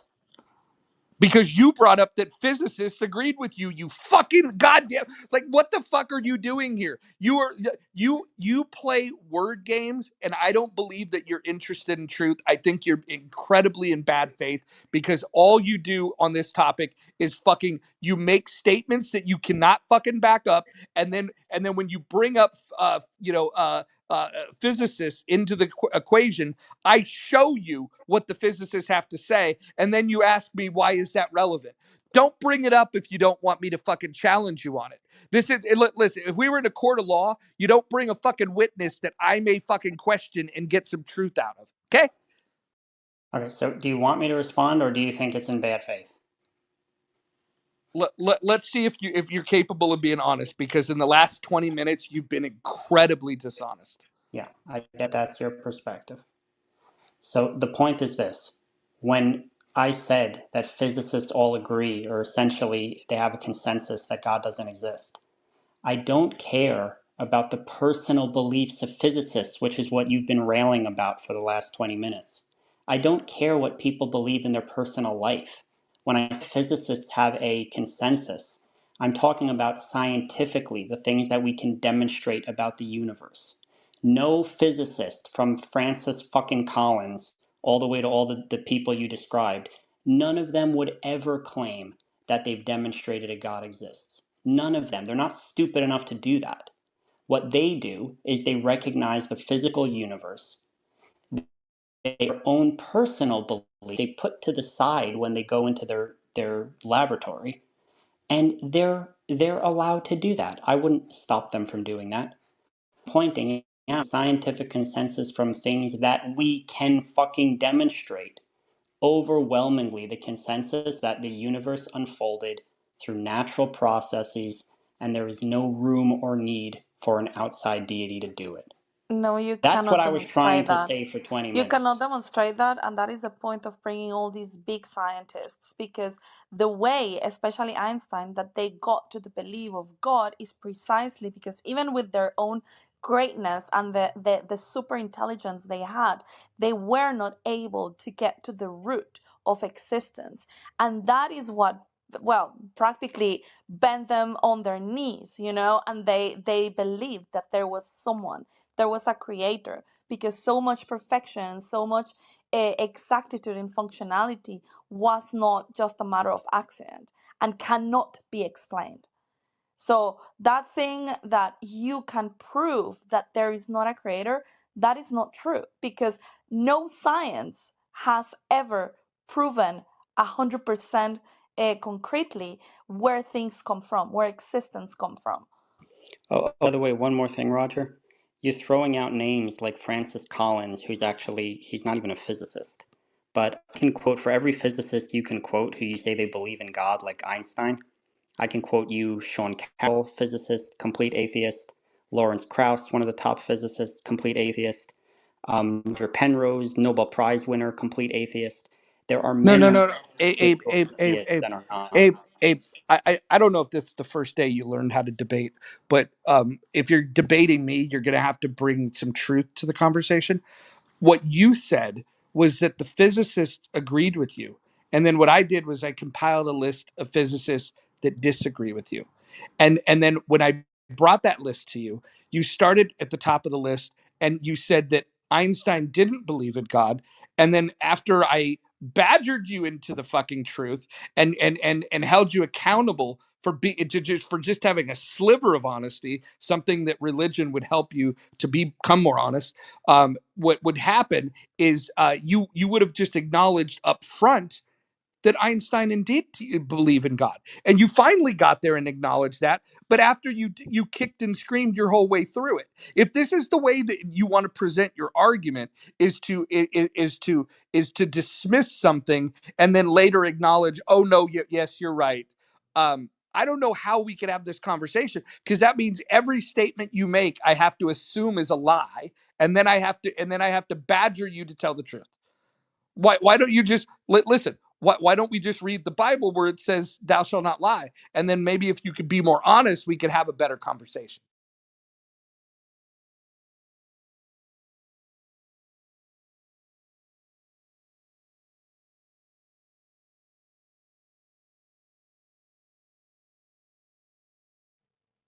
You could kind of even claim that with what Einstein said, it said he kind of like was proving in a way that God exists with science.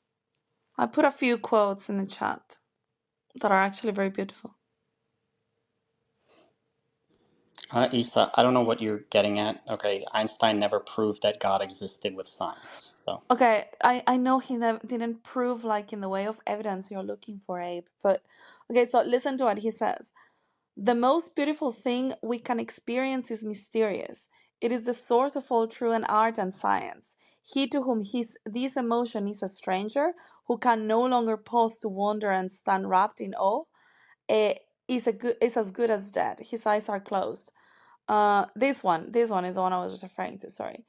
Everyone who is seriously involved in the pursuit of science becomes convinced that a spirit is manifest in the laws of the universe, a spirit vastly superior to that of man, and one in the face of which we with our modest powers, must feel humble. Is he not really talking about God there?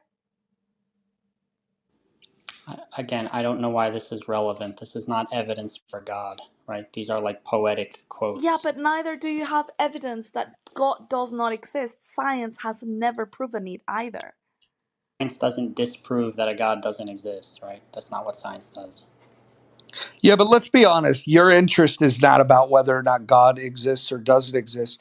Your interest is in denouncing organized religion because you don't agree with it. And so there's this elitist attitude that you carry around that you're so very right, they're so very wrong, and you're somehow going to help humanity by talking them off of their belief in a God. Isn't that right? Again, why is this relevant? I told you before that, of course, I think that God believers are mistaken, right? I think they made a mistake. So why is that relevant? Yes, I think they're mistaken. You want to keep rehashing it? Yeah, you think that you're correct and you think that they're wrong, and you and then when you pull in things like, well, let's see what physicists say, and then when you get quotes from physicists, then you say silly things like, why is this relevant? I didn't bring up physicists. You brought it up. And then so it's like, you want to go there and see what the physicists have to say. You like, basically, you like everywhere that you've gone in this argument, you've basically owned yourself. You've owned gold yourself on every fucking avenue that you've tried to go down. If Because you think that's what happened, then I'm glad. I'll keep owned. yeah, you keep own goal and yourself. Keep doing it, man. It fucking, you're defeating yourself. I don't even have to say anything. All I have to do is allow you to talk and then just remind you of the things that you've been dishonest about.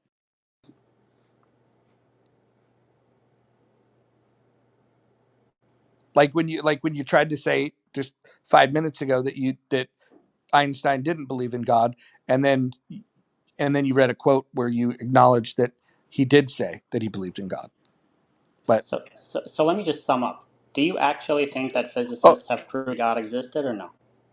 no, that's not the point at all. That's not the point at all. The point is that and I've said this many times, is that um, neither of us are going to be able to prove the existence of God or prove that God doesn't exist. So if neither of us are going to be able to meet the burden of proof, basically what we have is, why are we having this conversation? And basically what it comes down to is, you have an atheist that's obsessed with arguing with believers, right? And so you're obsessed with making arguments about something you don't believe in. Fascinating. And again, that's not the way the burden of proof works, right? You're the one making the positive claim. The atheists don't I didn't have a make any burden of claim. proof. I didn't make any claim. The only claim that I would make is that atheists lie a lot. Yeah, That's the claim but I would if make. you make the claim that some type of God exists, you're making a Can I positive can I claim, make which the has claim? to bring.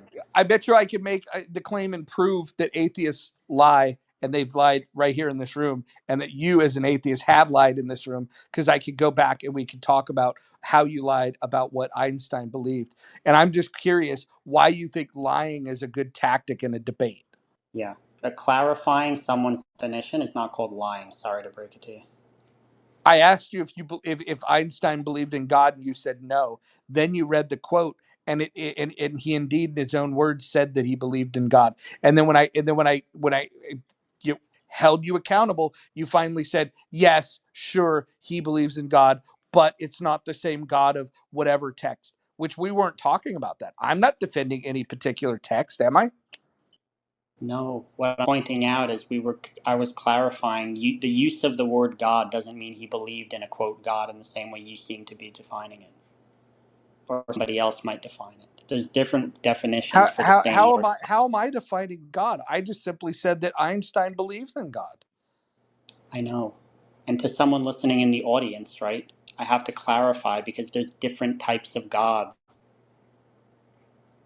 So which God do you hate the most? I don't hate God. You just hate his followers? To varying degrees, depending on if they're like violent. Violent to the degree of atheists like the Marxists that killed 100 million people? Yeah, I don't like those either. And I don't know why we're how, rehashing this. We had this well, conversation already. I don't know why we're coming well, back to it. how many debates have you entered to denounce Marxists for killing 100 million people? I mean, your position is as a secular humanist, you want everyone to be safe, and I'm just wondering why you would target the group that's killed less people than the group of atheists. And Roger, and I answered this before. I said there's many metrics for harm, not just pure body count, right? I said this Right, before. right, and so you're dismissive about overall death, but you really are cranky about these other things. One of the things you were cranky about is they don't allow free speech. And as I asked you, well, how did you think free speech was working under Stalin or Mao or Pol Pot? Yeah, again, you're bringing down things I disagree with, and then saying, "Do you disagree with them?" Yeah, I disagree with them. So what? Yeah, but what I'm illustrating is the dangers of atheism, the dangers of the atheists. When atheists are left in charge, lots of people die, Yeah, and that's not and that that doesn't follow logic. and that was the thing that you said that you wanted to prevent. Your grievance with religion is because bad things happen, and I'm here to tell you that free speech gets restricted under atheists just as bad, if not worse, than it does under believers. The And when it comes to death tolls, it's far worse. Forgive me, but I don't take it serious when somebody says that they care about these outcomes, about people, being able to have free speech and to be able to have human rights. If you don't care about death tolls and you don't care about people that actually did restrict speech. the reason why atheism becomes dangerous is because, from a philosophical point of view, I mean, human beings have the need to believe in something greater than themselves. And when you remove God from the equation, that need doesn't go away. It's just replaced by something else. And so communist governments take advantage of this to replace it with the government. And so the people that tend to be atheists still want to believe in something greater than themselves. But in this case, it's not God anymore, but it's the state. And when that is the case, you can control people. You take away their rights, as Roger is saying, and you make them live for the state and for something else. And that's what makes it very, very dangerous. I think that a world with religion is better off than a world without religion, even if you're an atheist.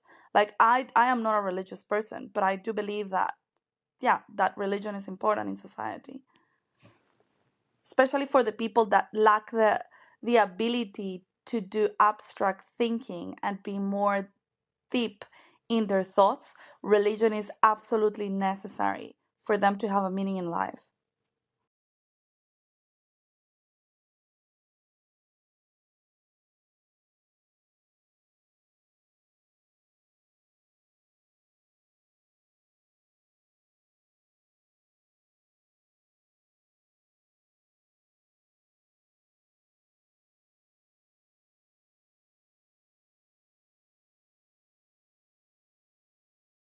Was that a mic drop or was that just boring you all?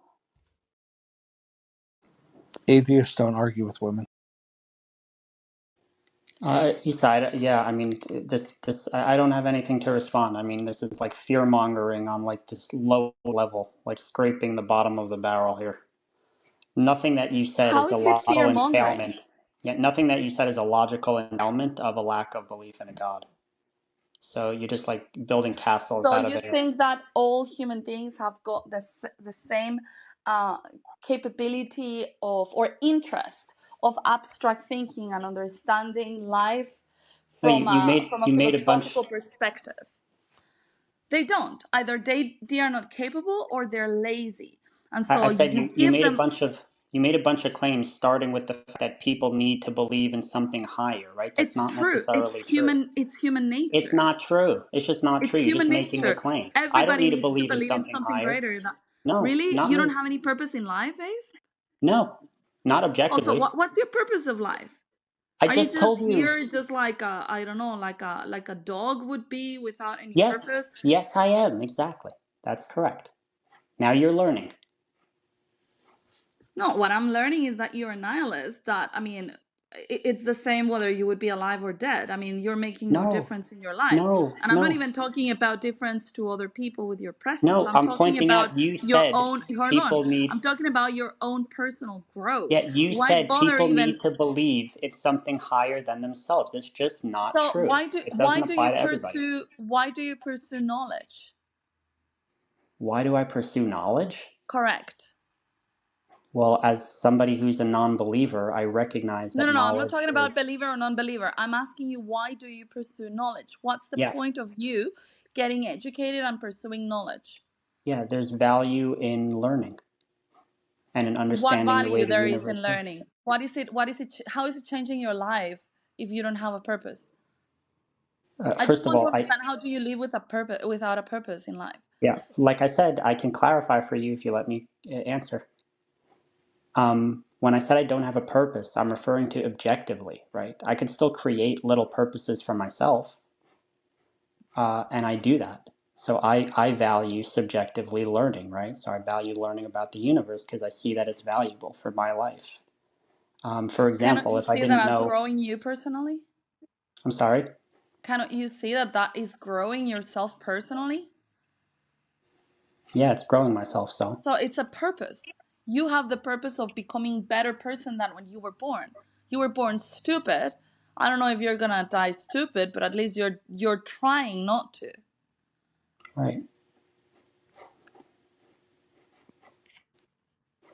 So you believe in something greater than just yourself, just No, being there alive I don't like a believe in dead. something greater because I want to learn about how the universe works. That doesn't mean I believe in something greater.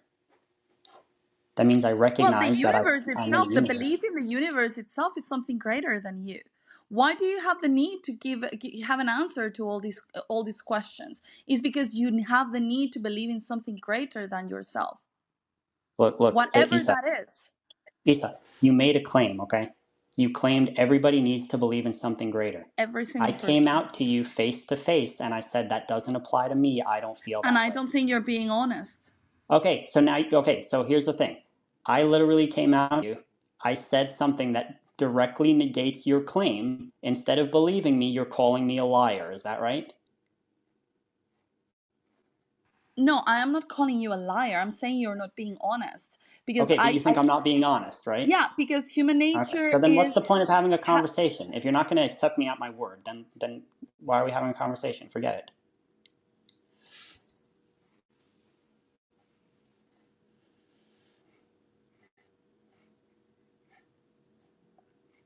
You accept believers when they tell you that they live for a purpose, but you're not accepting a non-believer when they say they don't live for a purpose. Double standard.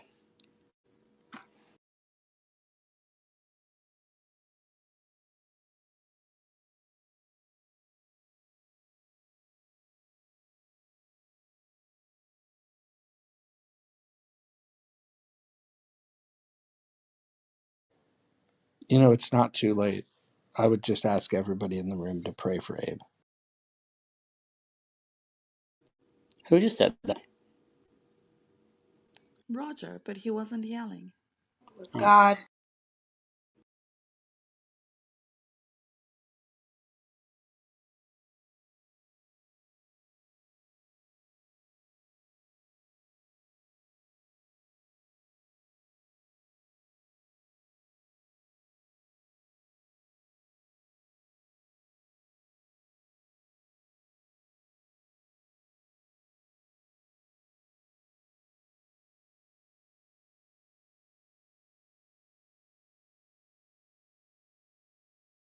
Thank you for tolerating me, Roger. I appreciate Oh you. my god.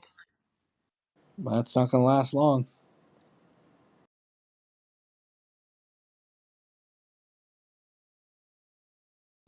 Um, hmm, man, I don't know where to go from here. I mean, it feels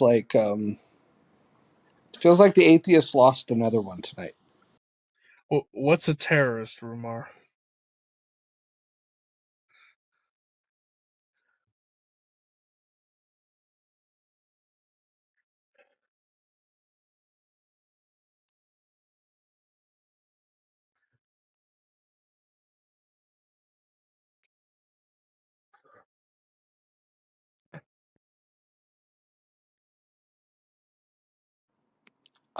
I think a terrorist is anybody who prays for everyone but terrorists.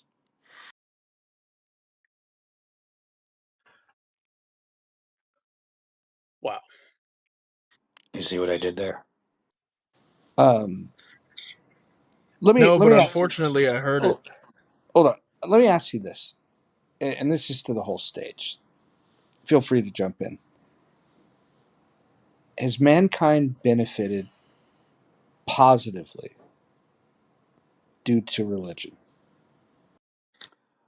Dude, I mean, yes, and like, no. Yes, overall net, yes. Yep, yep. I agree. Um, I think. Look, I mean, you don't have to go any further than just saying, okay, well, before these religions, how barbaric was the world, and then after the addition of organizing societies around these religions, what what has happened in societies that decided to organize without the belief in God, and But hold on. how deadly was that? And then when you add the death and destruction together of societies that organized without God versus societies that organized with God, it's pretty fucking clear that fuck even especially the atheists, they benefit from being in a society that values God. Well, even all of the atheists, Roger, want to live under God's laws and rules. The entire I don't. framework, the entire framework of science, the entire framework of Western values is derived from the biblical texts and uh, the peoples at the time they were able to put pen to paper. Sorry, I just want to jump in Mando. 1 sec.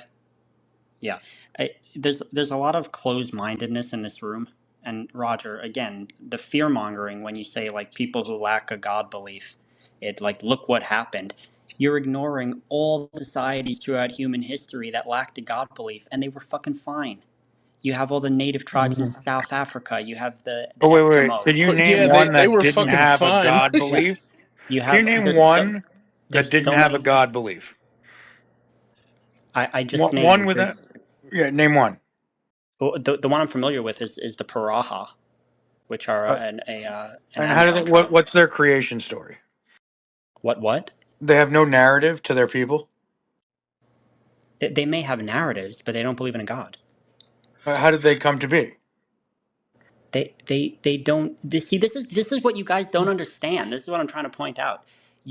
Look, You're so caked in Abe, in like the culture of a god belief that you're No, not how do you Abe, aware that spell there that are tribe? humans I'm who've gonna look it lived up. How do you spell the tribe? Piraha, and the Abe, what? point is, Abe, many other societies throughout human history that never had a god, they never knew about Jesus, and they were fine. Nothing bad happened, Abe, Roger. Yeah. Abe, Abe. What do you ultimately value above all else? What do I Dude, subjectively value? dude, hold on. I gotta. The Braha, their entire culture is around what is now, and it has nothing to do with anything beyond living memory. That is totally a. Give me one other like that. That example based on their No, no. culture is Why are we irrelevant skipping over that one? Why are we skipping over that one? Address it. because they don't care about what they don't care about their narrative. Yeah, but I'm trying to show you that people So live give that me way. another one. Give me No, any no, other. address my point. Why are the Paraha not a narrative, not a Because you people need who the live without a exception to God? prove the point. You found the exception. We proved the point. Yeah, that's my point. My point is people don't need a God belief. Well, No, do you if have an they don't care. hold on. Do you have an example that includes more than 800 people? I'm not a anthropologist. There are absolutely anthropologists that study tribes such as Well, that in the hundreds, despite you and they don't not have being an God beliefs. anthropologist, Right. No, but hold do, on. But do I'm you just think they're asking. Hold particularly on. successful people? Hold on. I'm just asking because you mentioned this. I didn't bring them up. It's like hopefully you don't do this thing where when I make a good point, you're going to say, "Why is this relevant?" I'm asking this because you brought this up. Do you have an example of achievements that their society has had, and do you have any other examples of a society that may have had more than, let's say, 1,000 people? Because from what I'm looking at, there's 800 of them. But if you have other examples, that would be great. But more importantly, I'd like to understand the achievements that they've had. Yeah, I don't know why they have to achieve something in order to be an example of people believing or not believing in a God. Can I, Well, Roger? Can I? well, hold on. We don't compare achievements in society, really? No, I'm saying, why are you asking? You asked me, Yeah. Manville Uh, asked me for examples of humans who've lived in societies without gods. I've provided at least one, and I can look up more if you need. You There's been provided many. a cult. That's not a yeah. cult. That's a tribe of people. Your country's a cult, if that's your definition. No, I mean there like they were not Know interested in your in mind that there are what happened societies before without them. God? God was not part of their culture. There's not a central part of their culture, not because they didn't believe in a God, but because their culture was They do not disinterested believe. in anything outside of their personal experience. So you're misrepresenting the tribe's beliefs. Oh, so you think that the anthropologists that went and studied these people and they said they're completely atheistic, so you disagree with them? Their No, I characterization. disagree with your interpretation of what the anthropologist said. Okay, Is that kind of go like the ahead and do that. same No, anthropologist that went to Guam or something and was like, "Oh, these people are fine with adultery. There are no restrictions on women just having multiple partners and blah blah blah, and marriage isn't really serious and blah blah blah blah blah." And meanwhile, like they like execute women who aren't virgins when they get married or can, some can I shit make in can I make actual an practice. I want to make an important point about this, and it reflects back to Roger's original description about religion. So, and that is religion. The reason that I said religion really it outweighs the negative impacts it's had. The good is because it was the primitive form of government. It was the way that we distributed power and the way we organized, and it was a stepping stone towards organizing in a more efficient manner. And that's why I believe that religion has been a net benefit. Religion has existed long before that. People were dancing around a fire and praying to the rain god so that it Together. wouldn't, yeah. But they did it together and they did it with a unified purpose. And this is a funny thing that that a lot of atheists get into because they have this wide overarching theory of evolution. They understand fitness and traits and things that will be advantageous, magnifying that and replicating itself over time. And yet, when it comes to something that's societally selective and has a positive impact on your people's selection, when it's a social thing, they go completely fucking mad or blind. I literally don't The understand what you're saying. society is just as much affected by your evolutionary story as the genetics are.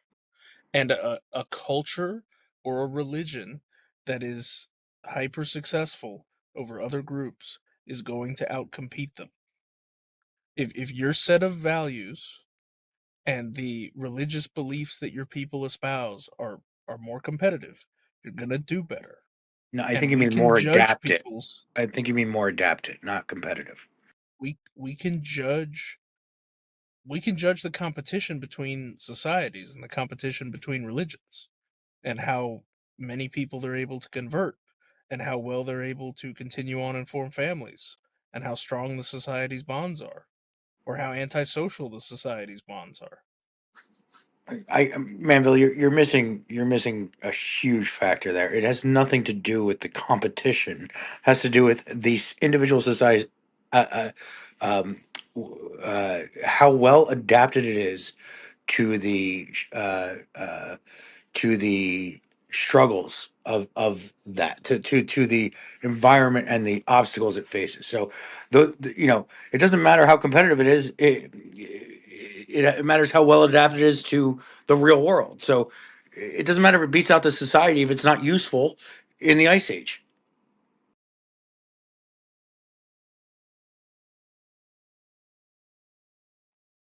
What? It has nothing to do with When you're competition. It has everything to do with adaptation. in the ice age or in a heat wave or on a grassland or whatever, right? If you get taken over by a bunch of people that have way more warriors than you and way more logistics than you and way more achievements and way more technology than you because they've been cultivating that and valuing that in their society and Dude, you don't Hey, hey, understand encouraging hold on, how. people. hold on, hold on, hold on. I just want to make another point. We've already talked about. I've talked this to death about how uh, the atheists have led to more death, which is indisputable. Indisputable. Nobody has an argument about that because it's just true. But now I'm looking up, like, okay, well, what societies have the most longevity? And and so now when I look at longevity, I find that there's five groups that are kind of like outliers. And in Okinawa, Japan, they have a religion, Shintoism. Then you have in Sardinia, Italy, uh, Roman Catholic. Um, in Costa Rica, the Nicoya Peninsula, they're Roman Catholics. Akaria, Greece, Eastern Orthodox Christianity, and Loma Linda, California, they practice 7 day. They're 7